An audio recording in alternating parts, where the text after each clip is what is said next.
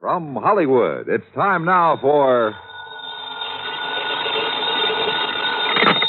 Johnny Dollar. Johnny, I've been trying to reach you for 2 days. Who's that? George Reed. Oh, well, I took off a couple of days. George, what's on your mind? A riddle. Riddle? Yeah, and a blonde photographer's model. That's better.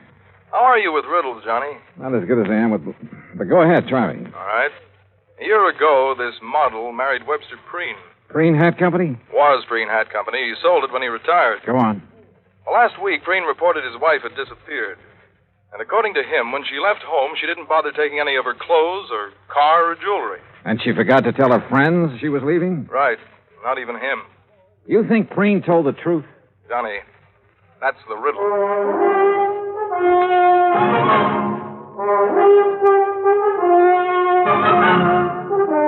Bob Bailey in the exciting adventures of the man with the action-packed expense account, America's fabulous freelance insurance investigator. Yours truly, Johnny Dollar.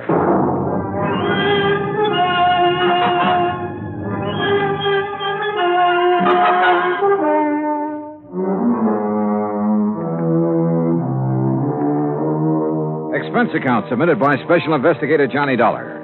To Floyd's of England, American Branch Office, 443 North 15th Street, Hartford, Connecticut. The following is an account of expenses incurred during my investigation of the Mad Hatter matter. Expense account item 1, 85 cents, cab fare from my apartment to George Reed's office. He was seated behind his desk, his lily-white nose buried in a copy of Playmate magazine. He didn't look up until I was halfway across the room. Oh, Johnny, come in. Hiya, George. What you reading? I was just taking a look at Bridget Randall. Or Mrs. Preen, I suppose I should call her. Yeah, let's see. Yeah. Very nice. She look familiar to you? Oh, George, you're flattering me. No, really. She should. Oh, why? Well, up until she married Preen, she was a very popular model. Figures. Is that a pun? No. Anyhow, her picture was in everything from the Police Gazette to the Ladies' Home Journal. And after she married him? She retired. Hey, this is a new magazine, George, this month's issue. Well, the picture must have been taken before she was married. Well, what do you know about Preen? Not too much. He's over twice her age, and from all reports has a lot of money. I'd bet on it. Their marriage caused quite a stir. You know, real winter and spring stuff. The newspapers played it up big. Where were they married? New York. She'd done some ad work for Preen's Hat Company. He liked her look. And she liked his bankroll. Cynical, aren't you? Yeah? Anyway, since then, they've been living at his place near Los Angeles. Here's the address. All right, thanks. I called Mr. Preen long distance day before yesterday. He knows you're coming out. What about the police, George? You know who's handling their end of it? According to Preen, it's a man named Steiner, detective lieutenant. I got the feeling Preen doesn't much care for Steiner. George, how much life insurance does he carry on his wife? None. None? Nope. Or if he does, it's not with us. Then would you mind explaining why you sent for me? Not at all. We're not interested in her life. Obviously. That's a pretty callous attitude. Let me finish. We're not interested in her life, but we are in her face. In her what? The fine print reads from a point 2 inches below her chin to the hairline. Come on, break it down, George. Of course. Last year, a couple of months before she married Preen, she took out a special coverage policy in case something happened to her face that would finish her modeling career. You know, like a permanent scar, bad burn, anything like that. Uh-huh. She received quite a bit of publicity at the time, and it didn't exactly hurt us either. When does this policy lapse? Well, that's why we're so concerned, Johnny. When she married Preen, she announced that she had given up modeling for good. So we quite naturally thought she wouldn't renew the policy. But she did. Yes. And just 10 days before she disappeared. How much did you people bet that she wouldn't ruin her face? The amount she earned year before last. $25,000. Expense account item 2, 85 cents cab fare back to my apartment. On the way, I had the cabbie stop at a newsstand where I spent $50 of my hard-earned cash for a copy of Playmate magazine. Yeah, there was no doubt about it. Mrs. Webster Preen was the kind of woman any red-blooded American boy over 30 would be eager to locate. Item 3, $190 plane fare, Hartford to Los Angeles, then a cab to the Statler Hotel. I checked in, made arrangements to rent a car, then put in a call to police headquarters. Lieutenant Steiner was out, so I left word for him to call me, had lunch, and then drove out to the San Fernando Valley. The Preen home was one of those Spanish stucco and adobe jobs, 2 stories, probably 30, 40 years old. It sat in the middle of some 2 acres of orange trees, with a plaster wall around all the property, separating it from the subdivision on one side and a main thoroughfare on the other. I walked up to the front door and rang the bell. In a moment, it was opened by a beautiful blonde. If she hadn't been wearing a nurse's uniform, I might have mistaken her for Bridget Preen. Yes? Afternoon. Is Mr. Preen in? Do you have an appointment, Mr. Dollar. Johnny Dollar. No, I don't have an appointment, but I'm sure he'll see me. Really? Yes, really. I'm investigating his wife's disappearance. You're from the police? No, insurance investigator. I see. I'm sorry, Mr. Dollar, but Mr. Preen can't possibly see you. You're sure of that, Miss... Richard, and I am sure. Mr. Preen has suffered a severe shock. His doctor left strict orders that he's not to be disturbed unnecessarily. And you feel qualified to say what is necessary and what isn't? I've been with him for nearly 5 years. Well, answer me this, Miss Richards. Do you think Mr. Preen's health would improve if somebody happened to find his wife? What? I mean, they haven't found her, have they? You haven't answered my question. You want my honest opinion, Mr. Dollar? Helen, who is it? Who's out there with you? Excuse me. No one important. It's Johnny Dollar, Mr. Preen. Now, just a minute. Mr. Dollar, come in. Come in. Have him come to the orchid room, Helen. Yes, sir. Well, I hope you enjoy steam baths, Mr. Dollar. Steam bath? What do you mean? Follow me. You'll find out. A pretty girl, in spite of her abrupt manner.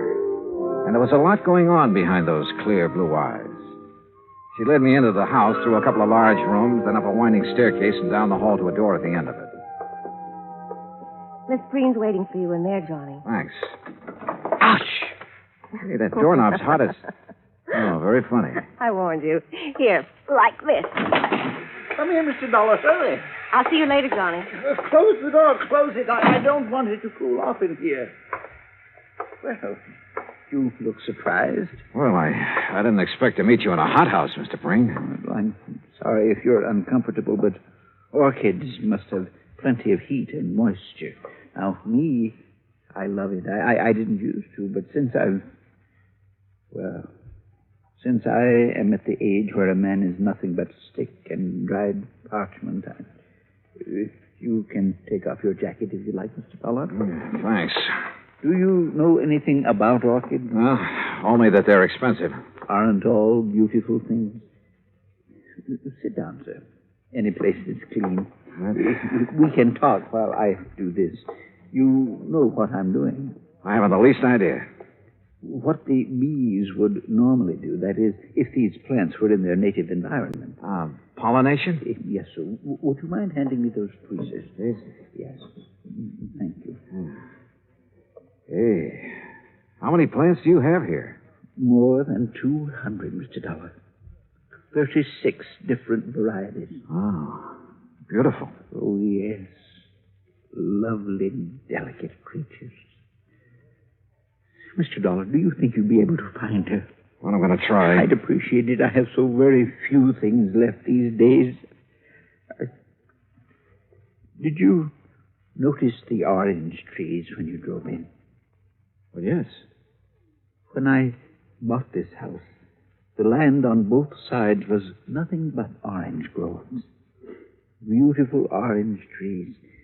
Green, growing things as far as the eye could see.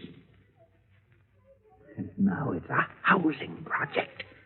Yes, well, Mr. Preen, I understand you aren't entirely satisfied with the efforts the police are making to find your wife. And you understand correctly. They have done nothing but ask me the same asinine questions over and over again. Have you talked to them? No, sir. I felt that I should see you first, get all the information you have. I will cooperate with you all the way, Mr. Dollar. All right. When exactly did she disappear? Just 10 days ago. She'd come down from our place up at Lake Arrowhead, where she'd spent Saturday and Sunday. Uh-huh. We had planned on going up together that weekend, but I developed a cold. Oh?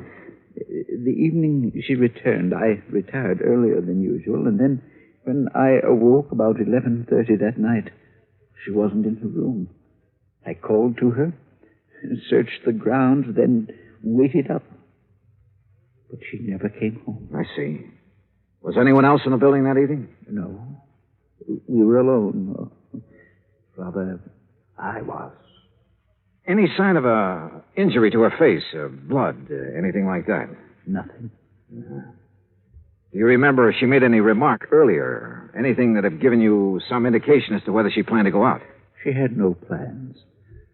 She was tired from the drive home, had already put cream on her face and her hair up in curlers. But, Yes? well, she did say something about wanting to go back to Arrowhead the next day. And you're positive she didn't that night? Mr. Dollar, my wife is a very beautiful woman and an extremely vain woman. She would never leave this house with her hair in such a state. Oh? And even if it were brushed, she wouldn't leave on an overnight trip without taking along a complete wardrobe. All right. What do you think has happened to her? I don't know what to think. If I did, I wouldn't have gone to the police. A few minutes later, I left the lonely old man with his orchids and started toward the stairs. I was about halfway down when I suddenly felt as though I'd forgotten something. Only I was sure I hadn't. Still, something was wrong about this setup. I was trying to figure out what it was when Miss Richards called me. Johnny, Yeah. I'm in here. Better put your jacket on. You'll catch cold. Yeah, well, you better let me worry about that, huh, nurse? Helen, Johnny, I'm sorry I was so rude. But I thought you were just another detective who was going to upset Mr. Preen. Well, what makes you think I didn't? Because he didn't shout at you. Does he usually shout at detectives? He ripped into Lieutenant Steiner yesterday morning. Oh? You know why? Well, the police have a crazy idea that Mrs. Preen's body could be buried somewhere on the grounds or upstairs in the hothouse bed. Well, how do you know that? Well, they've been after him trying to get his permission to dig. If they were really serious about it, they wouldn't need his permission. They'd get a warrant.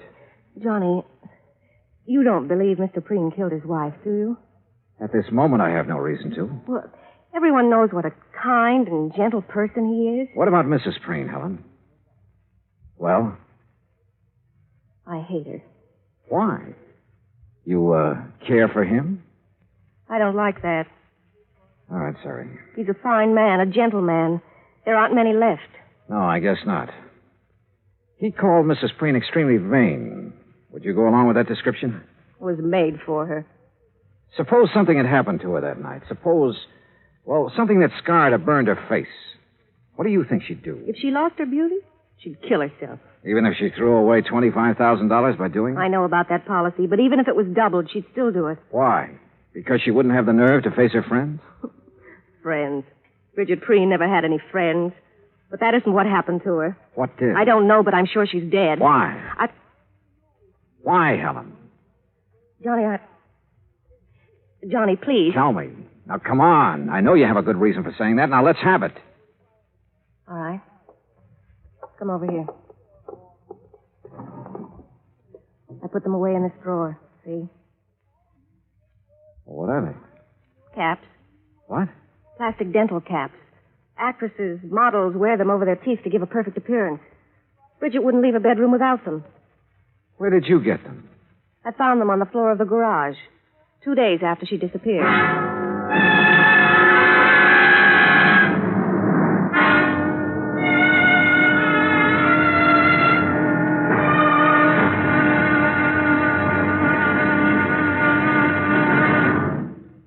Act two of yours truly, Johnny Dollar, in just a moment. Democracy. What does it mean to the farmer? How can democracy benefit the farmer better than any other form of government? These are easy questions to answer because the facts are there. Only in a democracy can the farmer get the most aid from his government, own his own land, produce, and equipment, and still earn a standard of living that is comparable to workers in the manufacturing industries. That's because the people in a democracy tell their elected representatives they want it that way. Government subsidy, free enterprise, open markets, and the will to work and better himself enables the farmer in a democracy, such as the United States of America, to produce one of the world's finest diets. Scientific agricultural advancement and democratic government are the reasons why this can happen. This is a part of democracy. But whether it functions in agriculture or some other form of endeavor, democracy gives mankind its finest legacy of freedom. Now, Act two of yours truly, Johnny Dollar, and the Mad Hatter Matter.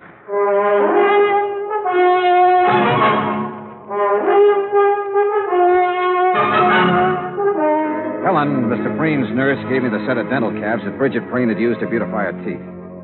And after telling her not to mention them to anyone, I drove back to my hotel in Los Angeles. Along the way, I racked my brain about whatever it was, something that had bothered me at Preen's home. Then as I passed the newsstand in the hotel lobby, it hit me hard. I had been in almost every downstairs room of Preen's house, and not once had I seen a single picture of the beautiful and vain Bridget. In my room, I was about to call Preen and ask him why when somebody began pounding on my door.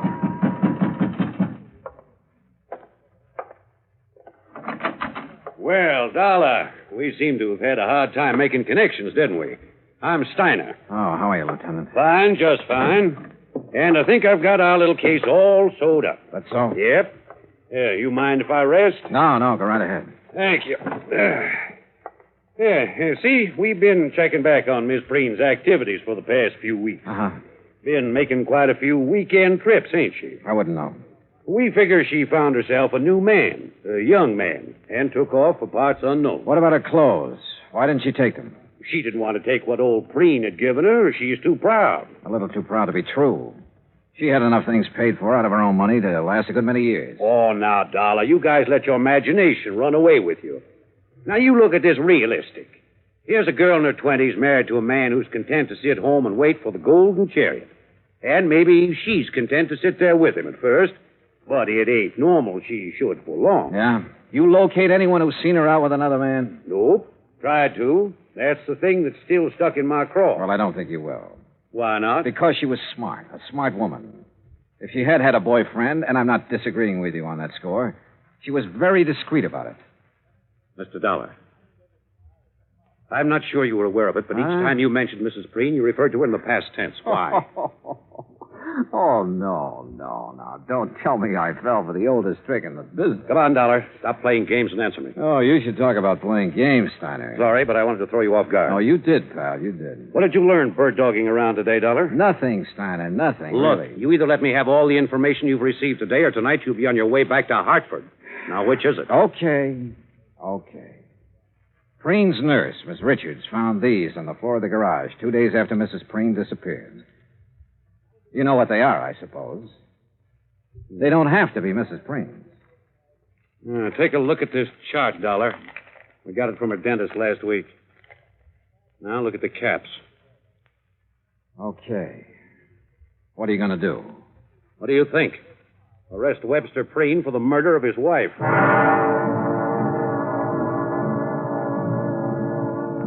I told Steiner he could never get an indictment. The teeth caps definitely belonged to Bridget, but they were found in her own garage. She could have dropped them any time during that evening she came home from Arrowhead. And I reminded him of Preen's position in the community, his money, how well he was liked, everything. Hoping I could still stall him long enough for me to try something that had been in the back of my mind since I left Hartford. I opened a copy of Playmate magazine to Bridget's picture. Then I placed a long-distance phone call to New York City. We're ready with your call to Mr. Howard, Mr. Dollar. Okay, thank you, operator. Go ahead, please.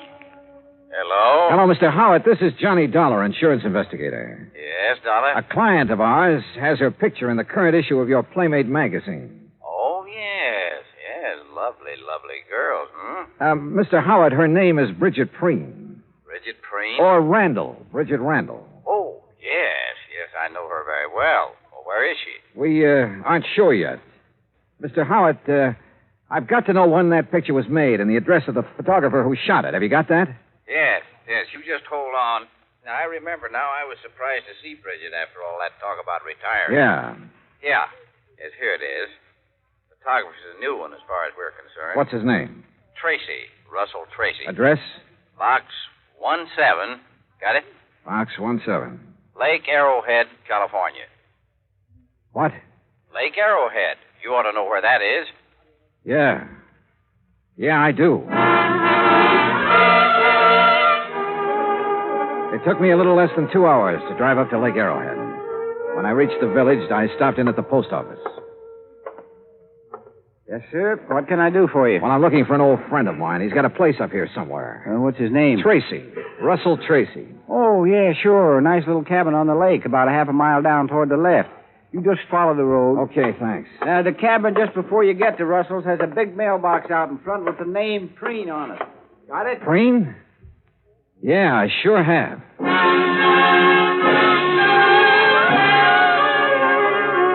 I was there in 5 minutes.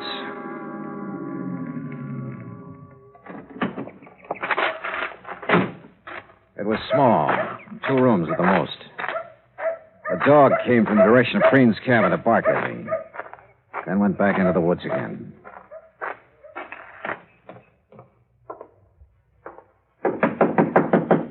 Yeah. Russell Tracy? Yeah.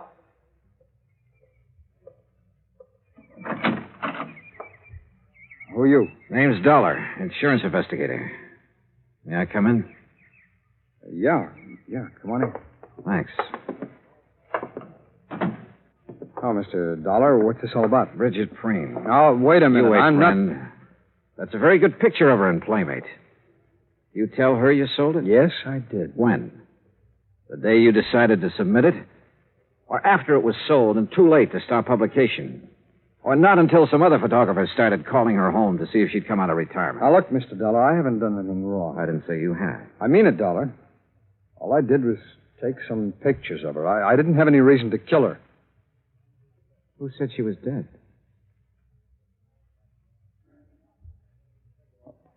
All right, Dollar, sit down. I'll give you the whole story, at least all I know of it. Yeah, go ahead. Bridget liked modeling. She liked it better than anything else, I guess. And when she found out I was a photographer, well, she was over here most of the time. What about the day she disappeared? I'm getting to it. I'd needed some money a few weeks before that. I needed it bad. I had a run-in with the law in Texas a couple of years back. I haven't been able to hold on to a good job since. Go on. Well, I had this one shot of her, and I knew it was right, so I sent it in without her knowing about it. When did she find out? Well, like you said, photographers called her house. Her husband answered one of them. You ever meet her husband? Yeah, a couple of times when he was up here. He knew you were a photographer? He's been trying hard to get back at me for taking that shot of his wife. How do you mean? There's a dry well out in the back, about 20 yards from the fence line. After he killed Bridget. He killed? Yeah. Yeah, because the next morning I was out with my dog and we found her face down in the well. I guess he figured the sheriff would find her before I did and figure I did it. How do I know you didn't? If I had, I wouldn't have dropped her in my own well, would I? Besides, why? All right, she's still there. No, I took her out that same morning, and it's a good thing I did, too. The sheriff and some detectives from L.A. were up here nosing around the next day. Why would Preen want to kill her, Tracy? All right, now, don't ask why, but Bridget was in love with me. Tonight she went back to L.A. She was going to tell him. I guess that, on top of the picture, was just too much for him to take. Dollar, you believe me, don't you? Why didn't you report this to the sheriff? I've got a record, Dollar, and Preen's got more money than he knows what to do with. Besides, there's no proof of what I've just said. It'd be his word against mine, and you know who'd come out on top. Where's her body now? I'll take it if you want. Yeah, bring your camera. My camera? And plenty of film. Don't ask me why I trusted him. I couldn't answer. Except, like he said, he didn't have any reason for killing Bridget. He led me deep into the woods, into a clearing. And there, well, he'd done his best to make her comfortable. We removed the rocks, and Bridget she was very dead. Expense account item 4, $5.20. Assorted phone calls, Arrowhead Springs to Los Angeles. I've been hoping you'd call. Is Mr. Preen there? Yes, right now he's up with his orchid. Have you seen Steiner? Oh, yes, he was here this afternoon. He took Mr. Preen away with him. But in about an hour, Mr. Preen came Now, look, home. Helen, you stay there, but keep out of his way. Do you understand? Oh, Johnny, really, you're talking like he's a criminal. Helen, do just as I say. I'll be there as soon as I can.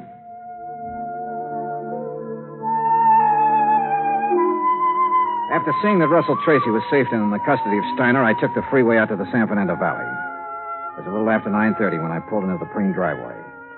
The porch lights were on, and Helen opened the door. Johnny, you look awful. You had dinner? No, not yet. Well, let me fix you something. No, please, Helen, no thanks. What's in the envelope? Nothing important. Where's Mr. Preen? Where do you suppose? Upstairs with his orchids. Would you mind if I went right Of up? course not, Johnny. You go ahead. When your dinner's ready, I'll call you. Yeah, okay, thanks. Careful of the doorknob. Yeah, I remember.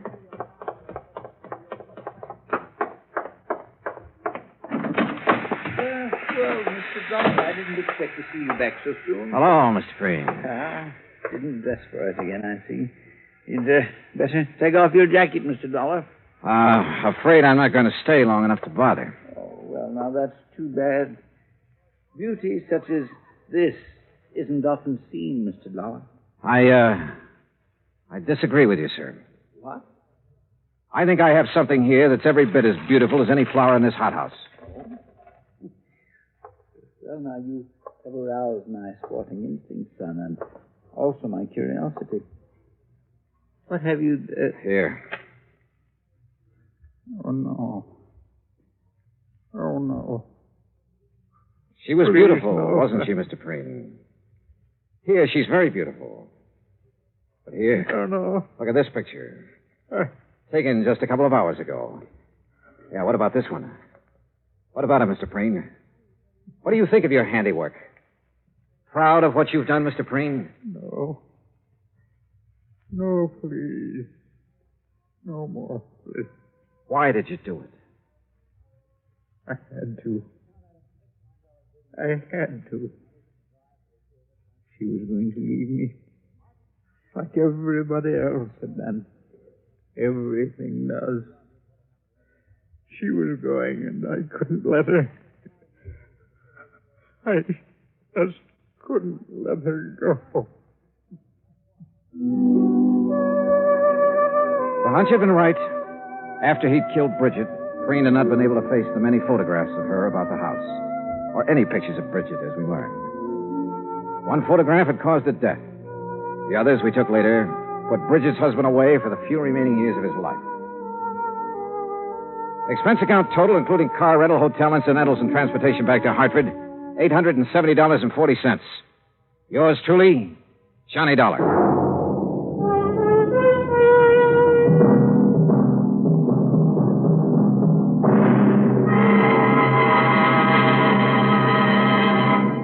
Now here is our star to tell you about next week's story. Next week, a fishing trip that could be very pleasant.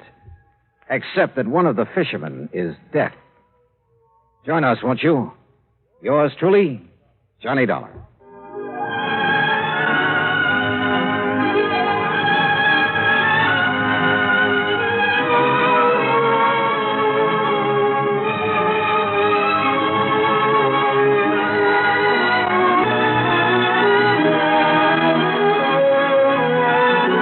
Johnny Dollar has come to you through the worldwide facilities of the United States Armed Forces Radio and Television Service.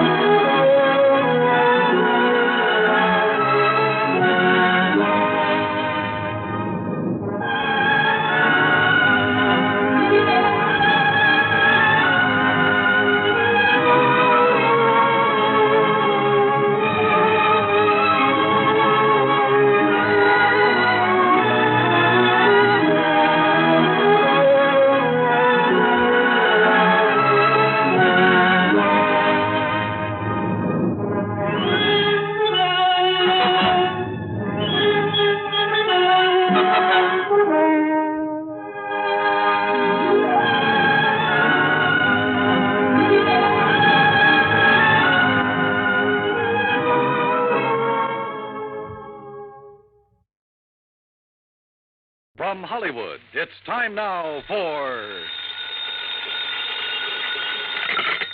Johnny Dollar. Lud Barlow, Johnny. I'm on a spot. What's the matter? The Templeton house in Boston was knocked over sometime during the night. We have a $100,000 loss on our hands. Can you go over there right away? Well, I'll see what the plane situation is, Lud. And Never mind the plane situation. Just pack up and get out to the airport. I'll meet you at Hangar 12. What? I'm chartering a plane for you.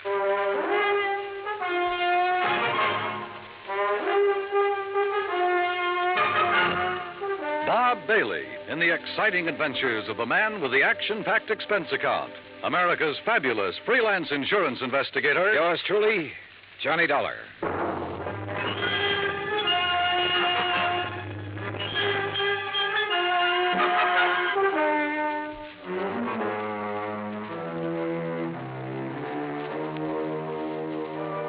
Expense account submitted by Special Investigator Johnny Dollar to the Mideastern Indemnity Corporation, Home Office, Hartford, Connecticut. Following is an account of expenses incurred during my investigation of the Templeton Matter.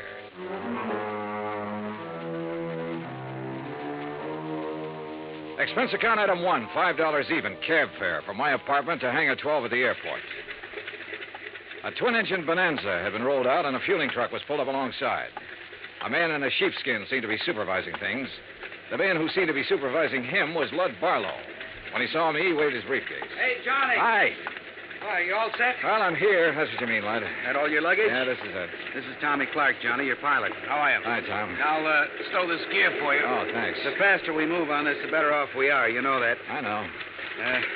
This is the blanket policy. This is the itemized list. This is the itemized list broken down. You'll have to check the itemized against the sales. Your authorization procedure. And a description of stock records, including shipments received by Templeton House up to and including the first day of last week. Okay? Swell. Now maybe you'll tell me what this is all about. And when you get there... What? What it's all about.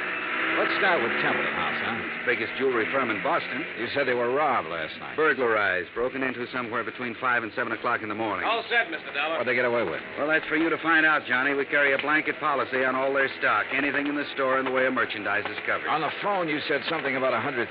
It may be $200,000, Johnny. I take it you talked to somebody in Boston. Yeah. Did you talk to the police? Yes, for a minute. I told them I was sending a man. They're expecting you. Give you a hand, Mr. Dollar. Oh, thanks, Tom. Okay? Yeah. Thanks. Who's in charge, Lud? Lieutenant Roebuck. Roebuck? Yeah. Get your seatbelt, Mr. Dollar. Oh, sure. He'll want to see those contents records. You be sure and tell him they're up to date. Who's the man with the company? What? The man at the company. Templeton. Stand clear, Mr. Barlow. Remember, Johnny, a client can face a thing like this a lot better if the man from the insurance company standing by. I'll try to remember that. Good luck and keep me informed.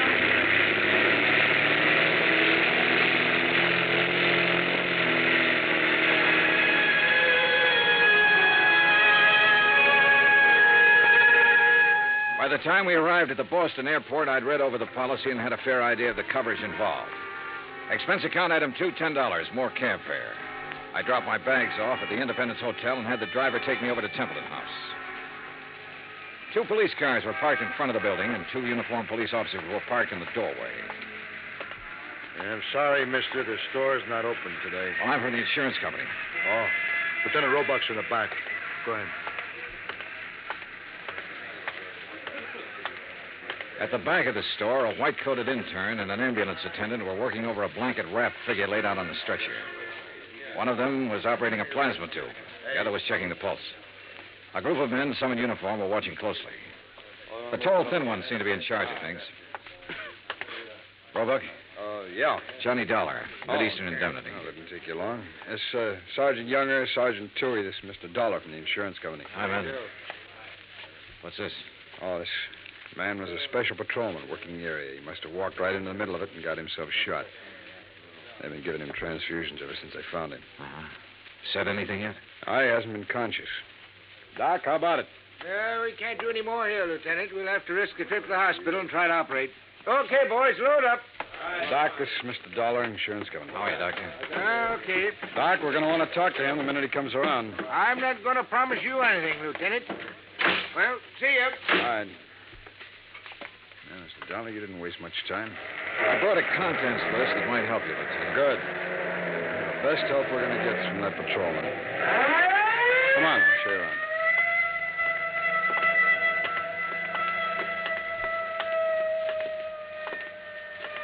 This is where they got in. Jimmy, huh? Yeah, most likely. There's marks there on the door jamb.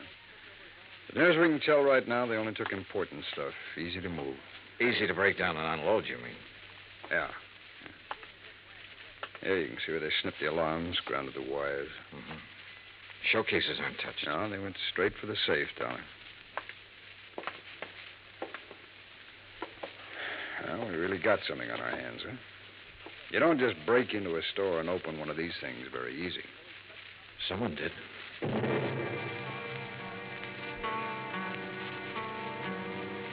The neighborhood was canvassed for possible witnesses. I spent the rest of the morning with Dorian Templeton, the owner of the company. By noon, we had taken an inventory of the missing stock and drawn up a tentative list. As far as I know, that about does it, Mr. Dollar. Now, what's the next step? I'll check this against the merchandise received reports, Mr. Templeton. It'll take a while. As soon as I have that finished, you can check it over again and file a formal claim. And then? The company will reimburse you in cash. Well, what are the chances for recovery in a case like this? Well, I could quote the actuaries, Mr. Templeton, but I won't. Why not? Whoever broke in here last night knew what they were about. They opened your vault the way you'd open your front door. They took what they wanted and got out very quickly. No alarm, no witnesses. The chances are they planned the rest of it just as well. They probably scattered.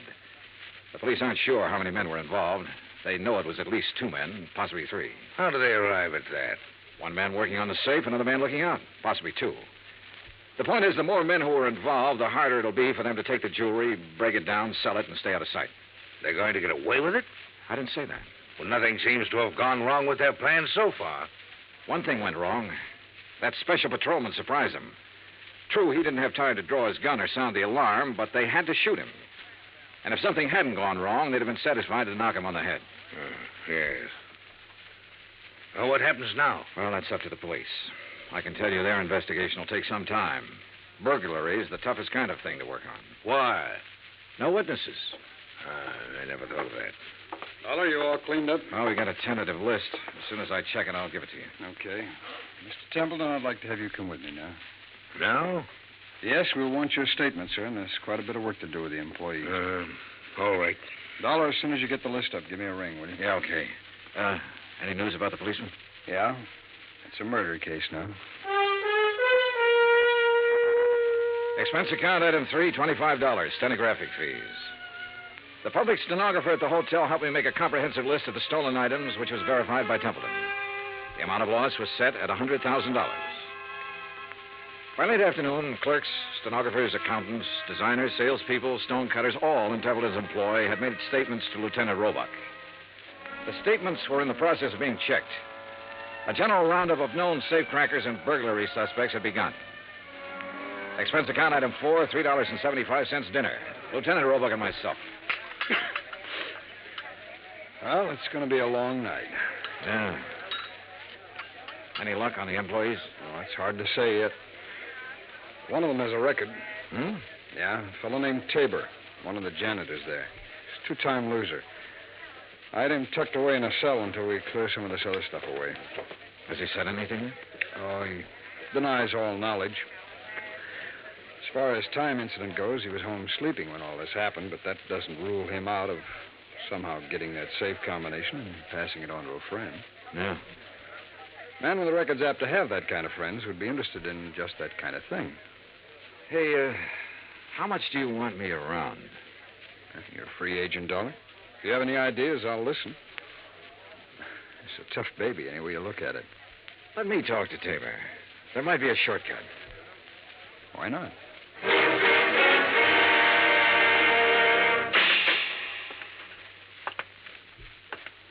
Well? John Tabor? That's right. Who are you? Johnny Dollar. I'd like to talk to you a minute. Okay, talk. You might be in a lot of trouble, Tabor. That'd be too bad. They tell me you're a 2-time loser. If you don't believe what they tell you, you just go look it up for yourself. It's right down there in the books. How did you get that job at Templeton's? I asked for it. They know about your record? No. You keep it from them? I didn't broadcast it, would you? No. Okay, what other dumb questions have you got? Do you have any ideas about this? I've got a lot of ideas. Do you know anything about it? No. Need anything? What? Cigarettes, anything? I'm all set. Okay. My company faces a big loss in this case. We'd like to avoid that loss. There's a standard offer I'm authorized to make in some instances. I'm going to make it to you. If you have any knowledge of this crime and can furnish any information that will lead to the arrest of the persons involved and recovery of the merchandise, my company will guarantee you the best possible legal assistance in the event that information should incriminate you. That's pretty generous. Well, I have to say it to you. You can use your own judgment. Hey, guard. It's a pretty good offer when you think about it, Tabor. You have a record. The police can't pass you up without a lot of scrutiny. You know that. That record makes me a real hot one. I swiped a couple of cars, and now they think I might have opened that vault. No, they don't think that. But they have to find out if you might have contact with somebody who did open it. I don't know anything about it. In that case, you'll be released. Oh, sure. Sure, I'll be released when every cop in town had a go at me twice. I'll be released when the guys who did the job walk into the station and say we didn't mean it, we want to give it back. They've always got to have somebody to throw to the newspapers. Maybe. You know it and I know it. Nothing better than to throw some old ex-con in a can and hold him for questioning.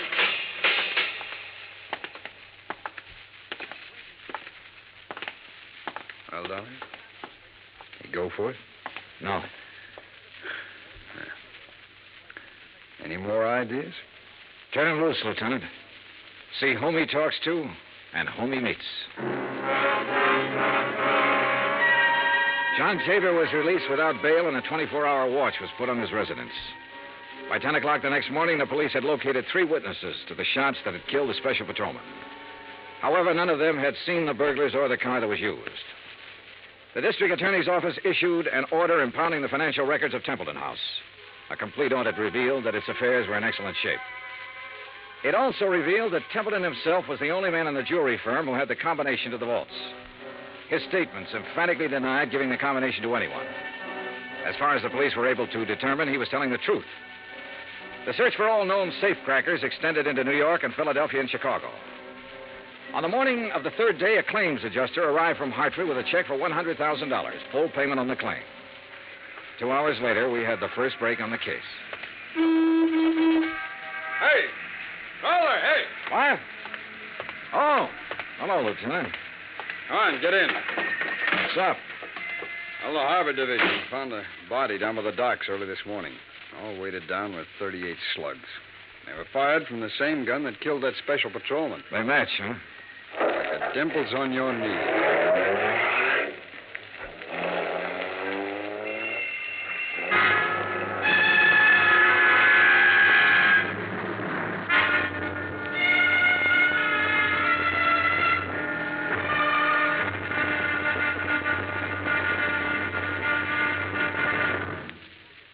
Act Two of yours truly, Johnny Dollar, in just a moment. It is a rare event when a young man decides to leave civilization behind and hide himself away in the steaming jungle, just so he can help his fellow humans in a remote corner of the world. The late Dr. Tom Dooley did just that when he left the United States to help the sick and starving jungle people in the little kingdom of Laos in Southeast Asia. Dr. Dooley's story is well known to nearly everyone. And all over the world, people talk of his little jungle hospital on stilts. That's where he treated the dread diseases of the jungle and trained native medical technicians so that they might help their own people. Dr. Dooley wrote and lectured to many people so that the work of his medical assistance program, Medico, might go on. It was not easy for someone so young and so talented to give up the bright lights of the city and plant himself down in an unknown jungle just for the purpose of helping unfortunate people he didn't even know. But through Medico, Dr. Tom Dooley wanted to help people. He wanted to help people to help themselves. Today, the work of Medico is going forward in a number of countries besides Laos. Young men are being sent to the United States to be schooled in medicine with the idea of returning to their own countries to help their own people. Hundreds of thousands of dollars worth of medical supplies have been donated by American businessmen and pharmaceutical companies. Today, Dr. Tom Dooley's work is being continued for him. It is helping to create better understanding. It is an injection of the spirit of freedom, the right of all men everywhere. Now, Act Two of yours truly, Johnny Dollar and the Templeton Matter.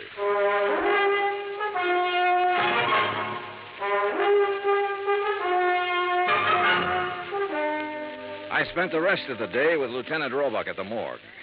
The body that had been found in the harbor was a man about 35 to 40 years old, slim build, dark hair. The labels had been cut out of his clothes and the laundry marks torn off.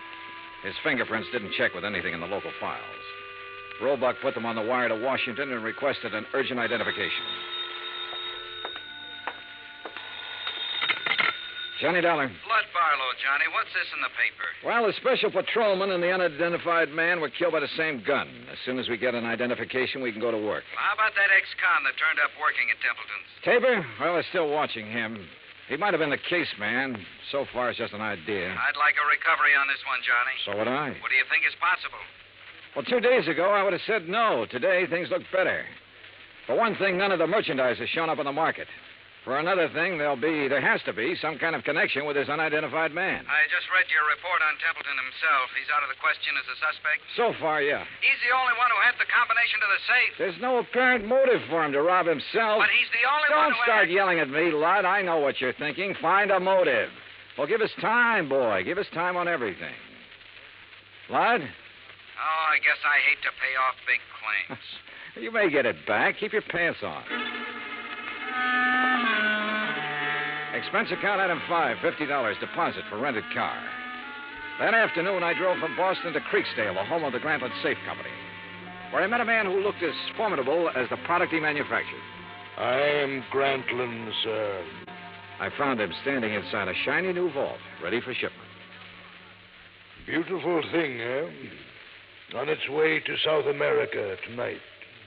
Well, I never thought of a safe exactly that way, Mr. Grant. Ah, beauty, strength. Think for a moment, sir, the treasures it will someday hold. But I bore you, sir, with my enthusiasm. Now then, you say you are here on a matter of vaults? One vault, Mr. Grantland. No. The one your company sold and installed at the Templeton House in Boston 17 years ago. Yes. Have you read about the burglary? No, sir, I have not. Templeton House? Yes. The vault was opened. Blasted? Opened. Someone had a combination. I'm bewildered, sir. Indeed I am. You'll want a thorough accounting from my organization, of course. Well, that's up to the police, Mr. Grantland. Right now, for my own information, I wonder if you could tell me who might have the combination to that vault. Well, in answer to your question, I would first have to inspect our records. Well, I brought the serial numbers. Oh, well, let me see. That's as good as... the K series. Mr. Keating set the final combination. Mr. Keating? Yes, my chief engineer for years. And who else? Myself, sir. I'd have a record of the combination in my own file. And who are those available to? Myself, sir. I keep them in my own vault. I see. Anyone else? No one here. The people in proper authority at Templeton's. I'd like to meet Mr. Keating if I could. Impossible, Mr. Dollar. Why?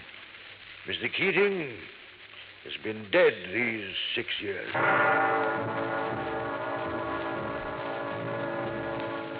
I drove back to Boston, phoned Roebuck, and told him about my interview with Grantland. He said he'd already started looking into Grantland's background and expected to have a report within 36 hours. I was a little surprised when Dorian Templeton called half an hour later and asked me to have lunch with him. Would you like a drink? No, not now, thanks, no. I didn't know whether to call you or the police, Mr. Dollar. I finally decided on you. Uh-huh. What's the matter? Well, it's one of those strange things. I'm not a particularly observant man, and I don't know why I observed this. Go on. However, last night, Mrs. Templeton and I went to a dinner dance at the country club. We thought with all this business, a little relaxation should do me some good. Yeah, sure. There was a young girl at the table next to ours, a very pretty girl whom I've never seen before. I happened to notice her handbag, jeweled affair, quite expensive. One of our items. Yeah? It didn't occur to me until we were leaving that it had been sample stock, not for sale. What do you mean? It was stolen, Mr. Dollar. Why not the police, Mr. Templeton? I was going to call them first thing this morning and report it. And then I got a package in the mail. It was the handbag, intact. Crazy? You said it. Did you happen to get the name of the girl? I asked the maitre d'. He said her name was Helen Tabor. That's not so crazy.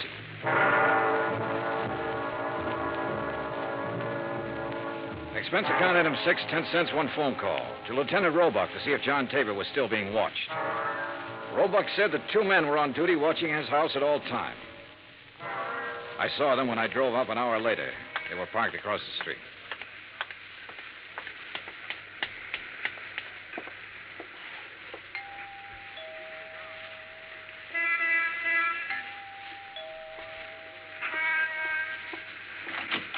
Yes? Miss Tabor? Yes, who are you? Johnny Dollar, is your father in? He's sleeping right now. May I help you? I don't know. Didn't I see you at the country club last night? Why, yes, were you there? Couldn't keep my eyes off of you. Or your handbag. Oh. I'll talk to him, honey. Dad, is anything wrong? Nothing I can't handle. Go ahead, fix up a pot of coffee. All right, Dad. Nice girl, Tabor. Yeah. Templeton was at the country club last night. He saw her. You can talk to me or you can talk to the police. I don't have to talk to anybody. The way it looks is that you cased the job. You might even have killed a special patrolman. He was shot close range. Could have been somebody new and trusted. You've got your share of things. That handbag was part of it. A little part of it. The way it looks, huh? That's about it. Of course, I don't understand why you sent the handbag back, but then you've probably got a good story for that. Oh, I've got a good story. Nobody will believe it, but I've got a good one. It starts off by me saying I didn't help in that heist. I had nothing to do with it. I didn't case the place for anybody. I didn't even know it was coming off. Let's get to the handbag, huh? I took that 2 days ago. I borrowed it. I've been borrowing stuff right along whenever my kid needed anything. I always come back in good shape. I told her they let me do it. She don't know anything. Borrowed, huh? That's kind of a strange philosophy. I don't even know how to spell the word. I do know my kid's got a life ahead of her. I got to give her every chance to look good, act good, use her brains, meet the right people. Not just because the right people have money, but because they know more right people. It takes a little extra to let her do things like that. You let her use the handbag because she had a date to go to a dance. You guys are all the same. I didn't expect you to believe it. Oh, relax. Maybe I do believe you. What? It sounds nutty enough to be the truth. It is the truth. All right. You taking me in? I'm going to tell Roebuck about this. He'll probably want to talk to you. He can check it better than I can. No, I haven't any authority to take you in. I wouldn't take you in anyhow. I'm interested in guys who walk into vaults. See you around. Hey, wait a minute. What?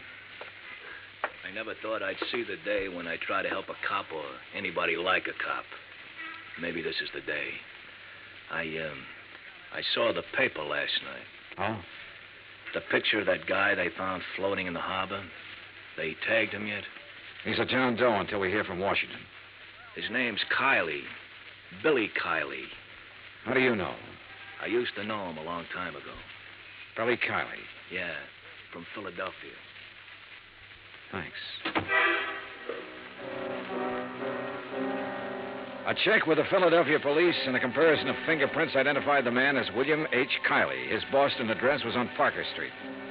I drove out there with Lieutenant Roebuck. It was an ordinary, undistinguished apartment house. No one answered at apartment 12A, so we let ourselves in. The room had nothing to offer in the way of evidence. Well, did you find anything? No. Well, I'll have some men come out here and give it a good going over. Well, maybe the manager or the tenants left something that'll help us. Come on, let's go. Yeah. Now, be careful, Dollar. Yeah. Yeah? Tim? Yeah. This is Tim. Any trouble there? A little. Say that again. A little. I don't know who you are, but I know you're not Tim. Well, it sounds like we're getting something. Here, let me have the phone. I'll see if I can trace it. Don't bother. I know where we can find him. What? I'd recognize his voice anywhere.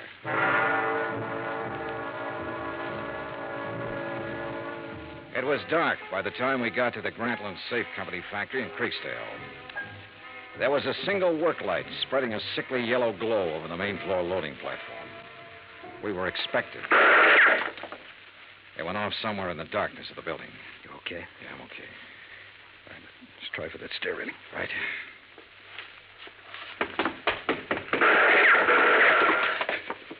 You see the flashes? There. All right. We'll have to try and make it. Mr. Dollar? I think you're alone. Answer him. Yeah? What are you doing here? Looking for $100,000 worth of jewelry and the answer to a couple of murders. Funny? You're very foolhardy, but you're courageous.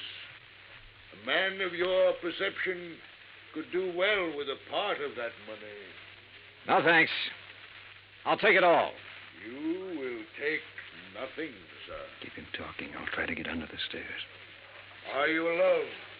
For a little while. But I've got people coming, though. Oh, people, eh? Mr. Dollar? Still alive and kicking, Mr. Grantlin. You can't shoot around corners. No. But then I don't have to shoot around the corner.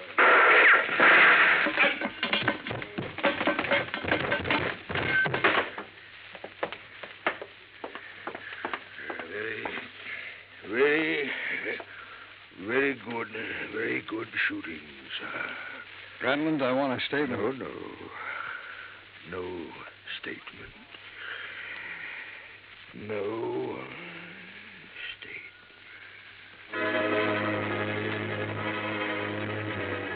He was dead before the ambulance arrived, and there was no statement. There was never a statement. As nearly as it could be pieced together, Grantlin himself opened the vaults at Templeton House. William Kiley and possibly a man named Tim helped him. Kiley, of course, was killed for his efforts. Tim never appeared, was never identified. My hotel bill ran up to $168. That's item 7. Item 8, $35. Car rental. I got $50 deposit back. Item 9, $32.50. Airfare and incidentals back to Hartford. Expense account total, $413.28. Remarks? Put that against the $100,000 the insurance company didn't have to pay off. Johnny Dollar. This is Barlow. I just talked to Roebuck in Boston. There's not one scrap of that jewelry anywhere in that whole safe factory. Not one piece. I know. What? Just about now, there's a safe at the port of New York being shipped to South America. It's a Grantlin safe. And if you hurry over there, you can... Yours truly, Johnny Dollar.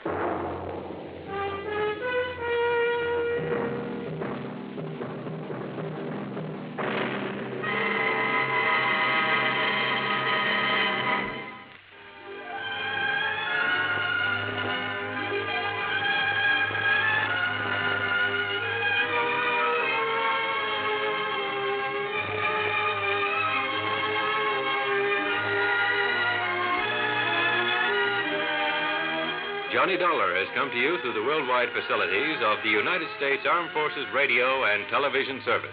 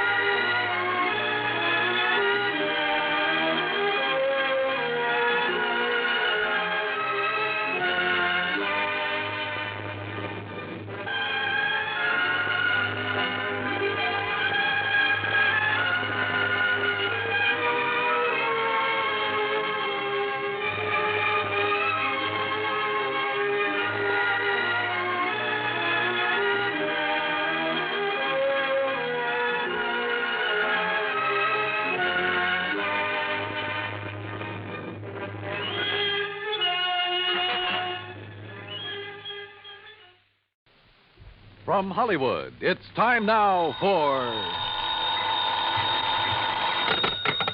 Johnny Dollar. Dave Lawler, Johnny, over at Surety Mutual and Trust Company. Oh, hi, Dave. Long time. Yeah, I know. Listen, do you own a pair of dark sunglasses and some real loud sports shirts? Mine are so loud I have to keep them in a soundproof drawer. Great. But where you'll be at this time tomorrow, nobody will give him a second look. Oh? Like where? Well, according to the travel folders, it's, quote, the land where the summer spends the winter, unquote. In other words... Palm Springs, California. Dave, you're on. Good. But don't forget, this could be pretty expensive for your company. Oh, more than you know, Johnny. $75,000 hard cash. Wowee. Unless you're able to prove the bracelet Dan Galloway gave to his child bride wasn't really stolen. For a trip to Palm Springs at this time of year, I think I could prove anything.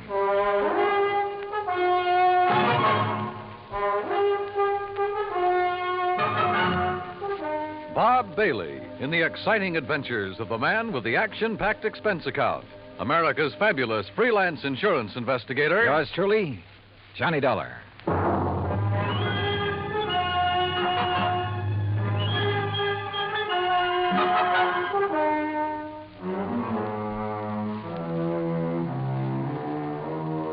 Expense account submitted by Special Investigator Johnny Dollar to the Home Office, Surety Mutual and Trust Company, Franklin Building, Hartford, Connecticut.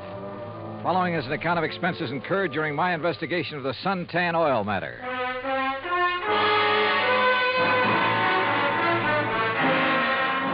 Expense account item 1, $197.40. Airline fare and incidentals, Hartford to Palm Springs, California. I registered at La Casa de Paz on South Palm Canyon Drive, changed into casual clothes, and sauntered over to police headquarters. Detective Sergeant Lacey was about to leave for lunch, so I went along with him. Yeah, Dollar.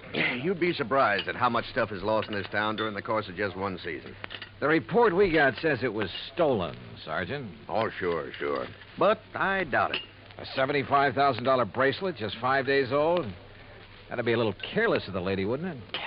Well, if you were married to one of the biggest wildcatters in the oil business, maybe you could afford to be careless. What about Dan Galloway? Didn't you say he was drilling somewhere around here? About 80 miles south, in the middle of the desert, down by Salton Sea. Salton Sea. Oh, that's really a big inland lake that lies way down below sea level, isn't it? Want to bring me a check, Dottie? 245 feet below sea level, Dollar. There's oil there? Dan Galloway figures it this way. One of the most successful new fields that's been worked in years is deep under the Gulf of Mexico off the coast of Louisiana. There are a lot of salt domes down there, and underneath them are big pools of oil, millions of barrels. So, why not under the Salton Sea, which is all salt deposits? Who knows? Maybe he has something. Anybody else drilling down there? Just Galloway. Who else needs it? I mean, any more than he does. Well, does he? All yours, Dottie. How would I know if Galloway needs it? But there has been talk around. You know. But if he's hard up, how could he afford that fancy bracelet last week? Yeah, or the snazzy Italian sports car the week before that. I don't know either, Dollar. What about his wife? Oh, that Roberta. What a doll. And in 3D, if you know what I mean. How an old coot like him could ever latch onto a pretty little chick like her. Ruff. I take it Roberta's somewhat younger than her husband. Oh, not more than 35, 40 years. Oh, I see. How long have they been married? 2, maybe 3 years. Down in Dallas, I think it was. She's a Texas girl. Well, is it working out? I mean, are they happy? There's talk about that, too. What kind of talk? Oh, it's really just small-town gossip for the most part. Ever hear of Sonny Wyman? Wyman? No. Well, Sonny's around Roberta's age. One of those kids who came up from nothing, but all the time knew exactly where he was going. You know, made a point of meeting the right people, shaking the right hands. Real nice kid, too. What's he do? Well, when the season's over here, he works Pasadena, Beverly Hills, and L.A. Always has something that'll intrigue his wealthy friends. This season, it's Italian sports cars. Cosmo Romas, I think they are. And he's the one who sold the Galloways theirs, huh? He sold Roberta hers. Any angle there in connection with the bracelet? There is. You let me know. Well, if there isn't, what have you been working up to? Well, actually, nothing. You see, I still believe it was lost.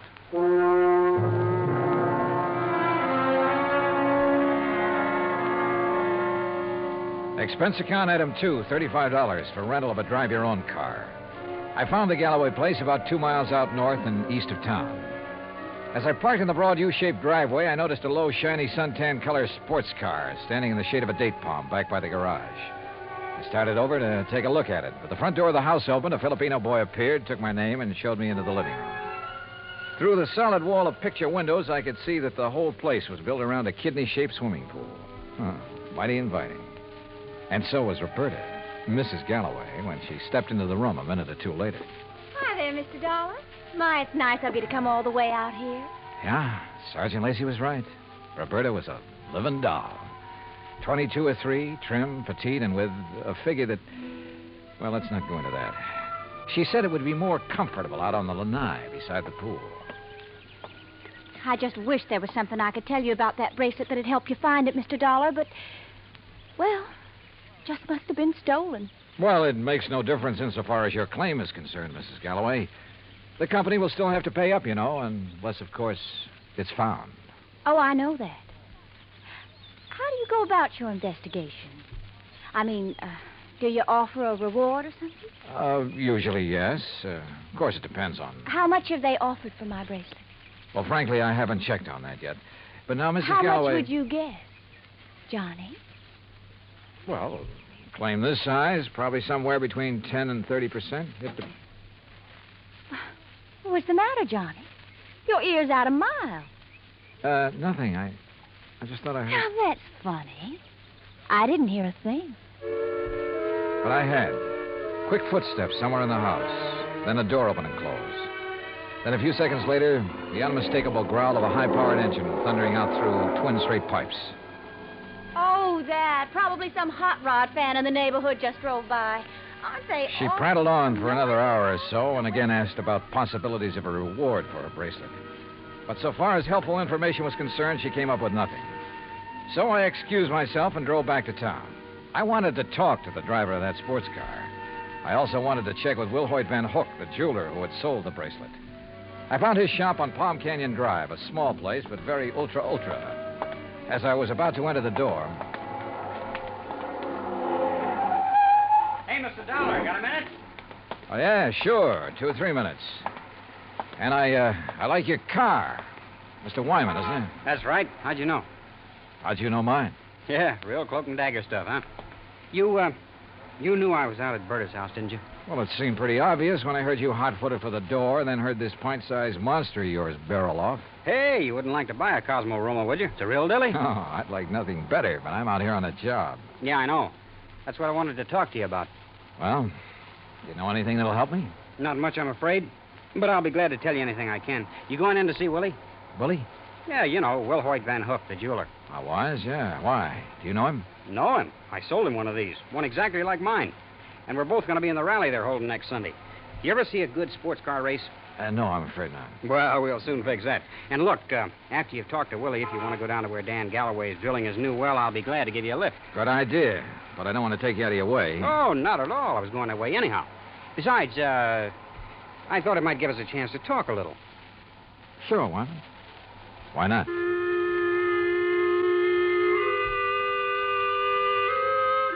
With a name like Wilhoit Van Hook, I expected... Well, I don't know what I expected. As it turned out, he was a smartly dressed chap of about 40, tall and slim, blonde hair and quick blue eyes, an alert mind. I told him why I was in Palm Springs, showed him my credentials, and he immediately offered full cooperation. Now, here we are, Mr. Dollar. Here's a copy of the appraisal.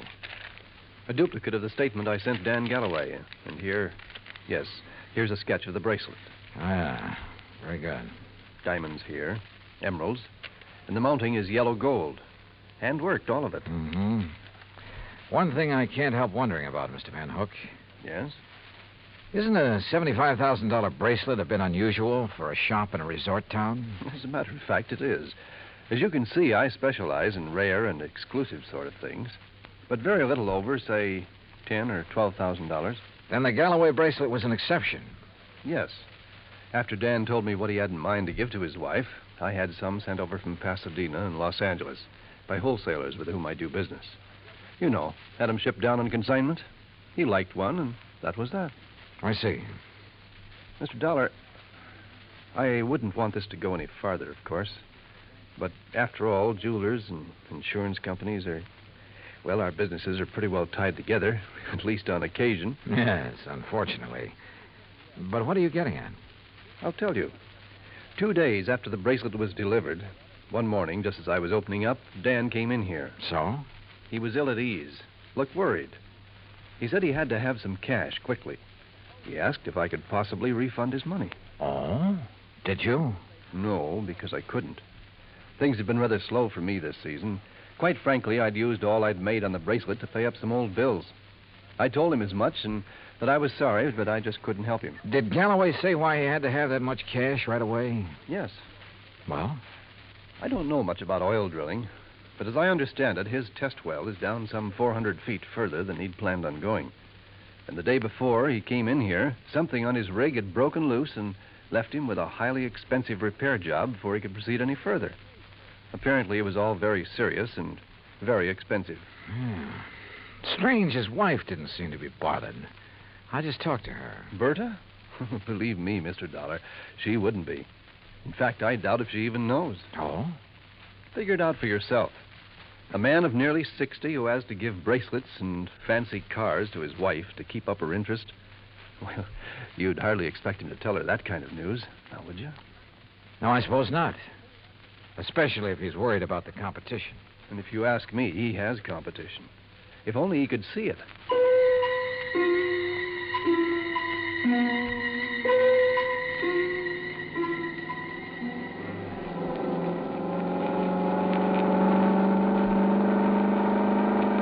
That suntan and chrome Cosmorama was all Sonny Wyman claimed it was.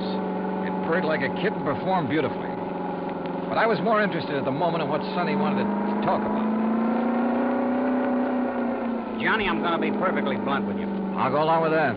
Out at the house a while ago, I felt pretty foolish when you arrived, and Berta insisted I hide until she could get you out on the lanai. Did she have any particular reason? Well, you see, we know that... Well, there's some talk going around about Berta and me. Any truth in it, Sonny? A little, I guess. You saw her. Oh, yeah? I mean, there's nothing serious between us. It's just that, well, with Dan away so much of the time, we have fun together. Yeah, sure. Now, what about the bracelet?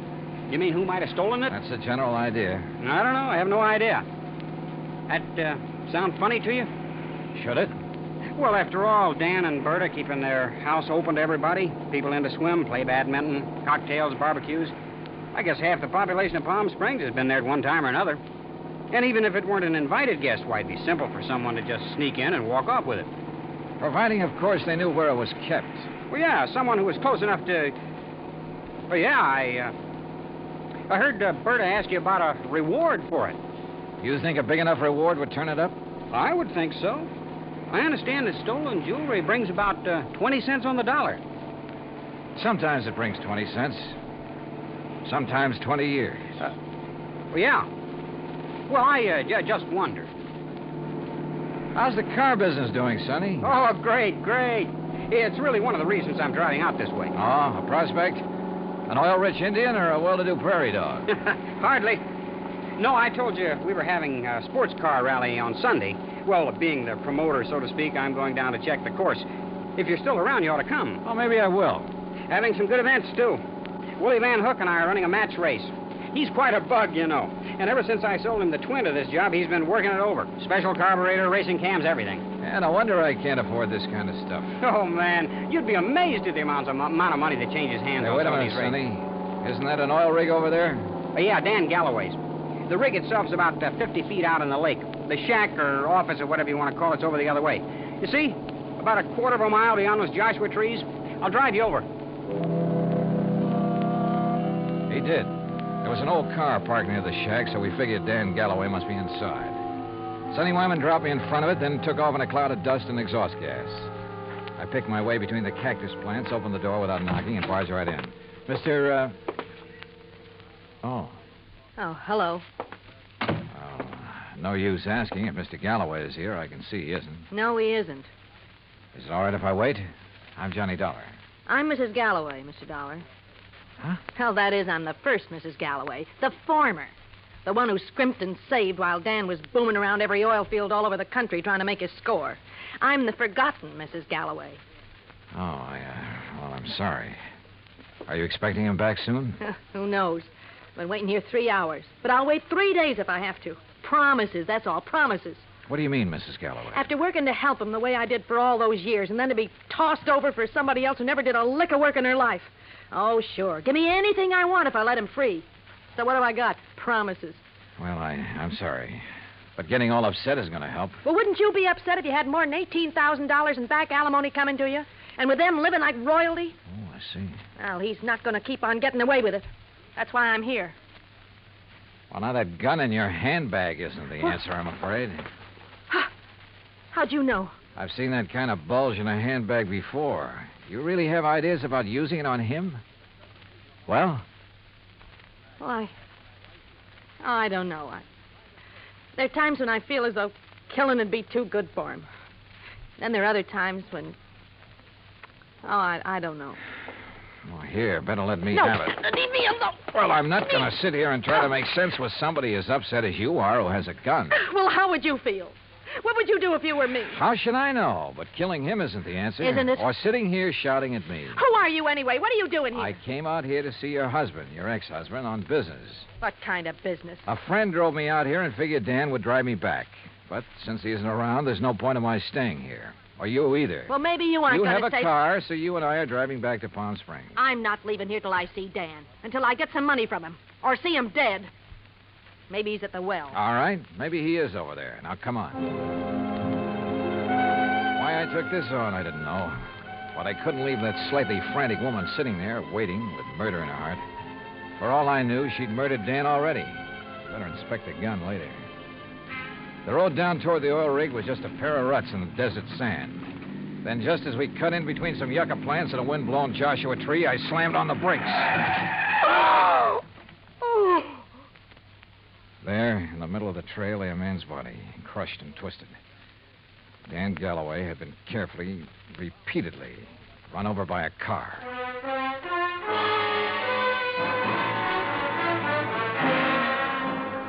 Expense account item 3, $1.19 for a quick phone call to Sergeant Lacey in Palm Springs and smelling salts and a bromide for Florida, the ex-Mrs. Galloway. Then I dropped her off at the Galloway house. She and Roberta ended up consoling each other while I huddled with Lacey in his office at headquarters. Some of the boys are still out there, Dollar, checking tire prints, taking pictures, and so on. No clue as to who ran Galloway down? Not yet. Looked to me as though Galloway stepped out of his own car to see whoever had pulled up in the other and was run down for his trouble. The car that did it ran around in a circle over and over him. Any suspects, Sergeant? You found his ex-wife, Flora, waiting for him in the field office, you said. That's right. And she was pretty nervous, on edge, you said. So? Also, she was carrying a gun. Whoa, now, wait a minute. Any reason why she couldn't have run him down earlier, then gone back and just waited for somebody like you to come along? Somebody with whom she could then discover the body? Only one hitch. You told me yourself, Dollar, that she was pretty insistent about your going over there to look for Galloway. Yeah, I know. But, Sergeant, you're off on the wrong foot. Why? Because of the tracks left by the killer's car. They didn't match the tires on Flora's car. You checked? I checked. And if I were you, I'd have your boys find out whose car did make those tracks. I'm way ahead of you. Well, if you know, then what do you... Wait a second. Yeah? Levine, Sergeant. I got news for you. Hey, listen to this, Dollar.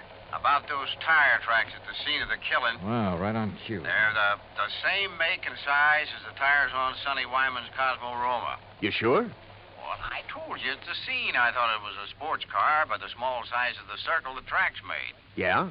And knowing the feeling between Wyman and Galloway, I went right over to his place. Nice, clean tracks all over. And they match.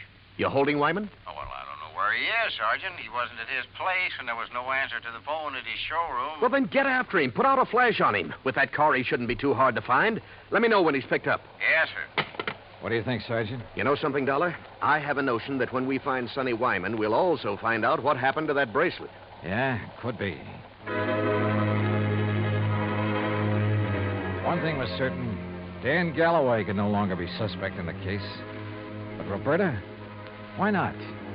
Maybe she did know that Dan had run out of money. Maybe that's why she was so interested in the amount of reward for the bracelet. Now, what about Sonny Wyman? Well, it looked bad. A smart young opportunist out for the fast buck. And, of course, close to Galloway's wife. Anything he could do to hurt Galloway would help him. And now these tire tracks, the one solid clue to Galloway's killer. Sergeant Lacey and I drove out to the Galloway house. No, Johnny. I haven't seen Sonny since he left here this afternoon. That's when you were here. He didn't call up? Why should he call up? Why shouldn't he call, Roberta, if he'd heard that Dan was killed? Now, you listen here, Mr. Dollar. If you're trying to trick me into saying something about Sonny having anything to do with Dan's death, you're wasting your time. And what's more... Pardon me. Hello? Oh, yes. Just a minute. For you, Sergeant Lacey. Oh, thanks. Hello? Yes? Yes, when? Yeah, I see. Okay, Levine, thanks. Has he found Sonny Wyman? He sure has. And if you want to see him, you'll have to go to the coroner's office. What? Oh, no. Yeah, that souped-up car of his, a couple of miles out of town. Ran off a curve and over a 100-foot bank. Within minutes, Lacey and I were at the scene of the accident, looking things over with the help of flashlights. Yeah, he must have been really burning up the road to spin and roll this far off the highway. But surely he must have been familiar with that curve. Oh, sure. He knew these roads around here as well as anybody in the county. Tires still in one piece, too. And these sport cars usually corner pretty well. Well, this one didn't. Hey, Lacey, look here. Yeah? This left rear fender. Looks to me like this car was sideswiped. Hey, you're right. Rolling over'd never make a long crease like that. Uh-huh. And no, wait. If another car sideswiped him, there'd be paint on this fender. Paint from the other car. Sergeant, you're absolutely right. And since there's none here... Sergeant, you're absolutely wrong. How far to the nearest filling station? What? I want to make a couple of calls to some wholesale jewelers in Pasadena and Los Angeles. Right now, in the middle of the night? Right now. Wholesale jewelers? Expense account item 4, $11.90, phone calls to Pasadena and L.A. The third call yielded Mr. Alfred Mencken of Mencken Imports Incorporated, who was pretty cheerful about having been gotten out of bed. It's quite all right, Mr. Dollar. Now that I'm up, I'm wide awake almost. Well, I hate to throw something like this at you in the middle of the night, Mr. Mencken, but tell me, please, did you ship a diamond and emerald bracelet to Will Hoyt Van Hook in Palm Springs within the past few weeks? Why, yes, Mr. Dollar. Oh? As a matter of fact, I sent him 3. That was 2 weeks ago, and he returned them all. Returned them? When? Well, 2 of them the day after he got them. But the third one he kept for a while. I got it back just last Thursday. Now, I don't know if that means anything to you. You bet it does. Thanks very much. Lacey and I piled into one squad car, 4 patrolmen in another. It was several miles out to the little ranch where Van Hook lived, and Lacey and I chewed it over as we drove along. Don't hold out on me, Johnny. Whatever made you think a Willie Van Hook is the one who drove Sonny Wyman off the road? Well, apparently there was no paint on that fender from the car that sideswiped him. Actually, there was. Holy... Of course. Van Hook's car is exactly the same color as Sonny's. Another thing. The car that ran down Galloway, like the one Sonny drove, even down to the tires, but not necessarily the same car. Plus the fact I couldn't help wondering about Van Hook all along. Yeah, but why? In a job like mine, you have to wonder about everybody connected with a case. Anything particular about Van Hook? Well, he told me that he'd used the money he got from Galloway to pay off some overdue bills. And yet, a few weeks ago, he was able to buy an $8,000 sports car. It ties up, Dollar. It all ties up. But how did Sonny Wyman figure in it? Oh, Sonny was a fellow who lived by his wits. He may have reached the same conclusion about Van Hook that I did. May have had an idea for latching onto the reward money. He mentioned the matter of reward to me a couple of times. Or he may have had ideas for blackmailing Van Hook. Another thing. Van Hook saw me drive away from his shop in Sonny's car. That meant he had to act fast, get rid of Galloway, who'd given him back the bracelet, and, of course, take Sonny out of the picture, too. Yeah, it all seems to add up very nicely. And when we face Van Hook, well, there's his place now. Yeah, here's his driveway. Well, either he's skipped out or he's asleep. No lights on in the place. Well, if you ask me, he's far... No, wait. Yeah? The third window on the right. The blind was pulled away for a second or two. Well, then let's get out of this car. We're sitting ducks in here. Well, how about it, Sergeant? What do we do? You boys split up. Cover the back and sides of the house. He's in there? Yeah. Okay, boys. Come on. Johnny, maybe you better keep out of this. Are you kidding? Hey, listen. That car door, I'm sure of it. Yeah, I know. Holy... What's he up to? Gonna lock himself in and take the monoxide route? Come on. Are there back doors in that garage? Not that I know of. Here, wait a minute. Van Hook! This is the police. We've got men all around this place. Turn off that engine and come out of there with your hands over your head. Don't be a fool, Van Hook. You haven't got a chance. Come out of that garage. Hey, did you see that? He drove right through the door of his garage. Come on, Lacey, the car. Get after him, you guys. Get moving. Yeah, come on, boys.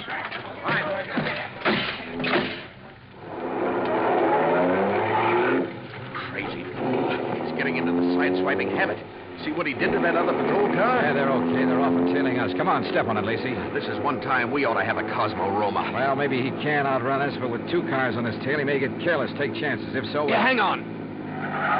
Oh! Lacey, you could qualify for some of those road races yourself. That guy's out of his head. Main highway like this, full of trucks and trailers. Oh, don't worry about those guys. Those interstate truckers will give you a clear road after them. They're the best drivers in the country. Come on, hit your siren. You're right. Hey, you see, I told you those guys would give you the road. Holy... Look! The trailer in front of him. And the oncoming truck. Van Hook's trying to squeeze through. Pull up, or we'll...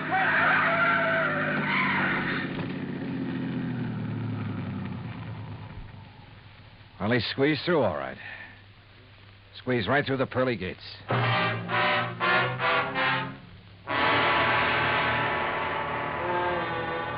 Expense account item 5, $38.75, room, 2 meals, and valet service at the Casa de Paz. Item 6, $191.60, airfare and incidentals, Palm Springs, California, back to Hartford.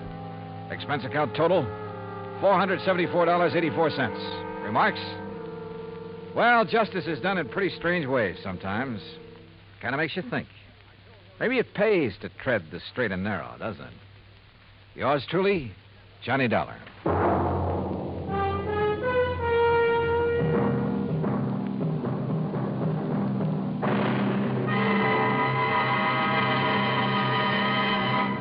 Now, here's our star to tell you about next week's story. Next week, international intrigue. A beautiful girl and a very clever chemist. Join us, won't you? Yours truly, Johnny Dollar.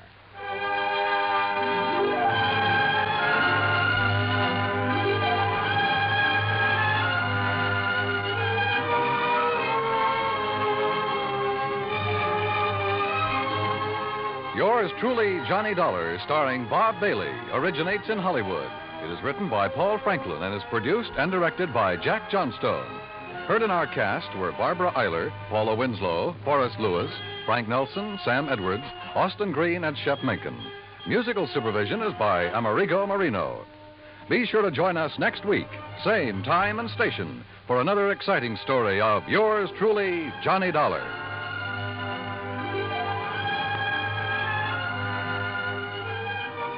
This is Dan Cubberly speaking.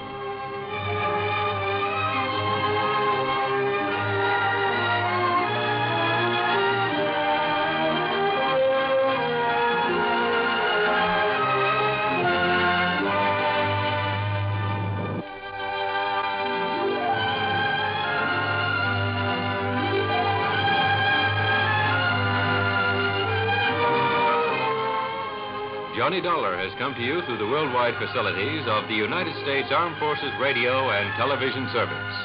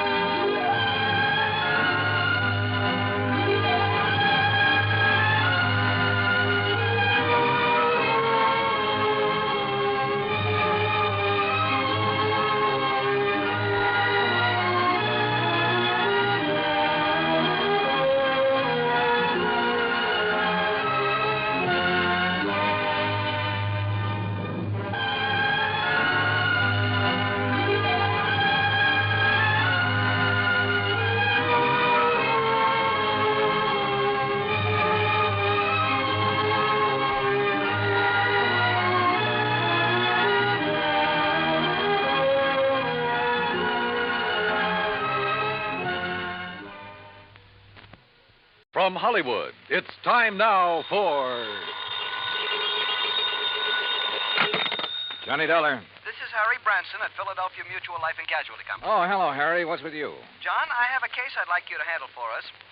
It's somewhat unusual. Have you ever handed me one that wasn't completely screwy? I said unusual. And I said screwy. So now that we understand each other, what's it all about? Well, absolutely nothing yet. But I'm very apprehensive about one of our clients. Oh, Harry, you're the biggest worrywart I ever knew. What was that? I said, who is this client?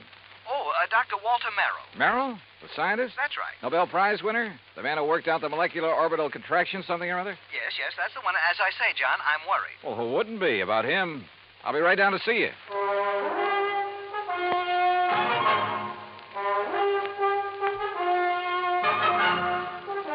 Bob Bailey in the exciting adventures of the man with the action-packed expense account. America's fabulous freelance insurance investigator. Yours truly, Johnny Dollar.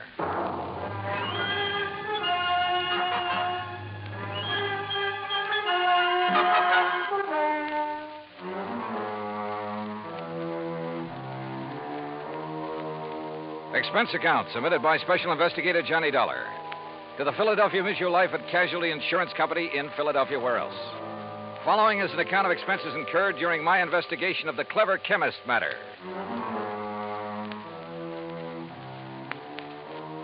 Expense of transportation and incidentals, Hartford to New York to Philadelphia. I didn't even stop to check my bag, but headed directly for the Philly Mutual building on Walnut Street. Harry Branson is a good insurance man, but a great worrier. Nonetheless, he'd given me some pretty important, too. And after all, what do we live for? There you are. Keep the change. Thanks, Doc. John, what took you so long? Oh, now, what's the matter, Harry? Forget to pay the rent on your office or just forgot the key? No, John, as a matter of fact, I have the key right... This is hardly the place for levity. Well, surely you haven't been waiting here on the sidewalk ever since you called me. No, I haven't, but by checking plane schedules, I was able to determine when you'd arrive almost to the minute, and not wanting to waste time taking you upstairs to the office. Pretty urgent matter, huh? Well, you should be here shortly. What? Well, now, usually I arrange these things myself, Harry. Yes, and how we pay of you. Oh, Harry, you touched me to the quick. Oh, now, please don't misunderstand me. I don't mean that there's ever anything really dishonest about You your don't? expense account. Well, It's only... you ought to. Believe me, I'll pad it to the hilt if I think I can get away with it. Anyway, the most important reason for engaging the car was so that you can leave immediate... Malaga? Yes, New Jersey. It's a... Oh, is that where Dr. Merrill is? Yes, as is his custom, he chooses to work in some isolated spot where he can't possibly be disturbed. He and his colleague, that is. Colleague? I always heard that he worked alone, freelance. And you heard right. However, he now has a Professor Theodore Nash with him. Nash? One of according to Dr. Merrill. Never heard of him. John, they're working together on what I'm sure is some top secret project. Oh? Oh, say, wait. Didn't Merrill have something to do with the early rocket experiments? Precisely. Which is why I suspect their present work may have something to do with the space satellite or intercontinental missiles or something of the sort. Yeah, possible. But what has all this got to do with you? Their insurance. Dr. Merrill has had a policy with us for some years. $25,000. Oh, and he took out a policy for $10,000. Beneficiary? Nash made Dr. Merrill his beneficiary. Oh, well, that sort of thing is often done between men working together. Harry, you know that. Yes, so that if anything happens to one, the other will be financially able to carry on what they've started. Sure, right. Which is no doubt why Dr. Merrill changed the beneficiary of his policy to Theodore Nash. So, what's the worry? No sooner was the change made than I received a letter of protest from Dr. Merrill's daughter. Who's she? Mrs. Howard Harding. She and her husband live in West Philadelphia. He's a welder for an aviation company, I think. Well, what did she base her protest on, Harry? She claims her father must have been coerced into changing the policy. Oh, now, wait a minute. That sounds like the hungry relative who complains about being cut out of the will. It might. If Mrs. Harding weren't a perfectly well-balanced, intelligent, and I'm sure quite unselfish person, a completely... Is she good-looking? Well, yes. And real sweet to you? Yes, she is. Well, now, John, I don't know what you're trying to imply. They do it every time. John. Particularly when there's a bit of money involved. Good-looking insurance broker like you. And you're a bachelor, too, aren't you, Harry? Oh, John, you're pulling my leg. Oh, Harry. But then I guess we're all suckers for someone like that. That has nothing to do with it. I've had these hunches before, John, and they've always been right. Even you will have to admit that. Yeah, I'll confess that in the cases I've handled for you so far.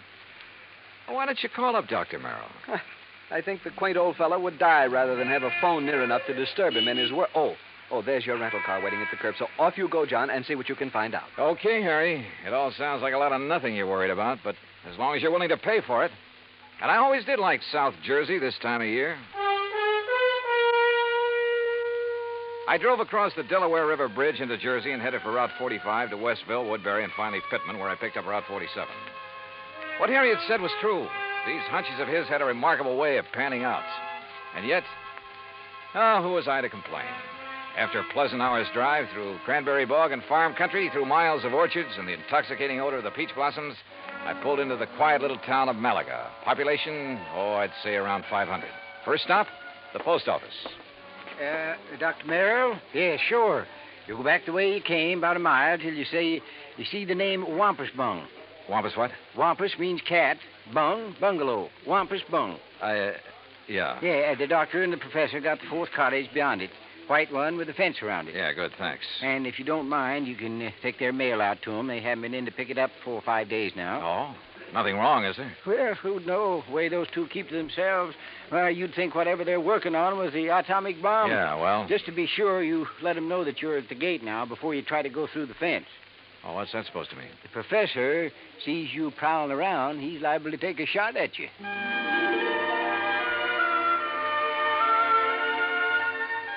As I drove back and toward the edge of Little Malaga Lake, the idea of getting shot at by anyone living in this peaceful, quiet place seemed ridiculous. The lake itself, by the way, looked pretty inviting. I made a mental note to come back here on my own sometime after the fishing season opened. As the postmaster had indicated, the fourth cottage beyond Wampus Bung was heavily fenced in, so I gave notice of my arrival.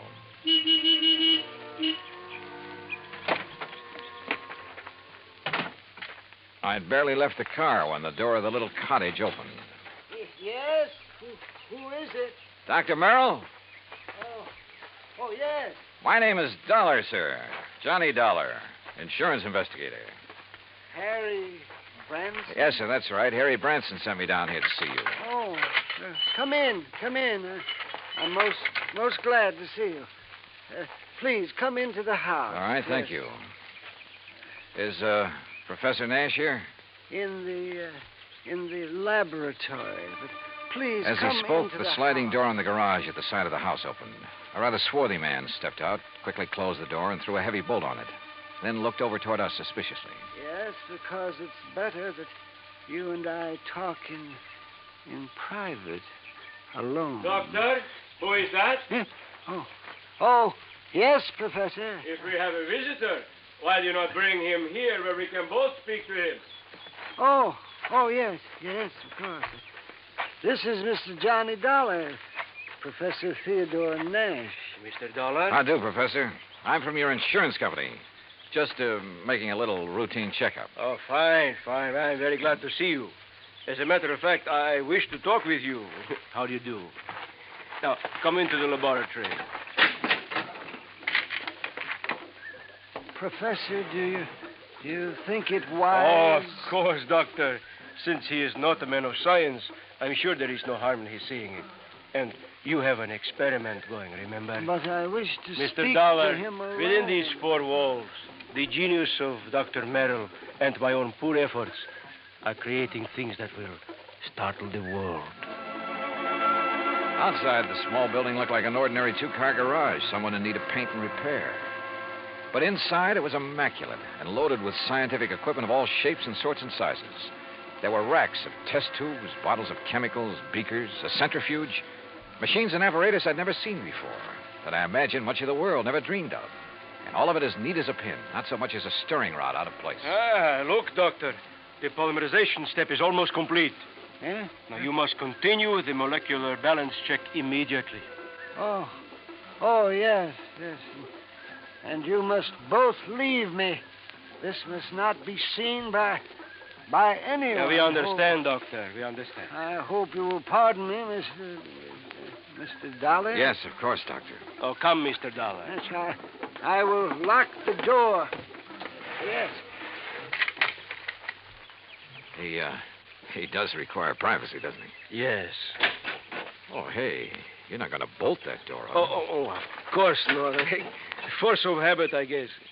Oh, it is he who keeps things locked so tightly when he is working, unnecessarily so.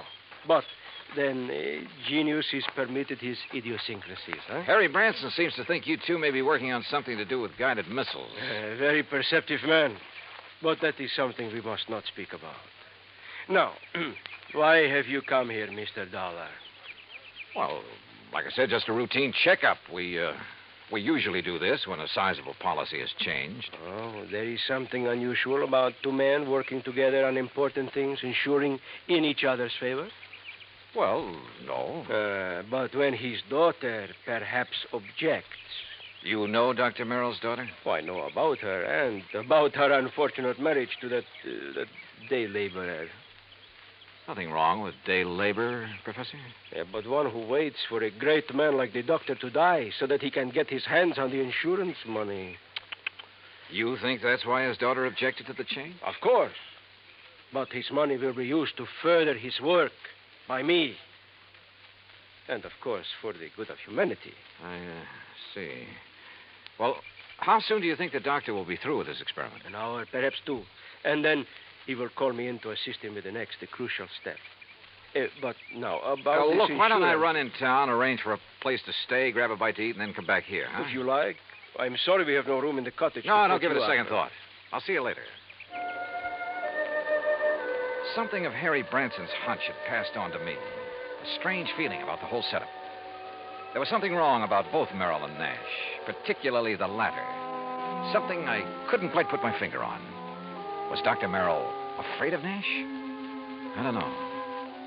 Item 2, $1 even for a quick bite in a little cafe along the highway after I'd made arrangements for a room for the night in a private home. It was not much over an hour later when I drove back to the little cottage by the lake.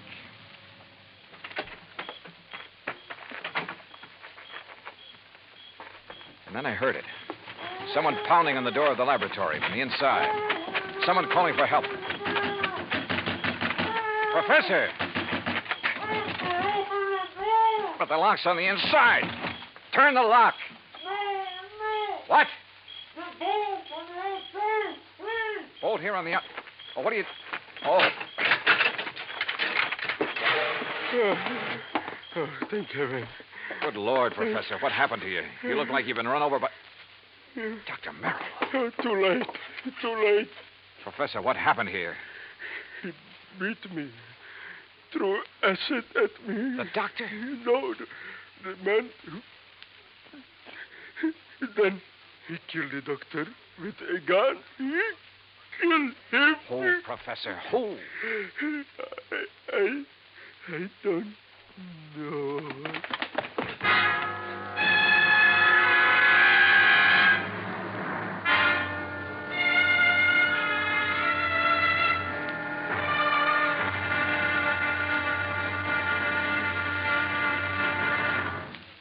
Act Two of yours truly, Johnny Dollar, in just a moment.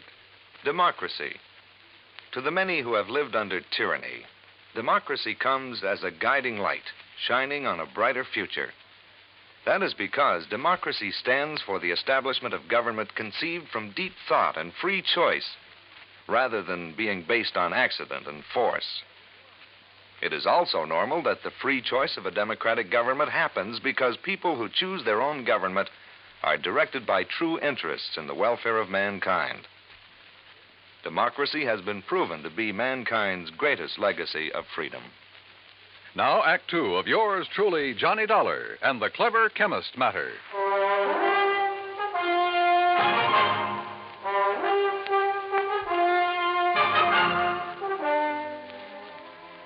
Expense account item 3, $10 for the services of one Dr. Frederick Foote, the only resident medico in the little town of Malaga, New Jersey.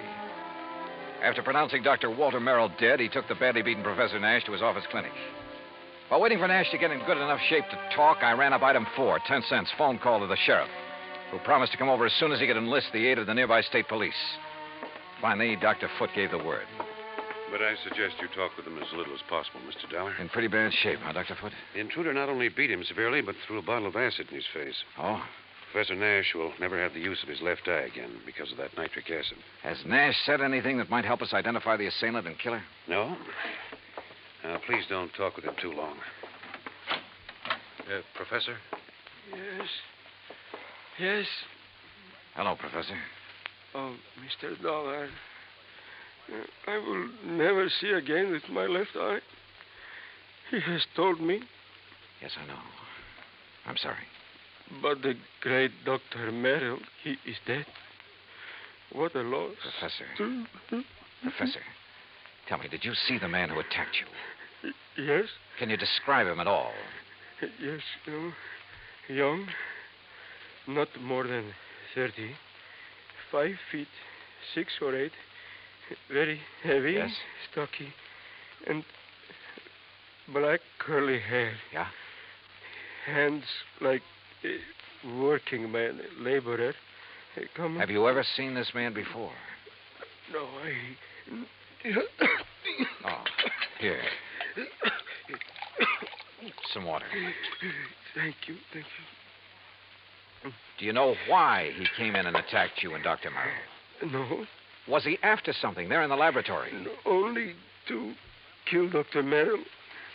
I tried to defend him. I'm sorry, Mr. Dollar, but I think that's enough. Yes, okay, Dr. Foote. I think I've heard enough. I managed to get back to the cottage by the lake before the police arrived and came up with one very damning piece of evidence. In one of the bedrooms, I found a picture of a wedding couple.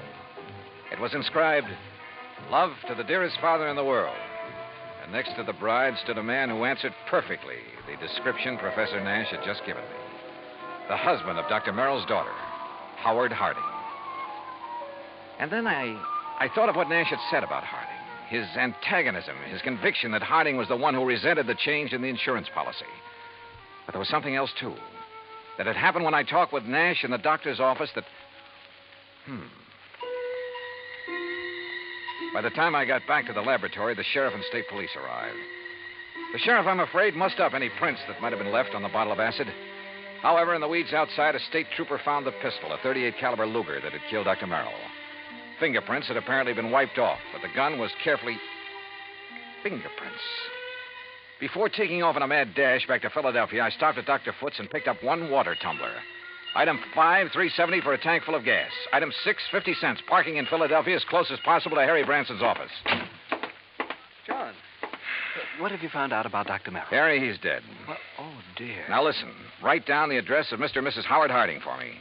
His daughter, does she know? No, she doesn't know yet, and I hope I can avoid telling her before I write it down, will you, man? Well, yes, of course. Take but, this. Don't unwrap it, but see that it gets to Ray Kemper at the Federal Bureau fast. I'll check with him about it later, thanks. But now, John... Harry, this is one time this expense account of mine is going to save you a lot of money. I think. I don't know how many red lights I skipped on the drive out to West Philadelphia, but I felt like a hound dog in a hot scent. The home of Mr. and Mrs. Howard Harding turned out to be in a nice, quiet residential area. I was met at the door by the girl in the wedding picture. A tall, very nice-looking blonde in her late 20s. Oh, yes? Mrs. Harding? I'm Terry Harding. Well, I'm Johnny Dollar from your father's insurance company. Oh, good. Come in. Perhaps you can help me make him do something about that policy of his. Well, that isn't exactly... Someone has poisoned Daddy's mind, Mr. Dollar. Oh? What do you mean? Well, it isn't that I need the money if Daddy dies, which heaven forbid. No. It doesn't exactly look as though you do. No, of course we don't. Howard's been doing so wonderfully at Colonial Aviation. Yes, apparently. And I'd had a notion he was just a laborer or something. Oh, dear, no. That's what Daddy called him because he wasn't too fond of Howard. And that is the way Howard started before we were married, but now he's one of the officers of the company. Where is he, Mrs. Harding? Well, as a matter of fact, I thought you were Howard when you drove up just now. He's been fishing. Fishing? On some little lake over in Jersey. He goes every Saturday all by himself. Malaga Lake? No, Malacca's where Daddy was. Mm-hmm. He and that. That what, Mrs. Harding? Well, I don't know. It's Howard, I guess. What do you mean? Howard has never liked or trusted him, even though they've never actually met. When Daddy changed his insurance to name that professor, there is something wrong about that man, Mr. Dollar. What, Mrs. Harding? I don't know. Daddy always worked alone until he came along. Daddy's such an alert, bright-eyed little busybody in spite of his Wait a age. minute. Your father... Like a cute little wound-up spring, hopping about like a... Mrs. Harding. Yes? Mrs. Harding, when I saw your father... You've seen Daddy. Well, then you know what I mean. He was tired. Almost in a daze. He spoke with difficulty. Oh, no. You're mistaken. He chatters away like a jaybird. What is it, Mr. Dollar? Oh, he must have been doped. He looked as though... Hi, honey. Well, I'm just as lousy a fisherman as usual. Not a single... Oh, excuse me. Mr. Harding, just tell me one thing. Well, that depends. Who are you? Mr. Dollar's from the insurance company, darling. Not Johnny Dollar. Yeah, that's right. Well, I've certainly heard of you. Tell me... No, you tell me, Harding. Where have you been? Why, fishing. Where? Over in Jersey. Where in Jersey? Little private lake. Where? Over near Mount Holly. One place I know of where nobody else ever goes, where I can get rid of the cobwebs at my job. Hey, wait a minute, Dollar. What is this? Harding, you've been identified as the man who murdered Dr. Walter Merrill. What? I'm sorry, Mrs. Harding. I'm sorry, but it's true. What are you talking about, Dollar? You didn't know about it? Of course not. How could I? Where did it happen? How? At his place in Malaga. Professor Nash. I'll kill that man. You'll take it easy. You seem to forget that so far you're the only suspect in the case. You're out of your mind. If it was anybody, it was that Nash. Never have trusted that man. And the insurance policy. If anybody killed Dr. Merrill, it was that professor. Now listen to me. Nash was with Dr. Merrill when he was killed there in his laboratory. Of course he was. But Nash was attacked also, beaten, acid thrown at him. He lost the sight of one eye because of it. And I tell you... You sure? Yes, of course I'm sure. It was I who found them. Nash beating against the inside of the door of that laboratory crying for help. A door that was bolted on the outside. But, Dollar, You're sure of that? I'm sure. Well, I still think... Oh, Terry, I'm sorry, honey. Here, let me... Howard, it's so terrible. Better answer that phone, Howard. Yeah. Hello? Yes? Oh, yes. It's for you, Mr. Dollar. Oh, thanks. Terry, dear, come on. You've got to pull yourself together. $70. Right. John, this is Harry Branson. I just received a call from Mr. Kemper at the Federal Bureau. Yes. He says he must see you immediately. Call him back, Harry. Tell him I'll be there in 15 minutes. Harding, just to keep things straight, I wouldn't leave this house if I were you. Well, now, wait a minute, Just Dollar. sit tight. I think you're in the clear. More red lights got passed up on my way into the Philadelphia offices of the Bureau. So Ray Kemper felt that whatever he'd found was important. If so, it would back up one of my suspicions. But in view of the circumstances, that bolted door in the laboratory, for instance, how could it? Important is putting it mildly, Johnny. The prints you found on the water glass, Ray. 3 sets. 1, yours. Yeah, well, naturally. 2, Dr. Frederick Foote, who is currently practicing medicine. I know, in the town of Malaga, New Jersey. That's where the glass came from. Oh, but the 3rd set of prints. Yes. I had to go into the international file for them. And Johnny... Nash? Theodore Nash? Nash. Nashevsky. What? Theodore Nashevsky, chemist from one of our not-so-friendly countries. Huh? Expert on explosives. At one time, he was thought to have attempted to enter this country. That was in 1940. Ray, have you got any pictures on him? Plenty. From the time he was a kid. Here. Tell me how you picked up these prints. The beard in this picture. That looks like him, all right. Yeah, this too, with a shaved head. Almost as though he tried to keep changing his appearance. Johnny... Oh, wait a sec. This picture of him as a youngster, this eye patch on his left eye. Our dossier is pretty complete. He was quite an athlete until he injured that eye. But it doesn't show in these other pictures, and he hasn't a glass eye. No, his eye always looked perfectly natural. But now, Johnny, if you have information... Ray, this has done it for me. Thanks. Hey, now, just a I'll minute. see you. Hey, Johnny! This is Kemper. Give me a man to tail Johnny Dollar. All the way back to Malaga, New Jersey, I hoped my rental car would hold together. It did, in spite of the fact I pushed it all the way. International intrigue is a bit out of my line, but this time, so help me, I was beginning to feel like an FBI man. I stopped at state police headquarters along the way, and according to them, Nash was off the hook. Not only because of the acid thrown in his face, but even more important, because of my own testimony that I'd found them locked in that laboratory. I stopped again at the lab. Nothing. Then back to Dr. Foote's office. Very well, Mr. Dollar. When they arrive, I'll insist that they wait for you. All right, thanks, Doctor. Well, Professor, you're sitting up. Oh, have they found anything, Mr. Dollar? Have they found the man who attacked us and killed poor Dr. Merrill? Professor, I think I have. Oh? But tell me something. Yes, of course. Your government doesn't pay you very well, does it? Merrill and I were not working for the government, Mr. Dollar. Although, of course, the results of our work... I'm talking about your government, your own real boss. I do not understand. No doubt it's very much interested in anything this country develops in the line of guided missiles, that sort of thing. Mr. Dollar... Now, let me go on. Merrill was doing important work. Stuff that would be of great value to any country in the world. Of course. Your country would have paid you well for the results of his work. But, brother, they'll never get it. I do not know what you are talking Money, about. the loot from Merrill's insurance, sure. Sure, it was enough to get you out of here after you'd gained the knowledge you need of Merrill's work. See here, Dollar. After you'd killed him, before he could give to his country, the United States, what he'd invented. You are a fool. I was beaten, The poor too. old man put up a pretty stiff fight, didn't he? Do you think I would have done this to myself? You My gave eyes... yourself away earlier when you reached out for a glass of water I handed you right here in this room. A man who'd lost his sight in one eye would have lost his aim until he got used to it. Funny, though, it didn't come to me until You later. are mad. You haven't seen out of that left eye since you were a kid. I tell you, you are mad. And a little acid burn to make it look like somebody had thrown it at you would be well worth the alibi it gave you. Fyodor. That's right, Fyodor Nashevsky. Listen to me.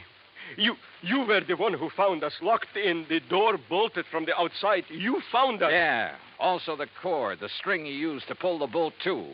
That you looped over the bolt and pulled after you got inside. You couldn't have. I dropped it in the vat of acid. Yeah. Thanks. I was bluffing. But I made a lucky guess. What? Oh, what a brain. Nashevsky, I'm sure glad you're not working on our side.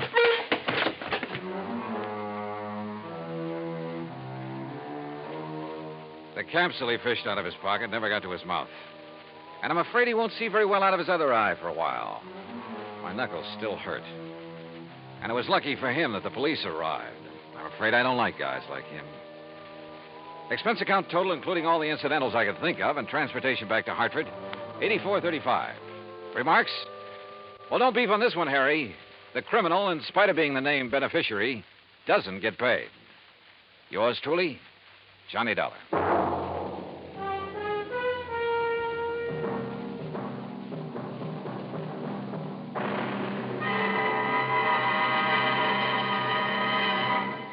Now, here is our star to tell you about next week's story. Next week, a real close look at a little-known but very dramatic side of Hollywood.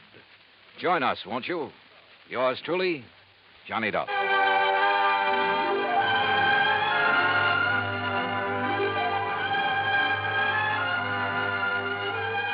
Yours truly, Johnny Dollar, starring Bob Bailey, originates in Hollywood. It is produced and directed by Jack Johnstone, who also wrote tonight's story.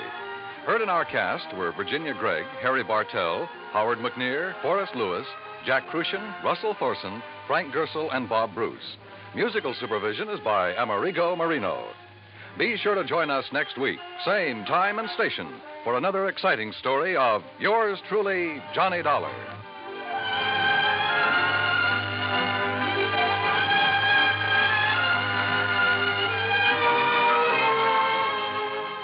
Johnny Dollar has come to you through the worldwide facilities of the United States Armed Forces Radio and Television Service.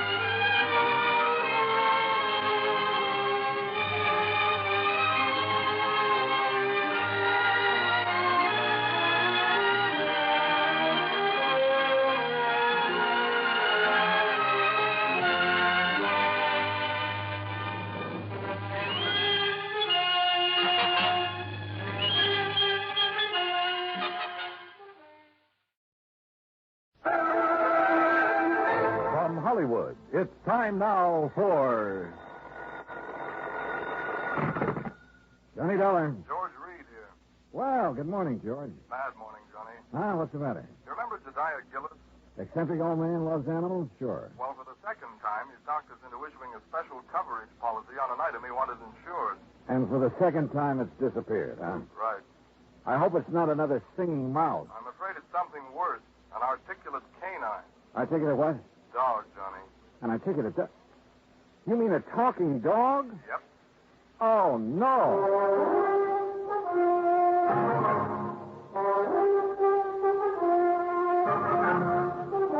Bob Bailey, in the exciting adventures of the man with the action-packed expense account, America's fabulous freelance insurance investigator. Yours truly, Johnny Dollar. I didn't know about mice. I do know about dogs. And I've never heard one yet that could say anything but rough. Well, maybe you haven't, but Michael Murphy has. Michael Murphy? Iron Mike Murphy, vice president of Milford Steel. Oh, what's he got to do with this? Well, he's the former owner of the articulating canine. Gillis bought the dog from him? According to this application, he did. When did it happen? Well, about 3 weeks ago. First I heard of it was when Gillis called from New York asking for the coverage. How much insurance does he have on the critter? The maximum we'd allow, $7,500. 75? Oh, no, George. That's hardly worth my time. I can't make any commission from a small policy like that.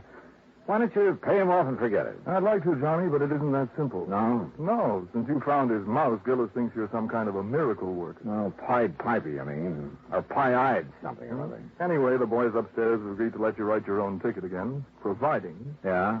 Providing you locate the dog. Or in the event you don't, you pacify Gillis. Keep him happy so that he doesn't cancel his other policy. And if I can't do either? Then you wind up with your regular commission and expense account, which our auditors will check and double-check. A real sucker bet. But okay, George, you've got yourself a deal. Expense account item 2, 85 cents cab fare back to my apartment. Item 3, $26, transportation Hartford to New York City, including cab fare to the Statler Hotel. By the time I checked in, changed my shirt, it was 8:30. I picked up the phone and called the number George Reed had given me.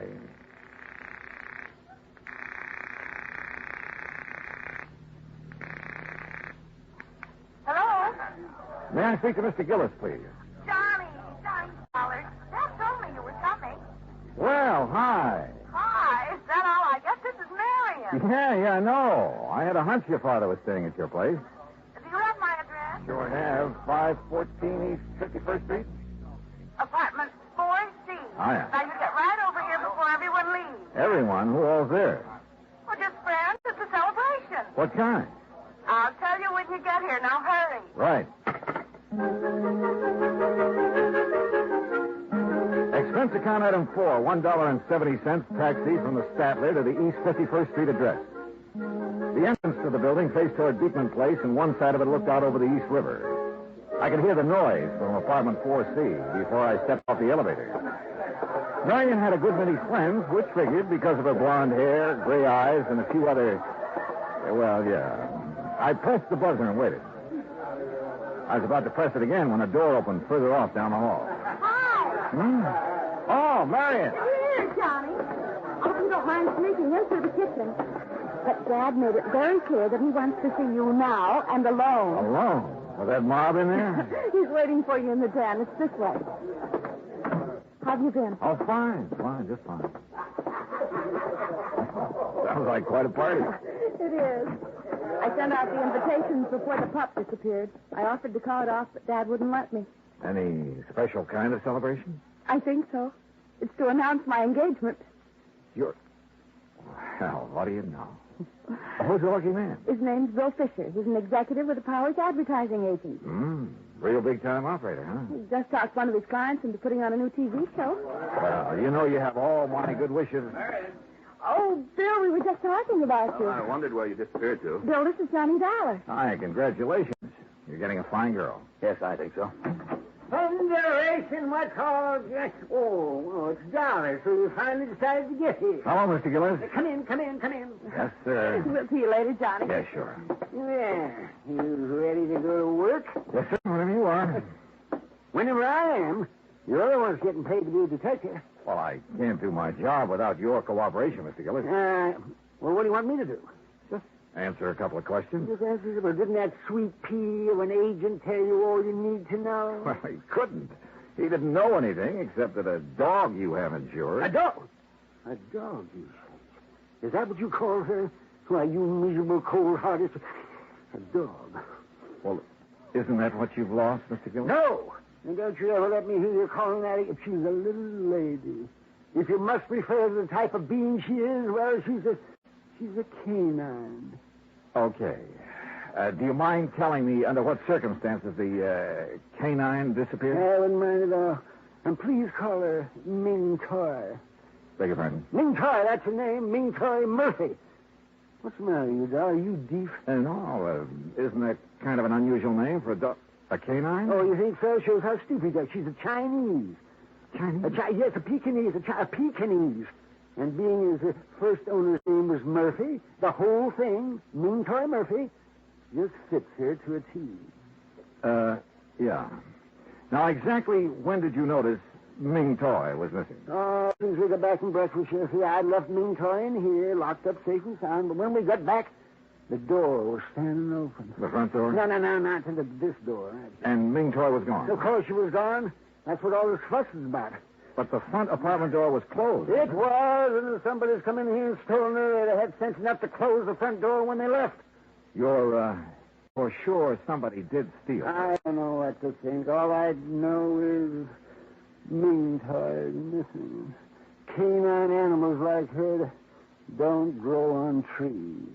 Oh, well, you mean because of her, special talent? Well, now you're getting it, my boy, yes.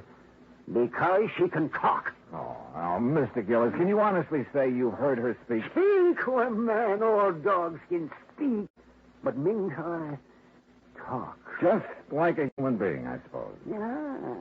I see you don't believe me. Well, you just march yourself over here to this tape recorder. Oh, Mr. Gillis, if she can talk like you say, it's still going to take me a while to kind of get used to this. You and the whole country, providing we get her back. The whole country? TV, boy. What? Television. A new show called The Big Shock. The first one's on tomorrow night. What's the matter? Don't you read the papers? Anyway, they started advertising about 2 weeks ago. Looking for a dog that could say, Happy Hollow Dog Food is yum, yum, yummy. Happy Hollow Dog Food? That's the company sponsoring the show. Go on. They're going to open their show with the animals saying that slogan, you see. And today I was going to take Ming Toy down there and let her say it and collect the $50,000. What's $50,000? The $50,000 they're offering to give for a dog that can say, Happy Hollow Dog Food. All right, I know. Yes, well, anyway, when I first heard about this, I remembered Mike Murphy said something to me over a year ago about having a canine in his kennel that could talk some. So I went over there 3 weeks ago, and I bought her. Was the ad in the paper at that time? Of course it wasn't. Well, how did you know it was going to be? Marion told me. How did she know? That dressed dummy she's fixing to marry. The advertising agency he works at, they're the ones that talk the Happy Hollow people into putting on that show. Oh, I see. Yeah. Well, you see, it's about time. I also see that you don't exactly approve of Fisher for a son-in-law. Oh, no, I wouldn't say that. I don't approve. I don't disapprove of him. If she wants to marry a stuffed shirt, that's her business. Let me play this tape recording for you. You're going to hear the sweetest little voice this side of China. Ah, now then, me little pet. You see, Now sit and ready we for the made trial. this at Mike Murphy. All right, girl. Now talk to me. Pretty now. Talk pretty. Hello! Hello, everybody! See? She said hello. That's a dog? That's canine. Be quiet. Very good, lad. Now tell me, how are you feeling these fine days?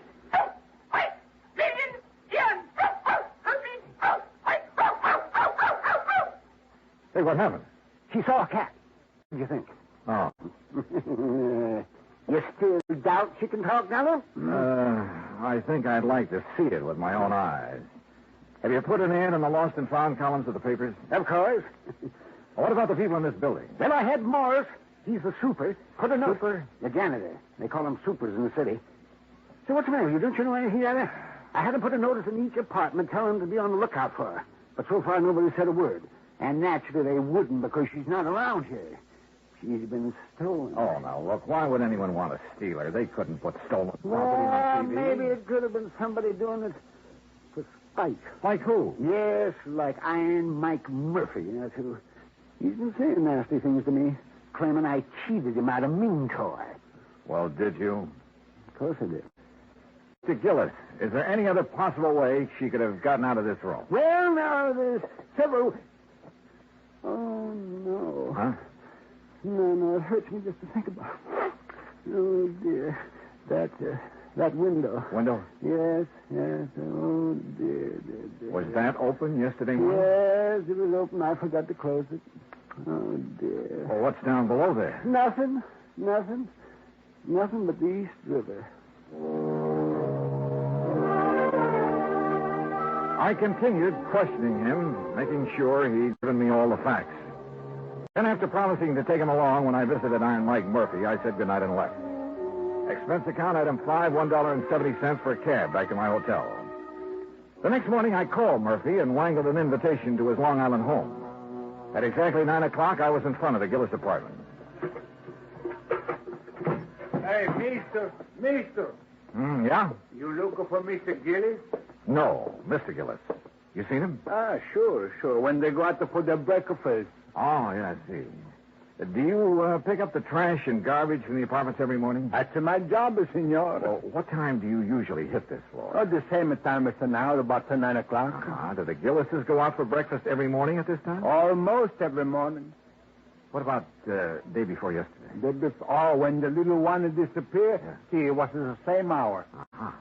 Tell me, Morris, do you remember seeing anyone on this floor that morning? You know one who did not have a business here? But there was someone? See. Near the Gillis apartment? Where you stand, waiting at the meeting. Well, who was it, you know? Oh, no, I don't know his name.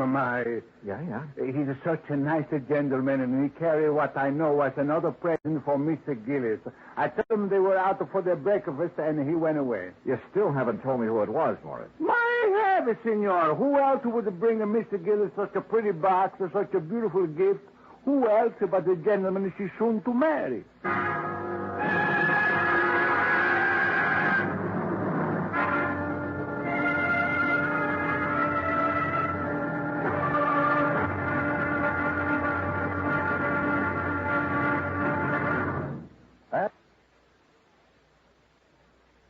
Now, Act Two of yours truly, Johnny Dollar, and the Ming Toy Murphy Matter.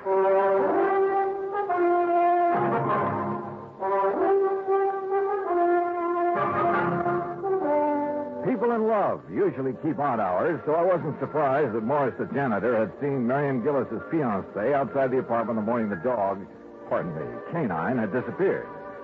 I thanked Morris for his help, went back downstairs to my cab, where I saw the Gillises walking toward me from First Avenue. Morning, Dollar. Hi, John. Morning.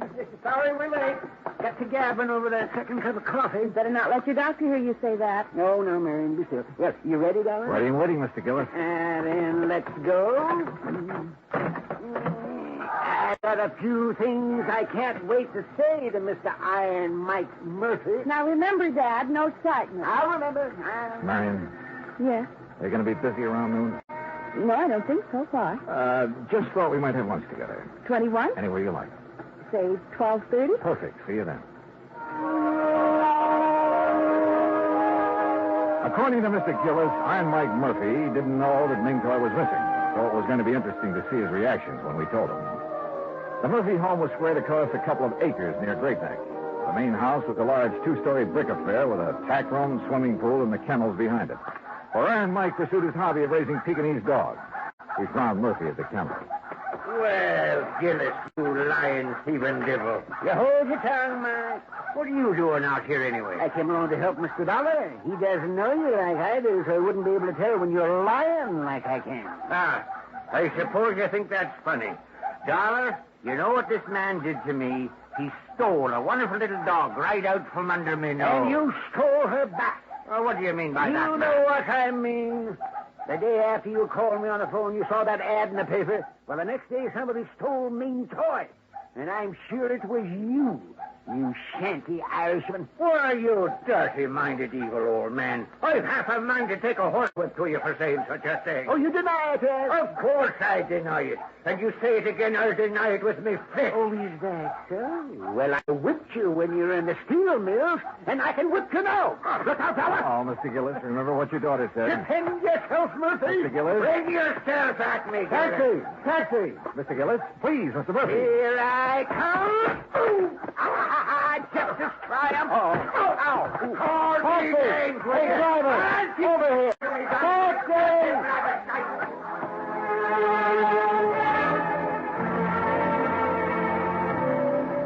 When it was over, Mr. Gillis had a black eye and Murphy a bloody nose. Gillis and I went back to town. Cab fare $12. That's item 6. After seeing Mr. Gillis safely to his apartment, I went across town to the 21. Marion arrived. We were shown to a table, and I told her as quickly as I could what had happened at the Murphy home. Johnny, you know Father isn't supposed to get excited. I know. He knows. And I tried to stop him, but he went... so upset over losing Ming Choi or anything else. Well, especially something as strenuous as a fight. Well, it might prove to be too much. Oh, he's all right, believe me. Well, I'll call him in a few minutes to be sure. Marion, this morning while I was waiting for you to come back from breakfast, I had a talk with Morris, the super at your apartment. No? Yeah, he... Marion, darling. Oh, well, I told Bill to join us, Johnny. I hope you don't mind. No, of course not. Sit down. No, thanks. Johnny's been out all morning with Dad. Oh?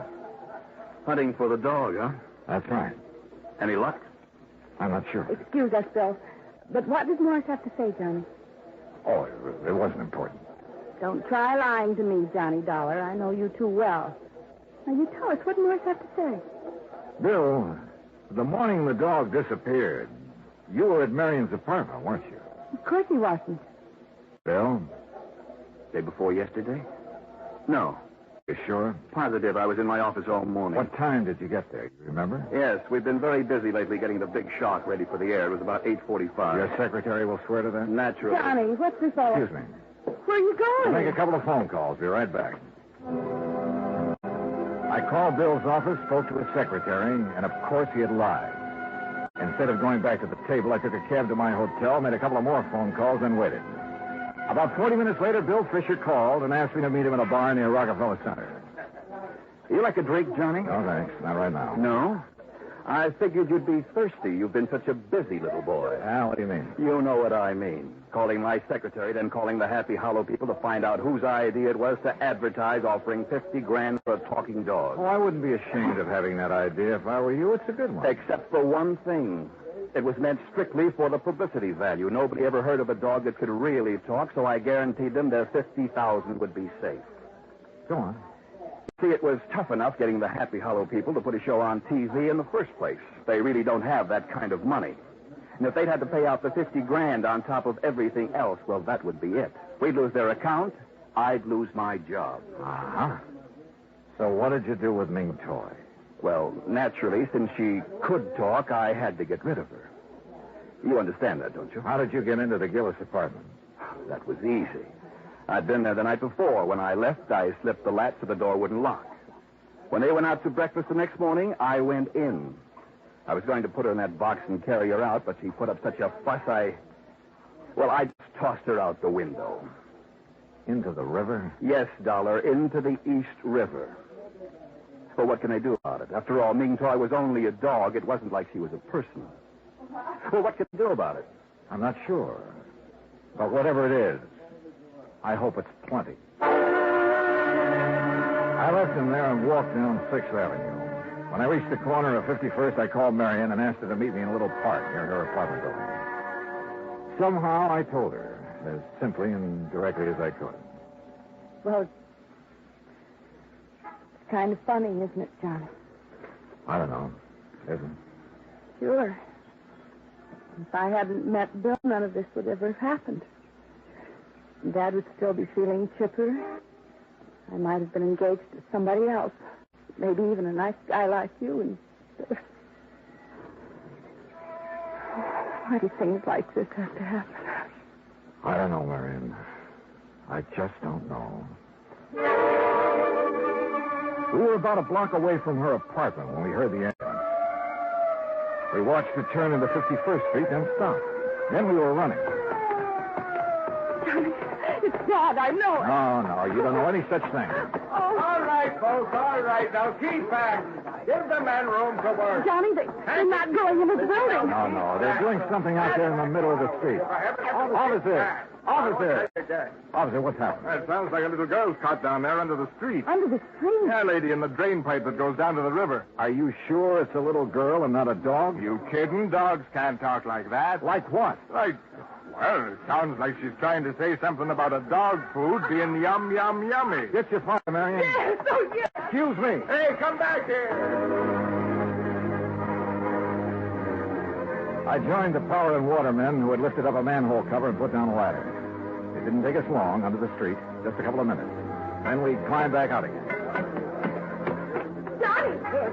Dollar! Where is she? Where's my baby? She's still down there, Mr. Gillis. You left her. Dollar, she's not. No, sir, she's fine. Then why didn't you bring her back? Well, maybe you better look for yourself, Mr. Gillis. All right. I'll do just that. Dad, you can't. You just try stopping me, won't you? Come on, Dollar. Come on. Candy. Careful now, Mr. Gillis. Here. Watch your step here. Don't you worry about me. You just look out for yourself. Yes, sir, I am.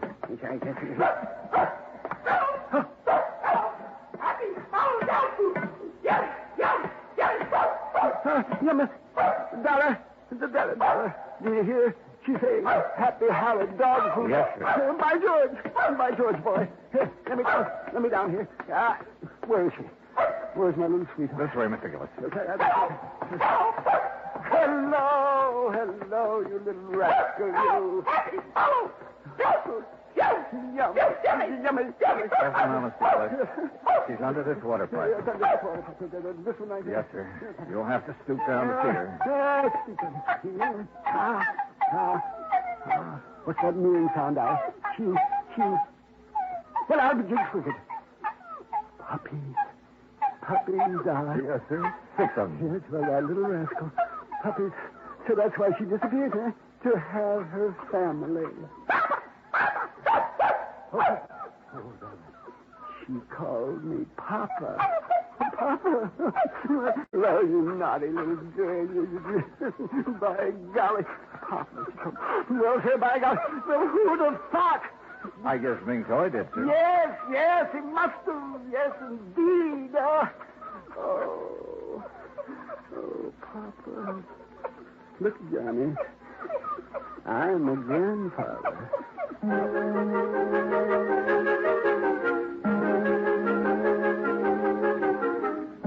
I never did tell Gillis exactly how Ming Toy had been helped out of the apartment. All he knew was that Marion, for reasons of her own, had called off her engagement to Bill. Ming Toy spent a week in bed recovering from her ordeal, and naturally, since Gillis refused to let her appear on TV that night, the $50,000 went unclaimed. And, alas, the long-suffering public has yet to hear the dulcet tones of a talking dog named Ming Toy Murphy. Expense account total, including hotel, incidentals, and transportation back to Hartford, $225.70. Yours truly, Johnny Dollar.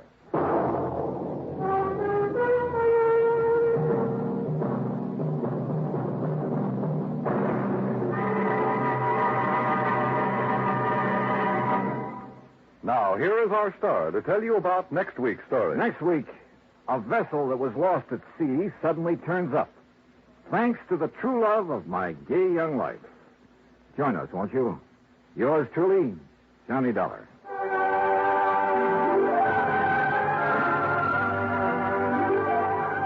Yours truly, Johnny Dollar, starring Bob Bailey, originates in Hollywood. Written by Charles Smith, it is produced and directed by Jack Johnstone. Heard in our cast were Virginia Gregg, G. Stanley Jones, Herb Ellis, Joseph Kearns, Jay Novello, Bill James, and Howard McNear. Musical supervision is by Amerigo Marino. Be sure to join us next week, same time and station, for another exciting story of yours truly, Johnny Dollar. This is Dan Cubberly speaking.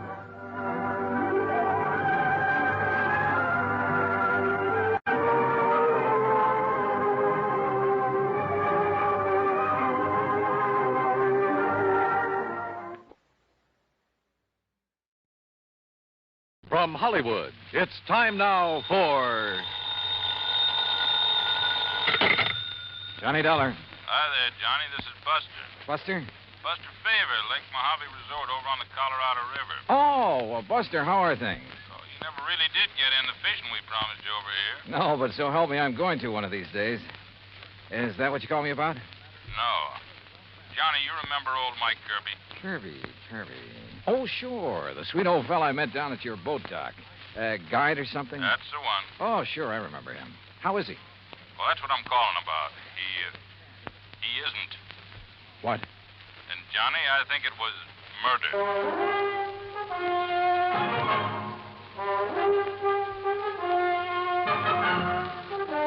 Bob Bailey in the exciting adventures of the man with the action-packed expense account.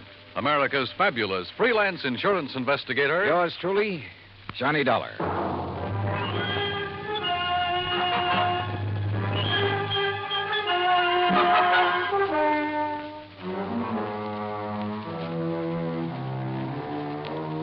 Expense account submitted by Special Investigator Johnny Dollar to the Tri-State Life and Casualty Insurance Company, Home Office, Hartford, Connecticut.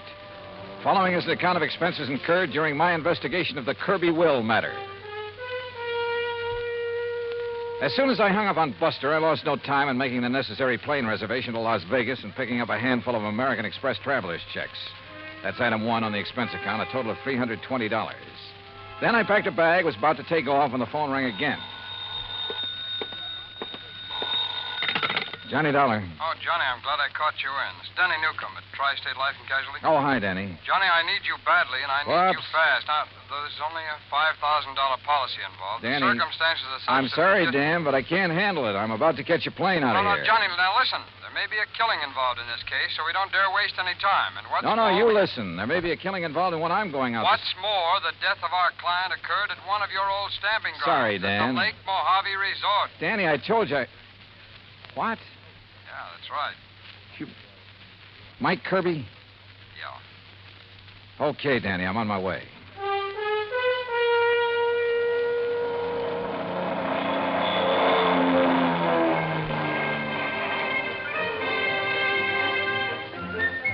It was 7:30 a.m. when the plane dropped me off in Las Vegas, Nevada, smack in the middle of the Mojave Desert. Even at that hour of the morning, the otherwise clear, clean air was filled with the cacophony of this city of chance. The stuttering clicks of the ball on the roulette wheels, the rattle and gallop of the ivories on the dice table, the endless drone of the croupiers, the flat clank of the chuck-a-luck cages, the snap of cards by the blackjack dealers, the never-ending click of poker chips and silver dollars. And over it all, the interminable chunk and whir of the slot machines, day and night from one end of the town to the other. Fabulous. I grabbed breakfast, that's item two, then rented a car and headed south and east on Route 93 toward Kingman, Arizona. Then, just 5 miles short of that town, I swung right on 68 down toward Davis Dam, down to Lake Mojave Resort. Mile after mile of nothing but sun-baked rock and sand, sagebrush and Joshua trees, tumbleweed and cactus. And right in the middle of it, the clear blue waters of Lake Mojave. Buster Favor, who's general factotum of the resort, was waiting for me. After a hearty greeting, he led me into the office, and we sat down and got to work. Yeah, it was murder, all right, Johnny. Sure. Yeah. And by the way, I don't know how much you knew about Mike Kirbey. Well, only that he seemed to be one of the fixtures around here. Was obviously well-liked. So he'd been a businessman back east, owned a string of restaurants, made a fortune. Uh-huh. And about 10 years ago, he retired. Did a lot of traveling, all over the world, I guess. Oh, lucky man. Did he have any relatives, Buster?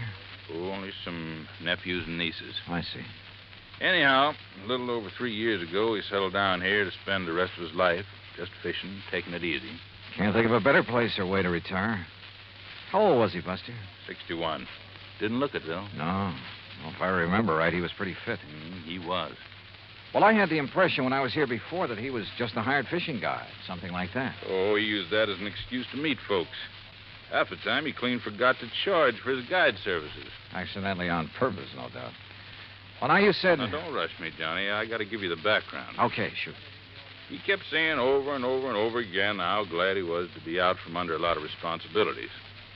And one day, about 6 or 7 months ago, he suddenly transferred title to his boat, his motor, his fishing tackle, and his old beat-up Ford to us. Oh?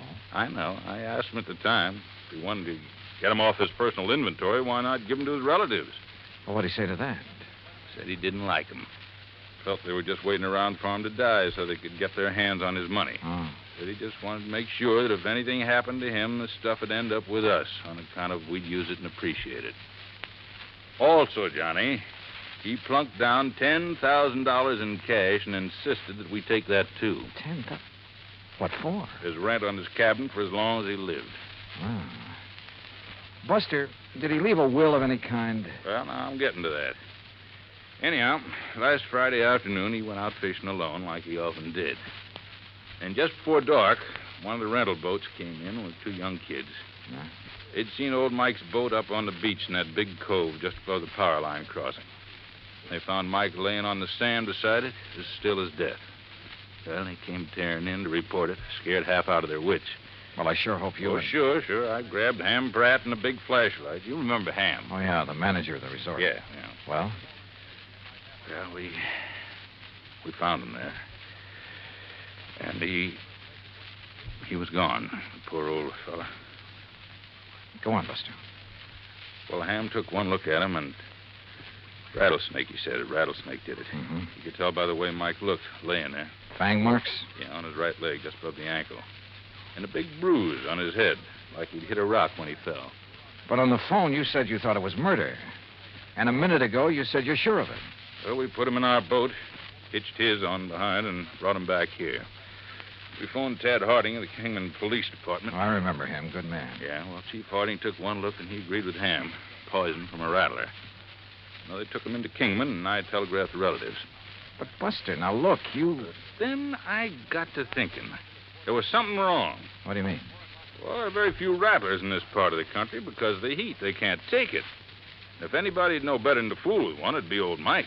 And they always sound a warning before they strike anyhow, don't they? Sure. So early next morning, I went back to the cove. And?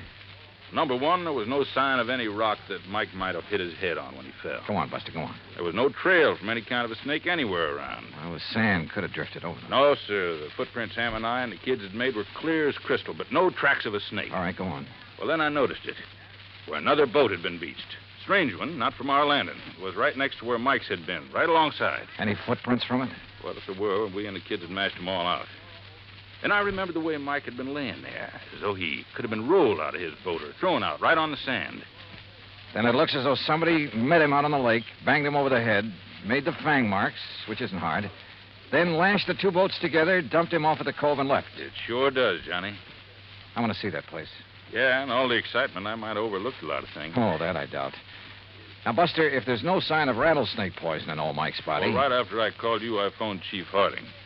Coroner's making his autopsy today. He'll call me. Well, now, look. These nephews and nieces of Mike's, how much do you know about them? Oh, I never met them. But according to their answering telegrams, they're going to descend on us like a swarm of locusts. There are a lot of them? Well, no, I was thinking of the way that they... Well, one, there's a woman named of Martha Woodbury who... Excuse me. Mr. Faber? Yeah, I'm Buster Faber. I am Miss Martha Woodbury. Oh, well, Miss Woodbury, we were just at... this is Mr. Johnny Dollar. Miss... How do you do? Mr. Faber, I'm a niece of Michael Jonathan Kirbey, and probably the major beneficiary of his estate.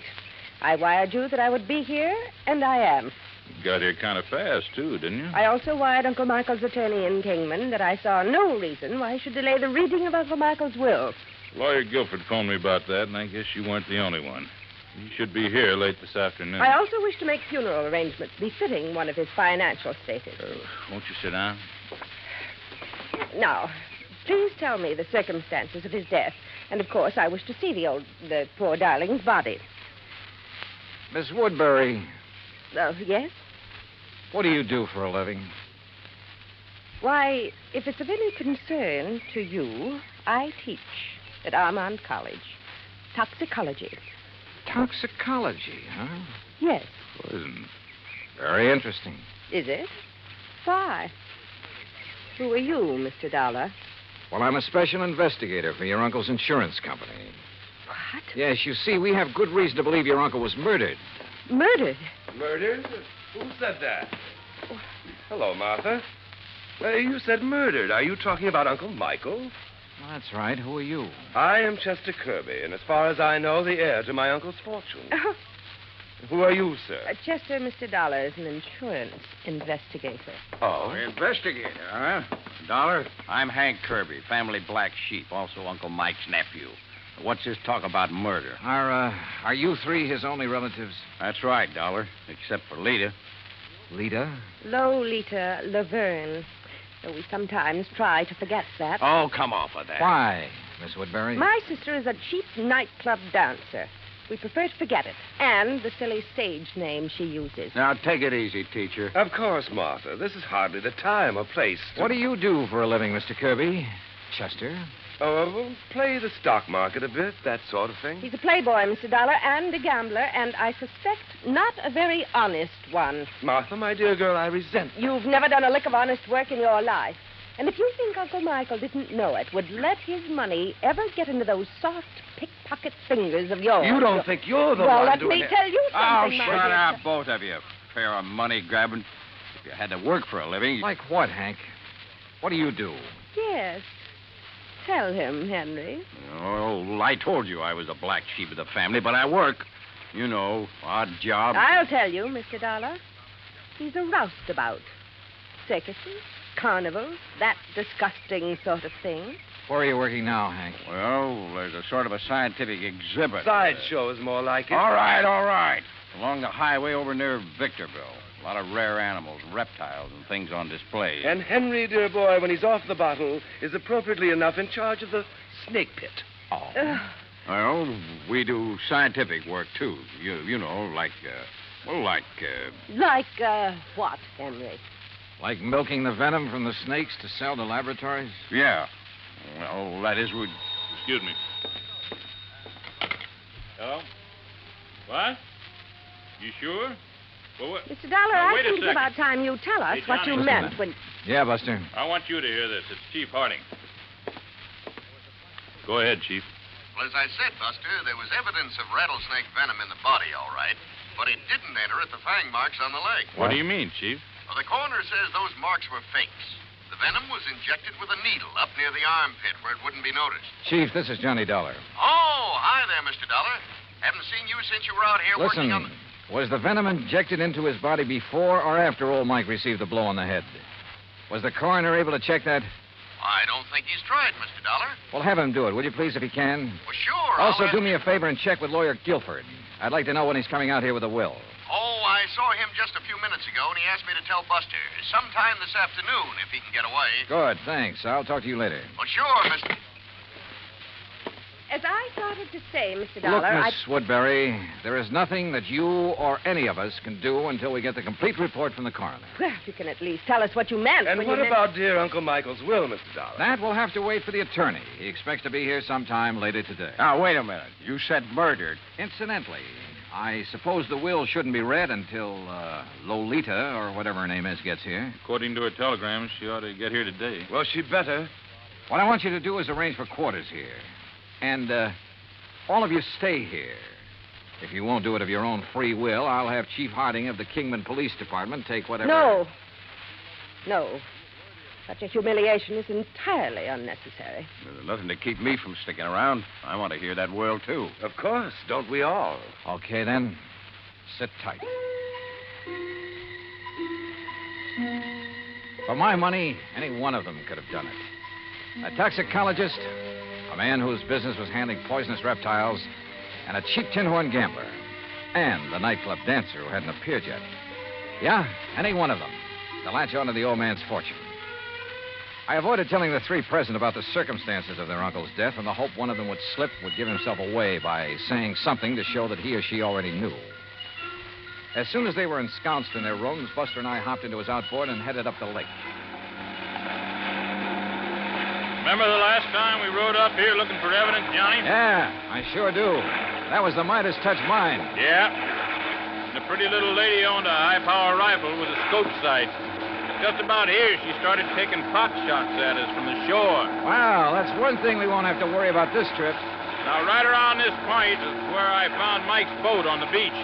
And like I told you, I may have overlooked some clue that you'll spot in a second. Buster. Yeah? Tell me, did old Mike earn enough as a fishing guide to make a living? Well, just about enough to buy food and a few odds and ends and... Well, like I told you, most of the time he deliberately forgot to charge, not needing the money and all. Hey, Johnny, there in the cove. What?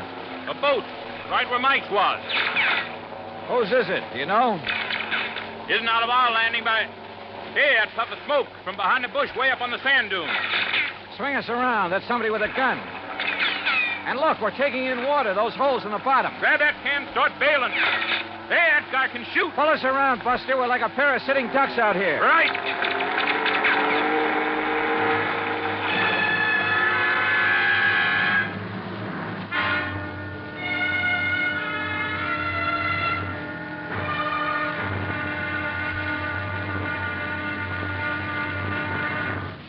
Act Two of yours truly, Johnny Dollar, in just a moment.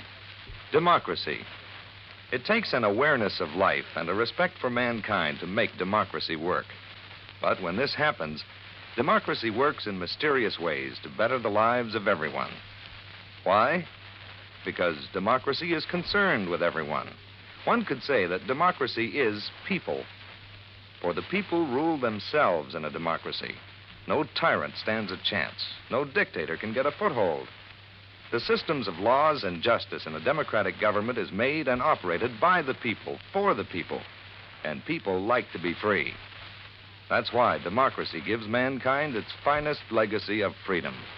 Now, Act Two of yours truly, Johnny Dollar, and the Kirbey Will Matter.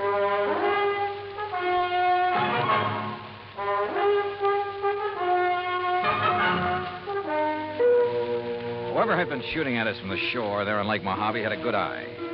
But a 30-mile-an-hour outboard at over 200 yards and swerving like mad can be a pretty tough target. With a hull full of holes, we had no choice but to go back to the landing. There, I made a quick check of the three I suspected of having killed old Mike Kirbey. First, his nephew, Chester.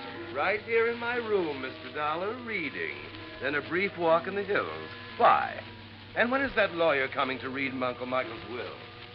Then the niece, Martha Woodbury. Gathering a few desert plants, as you must know. Hardly racing about on the lake armed with a gun, as you seem to suspect. Why don't you question Henry? If anyone should know how to handle a gun, he should. So I questioned Hank Kirbey. Patient, that's what. I saw no reason to just sit around waiting for that lawyer to arrive. I was fishing in that first big cove on the right. On the Arizona side. That's right. And I saw you and Buster tearing back here. That's when I come back to see what was up. Now, what is up? Mr. Kirbey? Yeah, Buster? On the payphone, the phone booth next to the cafe. Yeah? Kingman operator just called. Yeah? She still hadn't been able to reach your party on whatever that call was you made. Oh, yeah, thanks. What call, Hank? I've been trying to locate Lita to find out why she hasn't got down here. Maybe she doesn't care about the will. Where is she, Hank? It was to a dive up in Las Vegas that I sent the telegram, Johnny. Yeah, that's where she's been working. Is that where you called earlier, Hank? Earlier? Yeah, didn't I see you in that phone booth when Buster and I pulled out? Oh, yeah, sure. Trying to get Lita then, too. Yeah. Yeah, it reminds me, Johnny. Lawyer Guilford just phoned me from Kingman. He'll be over here in about an hour. Then the will gets read, huh? Perhaps we ought to wait for Lita. What do you think, Hank? She'll be here. Well, did you talk to her? Is she on her way? Yeah, she's on her way. All right. If Buster's willing, we'll use the office when Guilford gets here. Sure. So, Hank, you tell the others to be ready and waiting. Yeah, sure thing. Come on, Buster. Right, Johnny. What's on your mind? Well, maybe it's just a hunch, nothing more. But I want to get on that phone in the office. I called Armand College first. Yes, Miss Martha Woodbury had left there only last night. So she couldn't have been here when Mike Kirbey was killed. A call to Chester's Hangout, a private gambling club in Reno, indicated the same thing. Call number 3 was to the so-called museum where Hank Kirbey worked with the Snakes, a place within easy driving distance of Lake Mojave. But the records showed he hadn't left the place in 2 weeks until this present trip to be here. Lolita? Well, the manager of the club in Las Vegas said she hadn't missed a show. Daytimes? Well, who knew? But she was there every night. Then I suddenly remembered something about the geography of Lake Mojave. Yeah, Johnny. Cottonwood Landing is only about 25 miles north on the west, the Nevada side of the lake. Could that boat we saw in the cove? Sure. That's where it came from. I knew there was something familiar about it. Hey, what are you going to do, Johnny? Kingman? Operator, get me Cottonwood Landing, please. It's one of their rental boats, Johnny. Yes, sir, I'm sure of it. Any number? Any identification on it? All that I didn't see. Anyhow, they rent so many to fishermen every day. Uh-huh. Hey, here comes Lawyer Guilford driving up. Good. Cottonwood. Hello, this is Johnny Dollar, special investigator. Yes, sir. What? I want to know if you rented a boat today to a girl named Lolita Laverne. Laverne? I'll meet him, Johnny, and I'll bring him all in here. Okay. No, sir. Nobody by that name rented today. Well, what about Friday? Friday afternoon. Friday? Yeah, that's right. Well, the only women we rented to on Friday was old lady Newberry, down from Canada for a couple of days. No, this is a young girl. Well, the other was a Miss Hancock. Hancock? Lucy Hancock. Okay. Thanks very much.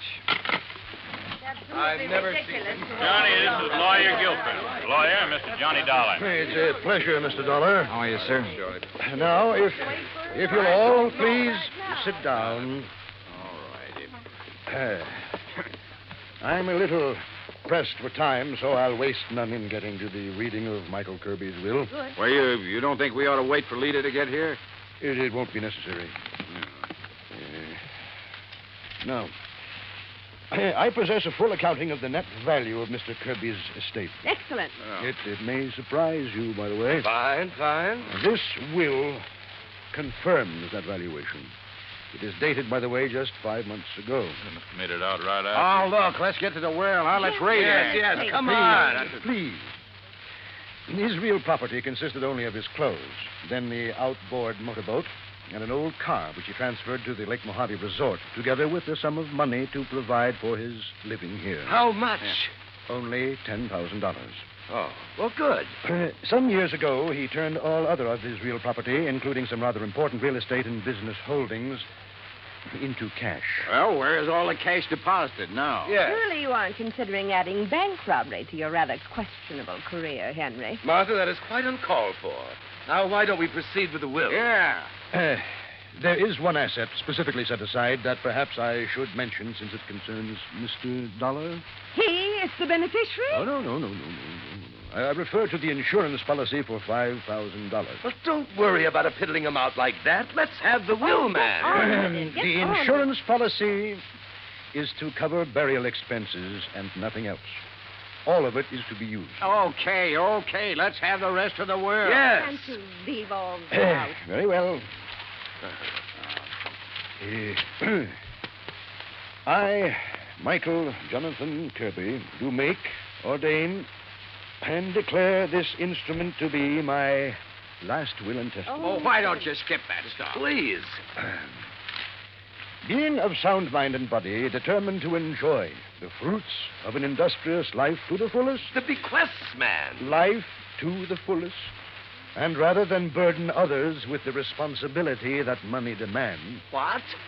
For these and other reasons, I have carefully spent every dollar I ever owned.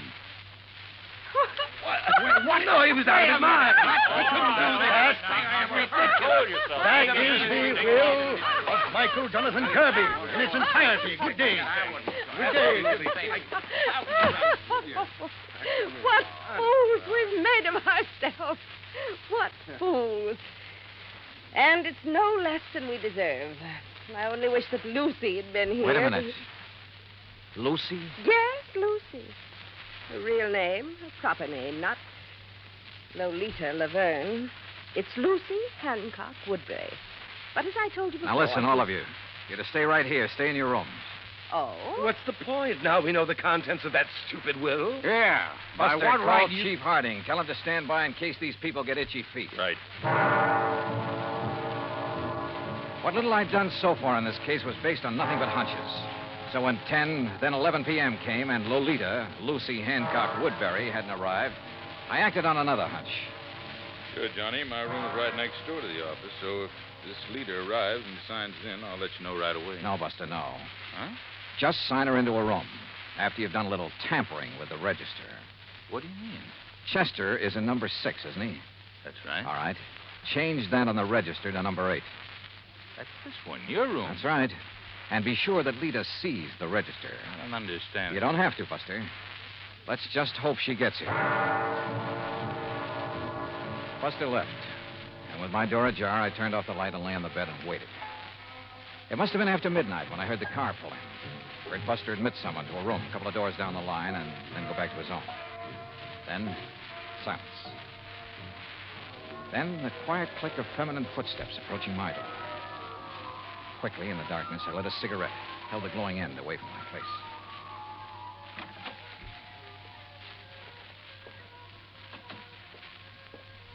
Well, darling. Yeah, about time. About time you got some sense, Chet. No, don't turn on the light. The others asleep. Their rooms are dark. Uh-huh. Listen, dear cousin, have you lost your mind? Hmm? Shooting at that boat from over the ridge between the two coves. What were they? Police? Detectives? You should have known you couldn't have hit them that far away, Chet. You should have waited till they got on shore looking for me. Well. Did they fall for the rattlesnake bite we made on the old man? Uh-huh. Well, they'll never find the needle I used. It's at the bottom of the lake.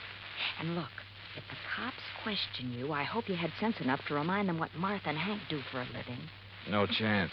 And what about the will? Would you be surprised? What? Say that again, Chet. Say anything. You sound like somebody else. Yeah, like Johnny Dollar. Let's have some light. Dollar? That's right, special investigator. Oh, no. Let me out of here! Now, where do you think you're going? No, let me go of me! Come on now.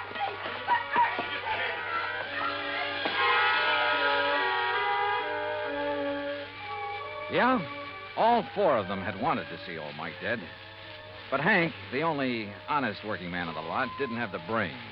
Martha wouldn't have used the means that tied in with her toxicology work, and probably didn't have the nerve. So Chet, who lived by his wits, and Lita, who was a real cheap, no-account... Well, the courts will take good care of them. And I still have to chuckle over poor old Mike's will. Being of sound mind, I have spent all my money. Which reminds me, expense account total, including transportation back to Hartford, $331.25. Yours truly, Johnny Dollar.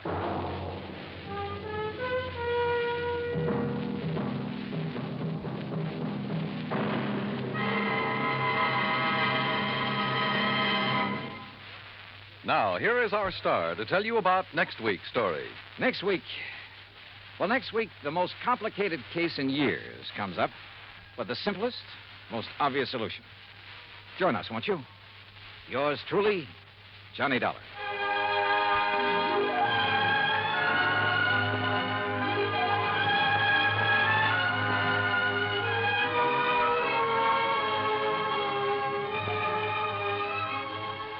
Yours truly, Johnny Dollar, starring Bob Bailey, originates in Hollywood.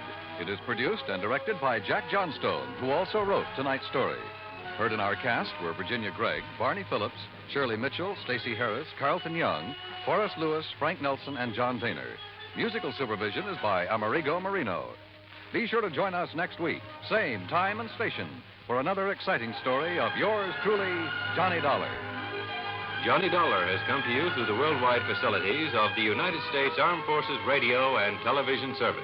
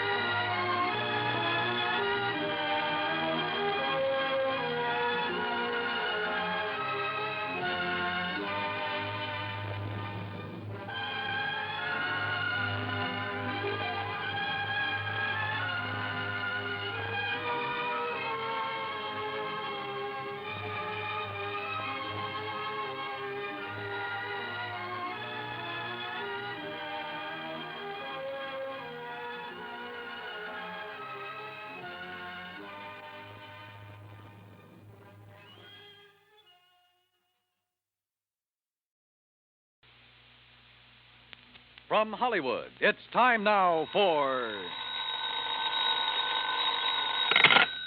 Johnny Dollar. Where have you been for the past 20 minutes? In the shower. For 20 minutes? Okay, so I'm a shiny dollar. So you're... Oh. Who's that? Max Green at Assured Equity. Oh, hi, Max. What's on your mind? 7 years ago... Our fathers brought forth, but that doesn't answer my question. Johnny, you ever hear of the Meeks? New England family, stood away on the Mayflower, speak only to their money. That's the Meeks. What about them? No, not about them. It's about Mariah Meek and Lincoln's Gettysburg Address. She's lost her copy of it. Well, it shouldn't be hard to find her another one. That's where you're wrong, Johnny. Huh? It would be very hard. Might cost us $100,000. Bob Bailey in the exciting adventures of the man with the action-packed expense account. America's fabulous freelance insurance investigator. Yours truly, Johnny Dollar.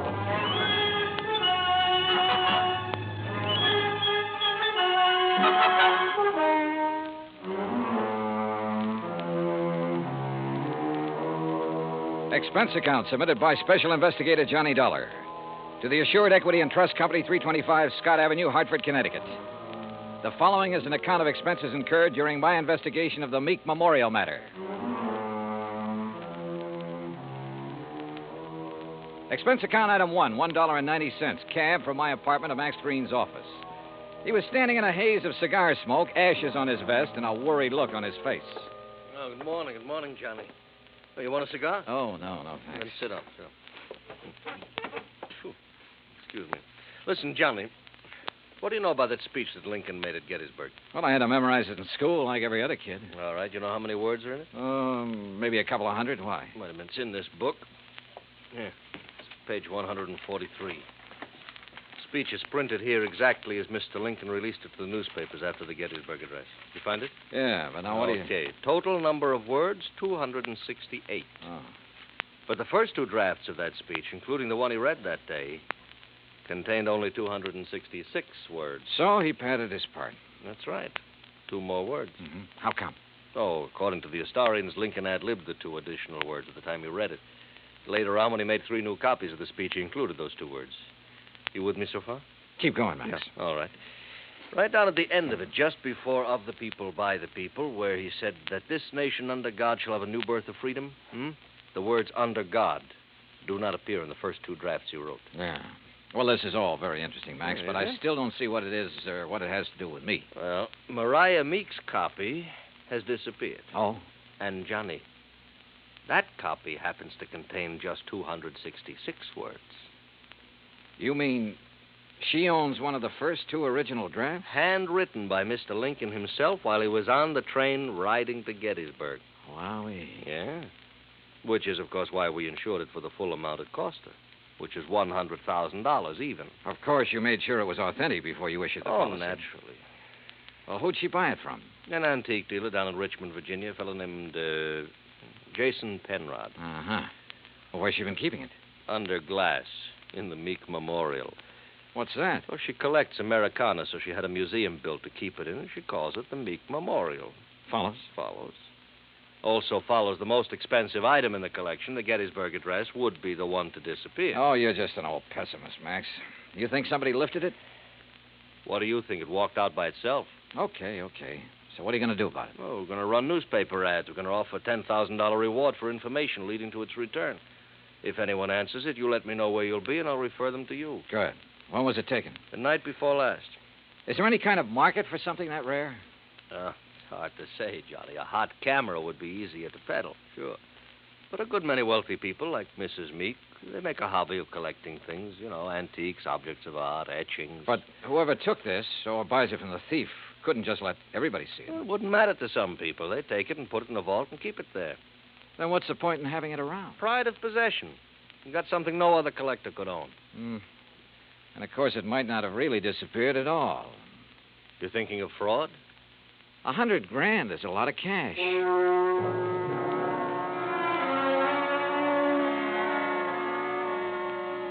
Expense account item 2, $1.90, cab fare back to my apartment.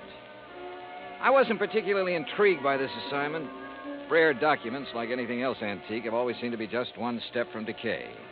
And that sometimes goes for the people who collect such things. Item 3, $16.10, transportation, including a round-trip ticket, Hartford to New Bedford, and cab fare to the Whalers Hotel. There was a convention in town, so I was lucky to get a room. After checking in, I called the Meek residence. Mrs. Meek was expecting me and said she'd have her car pick me up. I had just put down the phone when someone knocked on the door. You in there? Depends on what you're looking for. Oh, looking for Mr. J. Jay, did you say? Nobody by that name here. Oh, yeah. I see.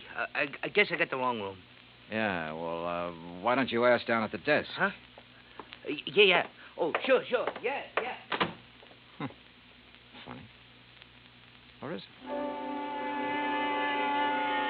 I cracked the door open again. watched him walk to the stairs. Then I took the elevator down the 8 flights to the lobby. Half an hour later, I was in the back seat of the Meek limousine heading toward the home out on Buzzards Bay.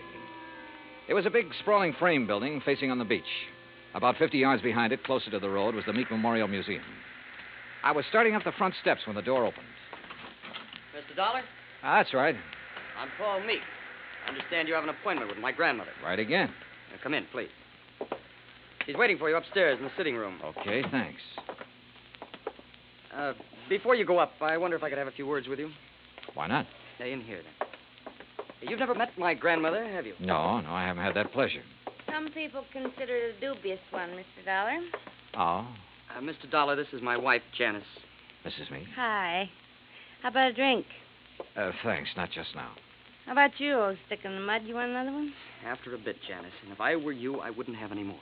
But you're not me, are you? You will have to excuse my wife, Mr. Dollar. Well, we've both been under a severe strain since moving here. Grandmother is blind, you know.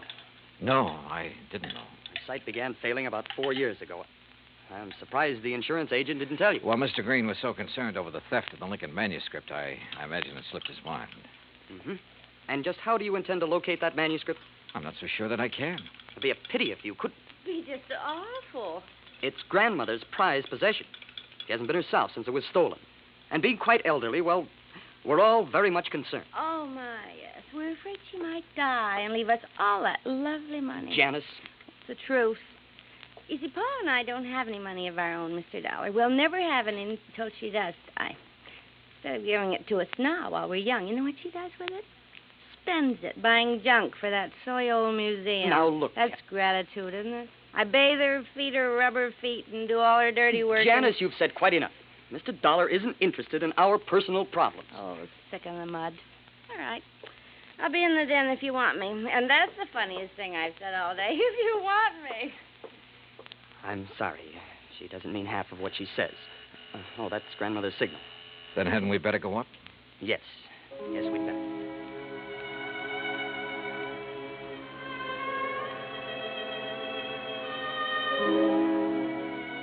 We went up the broad staircase, through a hall, and into a bright, sunny room. Wrapped in an old kimono and shawl, Martha Meek sat in an invalid chair, facing the ocean. Paul introduced us, then sat down quietly near the door. Paul? Paul, I know you're there. Now answer me. Yes, grandmother.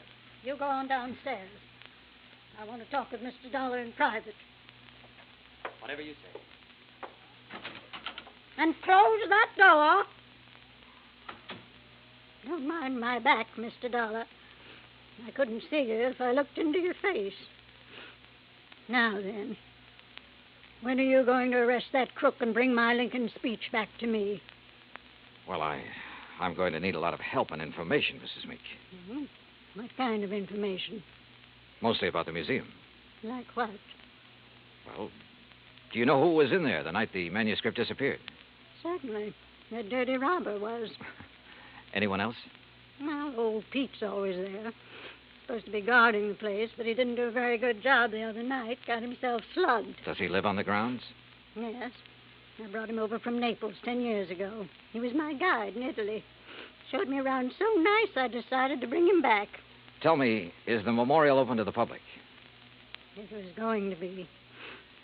I intended it to be once. But when my eyes... No, Mr. Dollar, I keep it locked most of the time. Uh-huh. And who discovered the manuscript was missing? Pete did, I guess. At least when he recovered, he ran yelling bloody murder up here to the house. Everybody went down to see what had happened. Everybody but me. They left me all to myself. Were there any strangers here in the house that night, Mrs. Meek? Anyone beside the servants and your grandson and his wife? One person, but he's no stranger. Who's that? Jason Penrod from Richmond. He's an art dealer. We were discussing some business. May I, ask what kind of business? It has nothing to do with you or the people you work for. Sorry. Where can I find Mr. Penrod? He's staying here now. If he isn't in his room, then he's most likely out in the memorial. Now, that's enough questions. You, give me a cigarette. Ma'am? What's the matter? You deaf? Give me a cigarette before Paul with that snoopy wife of his comes prowling around. All right, sure. Light me.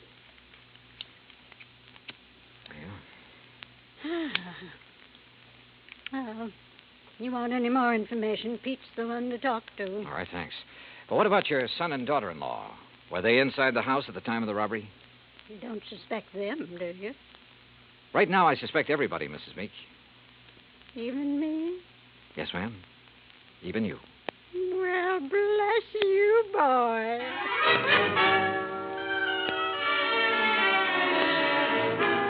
I found Pete Vesuvio trimming the shrubbery just outside the memorial building. He seemed quite willing to talk to me. How you say what happened to me, mister? I'm hit out? Knocked out, Pete. Ah, si, senor. And because of this, I do not see anything. Nothing at all, huh? Please, mister, do not use the insult. I am American citizen, first papers. And because of the kindness of my patron, I will soon be second papers. I know by heart the Constitution, United States, Gettysburg Address, pledge allegiance to my flag. Yeah. You know how I know these things which help me be citizen? Because of my lady. She's letting me work in a place where great papers are for me to read. Because of her, I would not hide anything, mister. Okay, Pete, okay. I'm convinced. But I'm sorry I cannot help you, mister. Well, it's not your fault. Hey, you like to hear me say Gettysburg Address? Well... Do it very good. Learn it right from President's own writing. Some other time, Pete. Right now, I have to find Mr. Penrod. Oh, he's inside, mister. Counting the treasures. All of the beautiful things a lady can no longer see. You'll find him in Section L, senor.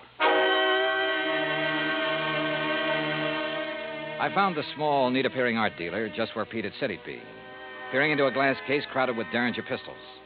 He had a notebook under his arm and seemed to be making some sort of inventory. Oh, dear. You gave me quite a fright, sir. Oh, I'm sorry. Well, I wish I could concentrate like that. Oh, well, there's nothing more interesting to me than these fine old pistol things. What histories they must have, Mr. Dollar. Johnny Dollar. Oh, yes, the insurance investigator. Paul told me you were wandering about the place. I suppose you'd like to ask me some questions, hmm? If you don't mind. Oh, no, goodness, no. I understand you were with Mrs. Meek the night of the robbery. That is correct, sir. We heard the shouting. We ran out here just as fast as we could. I was the one who discovered the manuscript was missing. You have any idea how the thief got in here? No, sir, no. Unless someone forgot to lock the front door, or unless he had a key. Well, has Mrs. Meek given out many of the keys? Well, in my opinion, too many. Even I have one. What about Paul Meek and his wife? No, I don't think so. Well, they really aren't interested in the museum at all, Mr. Dollar. Oh. Mr. Penrod, I understand you're quite an authority on antique art and things like that. Well, Isn't taking inventory a little beneath your position? Well, I suppose it is, Mr. Dollar. Last week when I received dear Mariah's wire asking me to do it, I simply couldn't refuse. She's been such a good customer of mine. Well, yes. You have any idea who might have wanted the Lincoln manuscript? Well, I know several persons who'd love to have it. Give most anything, but I don't know anyone with the nerve to break in here and take it by force. You remember where Paul Meek and his wife were when you heard Pete shouting? They were right in here when I arrived. I see. Well, thanks for... Oh, just one more thing. Oh, yes? If you'd stolen the manuscript... Mr. Dollar. A hypothetical question, Mr. Penrod. But if you had, and you wanted to sell it at a good price with the least danger of being caught, how would you go about it? Well, I'd take it abroad, of course. I'd put it on the open market over there. Huh. You aren't planning on going abroad soon, are you, Mr. Penrod? Oh, gracious, no. You know anyone who is? Anyone who, Well, didn't Paul and Janice tell you? They're flying to Paris Wednesday night.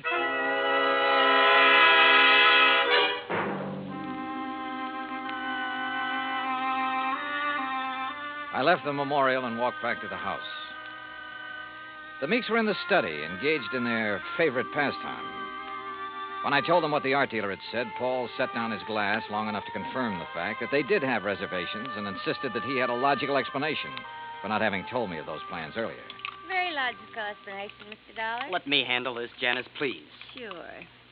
Drink, Johnny? Now, first I want to hear that explanation, if you don't mind, Paul. Of course I don't mind. Janice and me, we're fed up. Why didn't you tell me about the plane reservations? Well, why should I have? I'm not even sure I'm going to use them. Oh? Grandmother's upset enough over losing that manuscript. Something else might, Well, anyhow, if the manuscript doesn't turn up within 48 hours, we're canceling our trip. Oh, no, please. Sorry, Janice, but that's the way it's got to be. She did it. What do you mean? It's an act, don't you see? Jason Penrod told her we were going to leave, so she had him hide the manuscript. And now this thing about her being so upset and having such a weak heart. It's an act to keep her precious darling boy tied to her apron strings. I don't believe that. Well, just wait. You will. Anything else, Dollar? What does a trip to Paris cost, Paul? Well, it's not inexpensive. Your wife was complaining about being so broke. Haven't you ever heard of flying now and paying later? We have friends in Paris, Dollar. It won't cost as much to live once we get there. And we'll worry about paying for our ticket when we get back. Any other questions, Mr. Snooper? Yeah. Later. It was after 7 when I finally got back to my hotel room. I ordered a drink and tried to make some kind of sense out of the information I'd gathered during the day. But it all added up to 0. I called Hartford and asked Max Green to look into the Meek finances. Then I dressed for dinner. I was about to go downstairs when the phone rang. Johnny Dollar. Mr. Dollar, I was told to call you. Yeah? It's about the ad. The ad? In tonight's paper about something missing from a certain memorial. Go on. Well, I called Hartford Collect. They said to call you. Yeah, that's right. Who is this? My name's not important, Dollar, but that 10 grand reward is. You think you can earn it? You meet me tonight, you'll see. Where? In the alley behind the Bourne Whaling Museum. Be there at 9:30 and be alone. You got it? Yeah, I got it.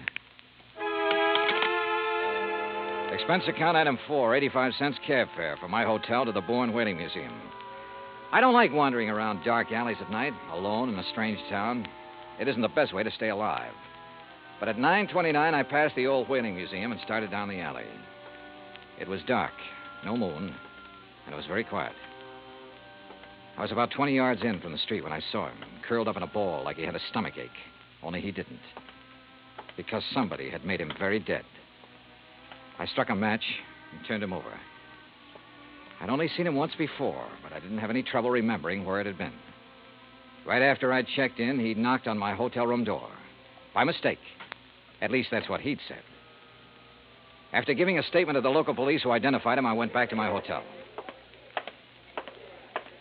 Evening, Mr. Dollar. Yeah, say, look, I know it's probably against all your rules, but who had my room just before I checked in? Oh, I couldn't disclose that information, sir. Sorry. Oh, well, so am I. It'd mean a lot for me to know. Maybe even $5 worth. Well, well, sir, if it's that important. Thank you. Now, let's see. Yes, here it is. Can you read his signature, Mr. Dollar? Yeah, thanks. Just fine. The name I'd seen scrawled on the hotel register wasn't important now. At least not without something more to back it up. There was no law against checking out of a hotel, but there was a law against murder, if it could be proven. And that would be hard to do without finding a motive.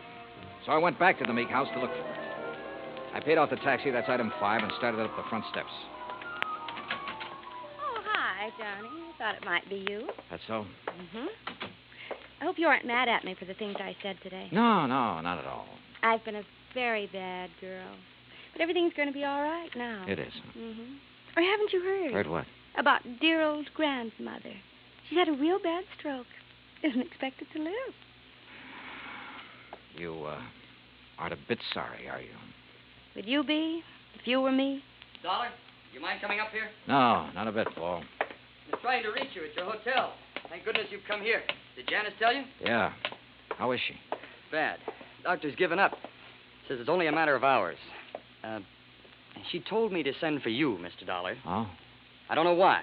I've never been able to figure out a lot of things she did. All right, where is she? In there. Old Pete's with her, but go on in. Thanks. With the increased devotion to that cause for which they here gave her the last... Who is it? Oh, it's Mr. Dollar, my lady. Hello, Mrs. Meek. Oh, thank you for coming, Mr. Dollar. I go now. No, wait. Mr. Dollar, you have a moment, haven't you? Of course. I promised Pete the last time I visited the museum. I promised I'd let him recite some of the things he's learned while working there. Haven't been able to keep that promise till now. Go on, Pete. Please. Yes, my lady. They here gave the last full measure of devotion. That we here highly resolve that these dead shall not have died in vain. That this nation under God shall have a new birth of freedom, and that the government of the people, by the people, for the people, shall not perish from the earth. Thank you. That was wonderful. Thank you, my lady. Now I go. Well, Mr. Dollar, I have a confession to make to you. Yes? I lied to you. Oh, I'm sure it wasn't a very big lie, Mrs. Meek. Oh, but it was. I told you the business Mr. Penrod and I were discussing the night of the burglary. Yes? I told you it had nothing to do with you or the people you work for, remember? Yes, ma'am. Well, that was a lie. I'm broke, Mr. Dollar. All I have left in the world is this house and the things in the memorial. I see. That's why I sent for Jason Penrod. He purchased most of my treasures for me. He's evaluating them now, so Paul and Janice will know what they're worth when they go to sell them, which they'll do immediately. Mrs. Meek, don't you think you should try to rest now? Will you give me a cigarette? No, ma'am. Sorry. And you must rest. There isn't much else to do, is there? Good night, Mr. Dollar.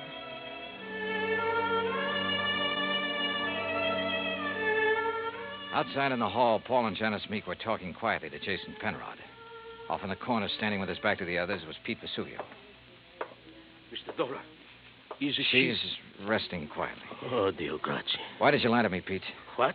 I never lied to nobody. Who say I did? I say you did. You're crazy, mister. What lie I tell you? You said you learned the Gettysburg Address right from Mr. Lincoln's own writing in the museum. That's no lie. What's the matter? You don't believe that, mister? I believe you, Pete. But I just had to be sure. Come on, let's join the others, shall we? See. Well, good evening, Mr. Dollar. Mr. Penrod? Tell you any of the family secrets, Johnny? Not too many. You learn anything in there you didn't know before? Yeah? I know which one of you stole the Lincoln manuscript. One of us? Why, you're crazy, Dollar. We were all in the house at the time it happened. That's right. But one of you hired a little man named Leo Jones to do your dirty work. Jones called me earlier this evening. He was going to tell me which one of you it was. Evidently, he didn't like the deal he was getting. What was he doing, Penrod? Trying to blackmail you? What are you talking about? I don't know any Leo Jones. Then why did he come around to my hotel room this morning? The same room you just checked out of. Well, that doesn't mean a thing. I imagine several persons have been to that room today. Sure, but they're still alive. Now, let's get to the phony Lincoln manuscript. Phony manuscript? It wasn't phony, Mr. Dollar. Wasn't it? Well, you correct me if I'm wrong, Penrod. After Mrs. Meek purchased one of the first two drafts of Mr. Lincoln's Gettysburg Address, she started losing her sight. When she closed the museum to the public, you saw a chance to make yourself another $100,000 sale. So you switched copies of the manuscript, replacing that draft with one containing the words, under God, which isn't worth anything close to $100,000. What do you mean, Dollar? All right, let me quote. That this nation, under God, shall have a new birth of freedom, and so on. What? The phrase, under God, was not in the manuscript he sold your grandmother, but it was in the copy old Pete has been studying in the museum. Right, Mr. Penrod? All of you stay right where you are. You get what Jones got. Mr. Dollar. He won't go far, Pete. But I am the guard. The lady will want me to stop him. Pete, come back here. Keep away from me. Pete! Come on. Oh.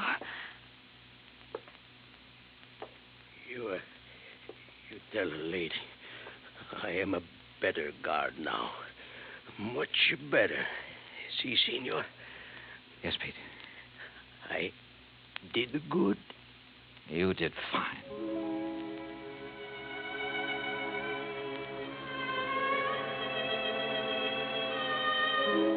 Pete Vesuvio will live to apply for his second papers. And in time, probably open a spaghetti joint in New Bedford. Penrod will be tried for murder. As yet, he hasn't disclosed the name of the person who purchased the stolen manuscript. But in time, I'm sure he will. As for the Meeks, well, Mariah passed on later that night. But as she said, there was nothing left for her but to rest. Expense account total, including hotel and numerous incidentals, $98.30. Yours truly, Johnny Dollar.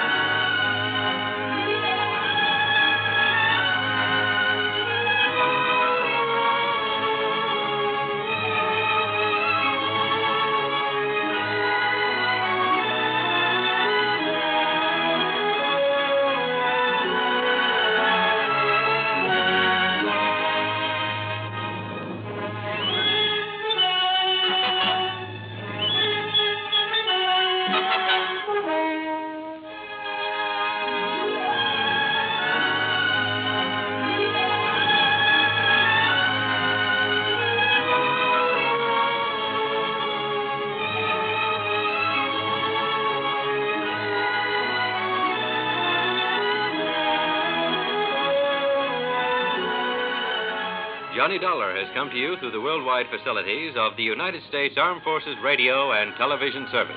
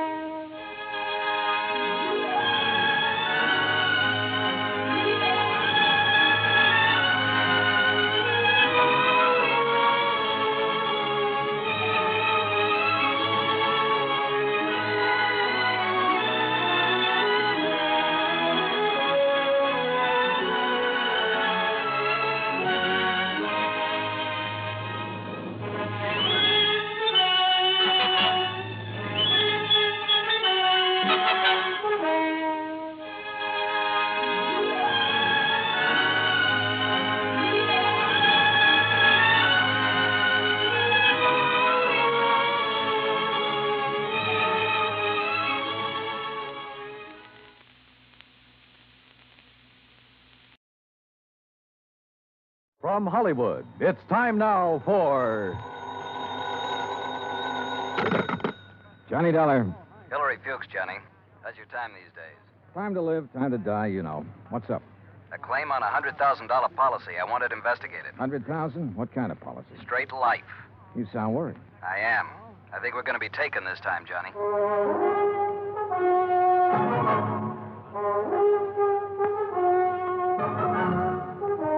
Bob Bailey in the exciting adventures of the man with the action-packed expense account, America's fabulous freelance insurance investigator. Yours truly, Johnny Dollar.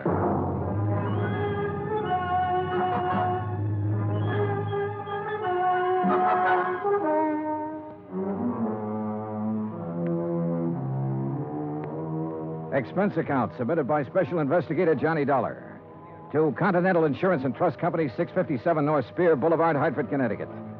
The following is an account of expenses incurred during my investigation of the Desalles Matter. I'd heard of Dave Desalles.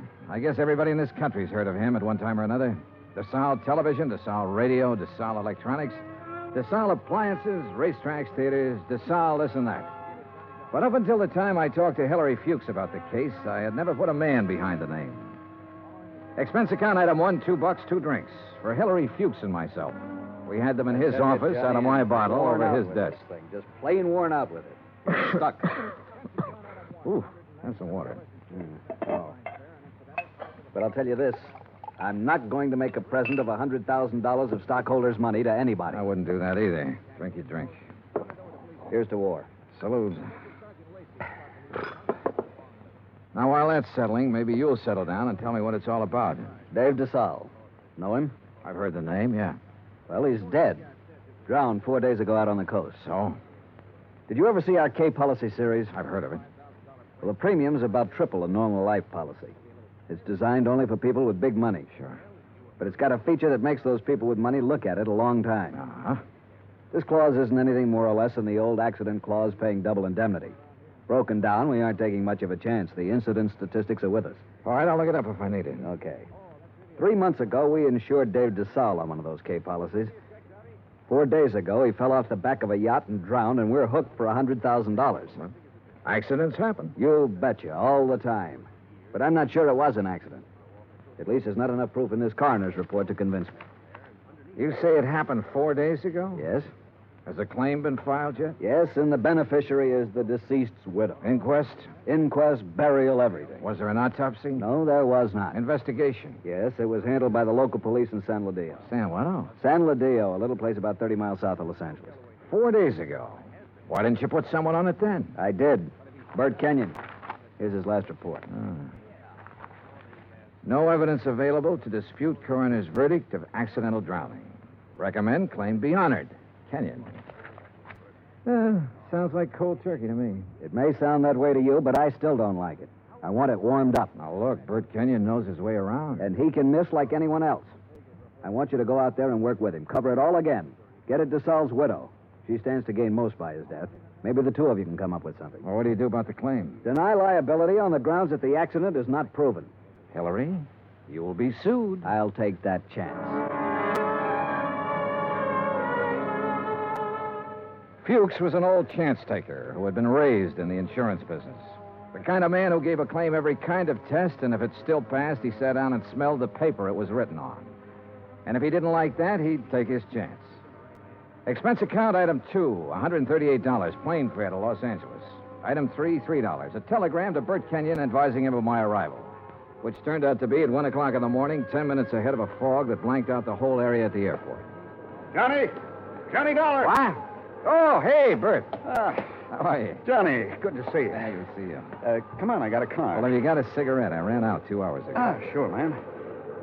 Here you go. Good to see you. Good to see you, boy. The last time I saw Bert Kenyon was July, a year ago, in Dayton, Ohio. He was there working on an arson claim for the National Underwriters. Before that, I'd run into him in Denver, Portland, and Chicago. And we'd worked together for 2 weeks in New Orleans on the San Antonio case. He sent me a Christmas card every year. I sent him one. We were as close and as far apart as two friends can be. When I saw him this time, he looked tired and thinner. And he lit one cigarette after the other. You'll like San Ladillo, Johnny. Yeah? How's the hotel? Oh, old Spanish job. Big rooms, fireplaces, smells kind of damp all the time. You get used to it. Are you tired? Yeah. Well, tell me about the claim, Bert. Nothing to tell. Routine so far. Oh, Fuchs was pretty worried about it. He doesn't like the coroner's report. You know, Fuchs, worry. That's what he gets paid for. Oh, that's what we get paid for, too. Okay. On the face of it, I'd question the claim right away. Just on the 3 months period alone, I'd question it. You still think it was an accident? I think we should pay up and shut up. I'd like to have met this Desalles guy, Johnny. Stocks and bonds and pretty blondes. He sure had them all. Wait till you meet Mrs. Desalles. Wait till you see the layup. Boy. And Fuchs worrying about a $100,000 claim. Do you know how much Desalles' widow is worth? $8 million. $100,000 means about that much to her. Not that much. Peanuts. You want to hear something funny? Real funny? Go on. Desalles bought that policy one day at the racetrack at Del Mar. Yeah, because an insurance broker gave him a tip on a horse. Yeah. I can just see Fuchs worrying about his $100,000 and finding out about that part. How did you find out about it? Mrs. Desalles, she told me the story. What about her? Now, what about her? She's the beneficiary. Well, I told you, $100,000 doesn't mean a thing to her. Why would she kill him for $100,000? Why not? Fuchs sent you out here to take over because he thinks I lost step, didn't he, Johnny? He sent me out to see if I could give you a hand. He wants us to cover the whole thing again. Wouldn't kid an old pal, would you? I'd never try, Bert. I bet you wouldn't. I just bet you wouldn't. In another 10 minutes, we were in San Ladillo, a sprawling little town built around a natural harbor. The houses looked expensive, the boats even more expensive. Kenyon pointed out one house on a hill, a 3-story affair with an acre or so of lawns around it. He explained it was the Desalles home. I checked into the San Ladillo Hotel and got a good night's sleep. Next morning, Bert Kenyon and I went over to the statements of everyone who had been on the yacht the night Desalles went overboard. Then we went out and interviewed everybody again, including Mrs. Desalles. It's getting awfully dull. You understand we have to do this. All right. Dave and I were having drinks with a few friends. He said he felt like getting a little air. He went up on deck. A few minutes later, someone was looking for him. Mr. Burke. It might have been. Well, that's what's on your statement. All right. Mr. Burke. We couldn't find Dave, and then I remembered he was on deck. We went up there and saw his hat floating on the water. We looked around. We didn't see him. I sent one of the crew to call for help. They fished him out an hour or so later. You were never on deck until then? No, I wasn't. Who were they? You said they fished him out. Police. Someone. I don't know. There were a lot of men. They tried to give him artificial respiration. Well, what did you do? I watched. What else was there to do? Hard thing to watch, Mrs. Desalles. Your husband just drowned. Yes. Yes, it was. Is that all? Yeah. That's all.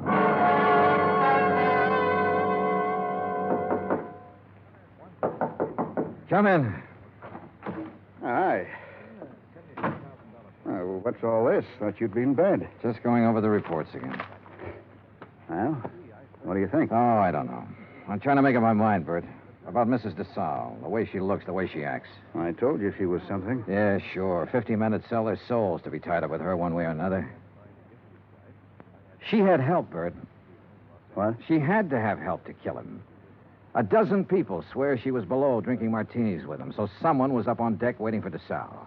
What have you got to go on? Desalles swam the English Channel 20 years ago. He should have been able to swim 20 feet to a gangplank. Drunk or sober, he should have been able to do that. I knew about that swimming business. Expert swimmers drown all the time. We both know that. What else? Well, why didn't somebody hear him yell? Maybe he didn't. Everybody lets out a yell in a situation like that, falling or in the water. There were a dozen people aboard. One of them should have heard him yell. Yeah, I guess you're right. All right, suppose he didn't yell. But suppose this coroner made a mistake about the bruises on the side of his head. Suppose they happened before he went over the side. Well, it'd be hard to prove now, Johnny. Oh, look, she's got a boyfriend somewhere, Bert. She had to have one. The servants can be gone over. Somebody at the house has seen him. He's called her, sent her messages. He's our boy. We can bring him out in the open. We'll get help from Los Angeles. We'll call the legal department and get them busy. Get permission to exhume the body and have an autopsy. We'll bring... What? Let this one go, huh? What? Drop it. It's just lousy enough to get by, Fuchs. We got a good case, Bert. I know. I've known it all along, Johnny. A sellout? Mrs. Desalles offered me the whole 100,000. The whole 100,000, Johnny, to let it get by. Who helped you do it? I don't know. I wasn't interested anymore when she came up with the offer. Look, what does Desalles mean to you and me? Nothing. He had a whole life, the best it could give him. We can't bring him back. I'll split the 100,000 with you, Johnny. We'd have a little chance for some things, too. Johnny? Bird.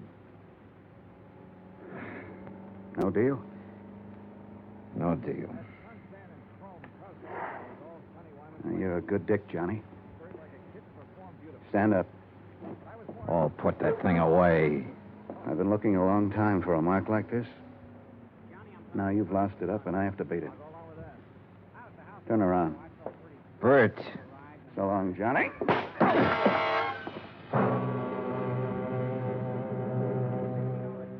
I went down to my knees trying to hold onto the desk. I saw him stand there a minute, like he might want to help me. And then he was gone. I did everything I could to make my feet, but my legs wouldn't work. And then it was all over.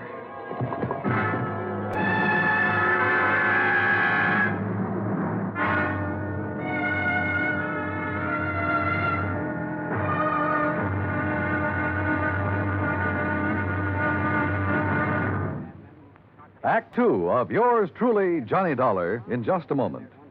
Democracy. What does it mean? The word itself is of Greek origin. Demos meaning the people, and kratos meaning authority. Thus, in a democracy, the people have the authority to rule themselves.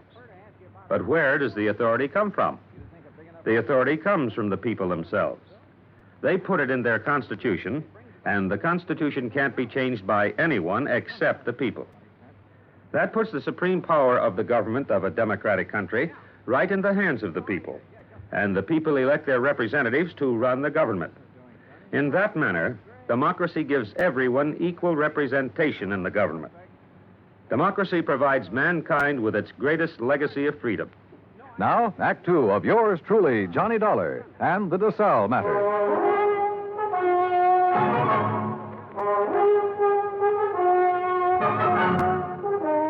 The light on the desk was the first thing I saw. It was still on. The window was still open. The room was the way it had been before. I kept thinking about every man having a price and how Britt Kenyon had settled for $100,000. It seemed like a fair price. It also seemed too bad there was no way for him to collect it. There were two of them, a heavy-set man about 50 years old and a tall, lean-faced man with dark eyes. They looked me over. Your name, Dollar? Yeah. Police. We want to talk to you. My name's Blair. This is Sergeant LaFrida. You sick or something? I bumped my head. How? Never mind. Well, what do you want? We'll ask the questions. What are you doing in San Ladillo? I'm standing around in a hotel room talking to a couple of cops. Just answer up. Don't be funny, fella. I don't feel even a little bit funny. You got a license to carry this gun? Hey, what is this? Have you? Yes. Your meat-handed friend ought to put it down or it might go off. Been fired, Tom? Meat-handed, huh? That's what I said. I'll remember that. Okay. Tell us about it. Tell us what you're doing here. And don't waste a lot of time doing it. I'm an insurance investigator. Tell this goon to back away and undouble his fist or I'll break a chair over his head. Are you going to try to be tough, baby? I'm going to try to find out what this is all about. You want me to pop him open to see if he's as tough as he sounds? Behave yourself, Tom. Let's see something that says you're an insurance dick. Top of the dresser. Bring it over, Tom. Sure.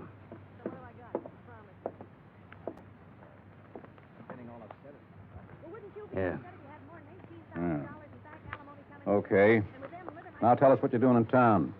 The Desalles case. Now you tell me You know what Bert Kenyon? I know him. I've been working with him. Well, he's been around town 4 or 5 days. We haven't seen you. I only got here this morning. You could prove all that, could you? Oh, sure. With a plane ticket, with a hotel clerk downstairs, with a bellhop who brought up my luggage, with a dozen people or more I've talked to today. And tonight? What about tonight? Right here. You could prove that, too? Try the clerk downstairs. Ask Kenyon. Where is Kenyon? I don't know. You ought to know. Why don't you sit down, Tom? Okay. Now, when did you see Kenyon last? A couple of hours ago. Now, tell us what you talked about, and don't forget anything. We talked about the Desalles case. Kenyon have something new on it? No. Don't hold out on me, boy. This is police business. Tom here's pretty edgy for a cop, but I'll turn him loose on you if I have to because I haven't got a whole lot of time to waste being sweet. Tom worries me to death. One more minute. Just one more minute is all I'm going to take off this guy. Oh, shut up. I'll ask you again, Dollar. What's new on the Desalles case? What did Kenyon tell you? The way we look at it, you came out here because something new popped up that might take 2 guys to handle it. Look at it any way you want to. Blair, you going to take this stuff? Never mind. Okay. Get your hat and coat, Dollar. We're going to see a fella. Not unless I know why. And I mean that. Dollar, your buddy's been killed. What? Kenyon. Somebody shot him up an hour ago.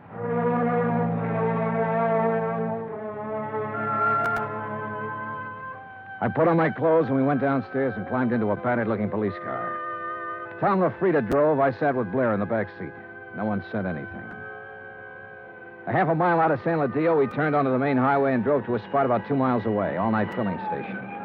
There were a couple of highway patrol cars there, an ambulance, and men in dark suits who looked the way policemen always look. Wait here. Keep an eye on him, Tom. Sure. Be just a minute. He's a soft old gink. I suppose you're hard. I know how to handle pinballs like you. Before we're through, you and me, we'll have it out. Okay, Dollar. Get out. Yeah, sure. Tom, put the spotlight on him. Okay. Good. Now, Posey.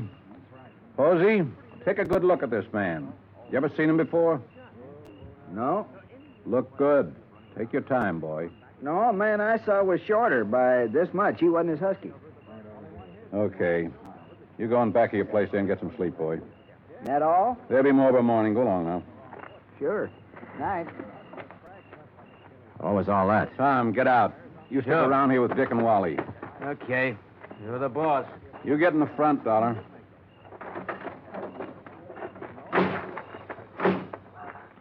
You're lucky Posey didn't recognize you. I suppose I am. Why? An hour ago, Posey's pumping gas. He hears 3 or 4 shots off in the dark. Then a car starts up and gets out of there real fast. Then Posey sees your pal Kenyon stagger out across the highway, full of lead. Kenyon drops dead right in front of the station. That's him they're mopping up now. We had half an idea you might have been the man beaten in the car. That's a dumb idea. Yeah, he was shot close up, like it was somebody we were just standing talking to, an old friend. You're an old friend of his. Blair, you got it all wrong. Huh? We haven't been friends for 3 hours. His full name was George Blair. He'd been on the Los Angeles force 12 years. Then they retired him at half pay when a holdup man shot off part of his right foot. He'd taken the San Ladillo job because it was the only police force he could find that would take a man who limped more than a little. Expense account item 4, 20 cents coffee for Lieutenant Blair and myself. I don't know. Maybe we went at you the wrong way in that hotel room. That's my fault. But a man's been murdered, and I get excited about things like that. I don't blame you. No hard feelings. No. As long as I don't have to do business with your boy, Tom. Yeah, I got Tom LaFrida and 3 other boys. None of them worth the press in their pants. I need help, Dollar. What? This town's popping open tonight. Your buddy got it. It's tied in with this Desalles thing somewhere. You're sure he didn't have anything new for you? No. You wouldn't want to tell me about that bump in your head, would you? Not right now, no. My boys are so green, they tromped all over the boat the night Desalles drowned. They loused up anything that might have helped me to find out how he went over the side. They banged his head against the dock a few times, bringing him in. I couldn't tell if the bruises were there before or after he was in the water. You don't think Desalles was accidental? I was murdered. She had somebody do it. Well, why didn't any of that come out in the coroner's report? My coroner runs a drugstore when he isn't being a coroner. If you feed him enough scotch, he'll tell you whether somebody's dead or not. He don't know from nothing.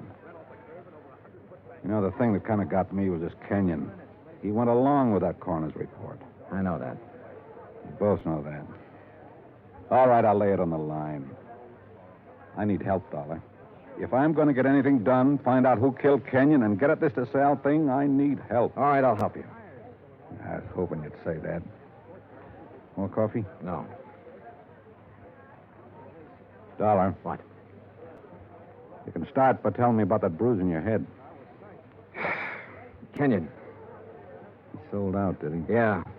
To Mrs. Desalles. He covered up for her in the reports he sent in. A man back in Hartford got suspicious and sent me out to make a recheck. Yeah, I guess something like that. No dummies, those claims men. Look, who'd he say was in on it? He didn't say. I don't think he really knew. At least not any more than you and me. No wonder you didn't want to talk up that kind of news. Kind of hurts, doesn't it? Like having a bad cop around. You should know. I know. Well, how do you feel? Mister, I feel lousy. A friend of mine's been shot. What's more, he died a bum. Well, I'm talking about dropping in on people while the smoke's still hanging around. Mrs. Desalles? Yeah. Let's go. It was about 6:45 in the morning when we left the diner.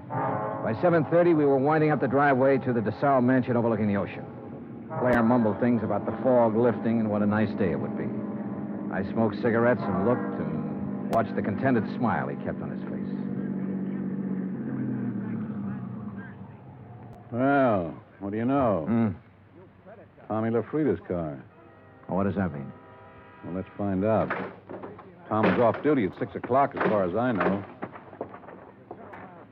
I told you it was going to be a nice day. Yeah, you did it then.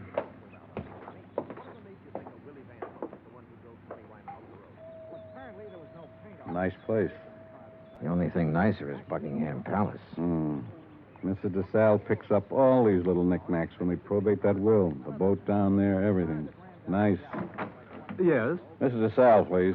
At this hour of the morning. She's still asleep. We kind of guessed she might be in bed. You tell her the police are here and want to talk to her. Police? Now, you got it. Yes, sir. Just a moment. That's you, Blair? Hello, Tom. I'm waiting to see her, too. Thought she might have a little something to say that'd help in that Kenyon killing and be willing... You remember Mr. Dollar? Mister? That's what I said, Tom. What is this? He's giving me a hand. You trust him. Better than I do you. Kind of a crack is that? No crack. Just that you're always talking when you ought to be listening. Besides that, you've been drinking again. Go on, get your hat and get out of here. Don't I just gave you an order. Beat it. Okay. He'd like to kill somebody, that bird. I'm not so sure he didn't. You got a gun in that coat? No. Take mine. What? I don't like him being here. It just came to me. He was the first one down at the dock the night Desalles got it. The first one. Her boyfriend? Could be. I can't awaken Mrs. Desalles. You'll have to come later. Well, we'll handle that part. Which room is hers? But you can't come in here. Which like this. room? Top of the stairs, the first door. Oh, you run along and buy yourself a cup of coffee. Come on, Dollar. You can't go up there at this hour of the morning and break in on her. Mrs. Desalles. No. Hey, get the light switch. Yeah. Come near me, please. Don't come near me, please. Please. Oh, please, I won't tell. I won't tell anyone. Mrs. Desalles, I just... Beaten up. Good Lord. Please. Oh, please don't. Look, Mrs. Desalles, we aren't going to hurt you. Tell us who did this to you. Tell us why. Tom LaFrida? Was it Tom? Tom helped you get rid of your husband, is that right? We know that's right. Now, what about Kenyon? Tom killed him. LaFrida killed him. Why? He wanted money to get away. Tom said it'd be easier to kill him off than let him go. Tom did this. Why? He said people would be around to see me. Not to talk about anything. Not to talk about anything. This is George Blair. Get an ambulance over to the Desalles place, fast. He said he loved me. He never loved anything in his life. You big, fat pig. Turn around and get it. I'll warn you, Tom. Dollar's got my gun. He's next. You look at mine. You all right? Okay, here's one in the ceiling. You? Okay. He's gone. What made him, Dollar? What made him? All these knickknacks. And her.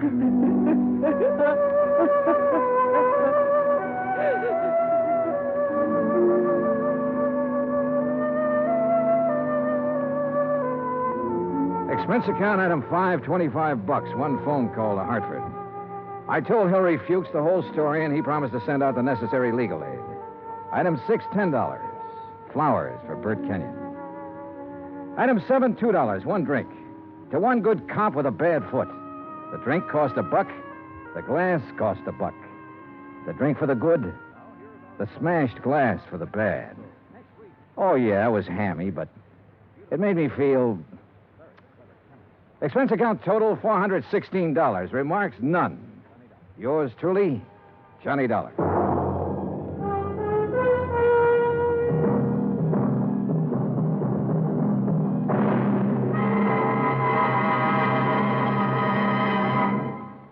Now, here is our star to tell you about next week's story. Next week, one of the sweetest old characters I ever met.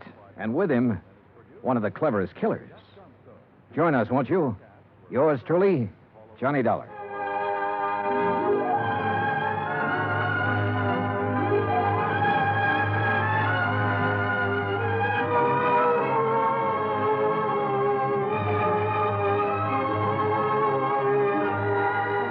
Yours truly, Johnny Dollar, starring Bob Bailey, originates in Hollywood.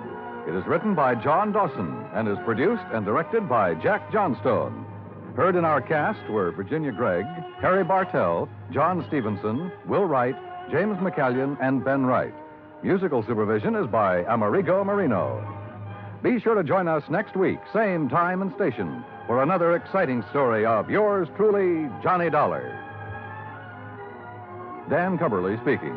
Johnny Dollar has come to you through the worldwide facilities of the United States Armed Forces Radio and Television Service.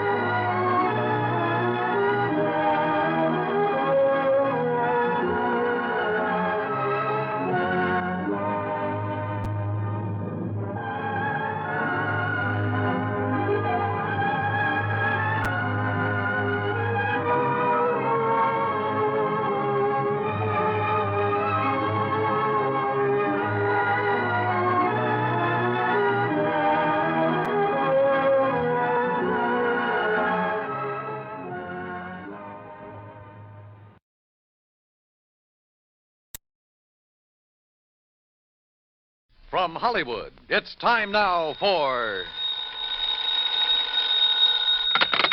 Johnny Dollar. Paul Brennan, Inter-Allied Insurance Company, Johnny. Oh, hi, Paul. How's the world doing by you? Oh, I got troubles. Oh, like what? Like Albert W. Winkler. Winkler? Who's he? Maybe you mean who was he? Well, which is it?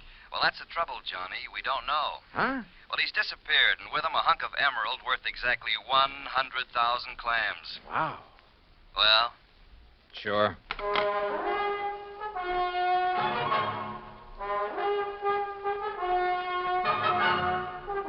Bob Bailey in the exciting adventures of the man with the action-packed expense account. America's fabulous freelance insurance investigator. Yours truly, Johnny Dollar.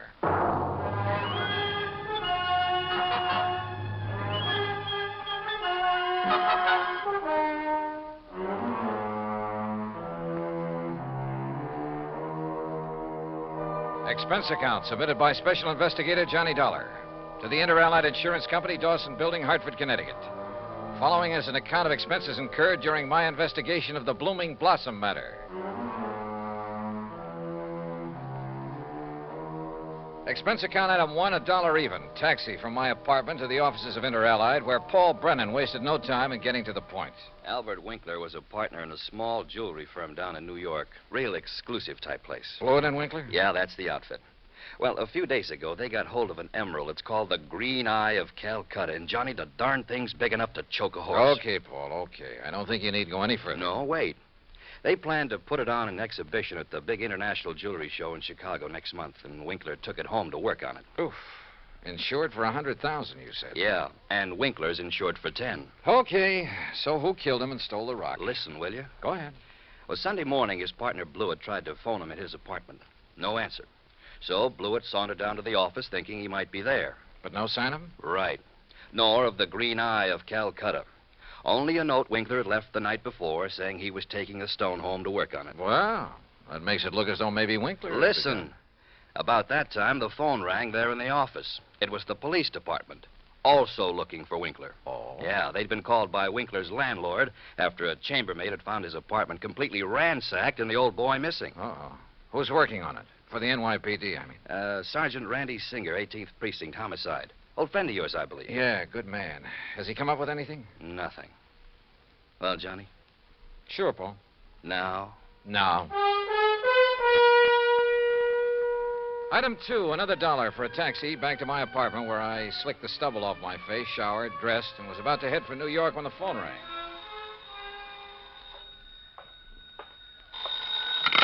Johnny Dollar. Johnny Dollar? That's right. Oh, good. Well, who's that? Oh, yes, of course, Mr. Dollar. Huh? I must talk with you, sir. It's important, very important. Well, who are you? Me? Well, this is Wilbert Kenworthy Blossom. Yes, and I must see you right away. Well, what's this all about, Mr. Blossom, did you say? Oh, why, that's right. How did you know that? Oh, is this some kind of a gag? Certainly is not. And to think that now I'll be working with you on a... Oh, it's wonderful, just wonderful. What are you talking about? Why, you, don't you see? I follow every single one of your cases, sir.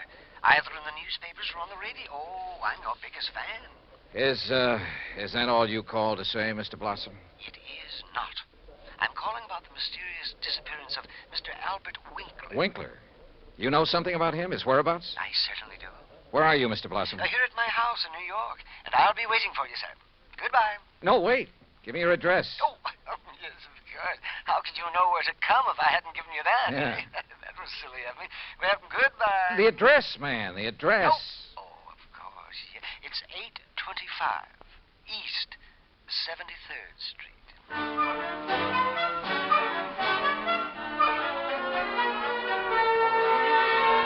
Item 3, $9.20, transportation and incidentals to New York City and 825 East 73rd Street. It turned out to be one of New York's famous old brownstone houses, well preserved and reeking of an era long past, when the city's wealthy and elite had built row on row of these monuments to a now forgotten financial aristocracy. Oh, come in, Mr. Dollar. Come in. I'm Wilbert Kenworthy Blossom, and I cannot tell you how thrilled I am to be working with you on this. I don't know how to describe it, but I'll try. The inside of Blossom's home was unbelievable. Ornate pre-Victorian furnishings, heavy velvet draperies, huge lamps and chandeliers, gilt-framed mirrors, even an ancient horsehair sofa. It was also filled with dusty piles of newspapers and magazines, hundreds of old books. Travel books, Mr. Dollar, and mysteries. Oh, I just love mysteries. One corner of the high-ceilinged living room was piled with old trunks and handbags, an old carpet bag even. Boxes of tools and utensils were stacked about, an ancient Victrola, beat-up sewing machine. You just never know when you might want to sew something, do you? Old guns and pistols, some of them museum pieces. A stringless tennis racket. A pair of rusty handcuffs locked to the base of a floor lamp without a shade. A broken bicycle pump. That's just in case I ever find a bicycle to go with it, you understand. Yes. Against one wall stood an old metal cabinet loaded with rusty surgical instruments and a worn-out catcher's mitt. Yet directly opposite was a corner shelf full of priceless porcelain figurines and rare pieces of china. Some of the old clocks and jewelry on the mantelpiece were collector's items. Fine original oil paintings lay among piles of old shoes. All in all, it looked as though the contents of half a dozen pawn shops had been dumped into it. At auction sales, Mr. Dollar. Oh, yes, sir. I just cannot resist an auction sale or a bargain. But what are you going to do with all this stuff? Oh, just keep it. I like it. I like a lot of things. Yeah, so I see. Including 12 gross of Spencer's superlative steel-tipped shoelaces, patented 1841. They were a bargain, Mr. Dollar. Just like all this fine artwork is, too. Yeah, I'm sure. Some of my friends pamper me a bit, though. You know, send me things they pick up at sale. Yeah, now look, Mr. Blossom, you told me you know something about Albert W. Winkler. Oh, yes. Yes, indeed. Well? And think of that magnificent emerald. Gone. Disappeared. Yeah, but now you said... And that poor Intralite Insurance Company. Oh, my. That's how I knew you would be called on this case. But $100,000 and $10,000 on Mr. Winkler. Well, at least they're off the hook on him until he's proved dead. Aha. And that's where I come in. With proof. Proof? What proof? Have you seen Winkler? Mr. Dollar, I have. Well, where is he? You understand, of course, that I know Mr. Winkler very well because I've seen him at his office so many times. Yeah, okay, go on. Oh, go on. Yes, indeed. Such beautiful, beautiful jewelry he had there. And, of course, he was always trying to buy some of the things I But had. you say you've seen him. Where? Well, Saturday I'd planned with a couple of old friends to attend a railroad auction. That was the Canyon City and Metropolitan Railroad. Winkler was there at the auction sale? Yes. Did you speak to him? Oh, no. Well, why not? You said you knew him. Oh, I didn't go to the auction. I wasn't feeling very well that day. I had a little cough. It was kind of like that. Then how do you know he was there? My friends went, and at least they talked about going. Mr. Blossom. And I'm sure they did, too, because they sent me something from... And what do you suppose it was? I don't know. I don't care. Now, look here. You got me It to... was the very thing that has solved this whole case for you. What? And think of it. This dull, drab, dreary life of mine has suddenly become... Why, it's almost like a mystery story, isn't it? Adventure and... Look, Mr. Blossom, Think of it. I'm being a detective. I'm working with my idol, the famous Johnny Dollar. Oh, George. Mr. Blossom, what did they send you?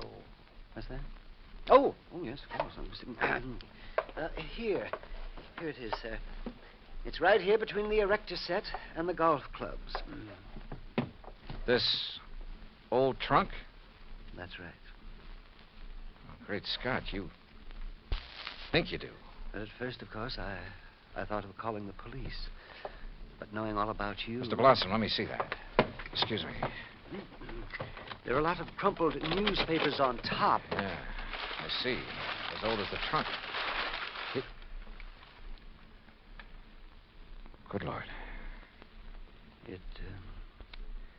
It isn't pretty, is it?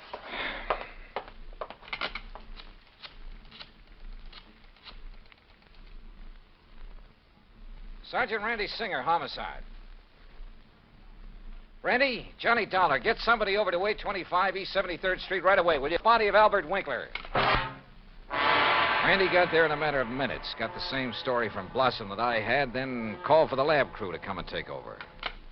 Now, who delivered this trunk, Mr. Blossom? Why, it was just a delivery man. Can you describe him? Would you know him if you saw him? Yeah, well, he was big and strong. He was very strong. Distinguishing features, scars or a limp or a beard or something? Well, I told you, Johnny, he was big and strong. How old? Well, I would say he was somewhere between 25 and, Yeah? 50. Yes, I'm sure. Well, that's a lot of help. Yeah, you better have those thick spectacles changed. But he was big. Yes, we know, and strong. What about his truck? Oh, I didn't see that. He left it outside. No. Now, look. These friends of yours who did attend the auction, who were they? Oh, yes. Now the investigation proceeds. Now the excitement. Who were they, Mr. Blossom? Well, there's Randolph Harrison and President...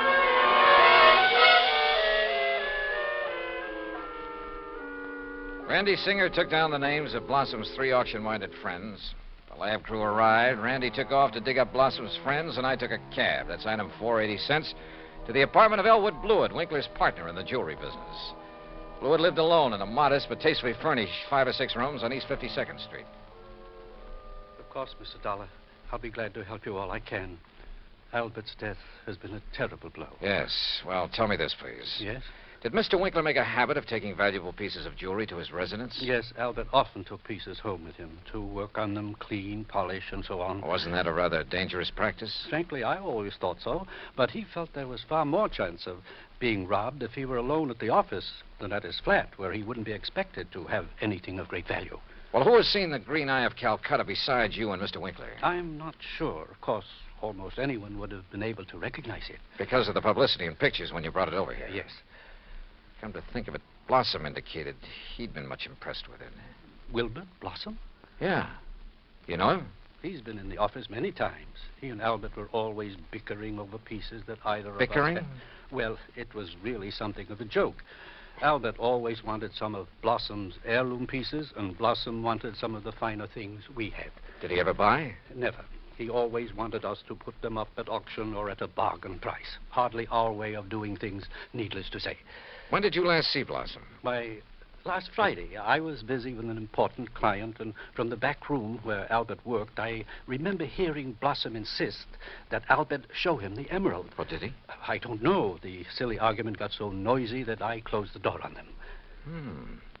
Oh, now wait. Certainly you aren't thinking that perhaps Wilbert Blossom... I'm not quite certain what I'm thinking, Mr. Blewett.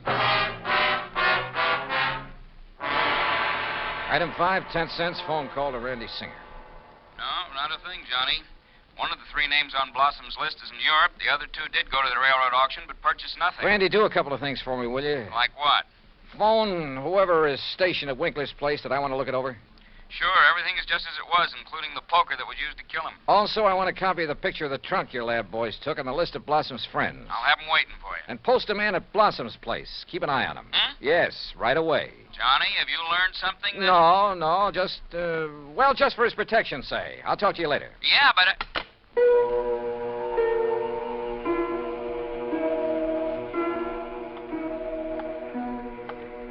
Blossom. Yeah, Blossom. Maybe I hadn't given enough thought to the strange little character. Or to why the trunk with Winkler's body had been at his place. But if he were involved, why call me in? Cover up? Possibility. But Wilbert Blossom kill a man? Yeah, maybe he could. Maybe he did. I'd better see him as soon as I get through with the inspection of Winkler's apartment. Mr. Dollar? Oh, hi, officer. Did Sergeant Singer call and tell you that... He's on the phone here in the Winkler apartment now. Wants to talk to you. Says it's very urgent, sir. Okay, thanks. Johnny Dollar. Johnny, how did you know? Huh? The man I sent to cover Blossom's house for you got there too late. What? Whoever got in and attacked the poor old coot got away. Attacked? Blossom? Yeah, really did a job on him. Johnny? Okay, Randy. Thanks.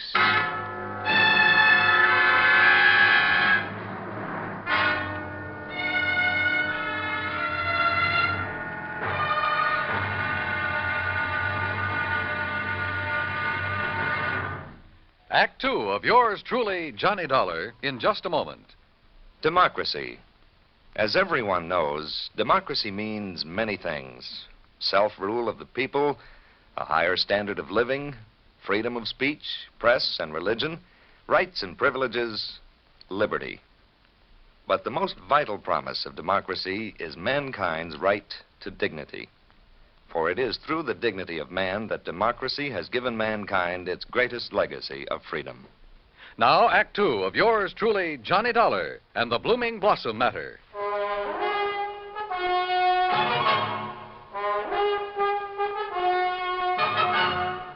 Expense account item 6, $2.25 for a fast taxi ride to 18th Precinct Police Headquarters. All right. As soon as I got your call, Johnny, I sent a uniformed man over to Blossom's house. From the way you talked, I thought maybe you suspected him. Yeah, Randy, I'm afraid I did.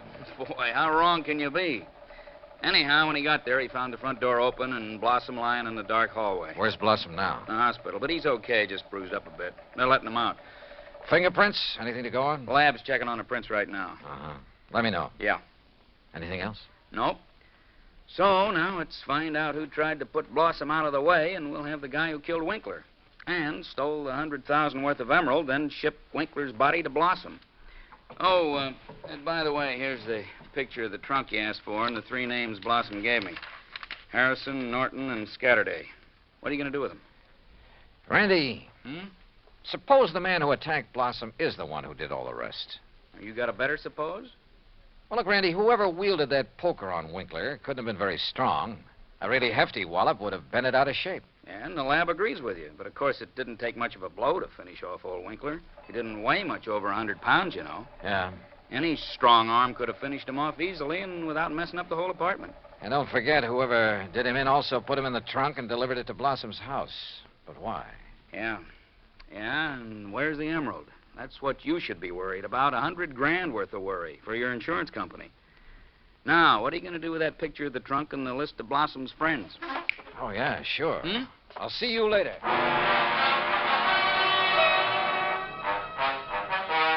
Item 7, $5.50 for a taxi to the warehouse of the Canyon City and Metropolitan Railroad over in Jersey.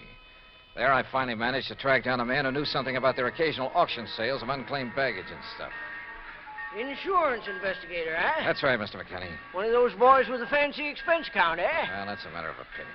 Look, you had an auction sale here last Saturday, didn't you? That's right. Handled it myself. Want to know something about something we sold off? Exactly. Then I'm your man. Always remember all about every single item I sell and who bought it and all about them. That's fine. Because I want to know if any of the names on this list bought from you on Saturday. Yeah? Randolph Harrison. Man by the name of Harrison buy anything? No. How about Percival Wentworth Scatterday? No. Ellsworth Norton? No. You sure, Mr. McKinney? I'm sure. How about Blossom?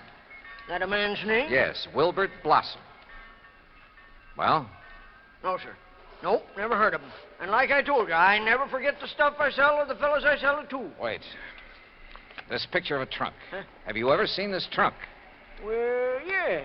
Did you sell this trunk on Saturday? Yes, I did. To whom? Come on, man, it's important. Well, I was real early in the sale. Yeah, before most of the people got here. Bought this trunk and had it sent to his apartment in New York. And his name? Well, it was a funny kind of name. Blinky or Winky or... Oh, no. Winkler. Winkler. That was it. Albert Winkler. Item 8, $2, 2 drinks for myself at the nearest bar. But they didn't help to kill my feeling of utter frustration. Item 9, $5.50 taxi back to 18th Precinct headquarters in New York for want of a better place to go. Oh, it's about time you got here, Johnny. Oh? We matched up the prints we found after Blossom was attacked. You know who made them? Yeah, here's his card. Carlo Bernasconi. Any reckon? Couple of a dozen arrests, only one conviction. Anything to do with jewelry? Better. Accessory to a hijack operation a couple of years ago. He drove the truck. Hey. Sure. Got a mugshot of him? We got him. Downstairs. Come on, I'll take you down. Randy, what's he look like? Like you'd expect the truck driver to look. Big husky brute. Has he admitted anything? Well, the threat of a murder charge made him talk all right, but none of it makes any sense. Of course it doesn't. But he's our boy, all right. He killed Winkler, beat up Blossom. I thought your lab decided whoever killed Winkler was a small fella. Yeah, So the theory about the same man killing Winkler and beating up Blossom doesn't work. But, Johnny, holy... Come on down. Let's talk to this Bernasconi. After I make a phone call. Huh? Who to? Yeah? Get me a man named McKinney, Canyon City and Metropolitan Railroad Warehouse over in Jersey. Make it fast, please. Yes, sir. Hey, you been over there, Johnny? Just before I got here. Did you find out anything? No, but I'm going to now. Like what? Randy, for the first time, this whole thing is beginning to make sense. Here's your party. Mr. McKinney? That's me. This is Johnny Dollar, remember? Sure do. Good. And say, Now- I've been reading in the paper since you left here about that body found in the trunk over there in New York. Yeah, well, look. Is that the same trunk you was over here asking about? Yes. Now, you told me that trunk was bought by a man who gave his name as Winkler. That's right. Do you remember what he looked like? Sure do.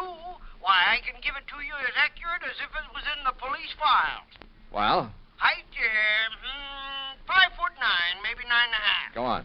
Weight, between 155 and 58. You see, when I was young, I worked with the Carney show guessing weight and height, and if I didn't guess it right... Yeah, okay. Now, how about the color of the eyes? Well, I noticed them because of the way he squinted through them thick, old-fashioned steel glasses. Thanks, Mac. I'm sending you a 10 spot in the next mail. Well, now. Well, Johnny? Come on, Randy. Let's go down and see this Bernasconi. You find something out new? Yeah, and I don't like it. I don't like it.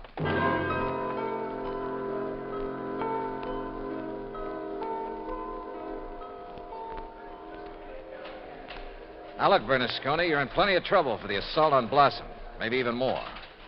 But I'm the man who can save you from a murder rap, if you'll answer a couple of questions. Sure. I told the cops. All right. Did you pick up and deliver a trunk yesterday morning? Sure, I told him. For a guy named Winkler. You got the trunk from Winkler? Sure, at his apartment on East... What did he look like? How tall? Maybe 5'8" or 10. What? Johnny... Slight build or heavy or what? I'd say about medium. Maybe 150 pounds. Johnny... Now, look, mister. Now, wait a minute, you look. Did you deliver that trunk to a man named Blossom? Sure, at 825 East 73rd Street. What did he look like? Him I never seen. I knew it. He hollered from a window that the door was open and I should put the trunk in the living room. What a junk house. But you must have seen him later when you came back and assaulted him. It was night then. When he come to the door, I just slugged him and let him lay there. Then I went inside where the lights was on to look for... Well, look for the big rock I'd read about in the paper. But then I heard a prowl car coming, so I beat it. Trunk wasn't there anyway. Okay, Bernasconi. See you later, Randy. Now, just a minute, Johnny. Hey, and what about me? You said it...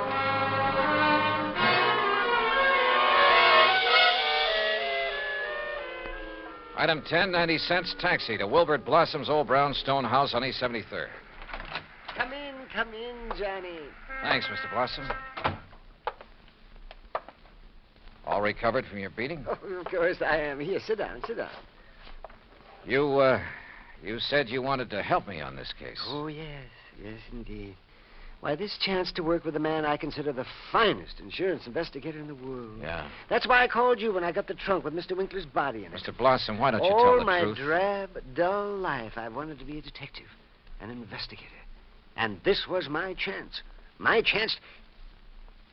Tell the truth, did you say? Mr. Blossom, listen to some facts for a minute and see what conclusions you draw from them. Oh, deductions. Like a detective. To begin with, this house of yours is so full of, well, junk. I told you, Johnny, I like things.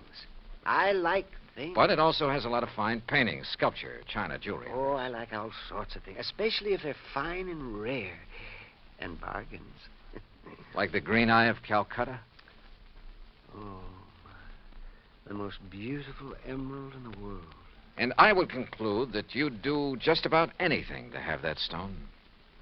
Yes, sir, Johnny. I'd reach the same conclusion. Okay. Now, when Albert Winkler and the emerald disappeared, it was in the papers that Inter Allied had written policies on them. Conclusion? Yes, sir. I would deduce that you would be called in. Wouldn't it be smart, then, if the killer was afraid I'd eventually get around to him anyway? Wouldn't it be smart for him to call me in and offer to help me? As a cover-up for what he'd done? Oh, yes. Yes, indeed. Or at least he'd think it would. Oh, yes, I guess he thought it would. Another thing, Mr. Blossom. Oh? What is it, Johnny? The body was packed in the trunk with old newspapers. Like these you keep piled around. Oh, why, yes. And I would deduce... So obvious that both Randy Singer and I overlooked them completely. Oh, well, there's so many things piled around here. You couldn't be expected to... Johnny. Yeah? What really made you decide that... Well, I'd like to know. All right. Albert Winkler was a frail little old man, about 4'11", not much over 100 pounds. Yes, he was. But the man who bought the trunk and had it sent to Winkler's apartment, who gave his name as Winkler, that man was about 5'9", 155 pounds. And he wore thick, old-fashioned steel-rimmed glasses. But, Johnny, I can't see without them. Then there's the truck driver. The man who ordered the trunk delivered to this house gave his name as Winkler, too. But Winkler was dead by then. Dead from a blow inflicted not by some big bruiser, but by somebody of, say, your build. Oh, that awful truck driver who thought the emerald would be in the trunk and came here to steal it and who beat me up. I suppose you want the emerald. Yeah.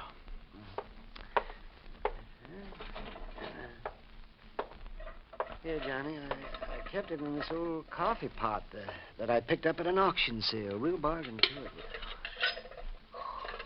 Oh, isn't it a beautiful stone? Oh, if only Mr. Winkler would have sold it to me. At a bargain, that is. Then none of this would have happened. Well, I guess we better go now, hadn't we? It's such a silly thing. Me trying to act like a detective. I guess I didn't even make a very good killer. Did I? Why? Just this overpowering passion to have things? Maybe. Or maybe it was just a reaction. A last desperate attempt to some way, any way, break from a lifetime of lonely, dull, drab idleness. I don't know. But for some crazy reason, I feel sorry for the funny little old character who turned killer.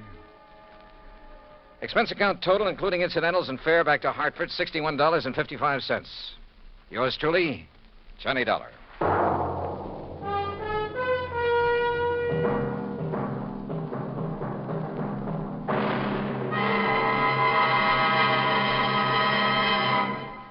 Now, here is our star to tell you about next week's story. Next week, A case so simple, so easy, so obvious, that it proves almost impossible to solve.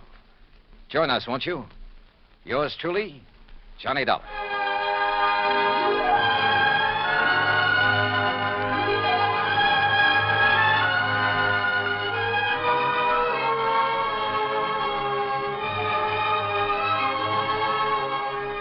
Yours truly, Johnny Dollar, starring Bob Bailey, originates in Hollywood. It is produced and directed by Jack Johnstone, who also wrote tonight's story. Heard in our cast were Howard McNear, Herb Ellis, Herb Bygren, Junius Matthews, Herb Butterfield, Frank Gersel, and Johnny Jacobs. Musical supervision is by Jerry Goldsmith. Be sure to join us next week, same time and station, for another exciting story of yours truly, Johnny Dollar. Dan Cubberly speaking. Johnny Dollar has come to you through the worldwide facilities of the United States Armed Forces Radio and Television Service.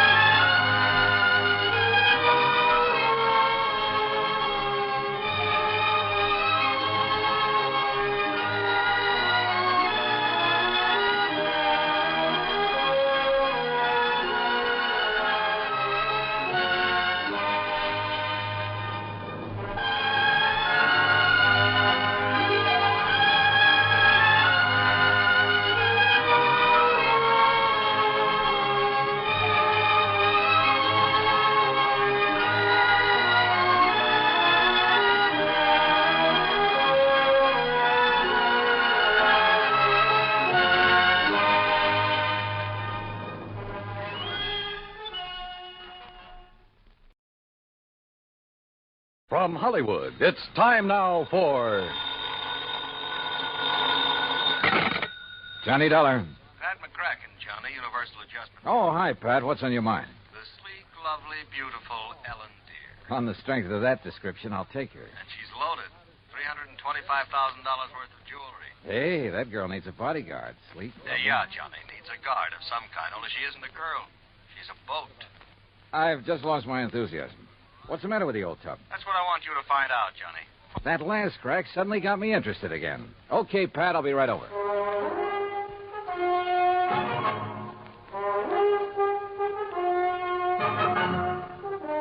Bob Bailey in the exciting adventures of the man with the action-packed expense account. America's fabulous freelance insurance investigator. Yours truly, Johnny Dollar.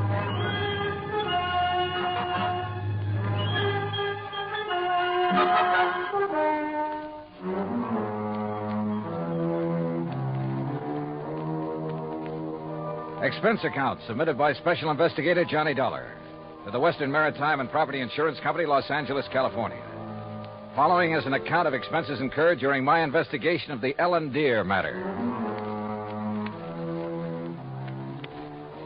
Expense account item 190 taxi from my apartment to the offices of Universal Adjustment Bureau in Hartford. Pat McCracken's usual smile was noticeably missing when I walked in on him. Come in, Johnny, and sit down. Thanks. Oh, and you're to bill Western Maritime and Property on this one instead of us. Okay, but how are you involved? We handle all their claims that are of any size. Story. You ever hear of Randolph Berman? I know of a jeweler down in New York. That's the one.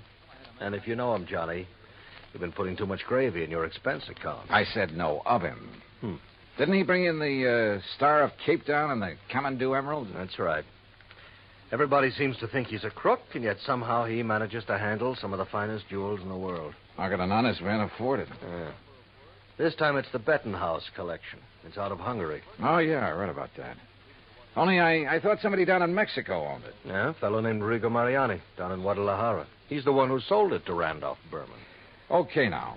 Is this Ellen Deer you mentioned Berman's wife? No. Former wife. He's on about his fifth.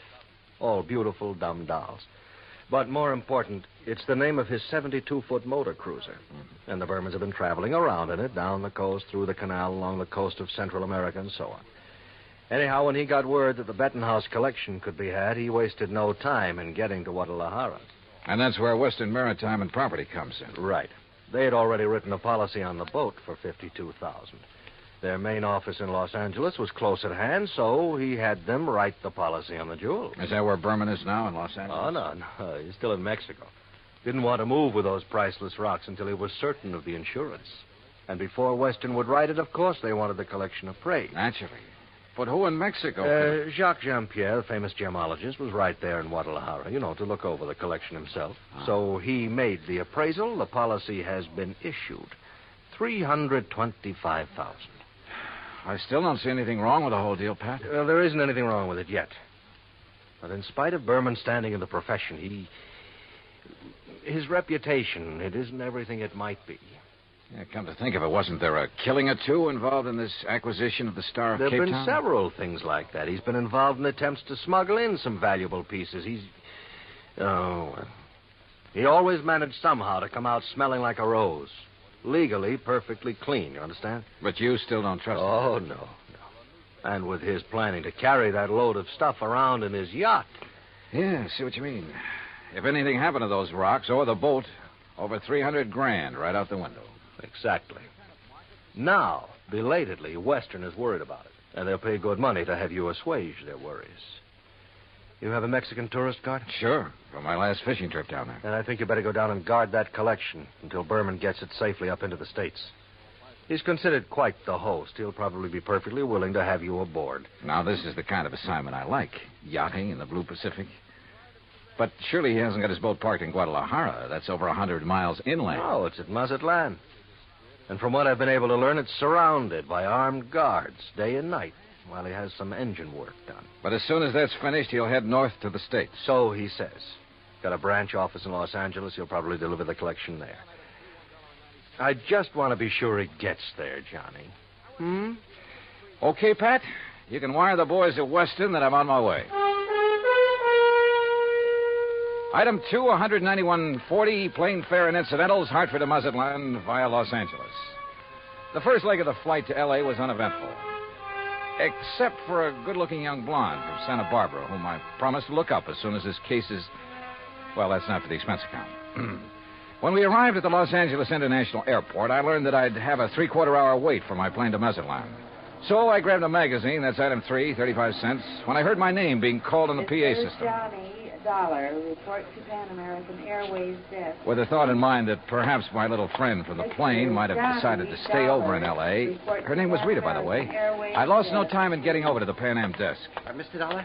Yeah? Johnny Dollar? That's right. I'm Arthur, Western Maritime and Property Insurance Company. Oh, yeah, how do, Mr. Arthur? Planning to go on down to Mazatlan with me? No. But meet Monsieur Jacques Jean-Pierre. Monsieur Dollar, I am honored. How are you, Mr. Jean-Pierre? This is the gentleman who appraised the Bettenhouse collection for us. Oh, yes, I am an expert. expert. Could issue the policy on it to Mr. Berman. Oh, yes. Yes, he's done this sort of thing for us many times. Oh, I do not have I'm any... afraid that he's brought us rather bad news. Something's already happened to the collection? Well, not exactly. Not for the whole collection. No, not the whole... Please. That is, I'm not quite sure. What I mean is... Yeah, just what do you mean, Mr. Arthur? Perhaps I should explain to Monsieur Dollar, eh? Well, I think somebody better. Yes, you go ahead, Jacques. Yeah, very well. And while you're doing it, I'll cancel the rest of Mr. Dollar's reservation to Mazatlan. Yes, I'll do that. Oh, Claire... Oh, no, wait a minute. First, let me find out what this is all about. Oui. Oh, very well. Jacques here was in Guadalajara when the Bettenhouse collection became available for purchase. Yes, Monsieur Dollar. I had gone there in the hope that some of the pieces might be purchased separately. So? Alas, such was not the case. The Mariani firm decided to dispose of the collection only as a whole. I see. Well, what's this bad news you have? I am getting to that. Yes, you see, it's this way. Please. Well, then go ahead, Jacques. Thank you. Monsieur Dollar, interested as I was, I looked over the collection very carefully, each individual piece. And you must believe me, to an expert like myself, every facet of every gem has a character all its own. A precious stone is like a face to me, always to be remembered. Yeah. Well, go on, please. I simply wish to make it clear to you, monsieur, that every item in the Bettenhouse collection is completely familiar to me. Oh, it is? As are many other important gems throughout the world. You know, each is like a friend. And each stone in him is like a face to you. Precisely. Always to be remembered. Yes.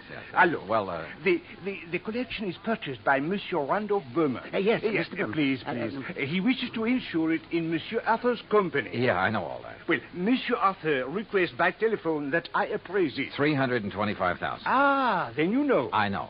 So I stay at Guadalajara a few days to wait Monsieur Arthur's check for my service. You want to be sure the check was Please. I visit some of my old friends among the jewel setters. And then, on the third day, what do you think happens? You tell me. Johnny, this is it. In the shop. No, please, Yeah. Monsieur I'm sorry. Arthur. In the shop of my friend Garcia.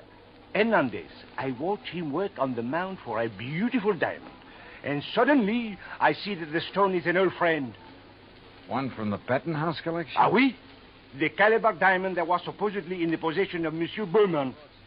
You're sure of the identity of that stone, Mr. Jean-Pierre? Oh, please. As I told you, monsieur, a precious stone to me. Yeah, it's like a face to you. So what you figure, Arthur, is that you've insured a boatload of $300,000 worth of gems on the way to the USA, and maybe they're not on board. Exactly. Unless, of course... Mr. Jean-Pierre, did you tell Mr. Berman about this one stone? Oh, I went immediately to Mazatlan, where I knew he had his boat, the LMD. Well, what did he say? Alas, he had sailed away. Did you learn his destination? Oh, yes. Los Angeles, Johnny, right here. He has a branch office. Well, has he had time to get here yet? I don't think so. Have you tried radioing to his yacht? No, I've done nothing. You see, I didn't learn about this until Mr. Jean-Pierre arrived just a few hours ago. Yes, I came up on the aeroplane, the better to arrive and speak with Monsieur Arthur before Monsieur Berman would arrive. Do you know where Berman plans to dock his boat? Well, Probably the port in San Pedro, if he's coming here. But who can be sure? Usually on vacation trips, he docks down the coast at Balboa, the yacht club. Or who knows, he might even... Yeah. He might have no intention of coming up to the States at all. He might not even have the jewels with him. Arthur, do you know where his branch office is? Oh, yes, it's in Los Angeles. Well, actually, it's in Beverly Hills. Got a car? Yeah. Then let's go. Though he couldn't quite put his finger on it, Arthur was convinced that Randolph Berman was up to something and that his insurance company was going to have to take the rap. On the way into Berman's Beverly Hills office, we dropped Jean-Pierre at the Beverly Hilton and told him to sit tight in case we needed him again. Berman's office was in a nice modern building on South Beverly Drive, tastefully furnished with pictures of various famous jewels on the walls, but with nothing of particular value in evidence. However, I did notice that one wall held a built-in vault big enough for a reasonably sized bank. We were approached by a hand-rubbing, obsequious little character dressed in striped pants and cutaway coat and wearing thick glasses. Good morning, gentlemen. Is there any way I may be of service to you? Yeah, I think there is. Are you the... Mr. Arthur. Forgive me. I didn't recognize you for a moment. Mr. Corello, this is Mr. Johnny Dollar. Hi. How do you do? Is there something I may show you, Mr. Dollar? Some little bauble, perhaps, for a charming lady? Well, not at the moment, Mr. Corello. Oh, Mr. Arthur, there's no reason to mail this to you. Let me see now. Oh, yes, here it is. Here is a request for slight revision of the policy on the Bettenhouse collection. Oh? What's this? Well, the wire was sent by Mr. Berman just before he embarked for Mazatlan. I was going to put it into letter form to be more What's proper, it say? but... Well, now here, I'll read this. Please request Arthur revise Bettenhouse policy. Exclude Calabar diamonds. Value $4,000, which I have sold private party in Guadalajara. Oh, well, we kind of guessed wrong, didn't we, Johnny? Mr. Corello. Yes? Has Mr. Berman wired you whether he's coming here? Oh, of course he is, with that collection. When? When is he going to arrive? Well, his lovely yacht, the Ellendia, should reach San Pedro Harbor late tonight. But that's what he wired me, and I intend to meet him there. Then I'm sure you won't mind if I go with you. Oh? Mr. Dollar is a special investigator. Investigator? Well, actually, I'm here just to help Mr. Berman protect that collection. Oh, excellent. Then you can arrange for the police escort. Yes, and alert the harbor police to guard the Ellendia, as Mr. Berman requested. Did he request that? Oh, indeed. But apparently he hasn't been worried about anything happening to the collection while he's at sea. At sea? Oh, surely you don't mean pirates or anything like that in this modern day and age. You know something? At this point, I'm not quite sure what I mean, or even why I'm here. Well, of course, Well, of course, what, Arthur? Oh, excuse me while I answer that. Well, I mean... Berman Jewel. That is... What? Well, at least I'll feel better when the stuff is here in the vault. Wait a minute. Oh, no. Corello at the phone paled visibly, then gasped and clutched the back of a chair for support as he listened on the phone. His jaw dropped, his eyes widened, and he shook his head once or twice in horrified disbelief. Finally, slowly, he hung up and came unsteadily toward us. Mr. Corello. Yeah, what is it, Mr. Corello? The Coast Guard. Yes? They said the Ellendeer, the yacht. Yes? Sunk. What? In 600 feet of water. In the outer channel.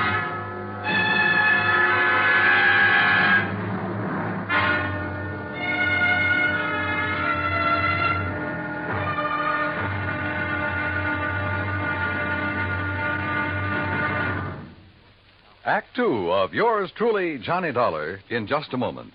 Democracy. What has it to do with money, the medium of exchange of mankind? A couple of thousand years ago, it was said that money alone sets the world in motion. That's one way of saying that money and economy are virtually one and the same thing. The economy of a nation depends on its commerce. Commerce depends on manufacturing and services. It has been proven that those nations which practice democracy have the greatest economics. That means money, more money for more people, and a greater freedom of opportunity to earn a higher standard of living. That's why democracy provides mankind with its richest legacy of freedom. Now, Act Two of yours truly, Johnny Dollar, and the Ellendeer Matter.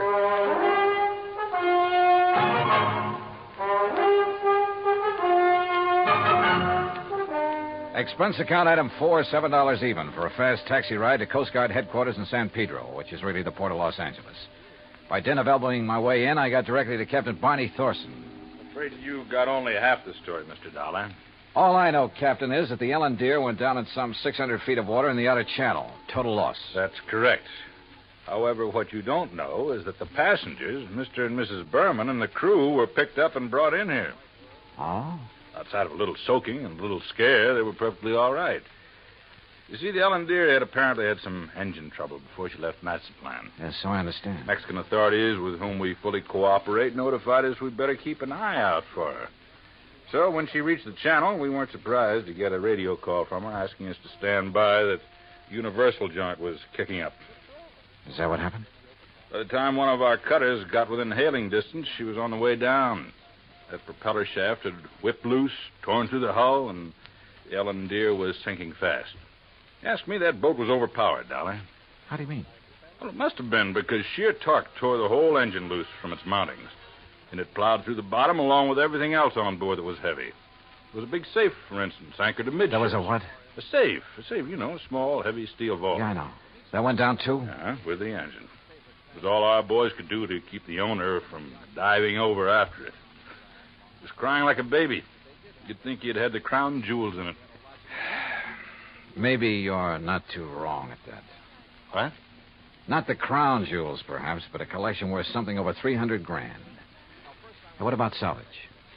Salvage operations in 600 feet of water in that channel? Oh, yeah. No, Dolly. Salvage, even if it were possible, it'd cost a couple of times the worth of that stuff at least. The only passengers were the Bermans, huh? That's right. Prove 3. And they weren't able to save anything? Nothing. Not of any consequence, that is. One of the crew didn't even have his shoes and shirt on. What about Berman and his wife? It's funny what people will do in an emergency sometimes. What do you mean? Well, you've heard about the man whose house catches fire. He gets panicky, throws all the china and the glassware out the window, and carries out the mattress. What are you getting at, Captain? The only thing that Berman saved in his excitement was 2 beat-up old hats and a fishing rod. Oh, yeah, I see what you mean. And all his wife brought along was a handful of nylon stockings. She was hanging on to them for dear life. Oh, yeah, a big hat box with an evening dress half hanging out of it. And that's all? That's all. Hey, you know, that Mrs. Berman's quite a dish. Not too bright, but a real looker. Where are they now, Captain? They're headed for Beverly Hills. Beverly, Wilshire was the hotel, I think. In any event, Dollar, I'm afraid your company is going to have a big, fat claim to pay. On the yacht, yes. What's that mean? What do you think? Item 5, 320, long-distance call to the police in Mazatlan. I wanted to be sure that the Bettenhouse collection had been on board the Ellen Deer when she left port down there. Inspector Romulo assured me it had, that he'd checked the safe on the boat himself before allowing it to sail. Furthermore, he had insisted his own maritime service keep tabs on it up to the point where it made contact with the U.S. Coast Guard. In other words, the loot couldn't very well have been passed to someone else at sea. Item 6, 580 cab fare to Beverly Hills, where I dropped in at Berman's office. No, Mr. Dollar. He and Mrs. Berman are at the Beverly Wilshire. I'm sure you understand it's been necessary for them to buy a lot of clothes and things. Yeah, but he will come here. Oh, yes, indeed. From his last phone call, I'd say he'll be here within the hour. All right, then I'll come back. Please ask him to stick around and wait for me if he doesn't mind. Of course, Mr. Dollar, I shall be glad to. Oh, incidentally, he has had me phone Mr. Arthur and ask that claim forms for both the Bettenhouse collection and the loss of the cruiser be brought here to the office just as quickly as possible. Yeah, I'd figured as much.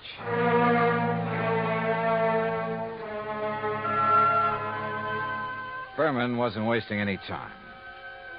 Oh, I know there still wasn't any concrete evidence that Berman was trying to pull a fast one. Ostensibly, the only reason for my trip out here was to watch over that fabulous jewel collection. A lot of good I'd been. He'd lost the collection and his boat, and the company'd have to pay. Then a wild idea hit me. I suddenly remembered something that had happened months ago. Last July, to be exact, when a big passenger liner, the Andrea Doria, had sunk off the Atlantic coast. According to the papers, when the survivors were brought into the port, the usual customs inspection was waived.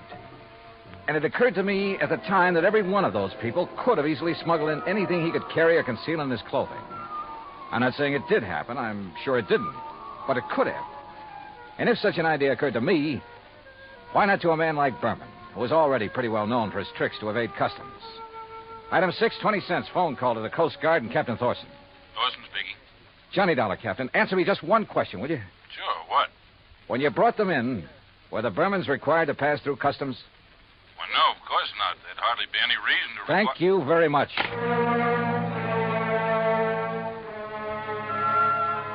Item 7, 10 cents, another call. This time to Arthur at Western Maritime and Property Insurance. You caught me in the nick of time, Johnny. I was just walking out the door. On your way to Berman's office? Why, yes. With a handful of claims forms? Yes. Now listen, get there as fast as you can. Get there ahead of him. What? So that you can see if he brings anything into the office, like the Bettenhouse collection. What? Though I doubt if he'd be that foolish. Foolish or not, how could he, Johnny? That collection, unfortunately, is at the bottom of the ocean. Listen to me. Keep him there. Maybe on the pretext of having to wait for me. Any reason you can think of. I'm afraid I don't understand. Just hold him until I get there, understand? Very well, Johnny. But what are you going to do? Arthur, I may have to break in and rob a hotel room. I went out and stationed myself across the street from the Beverly Wilshire. 5 minutes later, I saw Randolph Berman walk out the front door and head east on Wilshire Boulevard in the direction of his office on Beverly Drive. I waited a few minutes to make sure he didn't turn back, then entered the hotel. At the desk, I learned the number of Berman's suite on the 9th floor. Break in? It would have taken a battering ram. So I tried knocking. All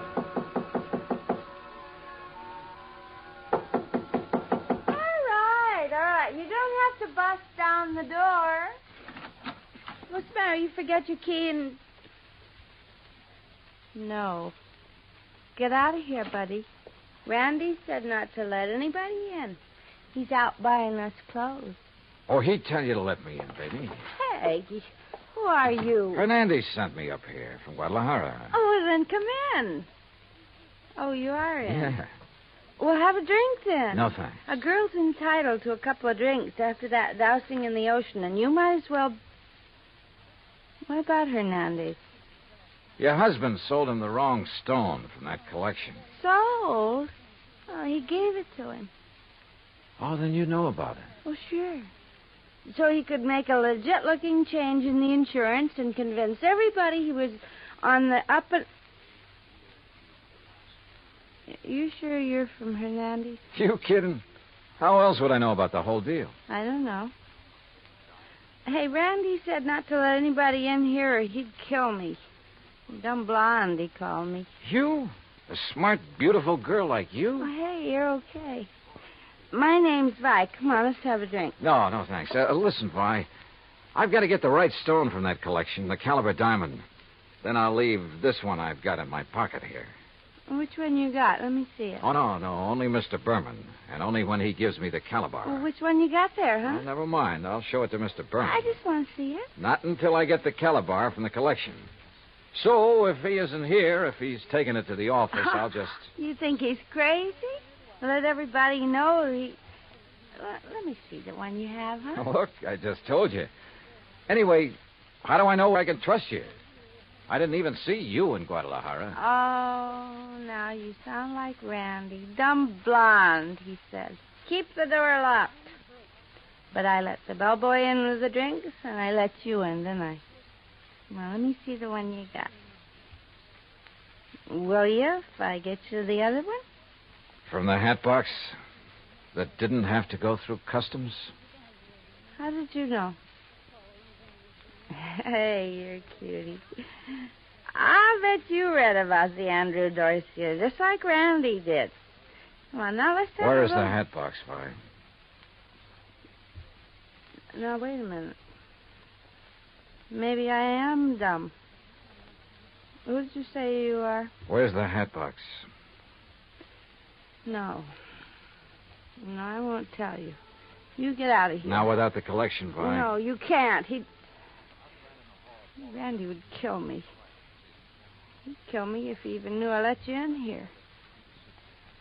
Who are you? Johnny Dollar, insurance investigator. Oh, please, Johnny, get out of here. The stuff in the bedroom? You can't go in there. I mean it. He'd kill me. Sorry, but that's your worry. Oh, no. Stop it or I'll set your eyes out. Now Hey, you get... pull in those claws, baby. No, you... Well, I hate to do this, but... No, help! Oh, yeah, that's right. Get the manager up here. Get the police up here. Police? Oh, no. Oh, yes. Then you'd really be in trouble. You'd be better off if Berman tried to kill you. Now, where's the stuff? It's in the closet, on the floor, in the hat box. Thanks.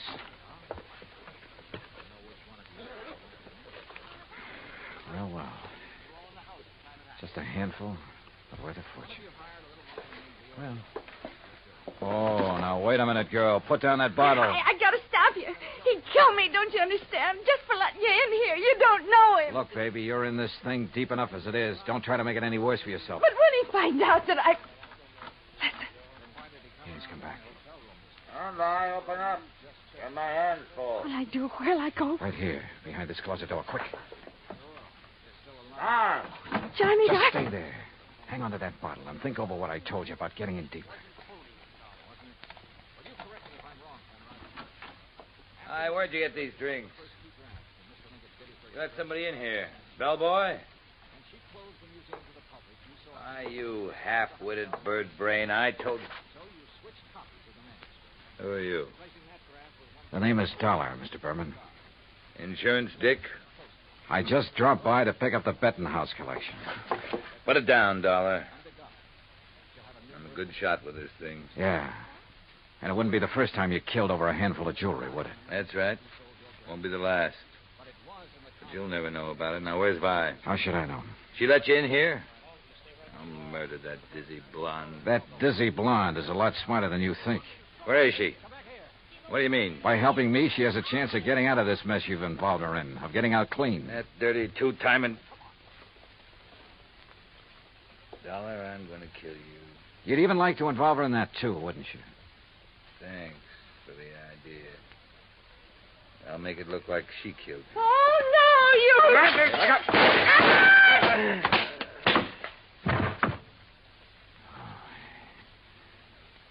Nice work with that bottle, Vi.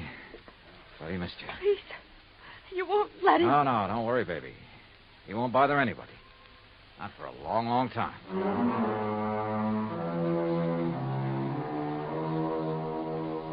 Item 8, $245 even. Incidentals during a couple of days of relaxation under the California sun and transportation back to Hartford. Expense account total, $453.95. Remarks? By way of getting off as easily as possible, Vi sang like a canary, and incidentally cleared up a couple of other of his shady deals. Result? By the time his prison term runs out, he'll be too long dead to collect the insurance on his yacht. End of remarks, end of report. Yours truly, Johnny Dollar.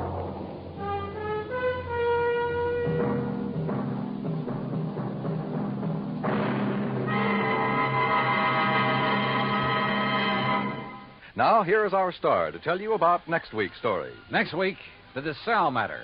And I promise you a double-barrel thrill in it. Join us, won't you? Yours truly, Johnny Dollar. Yours truly, Johnny Dollar, starring Bob Bailey, originates in Hollywood. It is produced and directed by Jack Johnstone, who also wrote tonight's story. Heard in our cast were Virginia Gregg, Lawrence Dobkin, Howard McNear, Jay Novello, Jack Edwards, Barney Phillips, and Raymond Burr. Musical supervision is by Amerigo Marino. Be sure to join us next week, same time and station, for another exciting story of yours truly, Johnny Dollar. Dan Cumberly speaking.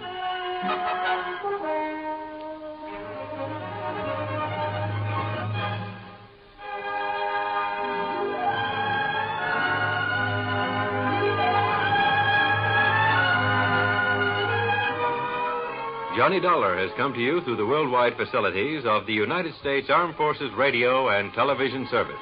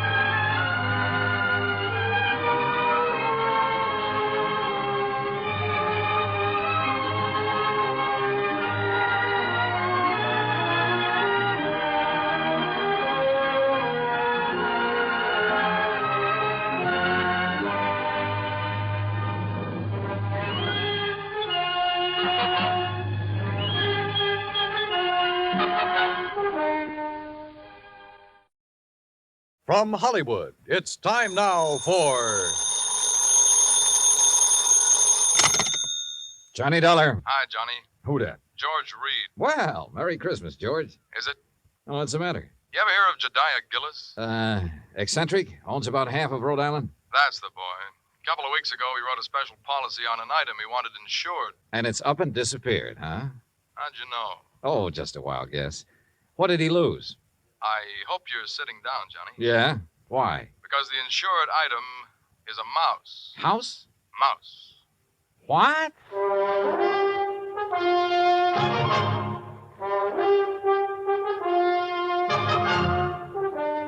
Bob Bailey in the exciting adventures of the man with the action-packed expense account.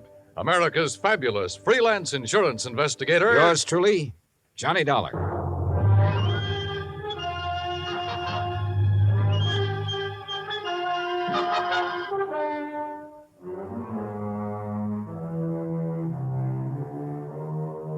Expense account submitted by Special Investigator Johnny Dollar to Floyd's of England, American Branch Office, 443 North 15th Street, Hartford, Connecticut. The following is an account of expenses incurred during my investigation of the missing mouse matter.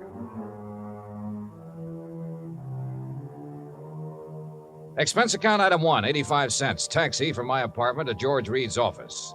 He was on his feet waiting for me. His Ivy League suit looked as though it had been slept in, and he needed a shave. Close the door, Johnny. Yeah, sure. Johnny, I'm going to level with you. This thing has me going. Well, it serves you right. Anybody who'd insure a mouse deserves what he gets. Yeah, but it isn't an ordinary mouse, Johnny. No? Not according to Mr. Gillis's original application. Yeah, take a look. Item to be insured. One unusually talented grayish-brown mouse. Unusually talented? Like how? I don't know. What? I tried to find out, but Gillis wouldn't tell me. And still you issued the policy? Well, you know our company, Johnny. We have a reputation for insuring almost anything, but we have to draw the line occasionally, and we would have here, except for one thing. What's that? And believe me, it better be good. It is. Gillis carries all of his insurance with us. Yeah, but even so. Just one of his several policies is a straight life for $350,000. Wow, king-size premiums, huh? Exactly. So when he called asking us to insure this fellow's mouse for a few weeks... Wait a minute. Gillis doesn't own it? No. Well, who does? It belongs to a friend of his, a man named Glazer.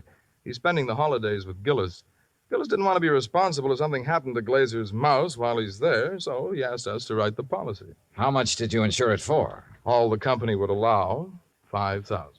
Oh, now, George, you think I want to get all worked up over a lousy $5,000 loss? What kind of a commission can I possibly make on that? Look, give me a chance to finish, will you? All right, but only because it's Christmas. All right.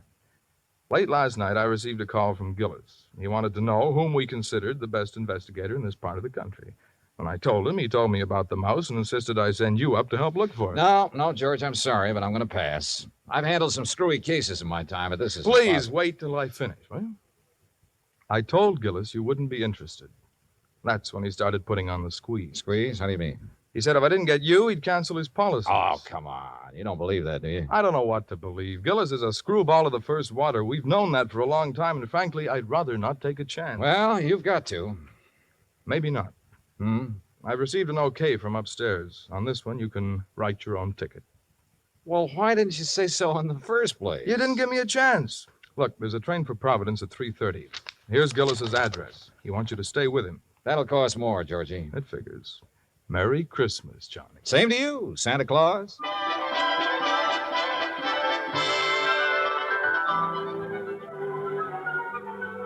Expense account item 285 cents, cab fare, back to my apartment. I was intrigued by what George had told me and by what his company was going to add to my bank account, so I didn't really mind changing my plans for the holidays. Expense account item 3, $18.90, transportation, including a round-trip ticket, Hartford to Providence, and cab fare out to the Gillis residence. Palace would be a better word for it. It stood in the middle of a large wooded park. Must have been half a dozen acres, all of it surrounded by an old-fashioned iron fence. I dismissed the cab and had started toward the front door when it opened. And standing against the light, watching me, was a tall, beautiful girl. Careful of the steps. What? The steps, they're icy. Oh, thanks. We've been expecting you, Mr. Dollar. Hi. Well, hi. Mr. Glazer and Father are in the library. Would you like to meet them now or wait till after you're settled? I'm afraid I'd better see them right away, Miss Gillis. Marion, Johnny. Well, come along. You know, for the first time, I'm glad I came home for the holidays. Home from where? New York. Here we are. You'll have to come visit me, Johnny. Maybe I'll do something drastic, like losing a mouse to guarantee it. Marion, I told you to keep that door closed. Oh, Mr. Dollar's here, Father. Oh, well, have him come in. Yes, by all means, have him come in. See you later, Johnny. Well, Dollar, glad you finally got here. Yes, indeed. Thank you, sir. This is my friend and associate, Bert Glazer. Hiya, Mr. Glazer. Bertie and his pals, Mr. Dollar.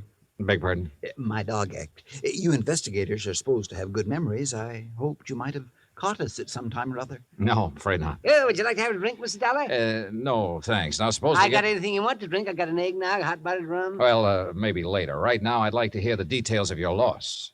You mean that insurance agent didn't give you all the information? He didn't know it all, Mr. Gillis. All he did know was that a so-called talented mouse has disappeared. So-called. And he hasn't disappeared either, not at all.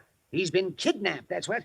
Kidnapped, yes, sir, and we know who did it, too. And why. We know why, too. And it's your job to get him back, Dollar. Oh, now, wait a minute. And I'm not going to pay 1 red cent for ransom. Not 1 cent. Not 1 cent. Okay. But what makes you so sure the mouse was kidnapped? Well, I'm afraid I can't tell you that without Bert's permission. Well, Mr. Glazer? Well, if we tell you, we must have your solemn promise you won't repeat it to anybody until Christmas Day. Well, I'm not sure I can do that. If you can't, we don't open our mouths. Right. Well? Okay. Till Christmas Day. Good. Dollar.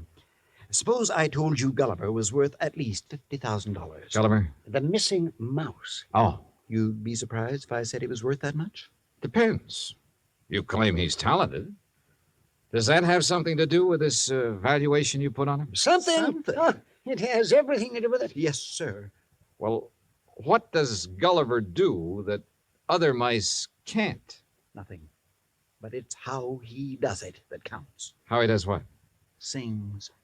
What? Can't you hear the man, Miss Della? Can't you hear him? Gulliver sings. He carries a tune. You know. With the clarity of a clarion, the fervor of a female opera star, and the tone of a tenor. That's how we plan to bill him. I see. But he doesn't believe us. Oh, no, wait. I didn't say that. There's no need to. We can tell by your face. Can't we, Bert? But a mouse. Mr. Dollar, it is a scientific fact that mice sing. Mice sing? Well-known magazines have published articles proving it. Unfortunately, most of them sing in a scale too high for human hearing. But not Gulliver. Well, not Gulliver. Yeah, that's right. He's a basso. A basso? By mousy standards, that is. Oh, no. No, Bert, he still doesn't believe us. Very well, Jedediah, there is only one thing to do. There's only one thing to do. You follow us, Dollar. We'll erase the doubt in your mind forever.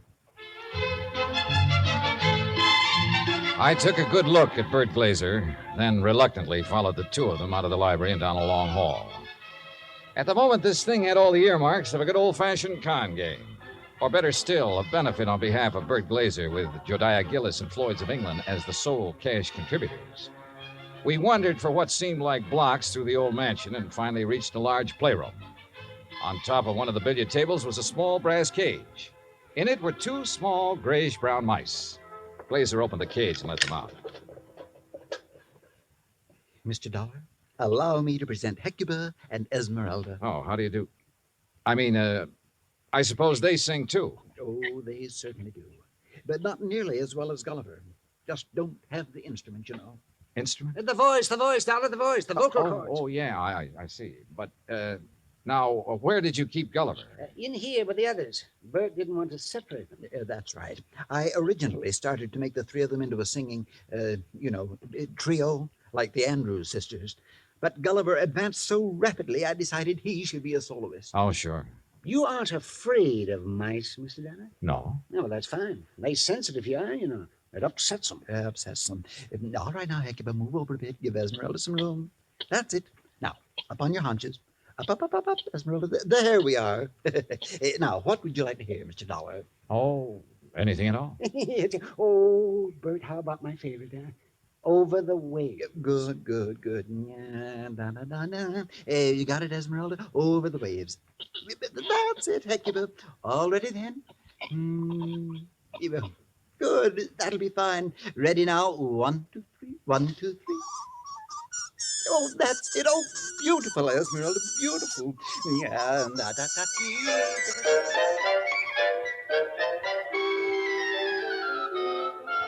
Well, I won't say I was convinced, but I won't say I wasn't.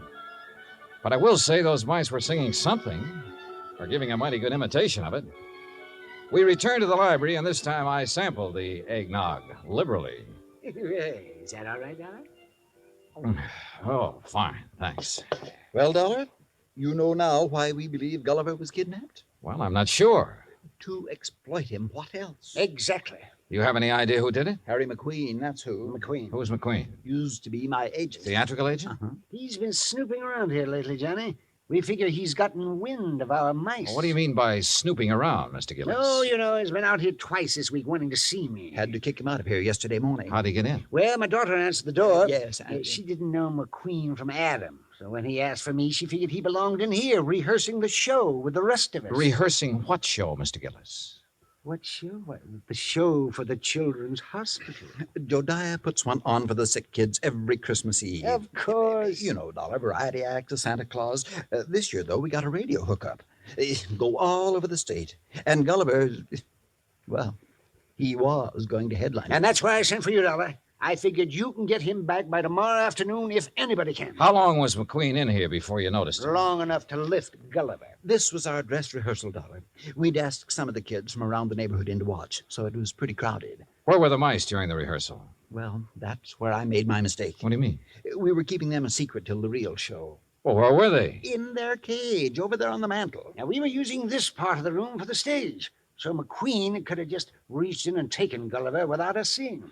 Now, what makes you so sure McQueen did it? We told you. Besides, who else would want him? Who else? And it was right after I kicked him out of here that I discovered Gulliver was missing. What'd you do then?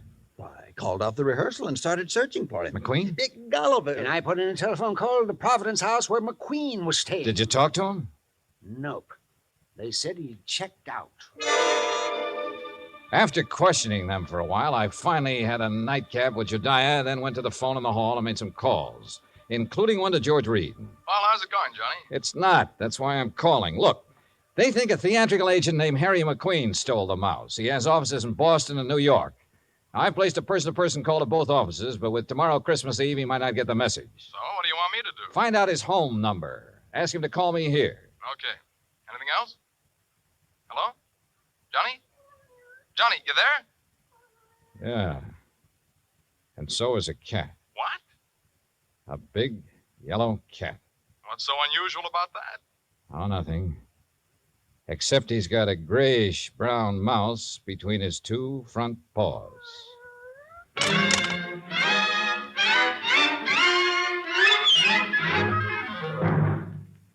Act Two of yours truly, Johnny Dollar, in just a moment.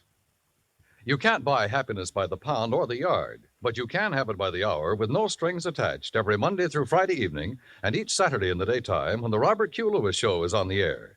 Join him and his fun-loving gang 5 nights a week and Saturdays in the daytime on most of these same stations. Now, Act Two of yours truly, Johnny Dollar, and the Missing Mouse Matter.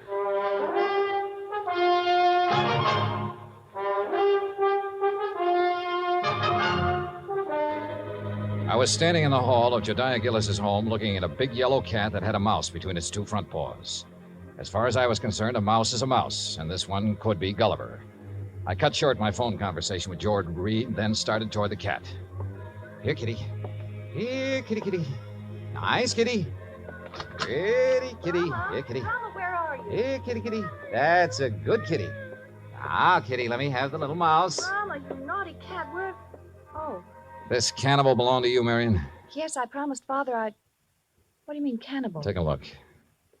Oh, no. Oh, yes. And he's very, very dead.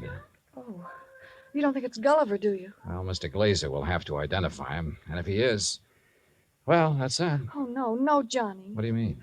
Oh, Johnny, please, you don't have to tell him, do you? Well, sure. If it's Gulliver, this thing's cleared up. If it's not, your Rama gets a reward for being a good mouser. Oh, Johnny, please. Dad almost had a fit when I arrived here with Rama. He made me promise to keep him in my room. This the only time he's been out? Well, no. Oh. He was out for a little while yesterday while they were rehearsing. I didn't notice he was gone till after lunch. Then the corpse could be Gulliver's. Oh, Johnny, if it is, there's nothing we can do about it now.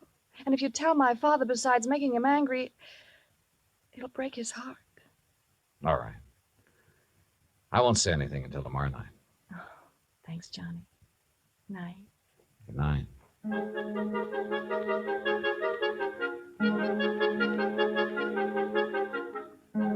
Christmas Eve morning came cold, crisp, and clear. The Gillis grounds were covered with new fallen snow, and the trees were heavy with icicles, giving the whole place the look of a winter wonderland. I dressed and went down to join Gillis and Bert Glazer at breakfast. I was on my third strawberry when the phone started to ring. Yeah. You expecting a call, Dollar? Yeah, matter of fact, I am. Yeah, and you'd better answer it. If it's somebody at the broadcast station for me, tell them I'll be at the Children's Hospital at noon. They can call me there. Right. Hello? Johnny Dollar? Speaking.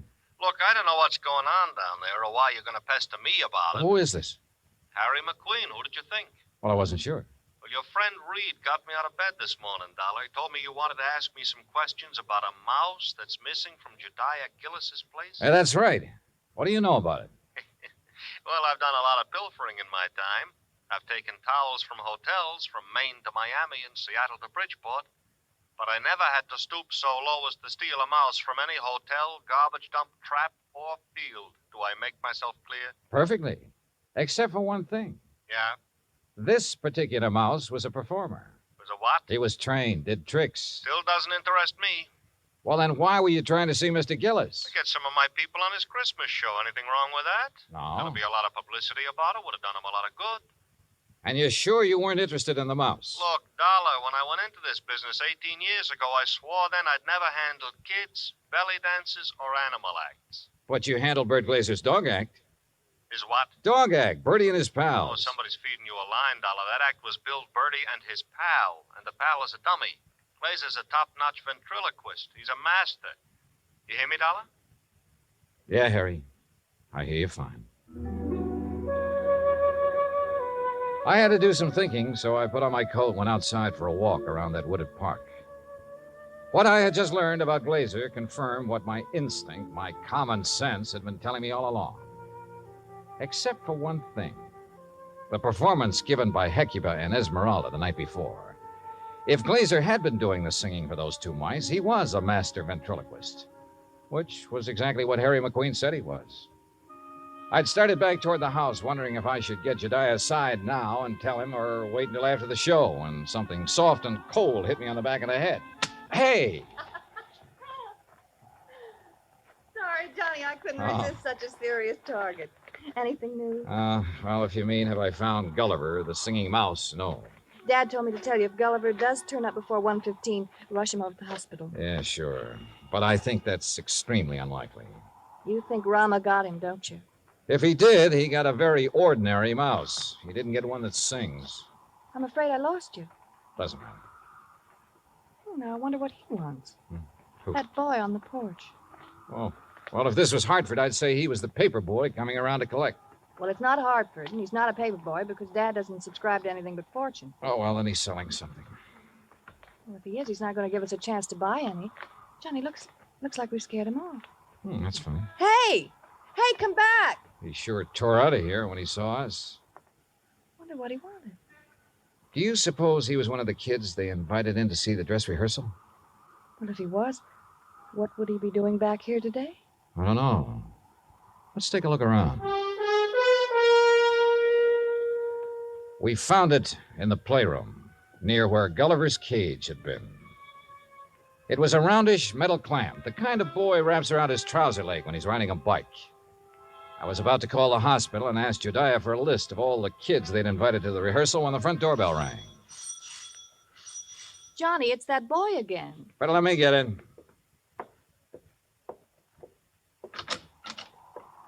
Hi. Hi.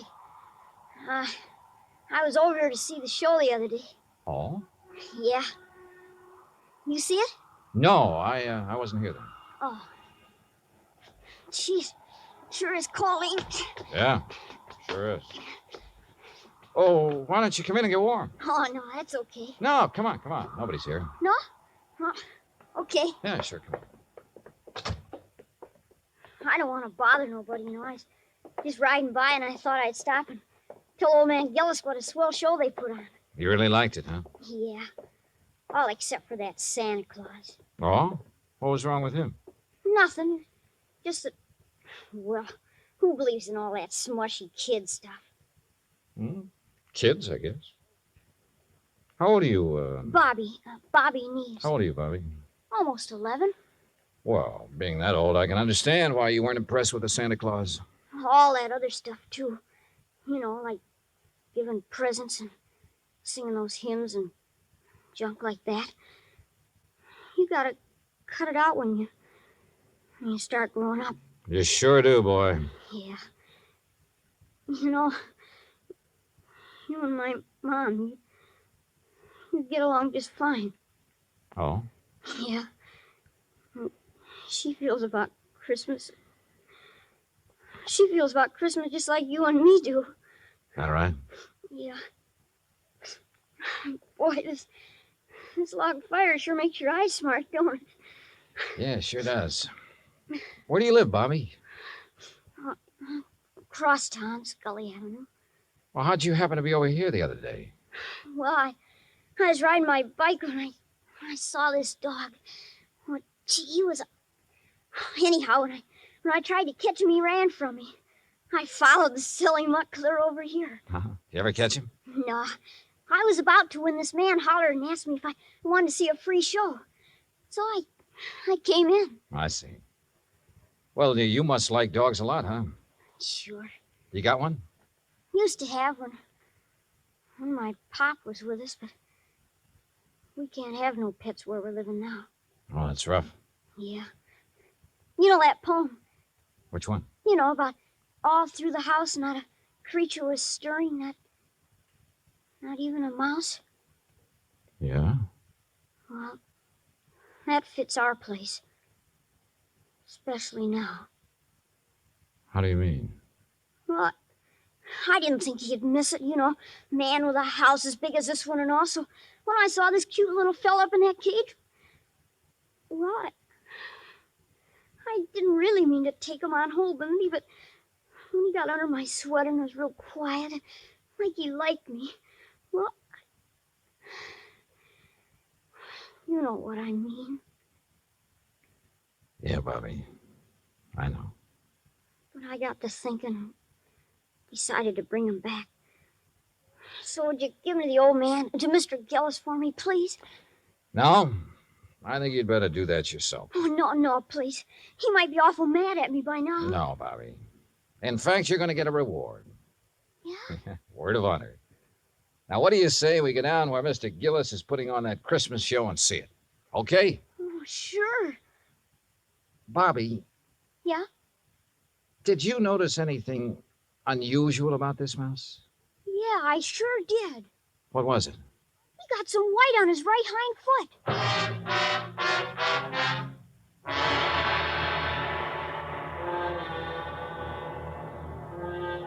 Expense account item 4, $1.60. Cab fare from the Gillis residence to the Children's Hospital for Marion, Bobby, and myself.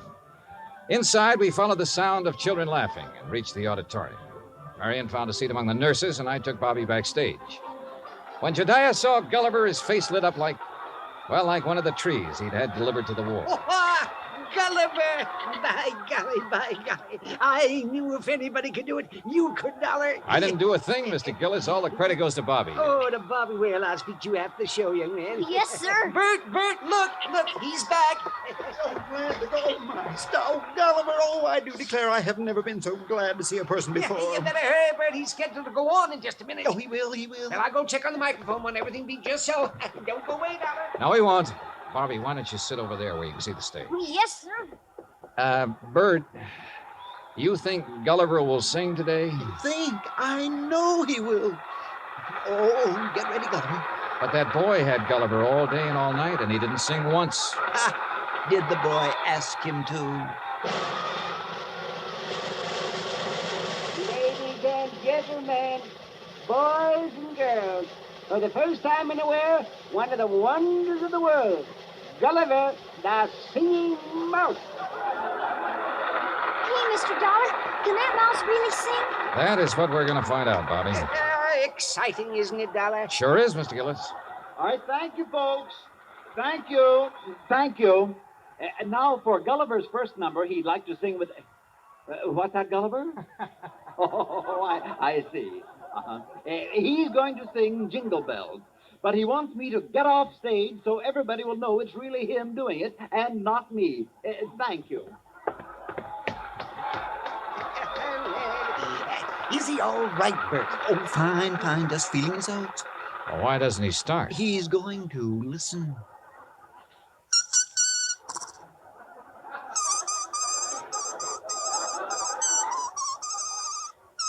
Well, Dollar? Now I have seen everything. Me too. Gee.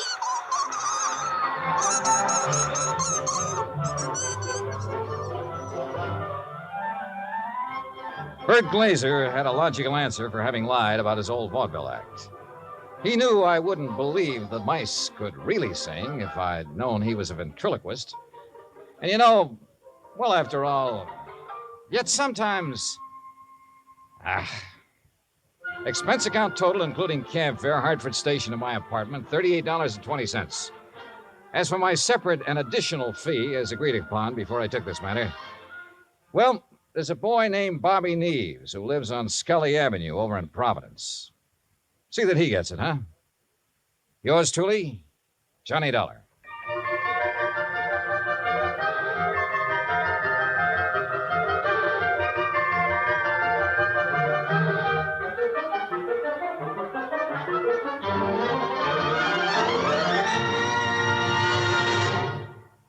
Our star will tell you about next week's story in just a moment. Meantime... Hey, Dan, I'll make a deal with you. Oh? Let me have the mic for a second, then you can tell them about next week's story. By all means, be my guest. All right. I just don't want to pass up a chance to do two things. First, well, Pam and Eric and Fran, Mr. and Mrs. Froelich, Helen, Will, Scotty, all the rest of you nice people who've written in to tell us how much you like the program. Thanks. I really appreciate hearing from you, and believe me, I'll answer your letters just as quickly as I can. Second, well, I'm sure you know what this is, and I want you to know it comes from the heart. Merry Christmas to you. God bless you. Now, next week. Next week, the case of a prize fighter who could win only by losing because his life depended on it. Right. Join us, won't you? Yours truly, Johnny Dollar. Yours truly, Johnny Dollar, starring Bob Bailey, originates in Hollywood. It is written by Charles B. Smith and produced and directed by Jack Johnstone. Heard in our cast were Mary Jane Croft, Howard McNear, Parley Bear, G. Stanley Jones, Bill James, Lawrence Dobkin, and Richard Beals. Musical supervision is by Amerigo Marino. Be sure to join us next week, same time and station, for another exciting story of yours truly, Johnny Dollar. Dan Cubberly speaking.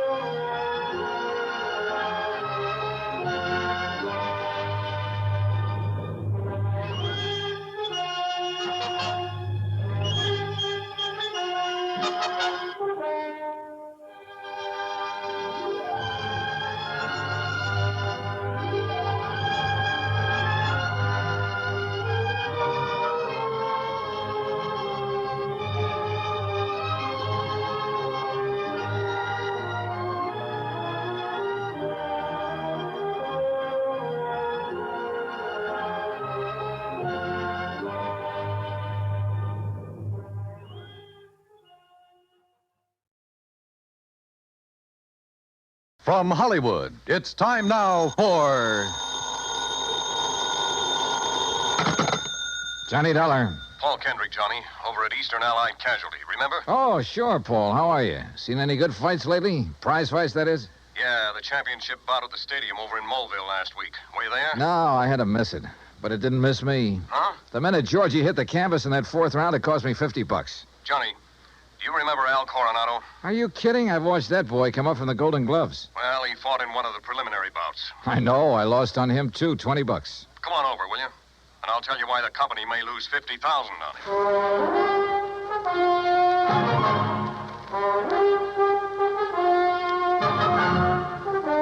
him. Bob Bailey in the exciting adventures of the man with the action-packed expense account. America's fabulous freelance insurance investigator. Yours truly, Johnny Dollar.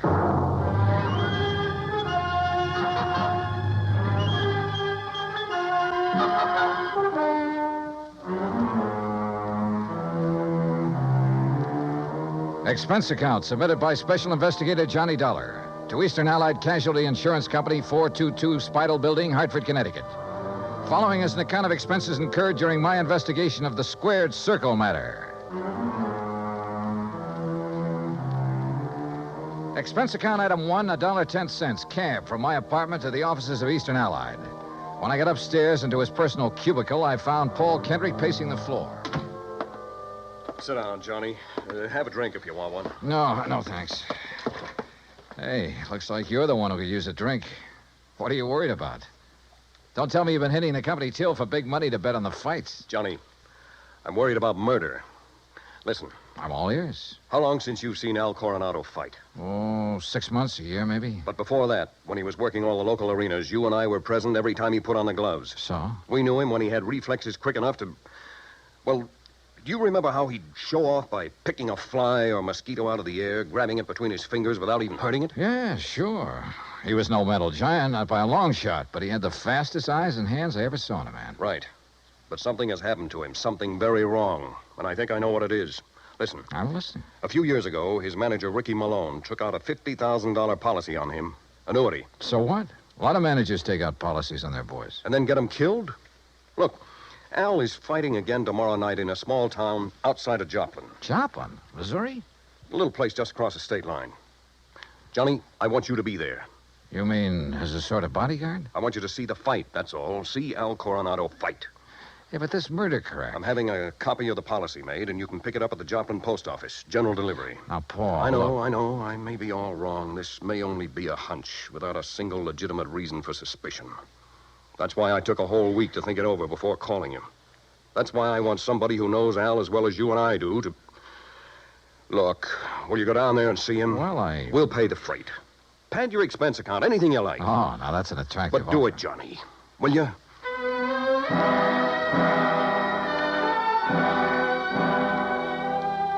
Item 2, another $1.10 back to my apartment to pack. Item 3, $124 even. Plane fare and incidentals to Joplin. By your leave, Paul, the incidentals included a new sports shirt loud enough to startle the whole state of Arizona, an extra pack of razor blades, and a new toothbrush. Also, item 4, $3, flowers for the stewardess, who managed to find me an extra bottle of champagne. I arrived at Joplin shortly before noon, and after checking into a hotel, found that by some miracle, a copy of Al's policy was waiting for me at the post office. A quick glance at it brings up item 5, $4.25 phone call. What do you mean, holding out on you? I thought you said Ricky Malone took out the policy. He did, and pays all the premiums. But the beneficiary named is Frankie Fortina. Now, who's he? I don't know yet. Well, his address is in New York City. You better look him up, will you? I've been trying to. But the last time Fortina was at the address on the policy, it was a racetrack bookie joint. Oh, so that's why you're worried. That's one reason. Well, if you learn anything about him, let me know, will you? I'm staying at the Beverly Arms. Okay, Johnny. Johnny. Yeah? Call me again, will you? After the fight tonight. Sure.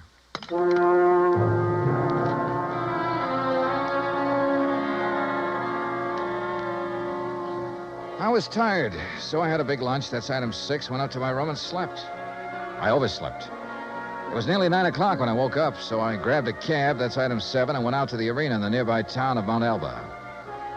For $5, item 8, I managed to get a seat at ringside in time to catch the end of the last preliminary. The winner in 1 minute, 10 The program seconds told me of the Al third was round, scheduled the for the boy main from event Toledo, Ray against some local boy Kemist. named Rafe Cummings. I never heard of him, and I doubt if anybody outside of Tucson ever had. I understood why when he stepped into the ring. This kid looked like the rankest kind of amateur. Strong, sure, and in good condition, but clumsy. He almost tripped over his own size 15 feet. And it was no act of fooling an opponent either. Al, when he came in, looked as good as ever. He gave me a quick glance of recognition, though I'm sure he knew nothing about me except possibly my name. At the opening bell, he came out fast. All the old speed and timing were there. Faint weave and flick out that light, but punishing left. Same old pattern, same old... Wait a minute. Those quick left jabs were only landing about 1 and 4. As though he touched Cummings only when the clumsy ox happened to walk into him. But because of his speed, Al took nothing but a few light ones on the body. He kept his face well out of reach. Oh, yeah, his timing was perfect, but his aim was terrible. Every time he shot out his fist, he was 3-4 inches wide. Then a funny thing happened. At the end of the round, when Al went back to his corner, and remember, Rafe had only tapped him a few times on the body. When he went back to his corner and started to sit down, he almost missed the stool. Would have if one of the seconds hadn't aimed it under him. Funny.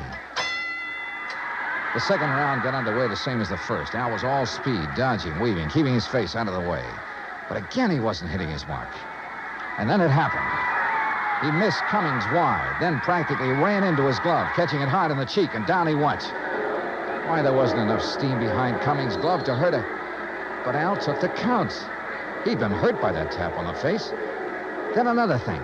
The second he was counted out, his handlers practically hauled him out of the ring and back to his dressing room. And believe me, Al looked terrible. His eyes had a strange, almost far-away look. As though that little smack had knocked his brains loose. My seat was on the far side of the ring, but I elbowed my way through the crowd and back to the row of dressing rooms in a hallway built on one end of the building. Al Coronado. I told you on the way up the aisle, Doc, Huh? we don't need you. The boy's all right. Go on, Doc, beat it. You hear me, Doc? Listen, this is Johnny Dollar. Huh? Old fan of Al's from Hartford. I want to see him. Some other time. No, now, right away. Come on, open up. I said some other time. Don't you understand? We're pulling out of this, Berg, and we ain't got time to stand around and talk. Now, look, buddy. Malone's the name. I'm Al's manager, see? And when I say get out, I mean vamoose. Al, are you okay, boy? This is Johnny Dollar. Oh, no, you don't. Brother, that's where you're wrong.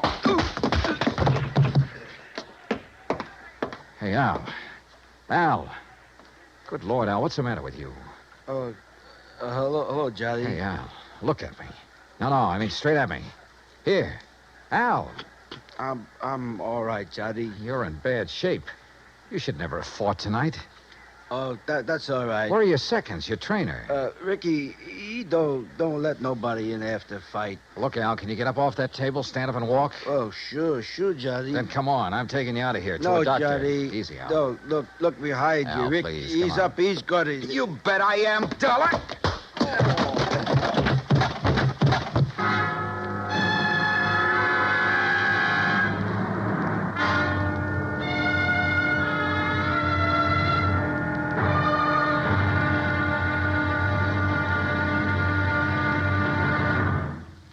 Act Two of yours truly, Johnny Dollar, in just a moment. Each Monday through Friday evening, most of these same stations bring you the Amos and Andy Music Hall. Variety entertainment at its best. For top songs, informal visits with top stars, and for a never-ending supply of fun. Turn your home into the Amos and Andy Music Hall 5 nights a week. Now, Act Two of yours truly, Johnny Dollar, and the Squared Circle Matter.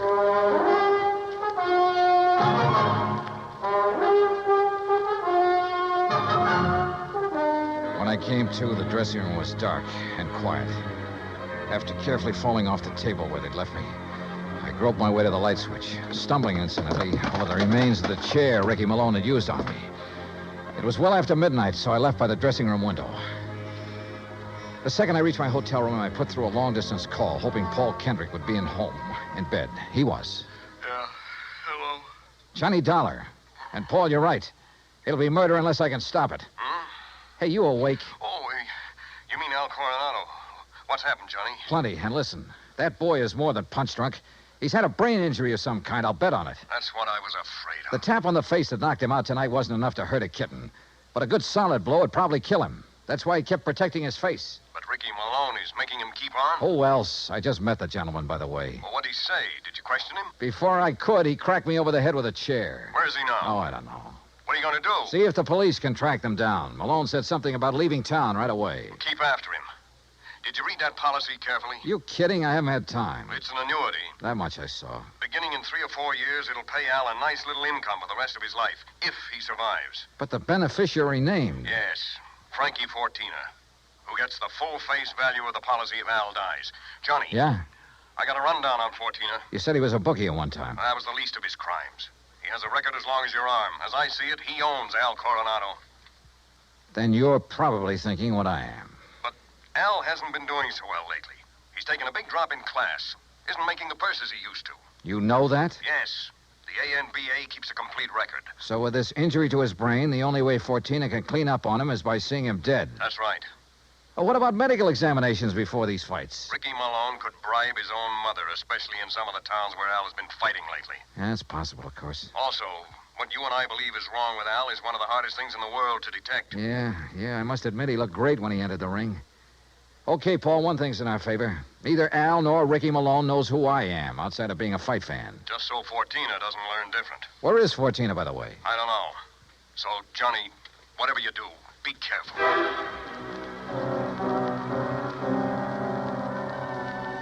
Expense account item 9, $370 for a couple of phone calls, some breakfast, and a taxi to police headquarters. I'll say this for the Joplin police. When they go into action, they really get things done.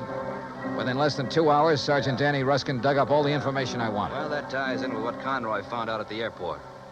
No, that does it, Herm. Thanks very much. Something? And I think it gives us the whole story, Johnny. Al and his manager, Ricky Malone, checked out of their hotel, the Rayberry, at 1 o'clock this morning. Just the two of them? Right. There was no third party by the name of Fortina or anything else, just the two of them.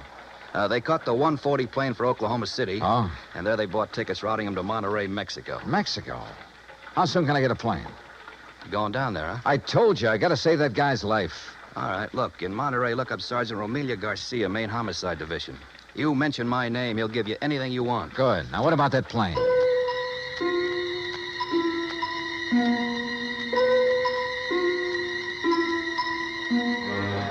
deal on plane connections turned out to be bad. The best time I could make was by way of El Paso. That's item 10, $127, including incidentals.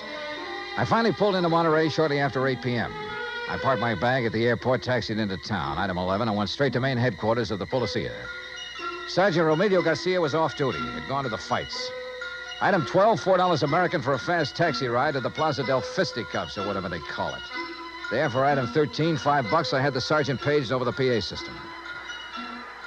After 2 or 3 minutes, a short, stocky, important-looking figure in police uniform strode up to the door. Senor Johnny Dollar? Yeah, that's right, Sergeant. How are you? You Americanos. Now, what is so important I must leave the excellent fights to talk with you, huh? The possible murder of an American fighter right here in your own ring. So what is that to be excited about? Something that happens all the time. It's because the Mexican fighter is more better than the Americano fighter. So if that is all that is bothering Incidentally, you... Sergeant Danny Ruskin of the Joplin Police. Sergeant Danny. Why do you not say so at the beginning? Well, you didn't give me much of a chance. How is it, my good friend, Sergeant Danny? Pues it's too long I have seen here. Yeah, well, look. Excellent man, Sergeant Danny. When I have trouble with one of our Mexican nationals who escape across the border and go all the way to Missouri, Joplin, it's Sergeant Danny who... But you have a problem, huh? Yeah. A fighter named Al Coronado. Coronado. Oh, but of course, tomorrow night he is fighting here, and he will lose. Why do you say that? Come, look. Here on the, what you call, a billboard, a picture of the man he is to fight. So, El Toro Negro. That sounds more like the name of a bull than a... Holy. See, big man, is he not? Is this picture real? 240 pounds, senor. But Al Coronado only weighs in at 181. See? El Toro, big man. And Senor Dollar, he is a killer. Our best. 3 men he's knocked out of the ring. But nobody hurts him, so no wonder you're worried. Sergeant, unless you and I can stop it, that won't be a fight tomorrow night. It'll be a premeditated, cold-blooded killing. Oh? How so?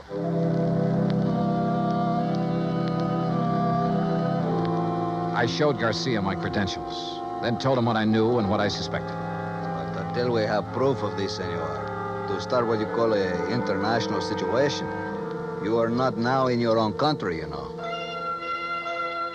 Still, he agreed to cooperate. First thing, of course, was to locate Al and his manager. In this city of nearly 200,000, that could be pretty rough. But he said he'd try.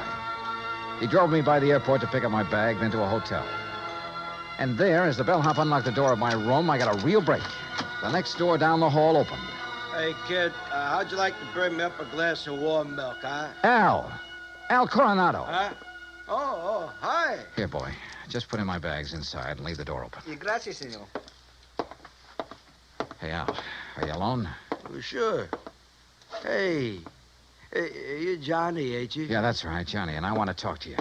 I used to see your rig side all the time up in Hartford, huh? You saw me in Joplin, too.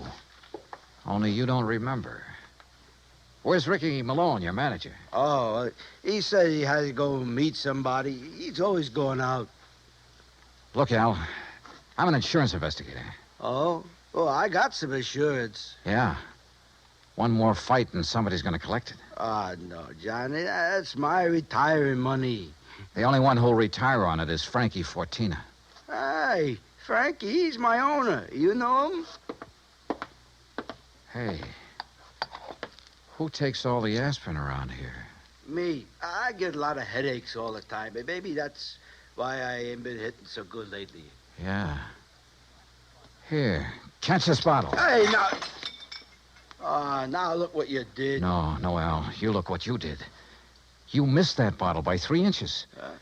For the same reason you haven't been hitting well. Why you have these headaches. All right, I'll give it to you straight. You've had a brain injury, Al. One good wallop on that head will kill you. And that's just what Ricky and Fortina want. No. Ricky always says to keep my head protected, so you must be wrong. Am I? Well, Ricky's good to me. Why, you numbskull, he's trying to get you killed. Johnny, you're all wrong. You know the man you're up against tomorrow night? Well, I know his name. Well, he's the one scheduled to finish you off. Johnny, I don't believe that. Al, listen, you gotta believe it. Now, where's the Here. Who you gonna call? Hello, this is an emergency. Get me Sergeant Romilio Garcia at Central Police Headquarters. Cops? That's right, Al, and a doctor. No, look, Ricky says to stay away from doctors. All they do All is they can do is stop you from ever fighting again. And that would make you worth just $50,000 less to Frankie for... Sergeant Johnny Dollar, I found Al. Hotel room right next to mine, room 915. Bring a doctor, a brain specialist if you can, even if you have to drag him out of bed. Oh, look, we'll fight the international situation when we come to it. You get a doctor up here, you hear me? You hang up or I'll blow your head off. Well, Mr. Fortina, I believe. Frisk him, Ricky. Sure, boss. He's clean. Huh? I hate to shoot an unarmed man, Dollar, but if you make one phony move... So you know who I am, huh? Well, Ricky here may be stupid in some ways, but he had sense enough to call me from Joplin after you broke in on him there. Finding out what you're up to wasn't difficult. Finding out what you're up to wasn't very tough either, Fortina. But it's all over. Not for me, Dollar. That's where you're wrong. That phone call I made was to the police. I know, to Central Headquarters. That's over 3 miles from here. By the time your sergeant finds a doctor and gets here, you'll be dead. And I will be gone. Have you forgotten that you have a border to cross, You Fortina? think I'm stupid? Frankie Fortina has never been here. Has never been even in Mexico. Because my tourist card reads Charles Edward Smith. And since the next plane leaves for the States in about 20 minutes, Ricky... Yeah, boss? I think Mr. Dollar had better have an accident. Fall out of the window, perhaps. Oh, now, wait a minute, What? boss. I mean, well... Listen to me, Malone. I had 2 reasons for coming down here. To see if you were right about Dollar and to make sure of that fight tomorrow. You've been stalling with Al. You've taken too long. The heat is on up north. I need the dough. I told you, boss, that El Toro will do it tomorrow. fellas, Shut up. And look, if you take care of Dollar, what about me? What? Maybe you can get back to the States, but me, with Dollar laying dead here, and if Al talks... Al won't talk. You won't either. Frankie. Dollar has given us a perfect setup. He came here to Al's room. You found him here. You had a fight. Dollar ends up in the street below. But what happens to me? Haven't then? I always taken care of you in the past when you were working for me? You know what will happen if you ever try to cross me. No. All right, listen, all right, Frankie. all right. I have contacts down here. I have plenty of them. I have lawyers, good ones. It's going to be self-defense, pure and simple. But what if Al talks? I told you before, Ricky. You've taken too long with him. Frankie, listen. While I hold this gun, you're going to take care of Al, too. The way you should have a long, long time ago in his fights. I don't understand. No, listen to me, Frankie. You listen. I can't You've been do in it. this whole thing just as deep as I have, and deeper. Because you're the one who's kept Al fighting. You've paid off all those phony medicos. You set him up for this El Toro tomorrow night. You'll do it, Ricky. No. Then I'll use the gun on all 3 of you. Frankie. You're out of your mind, Fortina. Am I? It'll still look like a fight between you and Ricky. Boss. Al just happened to get hit accidentally by the gun that will be found beside your body. Boss. Boss, I'll do it. You bet you will. I'll do anything you say if you just help me get out of it. Okay. Go ahead. Dollar is first. And, brother, if you think it's going to be It's easy... either the window or this gun, Dollar. So far as you're concerned, I don't care which. Go on, Ricky. Okay, Just remember, boss. your own life depends on it. You bet I... Play dirty, will you? The window, Ricky. The window, I said. Remember, it's your own life, Ricky.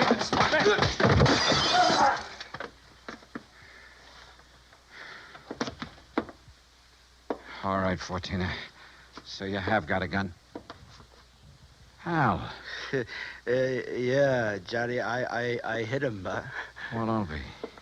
Si, Senor Dollar, with one very fine, clean left hook. While Fortino was watching you and the unfortunate Ricky. Yeah. You got here a little late, Garcia. You see, but tell me, Senor, what makes you think this Al Coronado has lost his punch? Expense account item 13, $100. Legal expense, mainly a deposition for a lawyer to take to court. Just how Garcia got me out of having to stay in Monterey for a hearing, I will never know, but he did. As for Al Coronado, I suggest the company make some adjustment in his policy that'll permit paying his annuities immediately. And why not? The company should have investigated more thoroughly before issuing this policy anyway. And if it doesn't show a little heart, but I'm sure it will. Item 14, $224.50. Hotel and incidentals and transportation back to Hartford. Expense account total, $491.20. Yours truly, Johnny Dollar.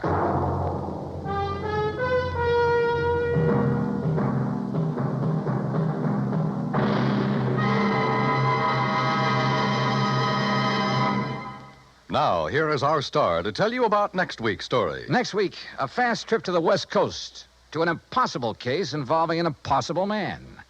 Join us, won't you? Yours truly, Johnny Dollar. Yours truly, Johnny Dollar, starring Bob Bailey, originates in Hollywood. It is produced and directed by Jack Johnstone, who also wrote tonight's story.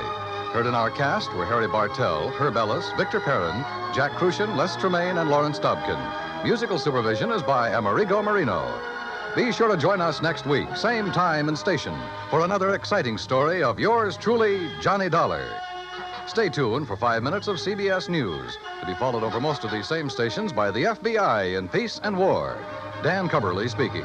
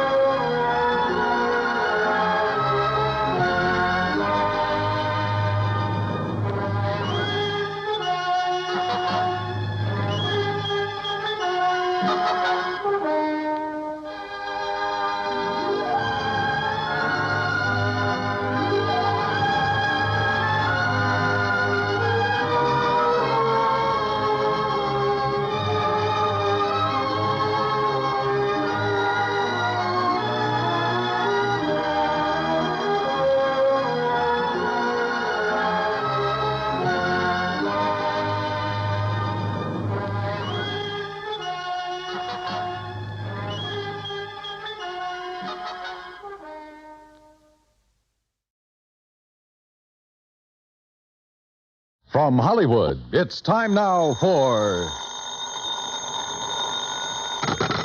Johnny Dollar. My name is Hardy, Mr. Dollar. Yes? I'm returning the call you made to Mr. Ellis Rasmussen. If you will state your business, I shall be glad to transmit it to him. You tell Mr. Rasmussen I'm an insurance investigator from Hartford, and the matter involves a member of his own family. Oh, young Mr. Rasmussen? Yes. Could you hold on a moment, sir? I could. Mr. Rasmussen will send a car for you at 6 o'clock. Look, I can take a cab. Oh, well.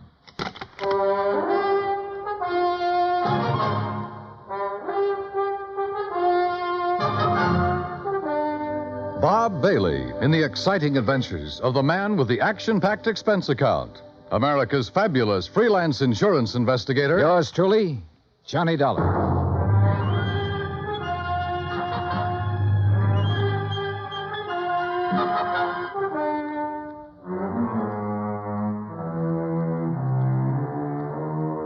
Expense account submitted by Special Investigator Johnny Dollar to the Universal Adjustment Bureau, Hartford, Connecticut. The following is an account of expenses incurred during my investigation of the Rasmussen Matter. Expense account item 1, $204.35, airfare from Hartford to San Francisco to Los Angeles. Trying to compile the details of the Rasmussen case. I'd been on it 3 days when I was stonewalled in Los Angeles with a Holmby Hills address and the phone number of Ellis Rasmussen. At 6 o'clock, a liveried chauffeur in immaculate uniform stepped up to me at the desk. Mr. Dollar? Yes? My name is Stauffer, sir. I have Mr. Rasmussen's car outside.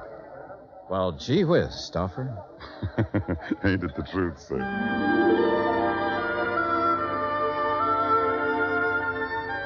A few minutes later, when we turned into the lush green Holmby Hills section, I had a suspicion I was about to deal with a bona fide millionaire. When we parked in front of the big two-story colonial home and a man with graying hair and swallowtail coat stepped out of the door, well, I knew I was going to meet the real article.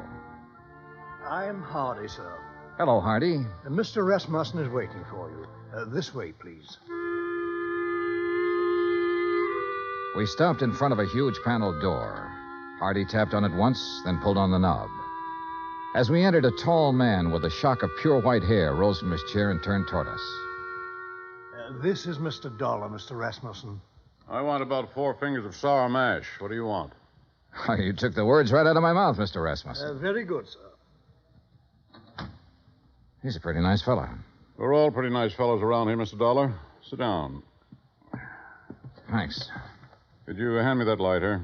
Oh, sure. Here. Thank you.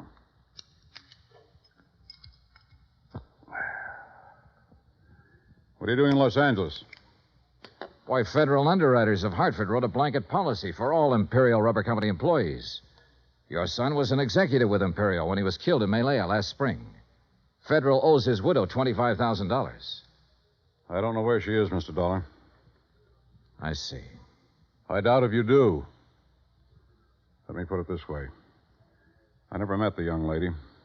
Fred married her one night in Elko, Nevada. 2 days later, they were on their way to Malaya. 6 months there, and the development station was raided by guerrillas one night. And I suddenly no longer have a son. Have you eaten your dinner, Mr. Dollar? Oh, I wouldn't want to trouble you. Hardy, set a place for Mr. Dollar. Very good, sir. Well? Well, I thought she might phone me when she got back to the States. She never did. Never a letter, nothing. I'm old and sick, but I still want to see the girl my son married. It's not an easy thing to lose a son, Mr. Dollar.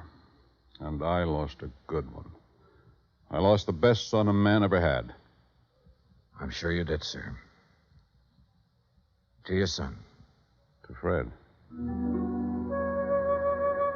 During dinner and afterward over coffee and liqueurs, I listened to the story of Ellis Rasmussen's life. It came from the lips of an old man who was dying, but in whose eyes I could see reflected the memories of a brawling, bustling life that started in an Oklahoma oil field and moved to Alaska and Arabia and Africa. More and more during the talk, I began to know his lost son. For in everything the old man had to say about himself, I could sense an unmistakable reflection of his son. Finally, I thanked him and left. If I may say so, I do hope you'll call soon again, sir. Mr. Rasmussen enjoyed your visit very much. I haven't seen him so much like his old self since we received the terrible news of young Mr. Rasmussen's death. He must have been quite a man, Hardy. Young Fred Rasmussen. He was, sir. All of us miss him dreadfully. None of us ever met Mrs. Rasmussen, and we were most anxious to receive her, especially after young Mr. Fred's death. I imagine so. The car's all ready, Mr. Dollar. Good night, sir. Good night, Hardy.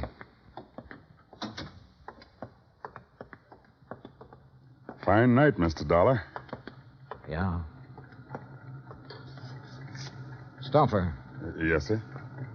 I didn't want to press the point with Mr. Rasmussen, but now maybe you can straighten me out. Did he approve of his son's marriage? Let's put it this way, Mr. Dollar. Mr. Rasmussen approved of Mr. Fred. And if Mr. Fred got himself married, then Mr. Rasmussen approved of the girl. Between them two, they had that kind of understanding. Real people. Expense account item 2, $1.98. Telegram to Personnel Division, Imperial Rubber Company, requesting a copy of all information they might have on Laura Olson Rasmussen. Item 3, $6. One long-distance phone call to the Universal agent working the case in San Francisco. Mrs. Rasmussen left the Malaya Peninsula by boat from a town called Cosheti 3 days after the news of her husband's death. A week later, she booked plane passage in Hong Kong with Trans-Pacific Airlines. She changed planes in Honolulu. She cleared the Port Authority in San Francisco. From there on, we lost her. Get a list of all the passengers who were on that plane. Okay. Get someone checking the hotels in the Bay Area. She might have checked into one when she hit Frisco. Okay. Now listen, we're looking for a woman whose husband was brutally murdered about 2 weeks before she got back to the States. If she's anything like I think, she was probably about at the end of a rope. Now start asking questions at places where people like that go. Right. On Wednesday morning, I rented a car. That's item 4, $25, and made the rounds. First stop, Los Angeles Board of Education. By 4 o'clock in the afternoon, I had found 35 Laura Olsons who had attended public school in Los Angeles and were more or less in the proper age bracket. The next day, the folder arrived from Imperial Rubber Company. Among other things, it contained a passport picture and a complete description of Laura Olson Rasmussen. She was a blonde girl with a pouting, sultry kind of mouth and wide, dark eyes.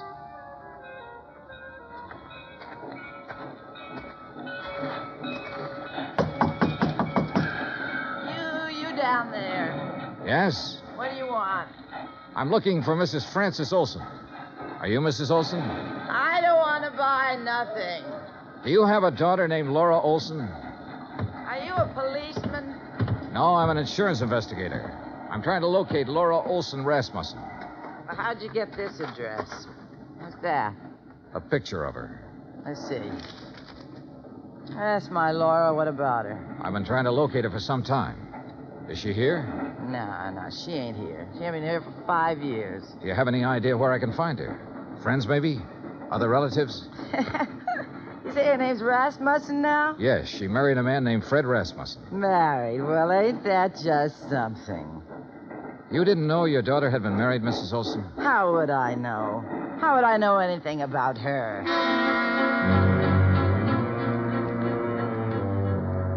Saturday at noon, a registered letter arrived from the agent in San Francisco containing the list of passengers who had been on the plane with her.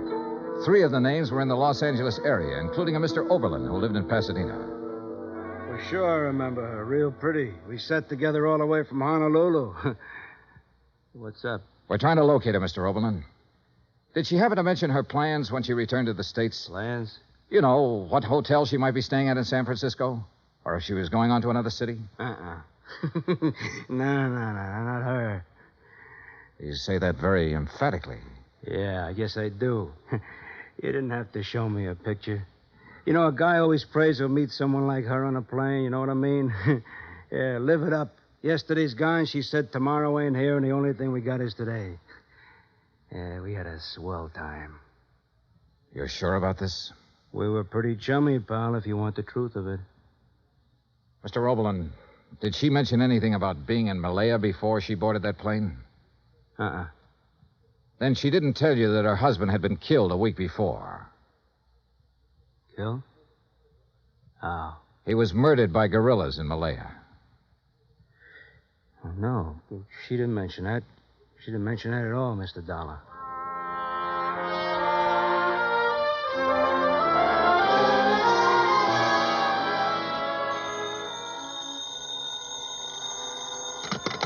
Johnny Dollar. This is Hardy, Mr. Dollar. How are you, Hardy? How's Mr. Rasmussen? He's not so well, sir. That's why I called. Could you possibly find time to visit him? Tonight? May I send a car right away? Is it serious? He's dying, sir.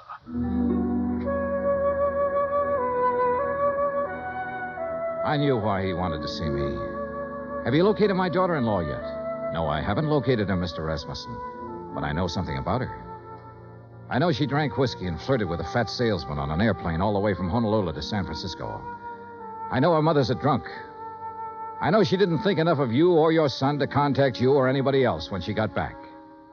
Mr. Rasmussen, it looks to me like your daughter-in-law is a first-class bum.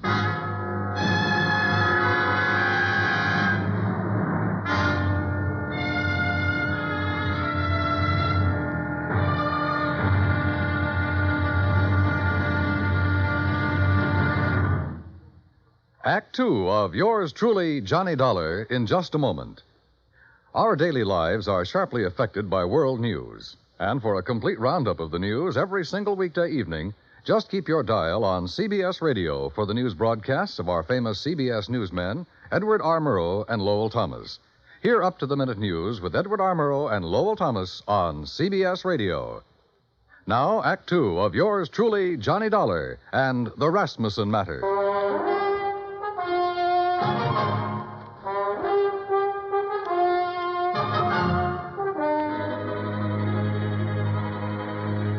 There was a black coupe with MD on the license parked in the driveway of the Rasmussen house when we pulled up. In the bedroom, a silvery-haired man in a black suit was sitting beside the bed that held Ellis Rasmussen. He was introduced as Dr. Butler. Then I shook the hand of Mr. Rasmussen. Someone suggested that Dr. Butler might like to use the library for his calls. And I was alone with the old man. If you want some whiskey, I keep it in the sideboard over there. Not now, thanks. I wish I had some news for you, Mr. Rasmussen. We're finding out things, but we haven't found her yet. What things? Oh, things. Nothing important. Dollar, if I judge you right, you know your business. And if you haven't found my daughter-in-law by now, you've certainly found out what kind of person she is. So tell me. I haven't met her. I don't know. You're being evasive. I don't work for you, Mr. Rasmussen. I'm an insurance investigator trying to locate a woman and pay off a claim. If I don't find her, the case will just have to sit, unless you or someone else concerned makes a report to missing persons. Then the cops can take over, and maybe they should right now. My son was a fine man. I can look back on all the years I had with him and be proud of every year and every day. He married a girl named Laura Olson. I don't know where she came from or who she was, but I know my son wouldn't have married her unless he loved her, unless she loved him in return and was worthy of his love. You know a lot, Mr. Rasmussen. Perhaps I should go to the police. No, don't do that. We'll find her, Mr. Rasmussen. We're getting it narrowed down. Well, I'd better leave now. As you say. Mr. Dollar. Yes, sir. I want to see her. Yes, sir. I'm sorry I talked to you the way I did.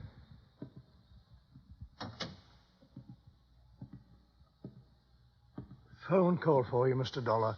Would you like to take it in there? Oh, yeah, sure. Keep an eye on him, Hardy. Trust me, sir.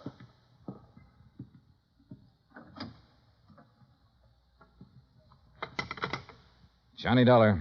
This is Officer Daly, Los Angeles Police. Oh, yeah. You the insurance guy looking for a Laura Olson Rasmussen? Yeah, have you got anything? We got her. Huh? She's here with the rest of the girls in the drunk tank.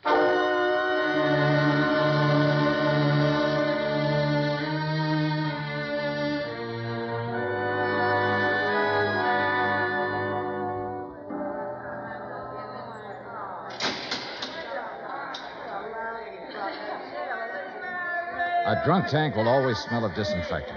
This one was no different. There are no bunks, no chairs, no blankets, no nothing. So you stand or sit on a concrete floor and wait for something to happen. The legal period is 24 hours. You get rebooked or you get released. It all depends.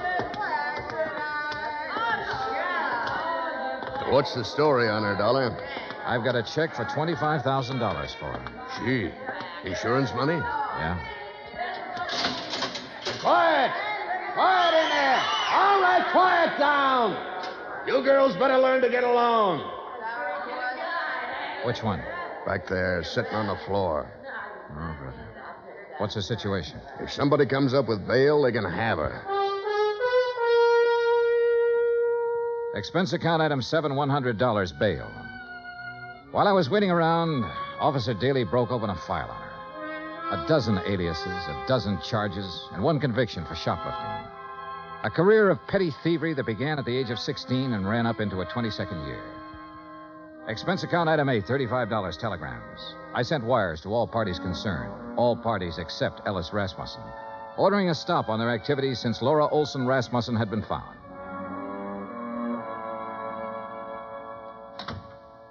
Over there.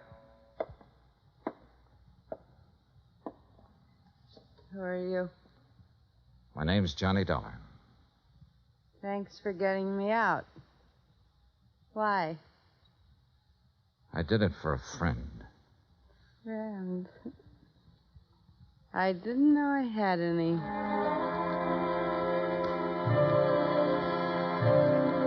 Expense account item 9, 20 cents, 2 cups of coffee. We had it in a diner across from the women's section of the main jail. I looked at Laura Olson Rasmussen while she drank the coffee. Looked at the blonde hair and the wide eyes and the pouting mouth. Looked at the woman who had once been the wife of Fred Rasmussen. What's the catch, mister? No catch. You put up $100 for me. I don't know you from a load of coal. No, you don't. Where do you live? I've been staying at the Piedmont Hotel. You know where it is? No. Well, not many people do. Especially people with clean shirts. What have you been doing since you got back from Malaya? I've been getting along. You got something to do with Fred? You know about Malaya. I know about a lot of things. I've been looking for you for a month. So what? Why didn't you contact your father-in-law when you got back? Why should I? What would he care about me? He never met me. What do I mean to him? Right now, since he no longer has a son, you mean everything to him. You're kidding me, mister. I wish I was kidding you. I wish to heaven I was kidding you. Well, what now? Oh. I want you to come over to my hotel with me. Oh, now look. To sign some papers. I have a check for $25,000 for you. What was that? Your husband was insured. You're his beneficiary. All you have to do is fill out an application. I'll give you the check. I don't believe it. It's true. Come on. Expense account item 10, $2, cab fare to my hotel. I took her upstairs with me, stood over her while she filled out the necessary papers. Outside of that, we didn't say a word. Johnny Dollar. This is Stauffer, Mr. Dollar. Hardy asked me to phone you to see if there's any word. Oh, yes. Well, what'll I tell him, Mr. Dollar? Tell him no luck yet, Stauffer. How's the old man? About the same, sir. Counting on you, I think. I'll talk to you later. Yes, sir. Here you are. Okay. Thanks. Here's your check. Anything else? Nope. That's it. Okay. See you around sometime. Sure. Fred told me about a man named Stauffer who worked for his old man for years. Was that him on the phone just now? Yeah. Yeah. I didn't know what I was going to say to the old man, but I did know I was hoping that if Rasmussen had to die, that he'd die before anybody told him the kind of daughter-in-law I'd turned up. I didn't want to be in on that. Expense account item 11, $83, hotel bill. I checked out at 5:30, picked up my airline tickets at the desk, that's item 12, then sat around the lobby for 5 minutes. Item 13, 2 drinks for myself. Mr. Dollar, Yeah? Oh. I read in the paper that Alice Rasmussen is dying. Is that true? That's true. Mind if I sit down? Suit yourself. What are you drinking? Nothing. I know why you didn't tell them you found me, and I don't blame you. If Fred's dad is anything like Fred was, then I know how you felt. Finding me the way you did. Let's forget it, Mrs. Rasmussen, shall we? I'd like to meet Fred's father. So you want to meet him, huh? The human thing would have been to see him when you came back. But not a line, not a word. That old man in that house knows his son was really a man. And on that basis, he believes, without seeing you, that his son married a real woman. He had love and sympathy and help and devotion and all the things you don't seem to have any use for waiting for you in that house. Oh, never mind. I loved Fred. Loved him from the first minute I saw him. I didn't go in. Couldn't you see me, cheap, rotten, dirty little me? Couldn't you see me walking in there and saying, I'm me? Couldn't you see that mother of mine moving in? What would that have done to the old man? It would have crushed out his whole memory of Fred. But don't think, Mr. Dollar, I haven't got my memory, too. I didn't drink that away. I was loved by a man. And I loved him back. I've still got that. I'm going out there pretty soon. Would you like to meet him? Do you think I can? I think so. I think so very much. Oh, Mr. Dollar, I've been waiting in the lobby. I thought you might be here. How'd you do, miss? Stauffer, I'd like you to meet Mrs. Rasmussen. Well, my. I'm mighty pleased to meet you. The boss will be mighty happy. She dried her eyes in the car. I didn't say much. She didn't say much. But in the half hour it took to get out to Holmby Hills, something happened to her again. There's something that must have happened when the big arm went around her shoulders the first time. Good evening. Mrs. Rasmussen, Hardy. How do you do, Mrs. Rasmussen? We're very happy to see you. Thank you, Hardy. Fred spoke of you often. That was kind of Fred. This way, please.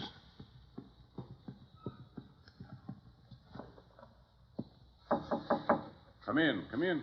I think you can introduce Mrs. Rasmussen, Mr. Dollar. Ring if you need me, sir. I'm scared. Laura, if there ever was a man for you not to be scared of, it's that man in there. How can I tell him about myself? I've been in jail. I can't. Watch. Well, Mr. Dollar, come in. I've brought someone for you to meet, Mr. Rasmussen. Come here.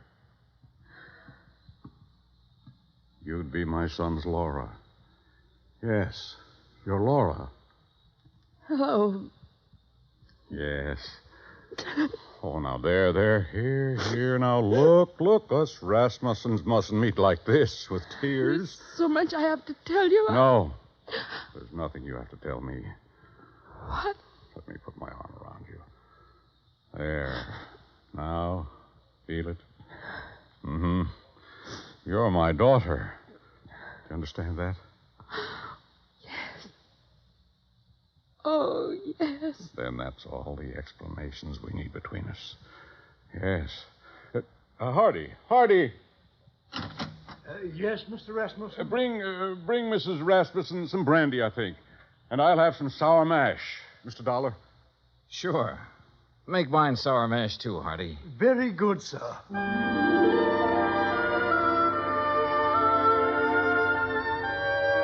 Expense account item 14, $40. Miscellaneous. Item 15, $35, stenographic.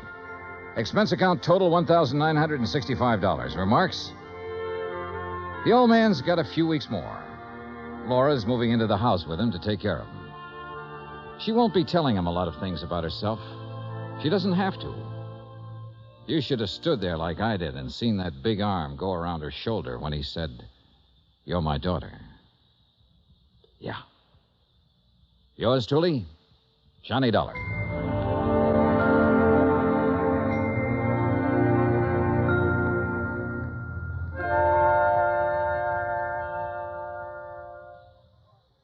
Our star will return in just a moment.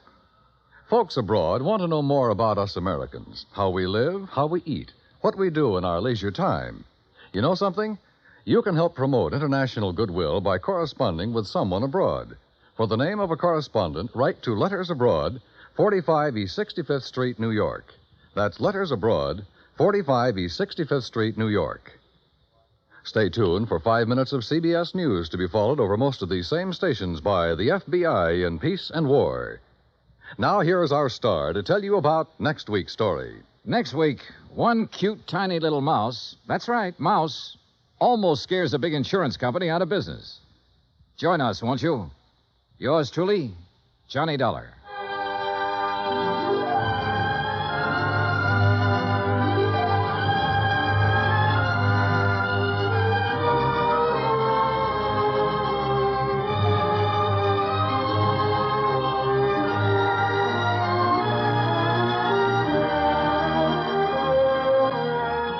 Yours truly, Johnny Dollar, starring Bob Bailey, originates in Hollywood. Written by John Dawson, it is produced and directed by Jack Johnstone. Heard in tonight's cast were Virginia Gregg, Gene Tatum, Eric Snowden, Roy Glenn, Will Wright, Frank Nelson, and Jack Crucian. Musical supervision is by Amerigo Marino. Be sure to join us next week, same time and station, for another exciting story of yours truly, Johnny Dollar. Dan Cubberly speaking.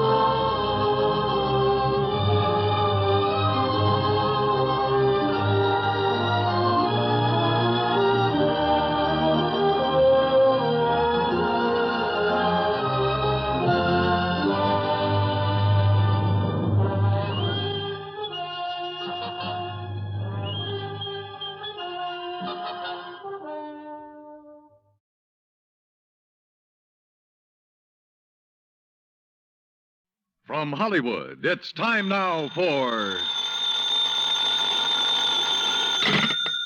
Johnny Dollar. Earl Foreman here. Foreman? Tri-State Life and Casualty. I'm the branch office manager down here. Oh, sorry, Mr. Foreman, but the answer is no. Well, this is an arson case, Dollar, and we're already having to make one payoff I'm on it. sorry, but it'll have to wait. I'm going to get as far away from this New England winter as I can. Well, for that, I don't blame you, but there's no reason you shouldn't come Look, down. I've had a rough year of it. I'm tired and I'm cold. And unless I can get down to where the warm, balmy breezes waft in... Dollar, I have got to have you on this case. There's a lot at stake. Now, my office is down here... No, sir, I'm sorry. You down see... here in Sarasota. I just can't do it, Mr. Foreman. I've already made a plane reservation for Sarasota, Florida. And this is one time I'm going to... Where did you say your branch office is? Sarasota, Florida.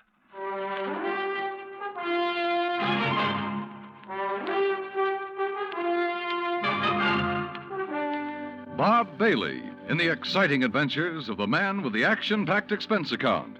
America's fabulous freelance insurance investigator. Yours truly, Johnny Dollar.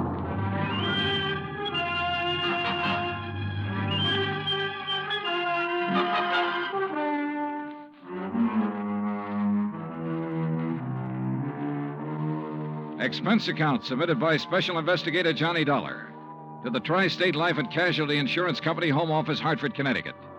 Following is an account of expenses incurred during my investigation of the burning Carr matter.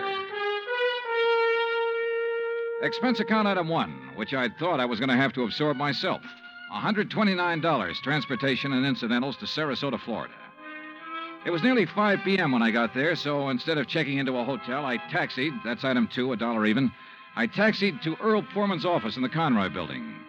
He turned out to be a tall, lanky, easygoing fellow with clear blue eyes and a ready smile. Sit in an office and talk business this time of day? You're in Florida now, Johnny. Well, I thought from your call this was a pretty urgent matter, Mr. Foreman. It is. Arson, you said. Yeah, probably, but here's no reason we can't go out to my little shack on the quay and be comfortable while we talk about it. Besides, Michael wants you for dinner. Mike? My wife, Gertrude. Oh. Come on, my jalopy's right out at the curb. Come on, Johnny.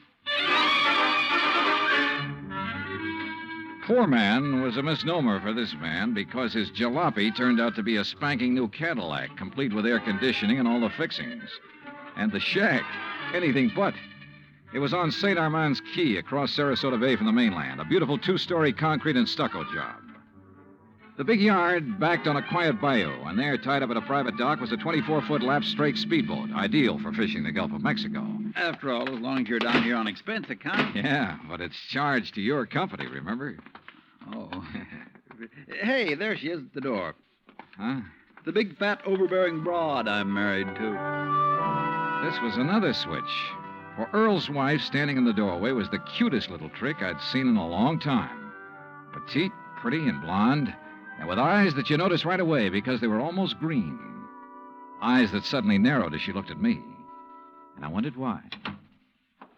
Johnny? Dollar, did you say? That's right. Insurance investigator down here to look into those fires. Oh. Any objections? No. Oh, of course not. Just set your bags here in the hall, Johnny. All right, thanks. And wouldn't you like a drink after your long trip? Yeah, and you can get me one, too. Scotch, Johnny? Martin's VVO. Oh, great. Well, soda, please. Sit down, sit down. Thanks. I take it Mike isn't too interested in the insurance business, huh? You know, she used to be a singer, dancer. Oh, well, this is a little different.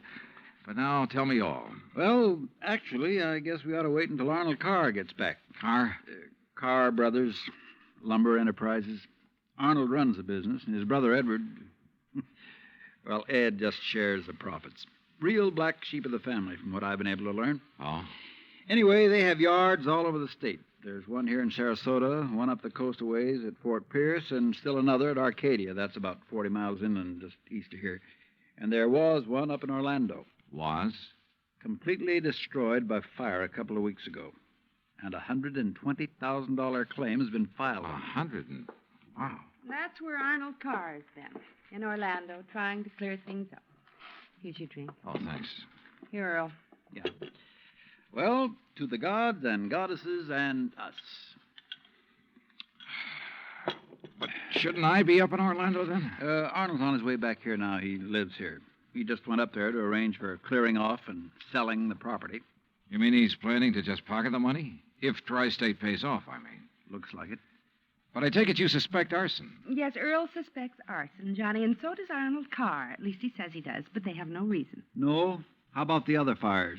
Or attempted fires? Oh, where? At Arcadia, for one, but they got it out in time. At least that's the way Arnold Carr reported it. The way he Let tells me tell it, Mike. Oh. There was another at the yard here in Sarasota. Arnold himself discovered it one night when he was just driving around.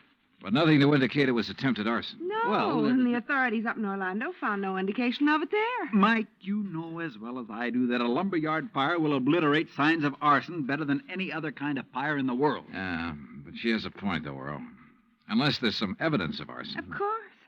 Yeah, why send for me? Well, mostly because... Actually, because Arnold Carr suspects it. But he's given you no real reason. None at all. I think he has a real reason, but he just won't tell us. Wait till you see him. He's going to call when he gets in. We'll run over to his place on Longboat Key. What about his brother? Edward, did you say? I've never met him. He's always stayed in Orlando. I was wondering if he might tell things that Arnold is holding back. Edward Carr wouldn't know anything. You can never be too sure. Look, why can't you agree with me for a... that must be Arnie now. Excuse me. Hello. This is Arnold Carr. Oh, hi, Arnie.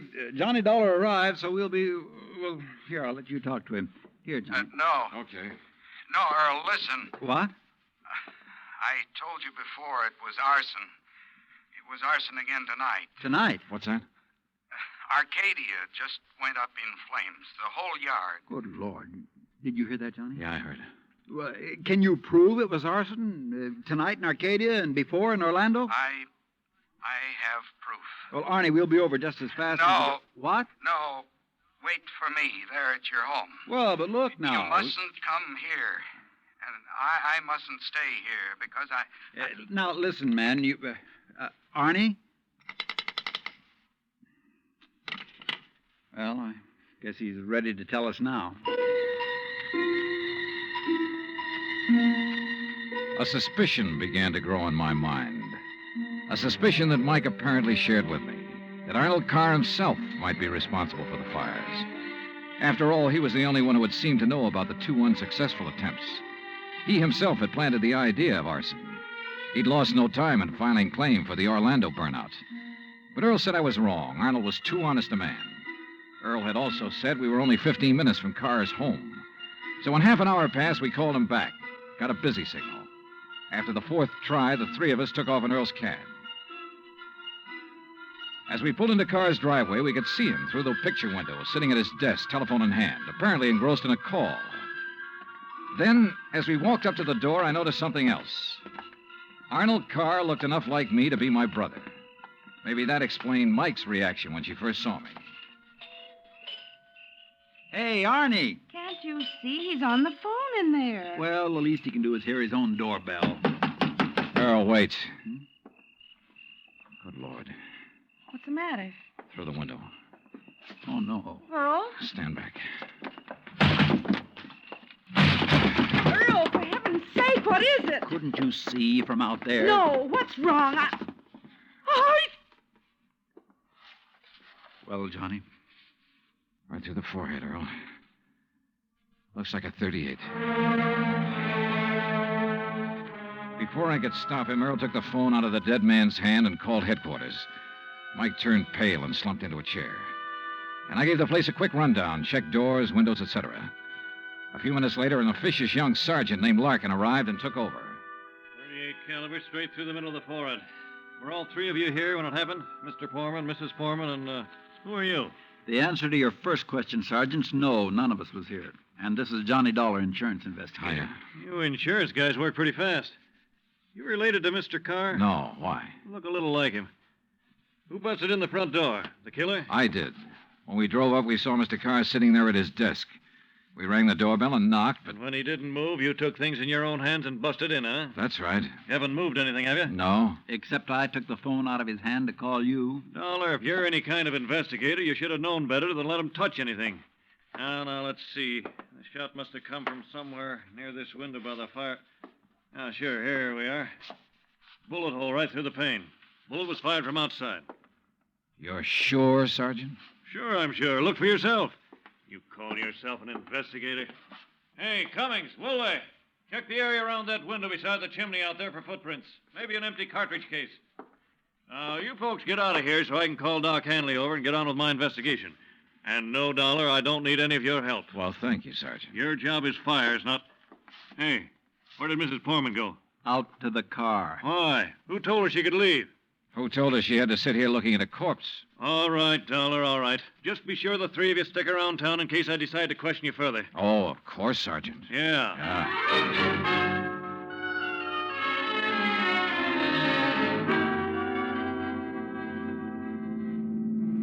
Not shot by somebody standing outside? What do you mean, Johnny? Oh, I spotted that bullet hole in the window, too. So? I also noticed there were no particles of glass on the inside sill. But there were some on the outside. Yeah. The shot that made that hole was fired from inside that room to make it look as though it had come from outside.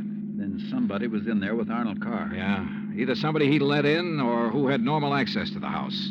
And he had to stop Arnold from talking about the fire in Arcadia. Hey, how much do you know about his brother, Edward? Nothing, really, outside of what Arnold told me. Was either of them married? Family of any sort? Arnie wasn't. But Arnold's death means Edward will own the business then. Well, yes. And he lives up in Orlando, scene of the first big fire. Yes, very good heavens. Johnny, you don't think his own brother... Where can I rent a car? Take Mike's Chevy. It's in the carport at the house. But what are you going to do? Drive up to Orlando by way of Arcadia.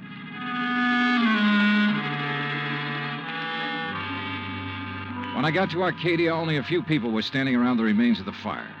One hose company was still working on it, and a couple of police were poking about in the embers. Walking toward it, I almost stumbled over a little old man sitting alone in the darkness beside a palm tree, hunched over, his head in his hands, sobbing. He didn't even look up when I stopped beside him. It's like losing part of my own life, it is. You lost someone in the fire, sir? No, son. Only part of my life. I helped build up that yard, me and Mr. Arnie. Arnold Carr. All along, he's been worried about it. And last week, when him and me smelled smoke and come over here and put out the barrel of trash that was smoldering, he knew. Knew what? That somebody was trying to burn him out? That's why he stopped by tonight on his way home. That's why we drove over here, him and me. And I brought my gun just in case. Yeah. Well, we got here too late. It was already blazing. And when he seen the automobile pulling away... What auto? Yes, Frank, he said to me. I knowed he was the one trying to burn me out, he said. Who, old-timer? Who do you mean?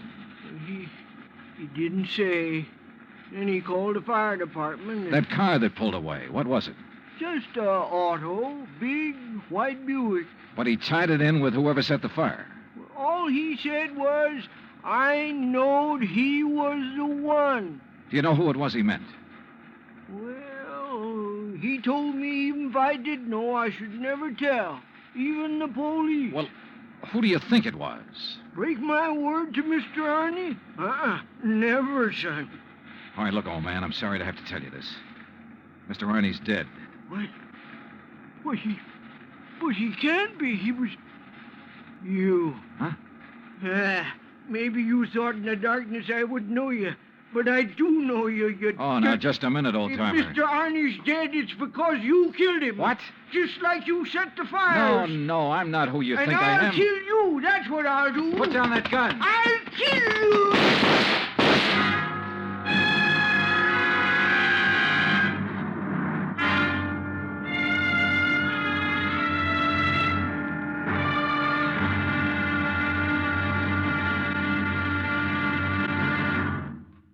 Act two of yours truly, Johnny Dollar, in just a moment.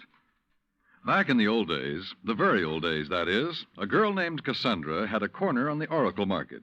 But nowadays, you can do some foretelling yourself.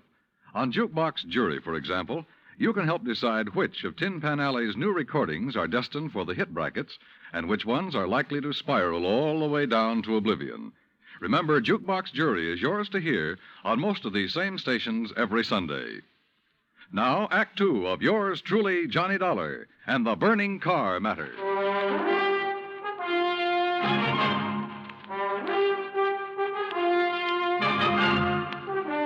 Expense account, item 3, $5.15, gas for the borrowed Chevy to keep me going to Orlando.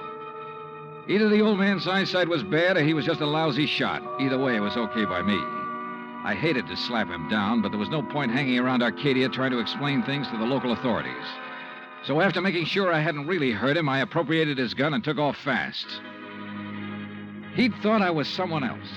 Even I had noticed a family-type resemblance to myself and Arnold Carr. Sergeant Larkin had asked me if I was related to him. And now the old man at the fire had apparently thought I was the one who... Oh, well, I'm afraid I made the rest of the trip to Orlando in somewhat less than legal time. And at police headquarters, I barged into the office of Lieutenant Cal Hudson without bothering to be announced. So early in the morning? Sit down while I finish up a report, Mr. Carr. Thanks. I was trying to reach you, but we got no answer to the phone at your house. Well, that's very interesting, Lieutenant.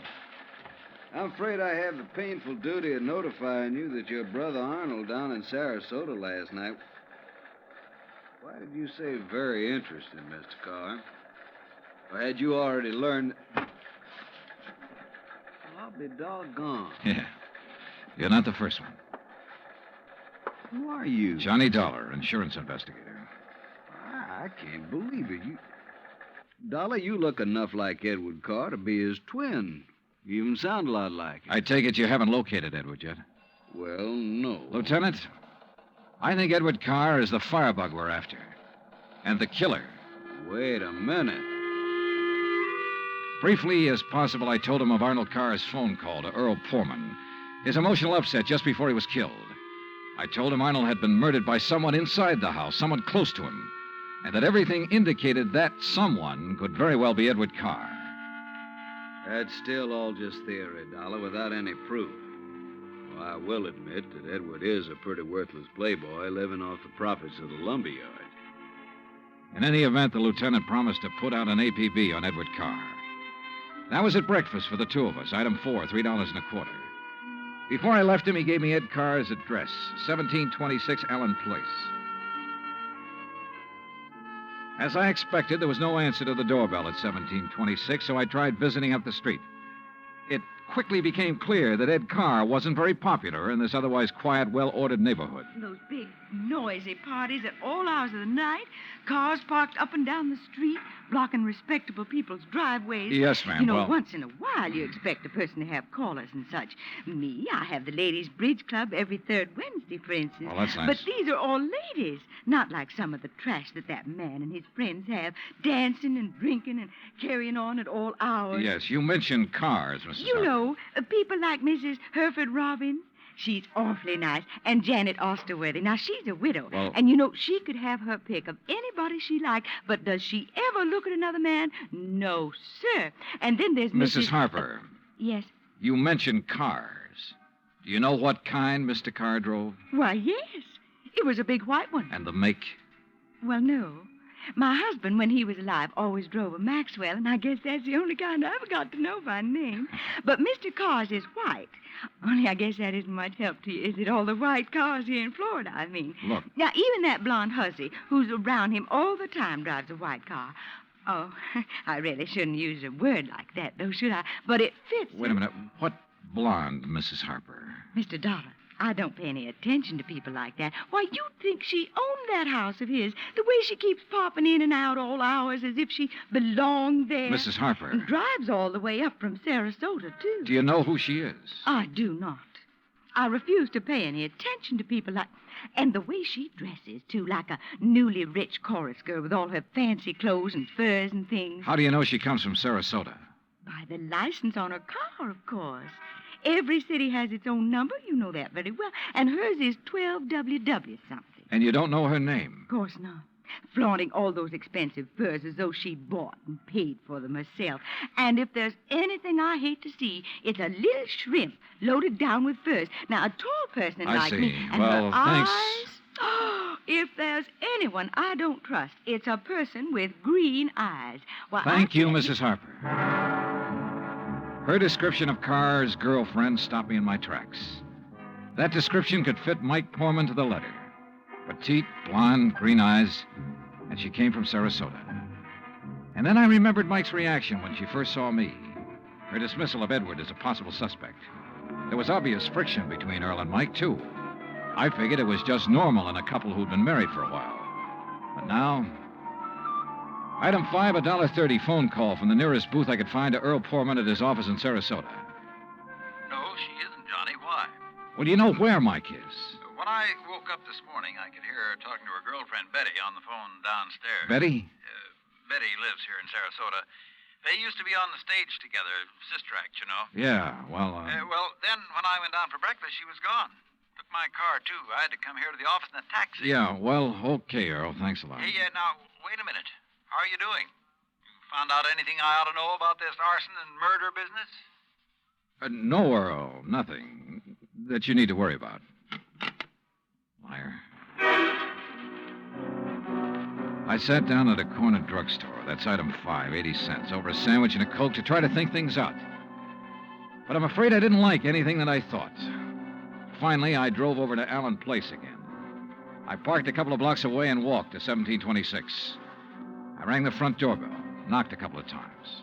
Then I slipped around to the back door, finagled a lock on it with a little celluloid pocket calendar, finally got it open. I left it open for the sake of a quick exit if such became necessary. But I guess that was a mistake. For a couple of minutes later, as I rounded a corner from the den into the living room, I felt the barrel of a gun poked into my back. Out of town, huh? Now, wait a minute. Don't move, Eddie boy. Trying to stall off pay me the $5,000 by saying you're going to be out of town, huh? Okay, so you think I'm Edward Carr? You kidding? Don't you know what happens when somebody tries to stall me? I don't know exactly how long I was out, but when I came to, it was dark. Except for the glow from a streetlight outside. And what roused me was the sound of footsteps, feminine steps, cautiously entering the back door. Then, briefly, silhouetted against a window, I saw a trim, petite figure that was all too familiar coming toward me. Then she saw me, too. Oh, darling, you're hurt. What happened? What do you think? Who did this? Who struck you? You don't know? Yes, of course. It was Tony. Because you didn't pay him soon enough for the Arcadia job. Here, Eddie, let me help you. No, just let me rest for a minute. I thought that was Tony I passed on the road in from Sarasota. Why'd you come over from Sarasota? To see you. I knew you'd be here. Oh, why? Why, so the police could surprise you with the news of your poor dear brother's death. But why did you come to the house? Because I hoped you'd come here, I guess. Eddie, you should have waited until I could raise the money to pay off Tony. You mean for killing Arnold, too? Of course. No. Are you trying to say you didn't kill Arnold? But I saw you from outside in the Buick. You'd swear to that, wouldn't you? I don't know what you... Eddie, you sound like you don't trust me. We're in this thing together. Yeah, you sure of that? What are you talking about? Whose idea was it to knock off Arnold? But you had to. When he saw you at Arcadia, he knew that you were having the yards burned up. That's the way you figured it from the beginning, wasn't it? Now, look, baby. First burn up the lumber yards and collect the insurance on them. Then convince me that you and I should have it all by putting Arnold out of the way. But you had to kill Arnold. I don't understand you, Eddie. Yeah. And I wish I didn't understand you, Mike. Mike? Come on. Let's turn on a light. No. No, if somebody sees us. Eddie, you... Who are you? Are you kidding, Mike? Wait a minute. Who are you? You're that insurance investigator, Johnny Dollar, that Mike told me. Let me out of here. Oh, no, you don't. You're staying right here. Mike Poorman's sister, aren't you? Well? Oh, sister. So we once did a sister act before she married that Poorman guy. Now, let me go. Not by a long shot. You may as well, Dollar. What? Eddie. Don't move, Dollar. Get his gun, Betty. Get it. Yeah, sure. Here, Ed. Good. Ed Carr, huh? That's right. You know, we do look alike, you and me. Yeah, sure. Enough for Betty here to have told me all I need to know. Don't believe him, Eddie. He's lying. I heard, No, baby. Eddie, I thought he was you. Don't you see? Sure. Why'd you come up here anyway? Because Mike told me that Dollar was coming up here. You been shooting off your mouth to her, too? She knew about us. She thought you might have something to do with the fire. She was my friend. She was trying to get me out of this whole mess, and I wish I'd listened to her. Well, it's too late now, baby. Eddie, what are you going to do? Now I gotta get rid of both of No! you. And figure some way to shut up Tony's mouth. Ed, please! You know you'd never get away with it, Carr. Oh, no, I'll call him. That's what I'll do. Yeah, Betty, and he'll come here to get his money. Then I'll call the police, see? Tell him to come right away. Tell him I found out about you having Tony start the fire. What? That's right, that you had him burn up the yard so there'd be even more money for you to bleed from me, like all the dough you got from me already. You're crazy, Ed. I'll tell the police to meet me here. And when they come in, it'll just be in time to see me kill Tony in self-defense. After getting here too late to save you, I'll tell them. You're out of your mind. They'll check that gun of yours so fast. And that'll prove it. Because the only shot out of my gun will be the one that gets Tony. This gun of yours is the one that's going to knock you two off. And they'll think it's Tony's. Oh, Eddie, please, you're drunk or you're crazy. Crazy to save my own life, to keep you and Tony and Dollar from putting a noose around my neck? If you think that harebrained scheme of yours will ever work, you're off your rocker. It's gotta work, because it's my only chance, so it's gonna work now.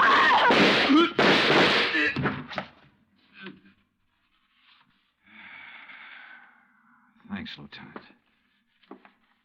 I'm afraid I was too late to save her, Johnny. Yeah. But Eddie Carr will live to face a jury. What brought you here, anyhow? I did, Johnny. Mike, stay there.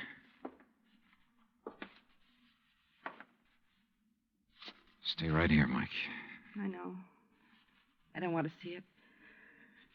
She was my friend. Where's Earl? I came alone. When I talked to Betty this morning, I knew your suspicions about Ed were right because, you see, I knew Betty and Ed were going together. Earl didn't know. Yeah. Maybe you better call him.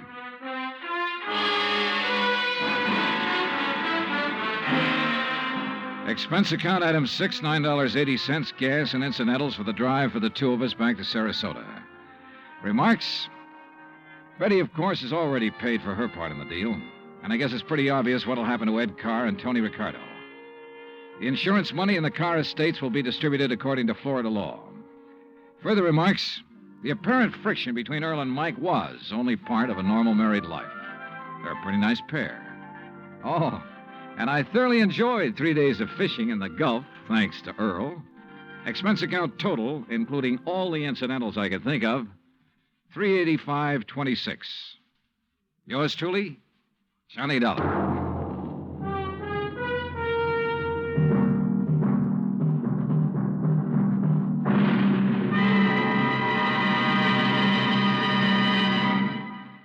Our star will return in just a moment.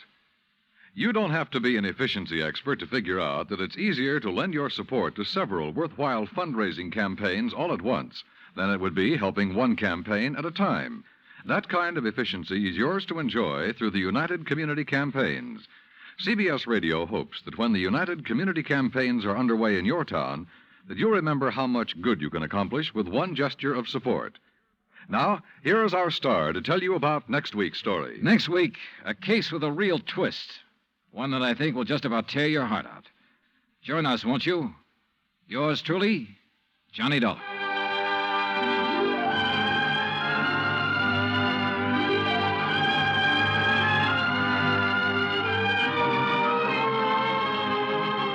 Yours truly, Johnny Dollar, starring Bob Bailey, originates in Hollywood.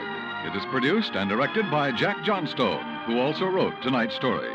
Heard in our cast were Virginia Gregg, Harley Bear, Victor Perrin, Bob Bruce, Harry Bartell, Vivi Janis, Tony Barrett, and Junius Matthews. Musical supervision is by Amerigo Marino. Be sure to join us next week, same time and station, for another exciting story of yours truly, Johnny Dollar. Dan Cubberly speaking.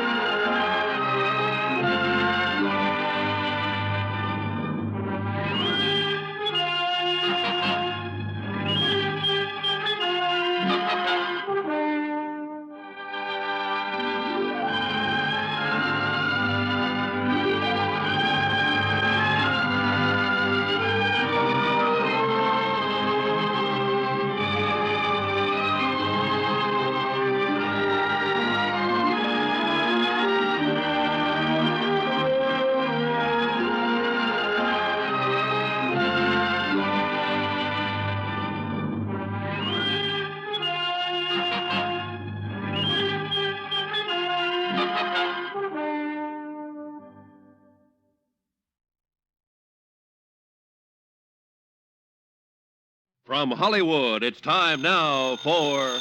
Dollar. This is Ed Porter, Mr. Dollar. You called my office? Yes, I'd like to see you as soon as I can, Mr. Porter. Well, of course. How long have you been in town? About a half an hour. Are you all squared away? I've got a room and I've had a bath, if that's what you mean. Well, then I guess you're ready to go to work. I will be as soon as I put on some pants. You sound in a rush. I'm always in a rush when I think somebody might be gypping us out of $100,000.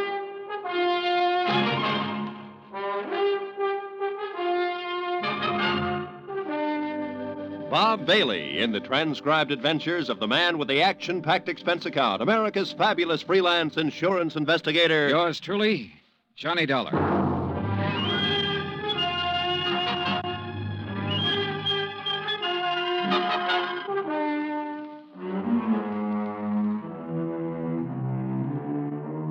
Expense account submitted by Special Investigator Johnny Dollar to Western Life and Trust Company, 826 Spear Boulevard, Hartford, Connecticut. The following is an account of expenses incurred during my investigation of the Markham Matter. Expense account item 1, $143.69, air transportation from Hartford to San Francisco. Item 2, $17 for incidentals along the way, including transportation from the airport to the St. Francis Hotel. I walked the 8 blocks to the Commodore building where Ed Porter had his office on the 4th floor. He was a short, thin insurance broker with a face like a tight drum. He apologized for the clammy weather as though it were his fault. He asked me how things were out on the East Coast, invited me to sit down, and looked as uncomfortable as he was. I got the telegram you were coming last night.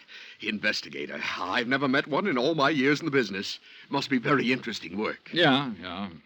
Look, I don't want to take up too much of your time, Mr. Porter, but I would like to get some information from you. Oh, certainly, Mr. Dollar. What can you tell me about a man named Floyd Markham? Markham? Well, he's the husband of a client of mine. I've met him, but I really can't tell you too much about him. My dealings have always been with Mrs. Markham. She's my customer. Then tell me about Mrs. Markham. Oh, certainly. I'm not going to ask why. I'm sure you have a good reason for coming all the way to San Francisco. The Home Office thinks I have an excellent reason. Yes. Mrs. Markham. Well, I've known her for 20 years as a customer. She's wealthy, always has been, and she handles her money well, and she lives rather well. Mrs. Markham's the one who has the money, huh? Mr. Markham is a salaried man, an industrial engineer. Frankly, I think he depends on Mrs. Markham for his livelihood. Oh, yeah. These 2 checks were issued to Mrs. Markham this year. Recognize them? Yes. Full payments on 2 endowment policies, $50,000 apiece. And they've cleared the bank. Anything wrong with them? Nothing wrong with the checks. On payoffs like this, I always take it in person. It's a custom, of course, to call and make an appointment and deliver the check to the client. Mm-hmm. And try to sell a little more insurance in the bargain. Well, that's about the idea, yes. Yeah. Anything strange about Mrs. Markham when you delivered either one of these checks? Well, no. Before I left Hartford, I looked up her insurance records. Her premiums are always paid right on the button. Mrs. Markham doesn't have a business office or a business manager handling her affairs. The checks are always personal checks on her personal account. Now, can you explain why someone like that might forget a 3rd endowment policy? Why, no. Well, there is a 3rd endowment policy. It matured this month. I have the check with me for $50,000. Well, yes, but this business of forgetting... Floyd Markham called Hartford and spoke to the head of the endowment division. He explained that Mrs. Markham was ill and didn't know whether or not a 3rd policy existed. He said he was checking for her. Uh-huh. Now, you say you've known Mrs. Markham over a period of 20 years. Well, is she the kind of person who'd forget $50,000? Oh, no one forgets $50,000. Did you notice that both of those checks were deposited in the Markham's joint account? Well, no. Oh, so they were. Maybe Mrs. Markham's feeling generous these days. Why do you say that? Well, they have a rather strange relationship as far as I've been able to perceive. I mean, what money he makes is his, and what she has is hers. Oh, yeah. I always like to get out of that house because they never seem to me to be a very close couple in any way. But this seems to make sense now. How's that, Mr. Porter? Well, now, I called up and made an appointment to deliver both of these checks. The first time I went over, Mrs. Markham was ill. And the second time, she had just stepped out for a few minutes. Well, who accepted the checks? Mr. Markham. Both times? Yes. As a matter of fact, now that I think of it, he made the appointment on the phone both times. When was the last time you saw Mrs. Markham? Last spring. A check with the bank revealed that Mrs. Markham had not personally made a deposit since June the 18th. The deposit slips were initialed by Floyd Markham. The checks were endorsed by Leslie Markham. There had been no unusual withdrawals. Expense account item 3, $30, stenographic and notary services for the attached statements. Mrs. Markham's been having her hair done here for nearly 10 years now. Once a week, every Thursday morning. Then she just stopped. I called her home, and Mr. Markham informed me that she was away on an extended trip. Mr. Markham called us, it was last June, and informed us that Mrs. Markham was resigning her membership in the Bridge Club. I telephoned the house twice to see what was the matter. Mr. Markham answered both times and said Mrs. Markham was out. Well, she used to come in here 2 or 3 times a month. Made us go over the car from top to bottom. She hasn't been around now for 7 or 8 months. I don't know who's taking care of the car. Expense account item 4, 30 cents, 3 phone calls to the Markham residence. I didn't state any particular business. I simply asked to speak to Mrs. Markham. Each time I called, a male voice answered. Each time, the male voice told me Mrs. Markham was out, she was ill, and she was away on a short trip. Industrial Management Limited, Floyd B. Markham president, has a 3-room office suite near the Embarcadero. 10 years ago, it had been sensationally new and glassy. When I got there, the carpet was a little too thin and the varnish a little too thin, too. The whole place smelled faintly of mildew. Yes? I'd like to see Mr. Markham, please. Do you have an appointment? No, not exactly. My name is Harris. I'm with the Cleveland Pump Company. Pump Company? Yes, we're setting in 38 of our installations at the new plant in Valparaiso. Didn't you get my letter? Well, I'm sorry. I'm afraid... May I ask your name again? Harris, Stephen B. Harris, Cleveland Pump Company. Oh, yes. Well, Mr. Harris, I'm afraid Mr. Markham never received your letter. When did you mail it? 30 days ago. Maybe it was 2 weeks. Well, tell Mr. Markham I'm here and I'll... I'm sorry, Mr. Harris. Mr. Markham isn't in the office just now. Oh. Well, I'll wait. Well... Well? He won't be in today.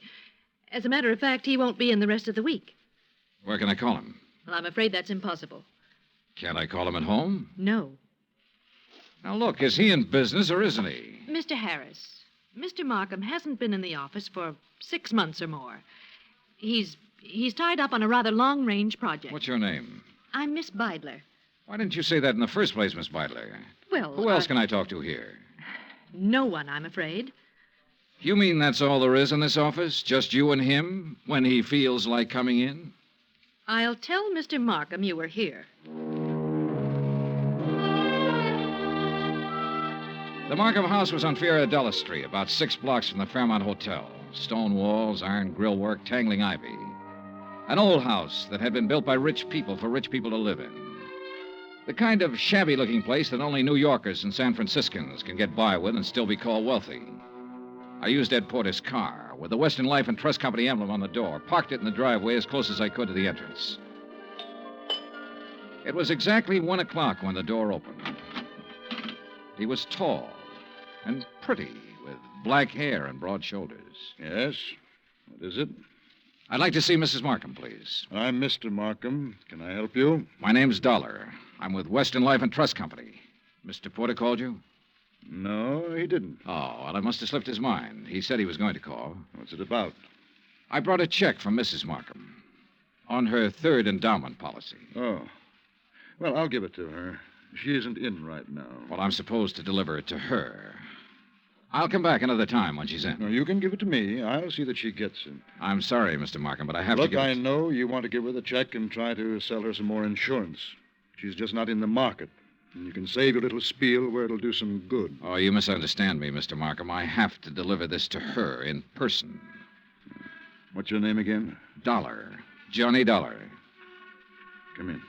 I'll wait till she comes back and make an appointment. Mr. Porter told me he'd made it for 3 today. She's here. Just come in. Why the runaround, then? Mrs. Markham is desperately ill. I don't want to disturb her with things like this. Well, I'm sorry to hear that.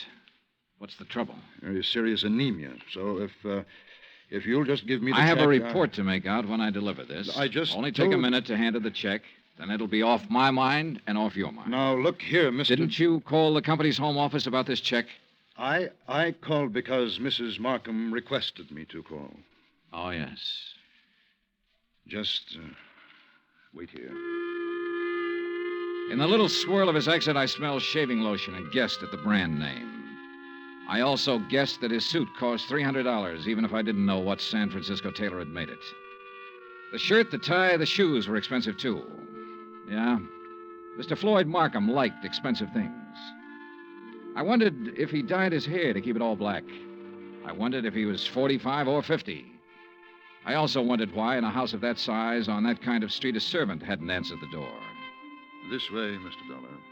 He led me up a flight of stairs and finally into a high-ceilinged room with a fireplace at one end. A gray-haired woman with a sharp, angular face was seated near the window, looking out over the city and the bay. She didn't turn her head when we came into the room, but I could see that her eyes were watery and slightly glazed. Please don't take too long and don't upset her. Leslie. Leslie, dear. Yes, Floyd. This is Mr. Dollar from the insurance company. He has something for you. Be a good girl, Leslie. Speak to Mr. Dollar. How do you do? And ask him... Yes. How is Mr. Porter? Oh, he's fine, Mrs. Markham, fine. He'll be sorry to hear that you've been ill. I really would rather that you didn't tell Mr. Porter. Oh. I'm satisfied to make my own slow recovery and not worry any of my friends. We'd like some sherry, Floyd. Now, you know what the doctor said, Leslie. Mr. Dollar, you'd like some sherry, wouldn't you? Why, yes, I'd like that very much. Floyd? No, I'm sorry, Mr. Dollar. It's absolutely forbidden, and you know that, dear. Do you have the check, Mr. Dollar? Yes, right here. Here you are, Mrs. Markham. Thank you. Is there anything else, Mr. Dollar? Well, Mr. Dollar? Now, Leslie. Yes? What is it, Mrs. Markham? I'm very tired. Excuse me if I seem impolite. Good day. Good day, Mrs. Markham. Expense account item 5, 10 cents. Phone call to Ed Porter at his office. Yes, Mr. Dollar? Look, Mrs. Markham's 5'5", about 120, black hair, gray streak to the right of the part, blue eyes, looks about 40 years old, a good 40. Why, yes, that sounds like her. You mean you've seen her? I've seen what's left of her, Mr. Porter. Oh, good Lord, she's not dead. Almost. What? He's killing her, Mr. Porter. My guess is he's been at it for about 6 months.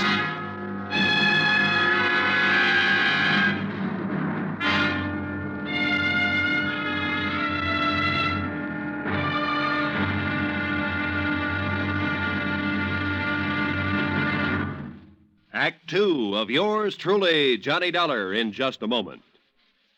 Nobody will take a frown at face value anymore now that the word has gotten around about Jack Benny's return to the air.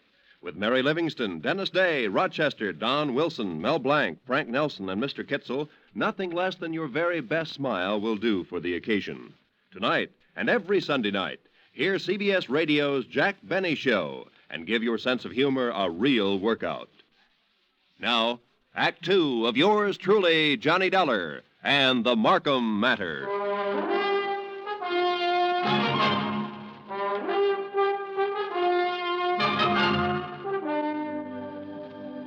Take a rich old house on a rich old street in San Francisco. Walk in with a legitimate insurance check for $50,000 and tell a man named Floyd Markham you want to deliver it to his wife. Tell him this when you know that no one has seen or heard from his wife in 6 months. Just tell him you want to see her. Insist that you see her. Then stand around and listen to him lie a couple of times. Then let him take you to her. Give her the check.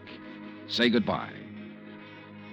20 minutes after I walked out of the Markham's house and picked up Ed Porter, we drove back to the house and parked 100 feet from the entrance. This is the darndest thing I ever heard of, Mr. Dollar. I'm not sure it's all clear to me. What's our position? Oh, I wouldn't know that, Mr. Porter. That's up to the legal department. This much I'm sure of right now. Markham's already deposited $100,000 of her insurance money into a joint account. If I'm not mistaken, this last check will go into that account, too. Right now, while we're sitting here, she's probably endorsing that check. Well, then I don't see where it's any of our He's business. making her endorse the check. He's making her stay in that house, in that room, away from everybody. Well, how? What way? He said she was ill. You said she appeared ill. I don't know how he's doing it, but I'm going to find out. Are you sure this isn't all surmise on your part? You weren't in the room when she said, let's have some sherry. Please, let's have some sherry. Well, I must be pretty She was dumb. really trying to say she wanted him to leave the room so she could talk to me. So she could have one little minute to tell me what the matter is, what's going on. His next move is to deposit that check. Then one big withdrawal, the whole $150,000, and bye-bye Floyd Markham. Mr. Dollar, I'm just an insurance broker. I don't understand that... Well, how'd you like to be an investigator for about 10 minutes? Me? Yeah. You see that car that just pulled up in the driveway? Well, yes, The girl driving it holds down that dummy office of Markham's. Her name's Beidler. She might be in on this with him. And that's Mr. Markham leaving the house. Good. Now, look, here's what you do. Follow them. I think I know where they're going, but you follow them and make sure. Well, where are they going? To the bank to deposit that check. Oh. Well, where are you going? To have that glass of sherry, Mr. Porter. Ed Porter pulled his hat down low over his face and put both hands on the wheel and took out after that 55 Cadillac sedan. I crossed the street, went back up on the porch of the house and knocked. I didn't expect her to answer. I didn't expect anyone to answer, but I wanted to make sure. I went around to the garden. There wasn't a sound in the big old house when I opened the garden door and went up the stairs again. The door to her room was closed. She wasn't by the window anymore. She was stretched out on the divan. I felt her wrist for a pulse. It was there, faint, but there. About 3 inches up her arm, there was a series of little marks. I lifted one eyelid and felt her neck muscles. She was doped to the ears. Mrs. Markham. Mrs. Markham, can you hear me? Look, I've come to help you. Me? Yes. Yes, I'm going to take you out of here. Now, don't be frightened. Mr. Dollar? That's right. That's right. That's the ticket. Insurance company. Yes. Now I remember. Yes, that's right. Thank you for bringing my check. I don't want Want what, Mrs. Markham? Want any of my friends to worry. Oh. I'm improving, but I don't want them to know I'm ill. Just say I'm out of town for a while. He told you to say that, didn't he? Yes. He told me to say exactly that. Mr. Dollar, don't fool me. Please don't fool me. What? You will help me get out of here. You aren't fooling me, are you? Are you? I carried her downstairs and put her in my car and drove her to the St. Regis Emergency Hospital. Expense account item $100, deposit with the hospital office. I explained as much as necessary to the intern who promised to advise me when Mrs. Markham became rational. After that, I drove back to the house. Ed Porter's blue coupe was parked across the street. I didn't know what to do but come back here. And when I got back, I didn't know what to do either. Slow down. You're doing fine. Oh, you were right. You were absolutely right. They went straight to the Bank of America to deposit that money. I kind of thought they might be back here by now. No, they're over at Angelo's having a drink and some dinner. I followed them there. You're getting to be quite a sleuth, Mr. Porter. Well, I try to do my best and use my head. Mr. Dollar, did you talk to Mrs. Markham? As much as I could. She was doped. I took her out and put her in the hospital. Oh. Well, should you have done that, Mr. Dollar? I could have left her up in that room to die, Mr. Porter. Oh, yes. Yes. Well, what's our next move? Ours? Well, certainly. I can't quit now, Mr. Johnny. Well, let's go to Angelo's, Eddie. Ed Porter settled the hat lower on his ears and gripped the wheel harder, and we took off for Angelo's on Stoker Street. When we got there, we didn't have to go inside to see if our people were still around. The Cadillac sedan was in the parking lot. So we took up a plant across the street. Well, why wait? Why not go in and take them out of there and take them down to the police? Well, that might blow the whole thing. Now, we have to wait and see what Mrs. Markham has to say when she's well enough to talk. Yeah, but... I'm sure she'll have some charges to prefer. In the meantime, we wait and see what's what. Yeah, what do you think he'll do when he goes home and finds her gone? Well, that'll be pretty interesting. What do you think he'll do? Well, I imagine he'll think she got up and walked out. No, he knows better than that. He's had her doped up for 6 months. He knows he can go out of the house and she'll stay right where he left her while he's gone. No, that isn't it. Oh. Well, then he'll know that she had help. That's more like it, Mr. Porter. I liked Eddie. It gives me kind of a feeling. Okay, Eddie. Now answer the question. Oh, what'll he do? Well, he'll try to get out of town. That's it. He'll try to leave town. He'll know that he's had it. Come on. Huh? They're pulling out. We followed them to a cocktail lounge near the Presidio. We waited around outside the place for 2 hours. Expense account item 7.25 cents. I called the St. Regis Receiving Hospital. Mrs. Markham's condition was unchanged. Item 8, $2, 2 hamburgers, 2 Cokes, and cigarettes for Mr. Porter and myself. We had just finished eating when Floyd Markham's Cadillac turned out onto the street. We followed it for 10 minutes. When Markham parked on a dark hill, we cut our lights and came to a stop. Mr. Dollar. Yeah, Eddie? Can you see what they're doing? Yeah. What? Necking. Huh?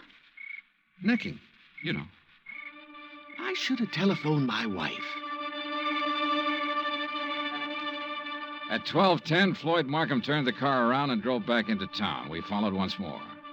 We saw him double park outside a 4-story apartment house on a steep hill, let the woman out, then drive on. Eddie? Yeah, Johnny? Think you can handle something else alone? Oh, I'd love to. Women sometimes talk a lot easier than men. You keep on him. When he finds his wife absent, I want to know where he goes. Wherever it is, I'll let you know. You gonna shake her down? Something like that. Yeah. Get going.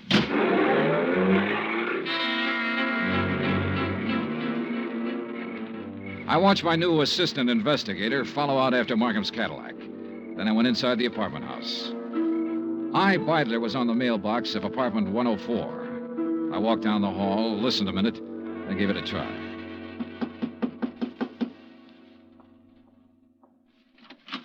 Yes? Well, what on earth are you doing? I'm here to see you, Miss Beidler. It's important. You're, Mr. Harris. I'm Mr. Dollar, Johnny Dollar. I'm an insurance investigator. Oh. There was something about you today. I wasn't sure. Now you're sure. Oh, what are you doing? Right now, I'm working for Western Life and Trust Company. You better sit down. Well, I don't know that I'd better do anything, Mr. Dollar. You're rather rude. Then you can stand. We've been checking into Floyd Markham. I don't think I have to tell you what we found out so far. I think you also know that by this time tomorrow he'll be in jail and you might be right along with him. Well, I'm sorry, Mr. Dollar. I simply don't be sorry. Just use your head. I said you might be right along with him. On the other hand, if you have some useful information, the insurance company might be useful to you. What do you mean? Well, I figure he sold you on an island trip or an estate in the country bill of goods. It'll be harder getting it out of him, but we'll get it one way or another. We'll get it all right. Now, what do you want to do? I want a drink. You? Oh, thanks. I'm not bad. I'm not a criminal. I've never been in trouble. You are now. Why? Because I fell in love with him?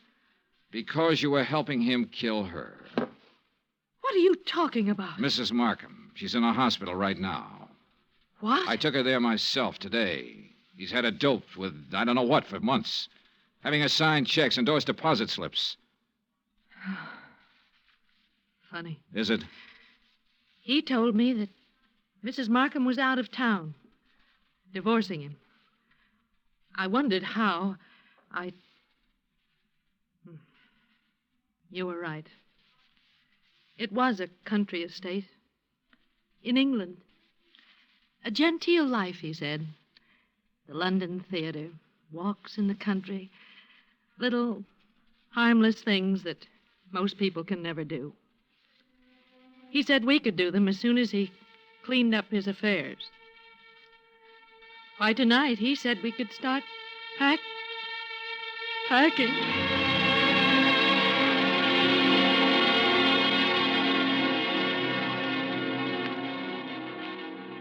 I took Iris Beiler with me back to the Markham house. The Cadillac was in the garage, and Ed Porter's blue coupe was pulled up across the street. When he saw us in the cab, he walked up. Hi. Hi. How's he doing? You can talk in front of her. Well, he hasn't done anything. No, I mean, I saw the light go on upstairs in Mrs. Markham's room, then it went out again. He's downstairs now, sitting in the living room. Okay. Wait here.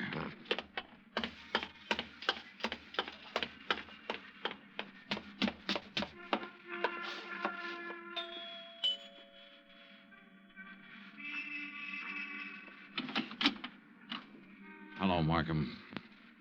Hello. If you're worried about your wife, which I doubt, she's in a hospital.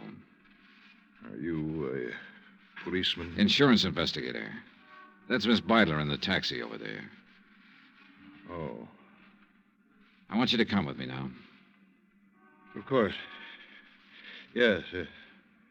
You said your name was Dollar? That's right. Why couldn't you have come around, say, next week? She'd have been dead by then. That's the way she should have been for 16 years. Dead. Yeah. Come on, Markham.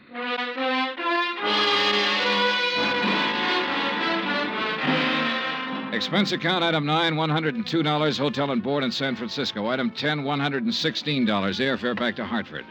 Item 11, $42.16, miscellaneous. Remarks? This one will wind up in court. Mrs. Markham's charges will include attempted homicide, attempt to defraud, attempt to... In the end, it was his attempt to run away, and it didn't work. It never works. Even if you get away, you find something new to run from. Total expenses, $968.20. Yours truly, Johnny Dollar.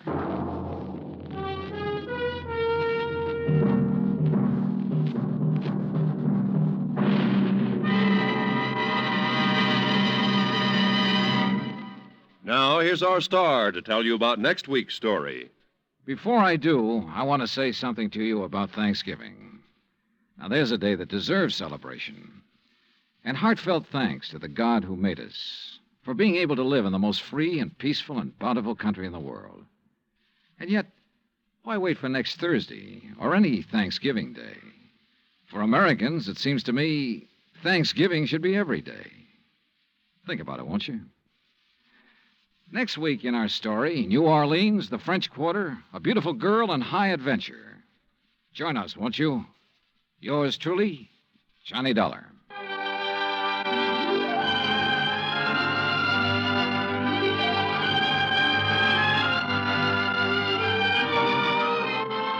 Yours truly, Johnny Dollar, starring Bob Bailey, is transcribed in Hollywood. Written by John Dawson, it is produced and directed by Jack Johnstone. Heard in tonight's cast were Lois Corbett, Frank Nelson, Virginia Gregg, Bert Holland, Paula Winslow, and John Daner. Musical supervision by Amerigo Marino. Be sure to join us next week, same time and station, for another exciting story of yours truly, Johnny Dollar. Roy Rowan speaking.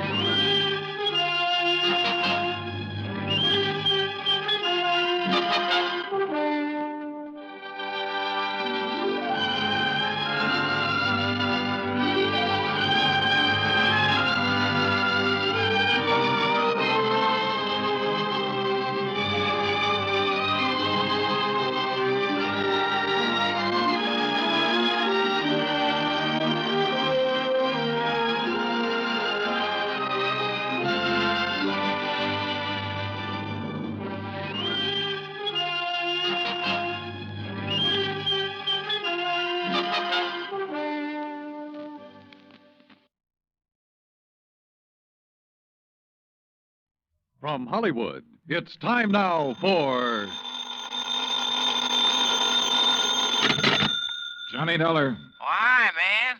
How's your stomach, Johnny? What? Rich food give you any trouble? Who is this? Why, your old buddy, Angie Orsatti. Oh, hi, Angie. Glad you got my message. Yeah. How about dinner tonight at Antoine's, Johnny? Shrimp gumbo, oysters, Rockefeller. Yeah, sounds fine. Only I've got to do some work first. Man, I thought you was here in New Orleans on vacation. Nope, little matter of fire insurance and the company's check for $16,000. Somebody trying to cheat him out of it, huh? You won't believe this, Angie. Somebody turned it down. What?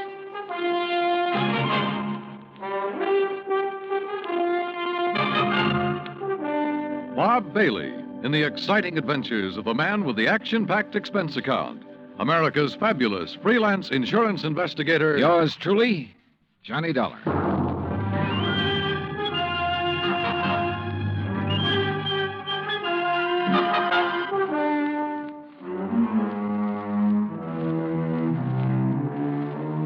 Expense account submitted by Special Investigator Johnny Dollar to Providential Fire and Marine, 787 Greenleaf Avenue, Hartford, Connecticut. The following is an account of expenses incurred during my investigation of the Royal Street matter.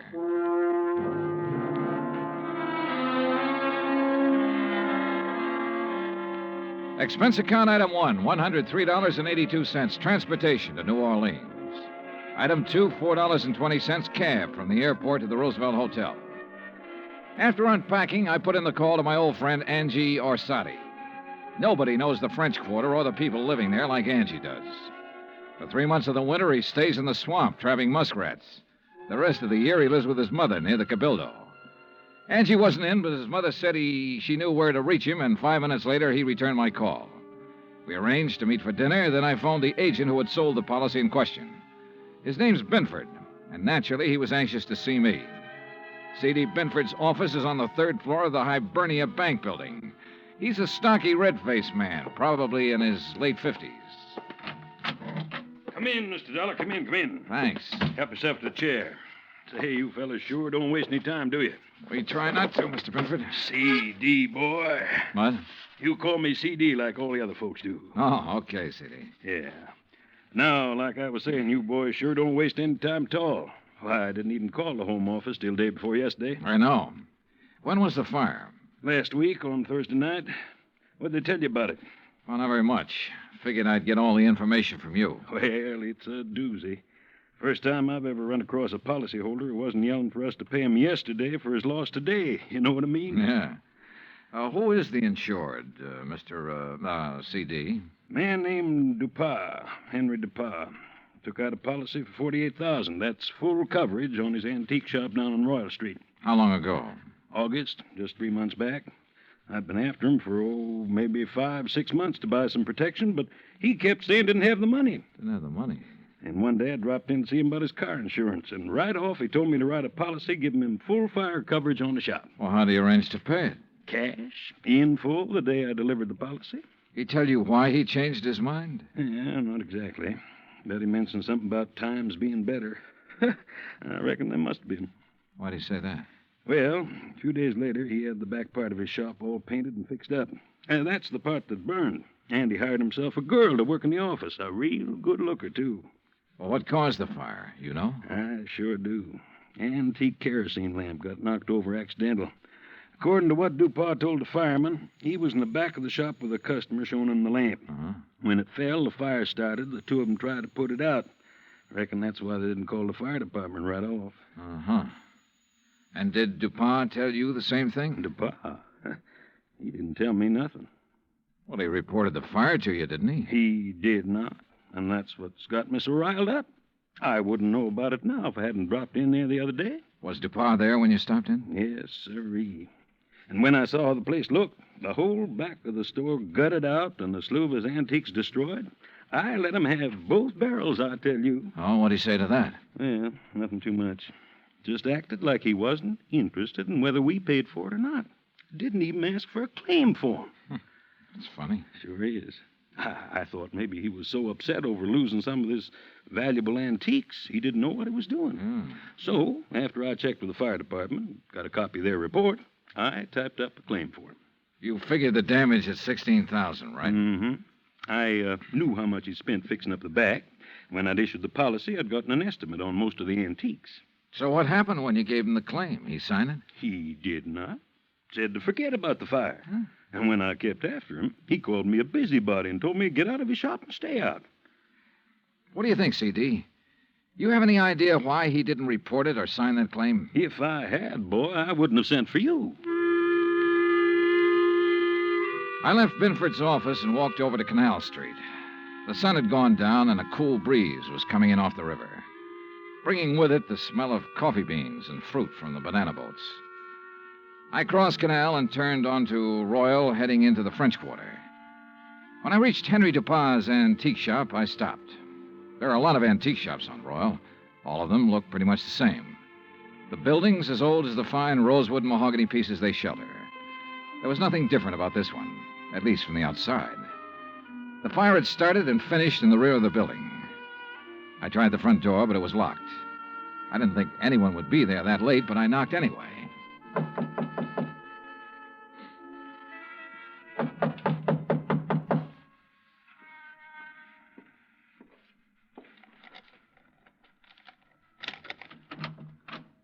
Yes, who is it? Mr. Dupas?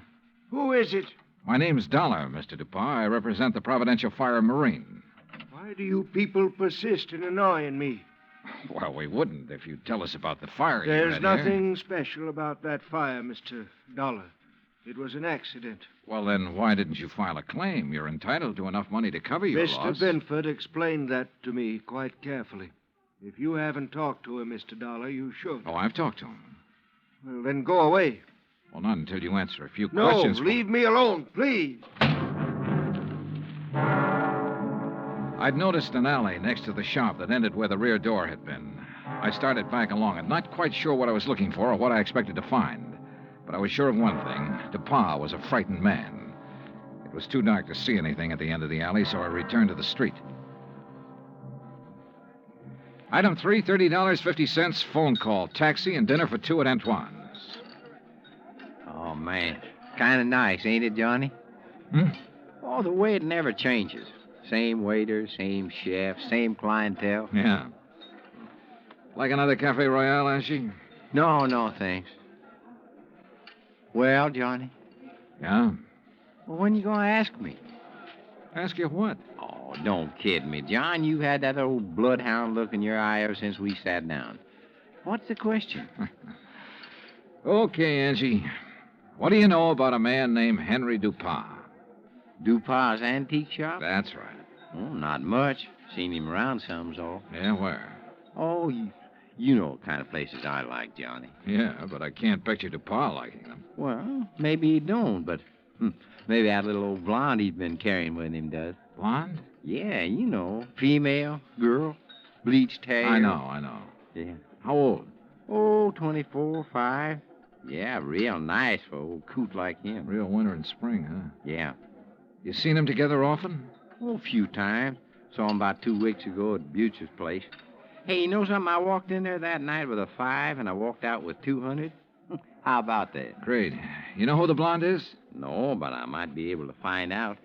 You want? Yeah, I want. I left Angie and started back toward Royal Street. On the way, I ran up item 4, $1.85 for one flashlight and batteries. The shades on Dupas' shop were drawn, but I could tell there were lights on inside. In the alley, a small pickup truck was parked near the side entrance to the shop. In the back of the truck, looking like they'd just been taken off the boat, were several stalks of bananas. There wasn't much else to see except the charred wood and refuse left in the alley after the fire. I started back toward the street when a man, a much larger man than Dupas, came out the side door and got into the truck. He turned over the engine and switched on the lights before I could get clear. Hey, what are you doing there? Hold it, mister, right there. Here, buddy, you just hold it. What were you doing back there, huh? Well, right now, mister, I'm wondering what this load of bananas is doing at an antique shop. What is it, Carl? Well, I just caught this guy snooping around in the back. What? It's Mr. Dollar. Yeah, that's right. You know him, Dupas? He's one of those insurance men I told you about. Oh, well, What are you here for, Dollar? Didn't DuPont tell you he doesn't want any money from you people? Now, why not? Because he's afraid we might have to take a good look around before paying No, off? son. Now, look, Dollar. Mr. DuPont has been okay with you people, so you got no reason to come snooping around. Especially after he's told you he don't want you around. So now maybe Mr. DuPont will have to do something to keep you away. Ain't that right, Mr. DuPont? You know what I mean. Yes. Yes, all right, I'll do it, Carl. And he'll never bother us again. Go on, Dollar. Get out of here. At the time, I had no idea what they meant to do, so it wasn't easy to turn my back on them. But I did. And nothing happened. I went back to my hotel and hit the sack, and I must confess I slept later than usual the next morning. I was still in bed when the phone rang.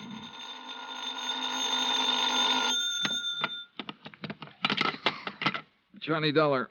Why, hey now, where's my dynamic northern friend? Oh, he's off today. I'm taking his place. Well, in the news I got, well, I reckon it'll keep till tomorrow. Yeah. Well, so long. No, wait, Angie. Yeah. Did you find out anything about that blonde DuPont's been seeing? Sure, everybody around the French Market coffee shop used to know her.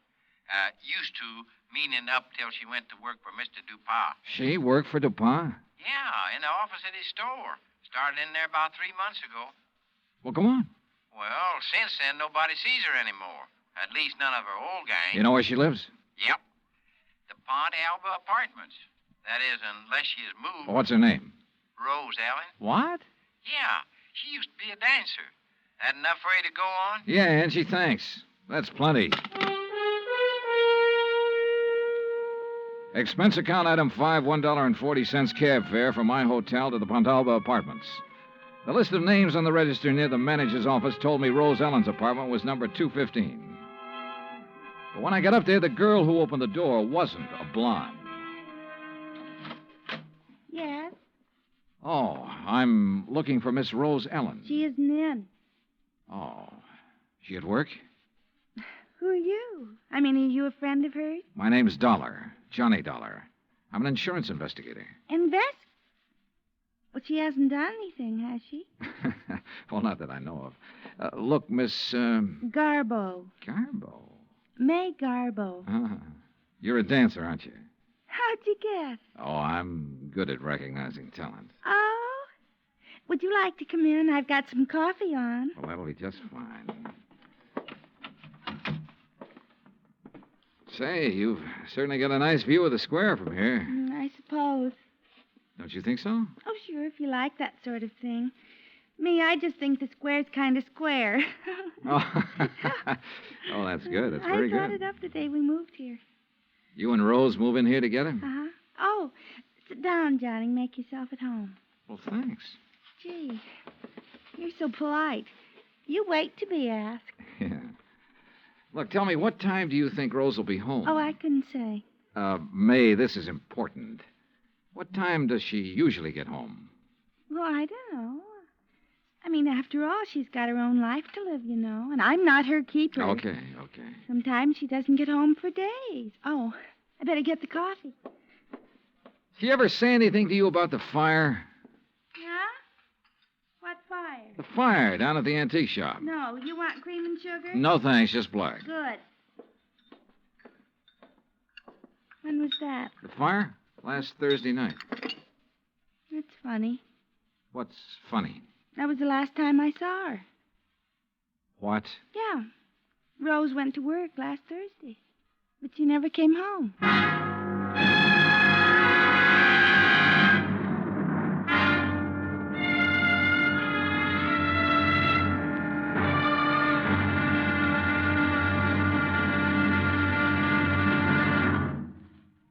Act Two of yours truly, Johnny Dollar, in just a moment.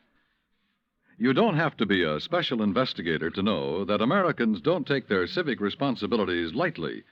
The Election Day turnout proved that, beyond any shadow of doubt. So now it's time for you to face up to another responsibility to the nation in just as straightforward a way. Our Ground Observer Corps needs volunteers. We at CBS Radio urge you to write or telephone your nearest Civil Defense Center to learn how you can help in this vast program that patrols our skies. Now, Act Two of yours truly, Johnny Dollar, and the Royal Street Matter.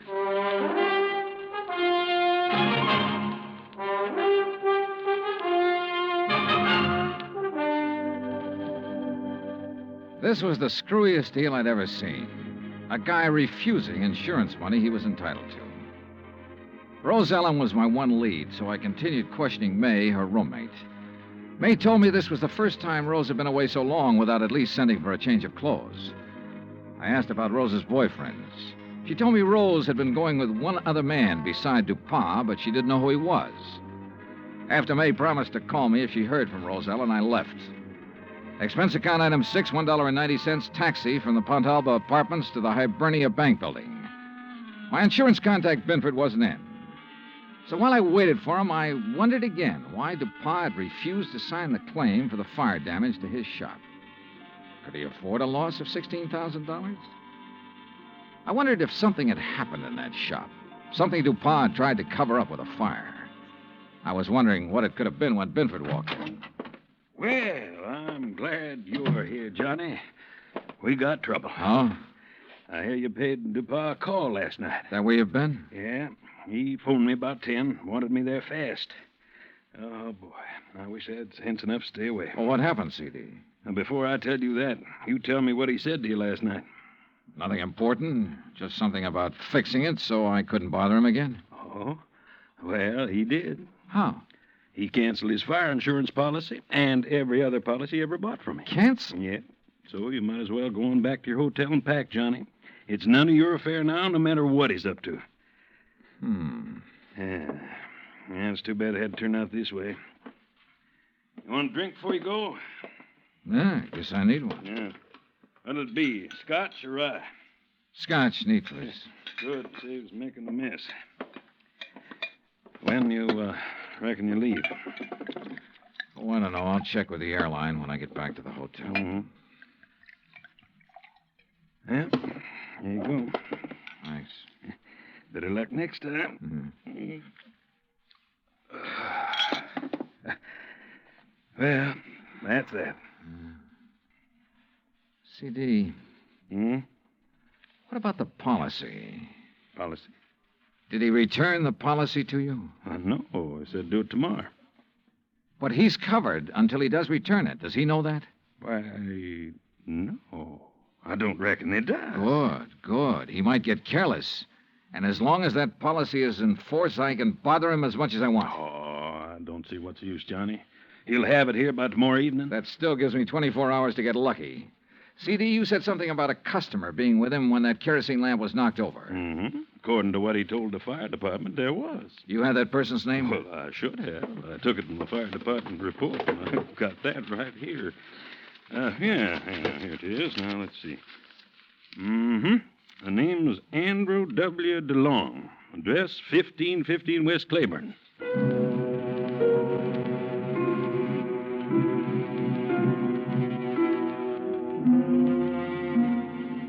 There wasn't any Andrew DeLong at that address. We checked the telephone book and the city directory, and the only Andrew W. DeLong we found was out in Metairie, in a mausoleum. So we drove back towards C.D.'s office. Well, now what, Johnny? Dupont. What? Find out everything we can about Dupont and everybody who works for him. But ain't nobody but his secretary and his assistant. A fella named Carr. Yeah, how long has Carl been working for him? Oh, about as long as she has. Does this Carl own a fruit stand? Well, not I know about. Why? Oh, I just wondered. Hey, what time is it, C.D.? 2:15. Say, if we're going to check on Dupont's credit, we better get to the bank before they close. You're driving. Let's move. Expense account item 7, $22.80. Telephone calls and a couple of gratuities to obtain a lot of information about Dupont. I learned, among other things, that he'd banked almost $11,000 in the past 3 months. Before that, almost nothing. But there's no law against making money, so I still had nothing concrete to go on. At 5:30, I left Binford, went back to my hotel, and there found a message from May, Rose Ellen's roommate, asking me to go to her apartment immediately. So I did. Oh, Johnny. Yeah, hi, May. Oh, well, come in. Johnny, You know what you made me promise. Yeah? Well, it happened. You mean you've heard from Rose? Well, no, not exactly. But a man called this afternoon and talked about her. Oh, well, I hope he had only nice things to say. Oh, yes, he said she's just fine. What? Didn't you hear me? Yeah, he said she's fine. Fine. Well, what else did he say? Well, he said he was going to come by at 4 o'clock and pick up her clothes. I should have them ready. No, but of course he didn't. Well, he did so. He did? Oh, what man? You know him? You get his name? Mr. Dollar, you don't think I'd let Rose's things go out of here with a complete stranger, do you? Of course he told me his name. Well? You aren't nearly as polite as you were this morning. All right, I'm sorry. What's the man's name, darling? Oh, well, that's much better. It's Grant. Grant? That's right. That doesn't register. From the way he talked, he must be the one Rose was going with while she was dating that old antique. You ever see this guy, Grant, before? No, but I'm sure he's the one she talked about. Really, it used to get so tiresome. Carl this and Carl does that. Oh. What? I said, oh. May, tell me, where did he say he was taking her clothes? Well, he didn't say. He just put them in that old truck. Thanks, sweetheart. See you later. I needed a fast car and a driver who could handle it, so I called Angelo Arsati. 20 minutes later, we parked in front of Dupas' antique shop. There was a dim light on inside.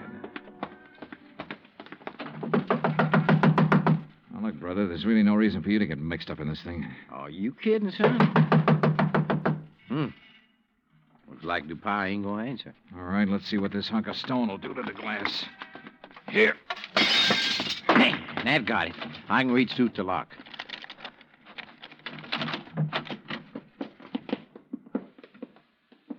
Looks like nobody here. Well. Hey, wait a minute. Yeah, I see him.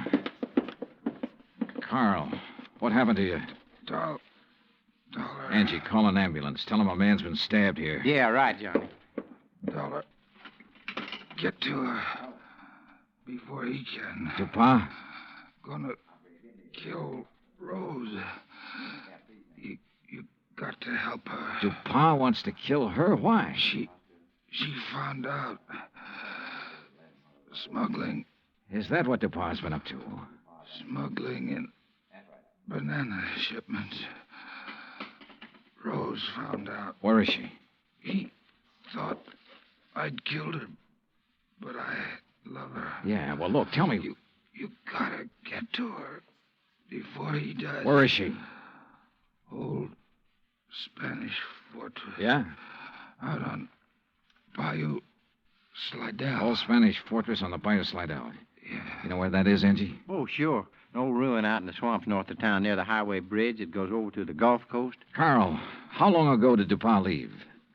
10 or 15 minutes.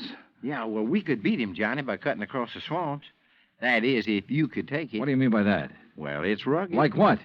Johnny, did you ever ride a swamp buggy?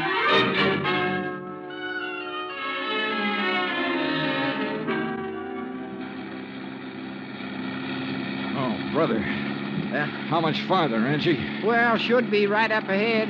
How can you tell? All I can see is swamp and marsh grass. Yeah, well, I done a lot of trapping out here. I know the channel. Think we'll make the old ruins before Dupas? Well, we got to, don't we? Hey, there it is. That old wreck is called a fortress? Man, that's it. Well, get us up as close to it as you can. I don't see anybody parked. There's nobody approaching the bridge.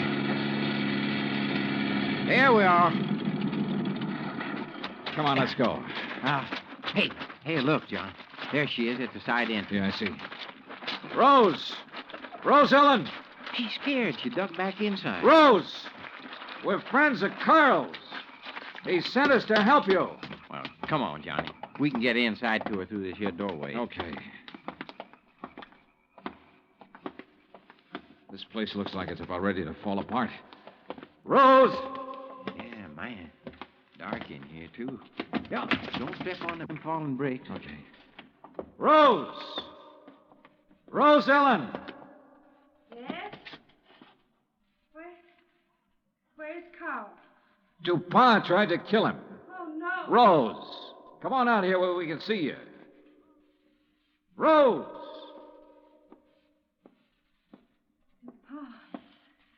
found out that Carl didn't kill me, is that it? Yeah. But Carl's all right now. Look, Rose, I want you to tell me all you know about the fire at DePauw's shop. Were you there? Yes. Well, what happened? Pa had me tied up. Told Carl I'd found out what they were doing. The smuggling, I mean. He told Carl to kill me. He didn't know Carl and I was going to be married. Go on, go on. Carl argued with him. That's when the lamp got knocked over. They didn't stop arguing until DePauw said he'd kill us both. So finally, Carl told DePauw he'd take care of me. Well, he had to, or DePauw would have killed us. But instead, Carl brought you here. Yes. Oh, come on, Johnny. Let's get out of this dark Wait a minute, Angie.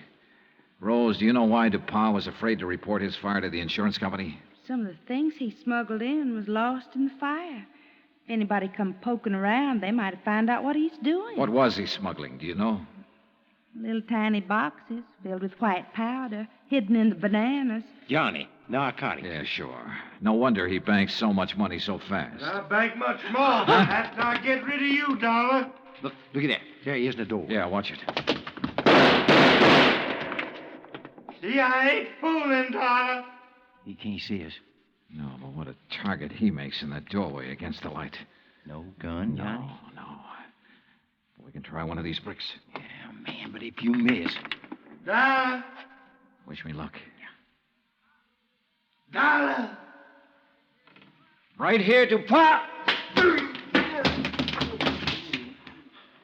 Come on.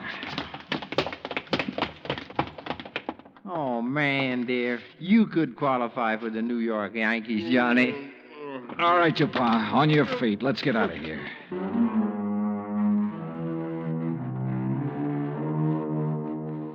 Expense account total, including rental on the swamp buggy, incidentals and transportation back to Hartford, $517.20. Remarks?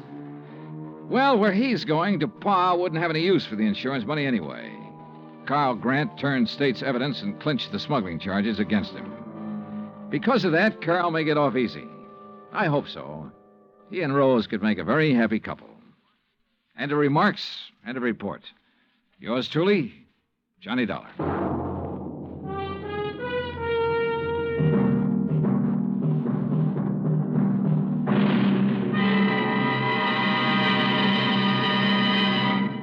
Our star will return in just a moment.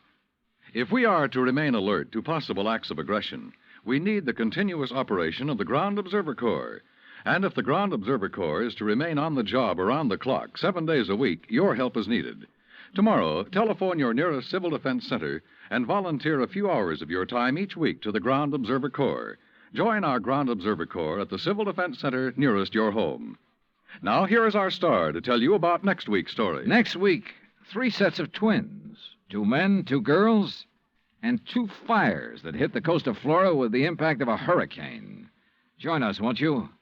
Yours truly, Johnny Dollar. Yours truly, Johnny Dollar, starring Bob Bailey, originates in Hollywood.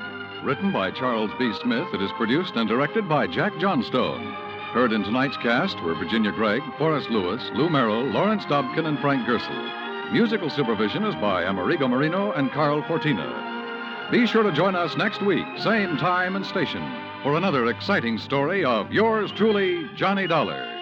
Dan Cubberly speaking.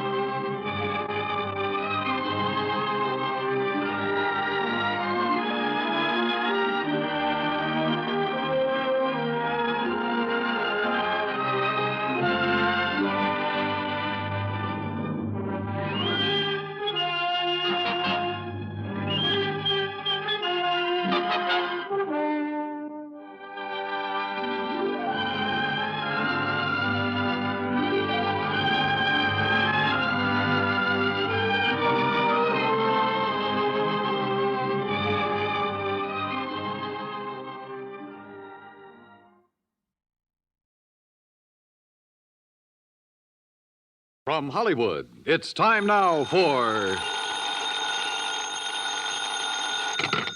Johnny Dollar. Joe McNabb, Northeast Indemnity, Johnny. Oh, hi, Joe. What's up? At the moment, my blood pressure. Too much work?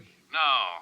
Prospect of having to pay off on a $100,000 life insurance policy. Uh-oh. Fella I think you know, Johnny. Art Wesley. Oh, sure. Been a pal of mine for years. Reporter. Yeah. Apparently he's working on a story right now that somebody doesn't want him to report. What do you mean? Night before last, he got beat up in an alley. Yesterday, a car made a pass at him at high speed. What about today? It's early yet, Johnny. Oh, yeah, sure. But let's hope it's not too late.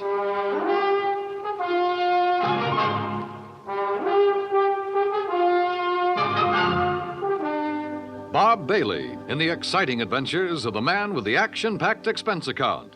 America's fabulous freelance insurance investigator. Yours truly, Johnny Dollar.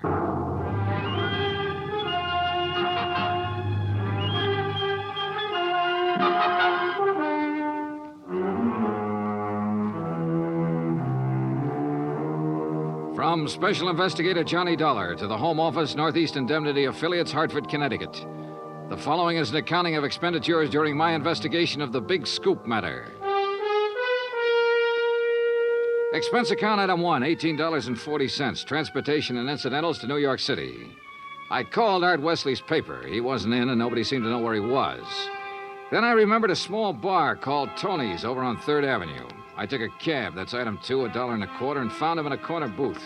Sorry, Johnny, no bodyguard. The informants I'm working with will take off fast if they spotted one. No informants, no story. That insurance policy your paper took out on you, who's the beneficiary? A dear departed wife, Joan. Departed? I thought... We split up a couple of months ago. Oh, I'm sorry to hear that, Art. We were living in 2 different worlds. I wanted a home and family. She wanted a trip to the moon every night. Where is she now? Who knows? On her way to the moon, I guess. Hey, look, this story you're working on, Art. It's hot, Johnny. And big, real big. A national gambling syndicate, and run by a guy right here in New York. Who? I'm getting close, but I'm not sure yet. When I am, then out come my articles. What's this guy gonna do when you push him into a corner? Look, I'm worried about you. You look, Johnny, I'm not as foolish as you think. I've got his name written down and put in a safe deposit box with what evidence I got. That's my real insurance. Oh, Art, look, we've been friends a long time. I'm not gonna let you do this alone. Sorry, Johnny. I've got to go it alone.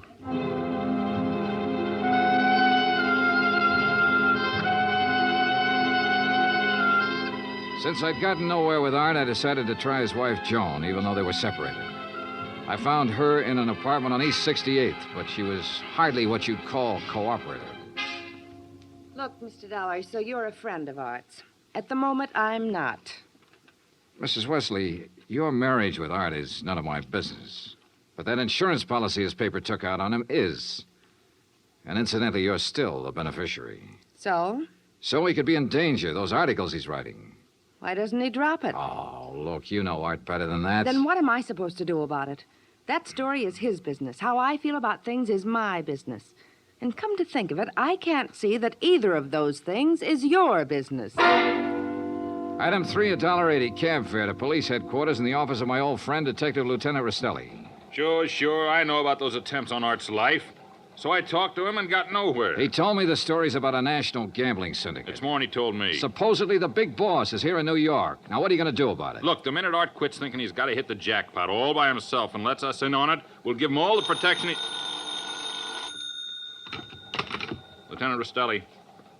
Yeah, just a minute. It's for you, Johnny. Oh, thanks. Hello? Art Wesley, Johnny. They told me at your hotel where to reach you. Anything new, Art? I'm leaving town for a few hours. This could be it, Johnny. Tonight could be the jackpot. Well, listen, let me go with you. Sorry, I gotta go alone. It's part of the deal. Art, it could be a trap. I can take care of myself. Call you when I get back. Wish me luck. Well, look, wait. Art! Art!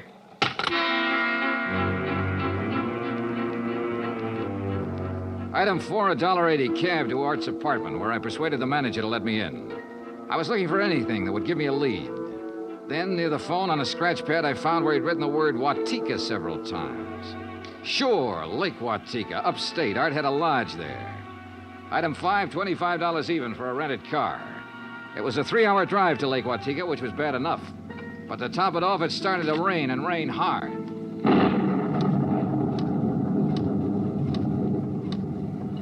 When I finally got to the highway turnoff, the side road to the lake was a mass of mud. Then I got 2 quick breaks. It stopped raining, and I spotted the 6-mile road into Art's place. Half an hour further on, I saw a light.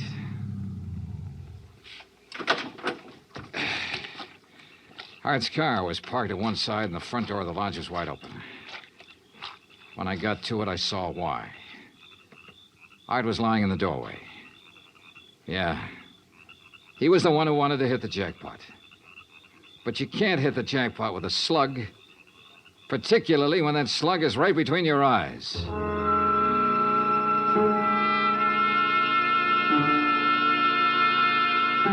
I drove to the sheriff's office and reported it. Sheriff Tompkins and his boys took over. But in the darkness and the mud, they could only make a routine check. He asked me to meet him at the lodge the next morning, so I did. Buddy was right here in the doorway, huh, son? Yeah, Sheriff, I didn't move it. And Wesley probably got shot when he answered the door by somebody standing out there on the ground. Because of that bullet hole in the roof? Yeah. Right over that shelf that's stocked with canned goods, sugar, salt, and the like. Apparently, he used this place regular. Yeah, he used to do some of his writing here. Were you able to determine time of death? Coroner says between 10:30 and 11 last night. What time did you arrive? About half an hour after the rain stopped. I'd say 11:45. Means it was still raining a good half hour after the killing. No wonder we found no tracks. Hey, look, Sheriff. Art was working on a hot story about a national gambling syndicate. Could be that he found out who the boss was last night, the hard way. Oh? Then you think the killer was from out of town? Maybe New York? Yeah. Now, where would he stay? Is there a hotel around here? Lake Watika Inn, just outside the village, about 6 miles from here. Sheriff, I'll check it out. Guests here at the inn, Mr. Dollar? Well, we have only 2 who checked in yesterday. It's the off-season, of course. Yeah, clerk, who are they? Well, Mr. Cooper yesterday afternoon and Mr. Buckley around dark. Uh-huh. They still here? Mr. Cooper is sitting right out there on the terrace, but Mr. Buckley paid in advance and left quite early this morning. I see. Did Buckley give any reason for stopping here? He said he was a traveling man and didn't like to drive in the rain. Okay. I'd like you to write down a description of him. I'll pick it up on the way out. Oh, I'll be glad to, sir.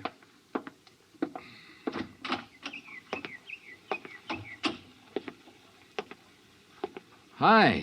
Oh, good morning. Enjoying the scenery? Yes, immensely. Oh, sit down, won't you? Sure, thanks. My name's Dollar. Mine's Cooper. You just check in? I'll just drop by. I came yesterday. Uh-huh. Pretty up here this time of year. Yes, certainly is. I really enjoy places like this in the off-season. It's a nice change. Too bad the weather hasn't been better, huh? Well, the rainstorm last night? Oh, I enjoyed that, too. You were out in it? Oh, no. No, I enjoyed it the way a storm should be enjoyed. In front of the fireplace in my cottage with a drink and a good book. No, Mr. Dollar, I stayed in last night. And that was that. I picked up the description of the other guest, Buckley, from the clerk and gave it to Sheriff Tompkins, who got out a bulletin on him. Then I drove back to New York City, turned in my rented car, and took a cab. That's item 6, $1.70, to Joan Wesley's apartment. Yes. They notified me this morning about Art's death. I don't know what to say. What is there to say? Good question, Mrs. Wesley. If only he hadn't been so stubborn. If only he'd given up that story about the gambling syndicate or whatever it was. Yeah. You figure somebody in the syndicate killed him? Why, of course. Mrs. Wesley, did you know Art had gone on up to the lodge at Lake Watika? No. Mr. Dollar, I'm rather tired. One more thing. Did you go out last night? No. It was raining. I stayed here in the apartment. All evening? All evening. I see. Well, thanks, Mrs. Wesley. Maybe I was imagining, but it seemed to me Joan Wesley hesitated just a little before telling me she hadn't been out of her apartment last night. And if she had gone to Lake Watika, I checked the basement garage. Her car was clean. Too clean. Item 7, $5 to the garage attendant for some very interesting information. Joan Wesley had ordered her car washed first thing this morning. Why? Because the wheels were covered with mud from last night.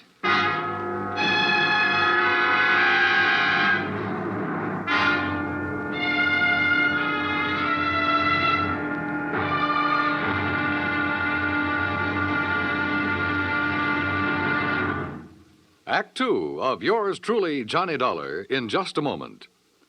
Better schools mean better citizens, better neighbors, better families. But we can't expect our children to respond, to learn and grow, if we ourselves are indifferent to their school environment. CBS Radio urges that you write to Better Schools, 9 East 40th Street, New York 16, New York, for information about how citizens can spark community action to improve their schools. That address again is Better Schools, 9 East 40th Street, New York 16, New York. Now, Act Two of yours truly, Johnny Dollar, and the Big Scoop Matter.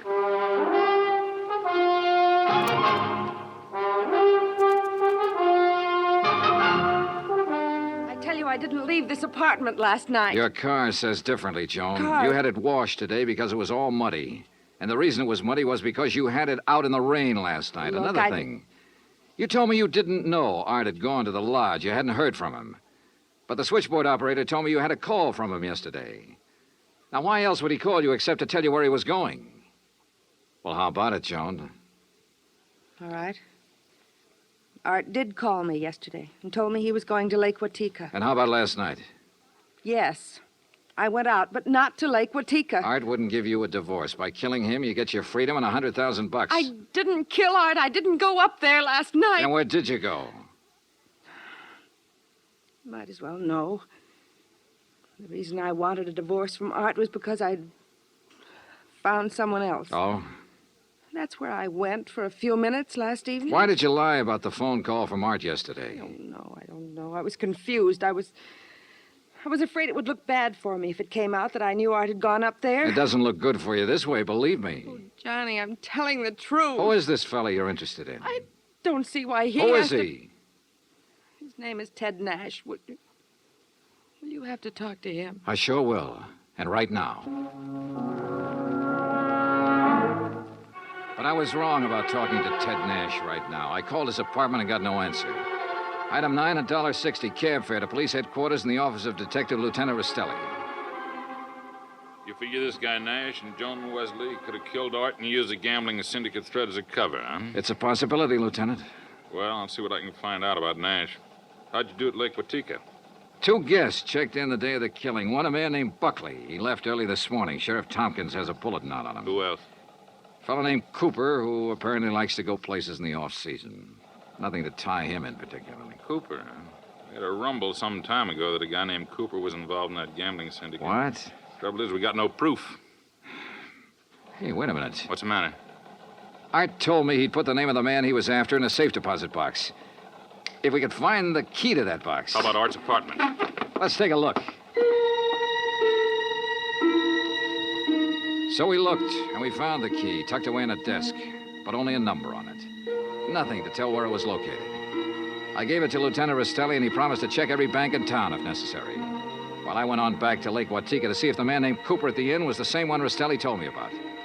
When I got there, after a frantic 3-hour drive, I found him comfortably sitting by the fireplace.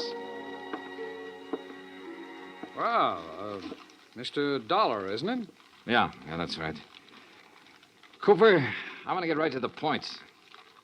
You told me you came up here to enjoy the scenery. Yes, that's right. Why? The man who was killed last night, Art Wesley, he was trying to expose a national gambling syndicate. Oh, that's very interesting. So? So, I know a police detective in New York who thinks you're a member of that syndicate. Well, now, Mr. Dollar, that's a very serious charge. I presume you have proof. Well? Uh-huh. No proof. Well, in that case, I don't think there's any... Dollar, the long-distance call for you. You can take it on that phone right beside you. Thanks, clerk. Johnny Dollar. Rastelli in New York, Johnny. Hi, Lieutenant. You locate that? Yeah, the safe deposit box, and in it we found the name of the man Art Wesley was closing in on. It's Cooper. Thanks very all right, much. So you... Well, Cooper, you wanted proof? We've got it. Evidence that ties you in with the syndicate. Clerk. Oh, now, this is ridiculous, Is it? Dollar. Let me tell you the facts about this thing. Is something the matter, Mr. Dollar? Get Sheriff Tompkins on the phone, clerk. Tell him I've got Art Wesley's killer here. You mean Mr. Cooper? Oh, now, wait a minute. Now, look, Dollar. If you'd get your facts straight, you'd drop this silly notion of yours. What kind of facts, Cooper? What time was Wesley killed? Between 10:30 and 11 last night. But, Mr. Dollar, Mr. Wesley's place is some 6 miles from here. That's right. Why? Well, then Mr. Cooper couldn't have killed him. What do you mean? Last night, I took a drink to Mr. Cooper's cottage here at the inn. What time? Around 20 to 11, and I chatted with him for at least 15 minutes. Are you sure about that? Oh, quite sure. Well, Mr. Dollar, I'll buy you a drink sometime. Cooper strolled back to the bar with a satisfied smirk on his face. So the one man who had to be Art's killer couldn't have killed him. I collared the clerk again and had him repeat his story in detail. If you recall, it rained heavily last night, Mr. Dollar. Yes, I drove through it on my way up here. Well, I was making the rounds of the inn, checking windows, things like that, when the house phone rang. It was Mr. Cooper calling from his cottage. He wanted a drink. You say that was at 20 to 11? Yes, I always jot down the time when I am called away from the desk. All right, go on. Well, when I got to Mr. Cooper's cottage, he was sitting in the living room in front of the fire with a book. Yeah. We chatted a while, and then when I returned here to the desk, I jotted down the time again. 10:55. Well, that does it. What do you mean? Oh, it's a good 20-minute drive from here to Art Wesley's lodge. If he was killed between 10:30 and 11 and Cooper was here at that time, he couldn't have done it. Well, I'm sorry, but facts are facts. And... Oh, excuse me. Lake Watika Inn. Yes, just a moment. Sheriff Tompkins, Mr. Dollar. Oh, thanks. Hi, Sheriff. Thought you ought to know, son. Remember that man Buckley we were looking for? Yeah, sure, the other guest at the inn. Yeah, we picked him up. I've been questioning him for an hour. Any luck? No, sir. He's just a traveling salesman who stayed at the inn because he didn't want to drive in the rain. You sure? Buckley swears he doesn't even know Cooper. Just between you and me, Johnny, I think we got the wrong fella. No place again. I decided to start all over. Got into my car and drove to Art Wesley's place. Nothing was changed. I remember the trip I'd made the night he was killed, how it rained heavily until about half an hour before I arrived. How I'd found him lying in the open doorway, a bullet hole in his head. Yeah, and the hole in the ceiling over the shelf of provisions, marking the path of the bullet. It was there. So were the provisions. Canned food, mustard, sugar, a package of crackers. There was some... Wait a minute. Sugar. The sugar bowl. I stared at it for a moment. I remembered a couple of things the room clerk at the inn had told me. And suddenly the whole deal slid neatly and quietly into place. I drove back to the inn fast. Cooper's cottage was empty, so I went inside to the bedroom and took a look around. Then I spotted one of the pictures on the wall, a little out of place. I looked behind it. Yeah, just what I expected. Outside, I found Cooper sitting on the terrace in front of the main building. I slid into a chair across from him. Well, Mr. Dollar, what fantastic crime are you going to accuse me of today? Cooper, I got a one-track mind, and it's still stuck on murder. Oh, now look, Dollar. We've been over this before, and personally, I find it quite boring. So much so that it's interfering with my vacation here. That's too bad. Yes, it is. So I'm leaving this evening. I don't think so, Cooper. Oh, come now. Art Wesley was trying to expose a figure in a gambling syndicate. You. Well, that's a matter of conjecture. You had to stop him, for keeps. Oh, now look, Dollar.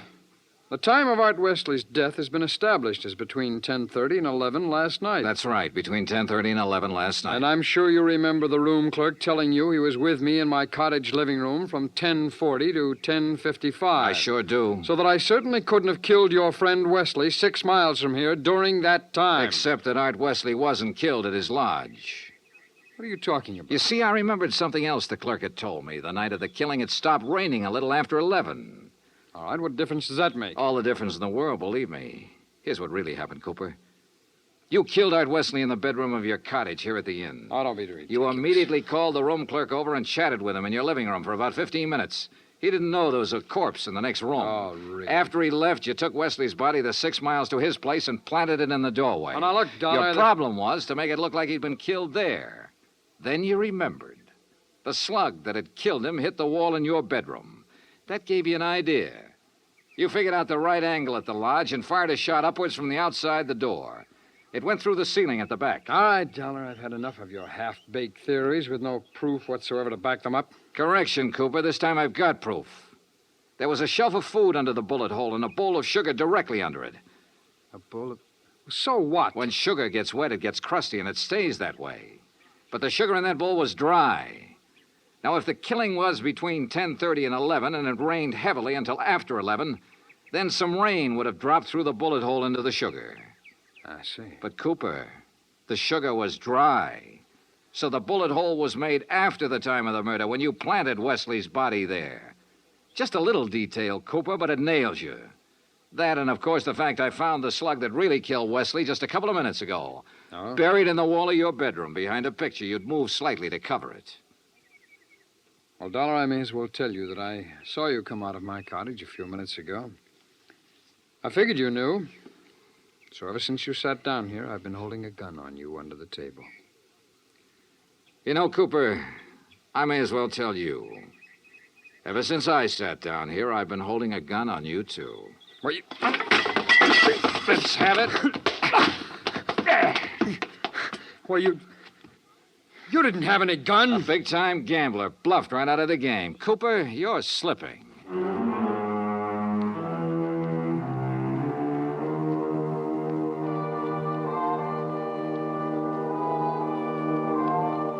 Item 10, $37.50. Transportation and incidentals back to Hartford. Expense account total $187.40. Remarks? Cooper's awaiting trial. About Art Wesley? Well, I guess that sugar bowl was a dead man's revenge. And come to think of it, that revenge was pretty sweet. Yours truly, Johnny Dollar.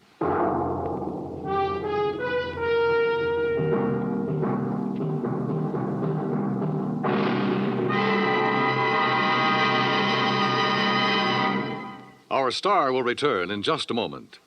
In days long since gone by, one had to go out in search of daring do. But in a fast-moving world, exciting things are happening right around the clock. Things you can be in on no matter what else you're doing, as long as your radio is nearby. With CBS newsmen on the job, you can make CBS Radio your listening post for world events. Stay tuned now for 5 minutes of CBS News, to be followed over most of these same stations by the FBI in peace and war. Now, here is our star to tell you about next week's story. Next week, colorful New Orleans, from nightlife in the Latin Quarter to the dismal, deadly swamps. Join us, won't you? Yours truly, Johnny Dollar. Yours truly, Johnny Dollar, starring Bob Bailey, originates in Hollywood. Written by Robert Reif, it is produced and directed by Jack Johnstone. Heard in tonight's cast were Virginia Gregg, Russell Thorson, Barney Phillips, Stacey Harris, Larry Thor, Parley Bear, and Les Tremaine. Musical supervision is by Amerigo Marino. Be sure to join us next week, same time and station, for another exciting story of yours truly, Johnny Dollar. Dan Coverly speaking.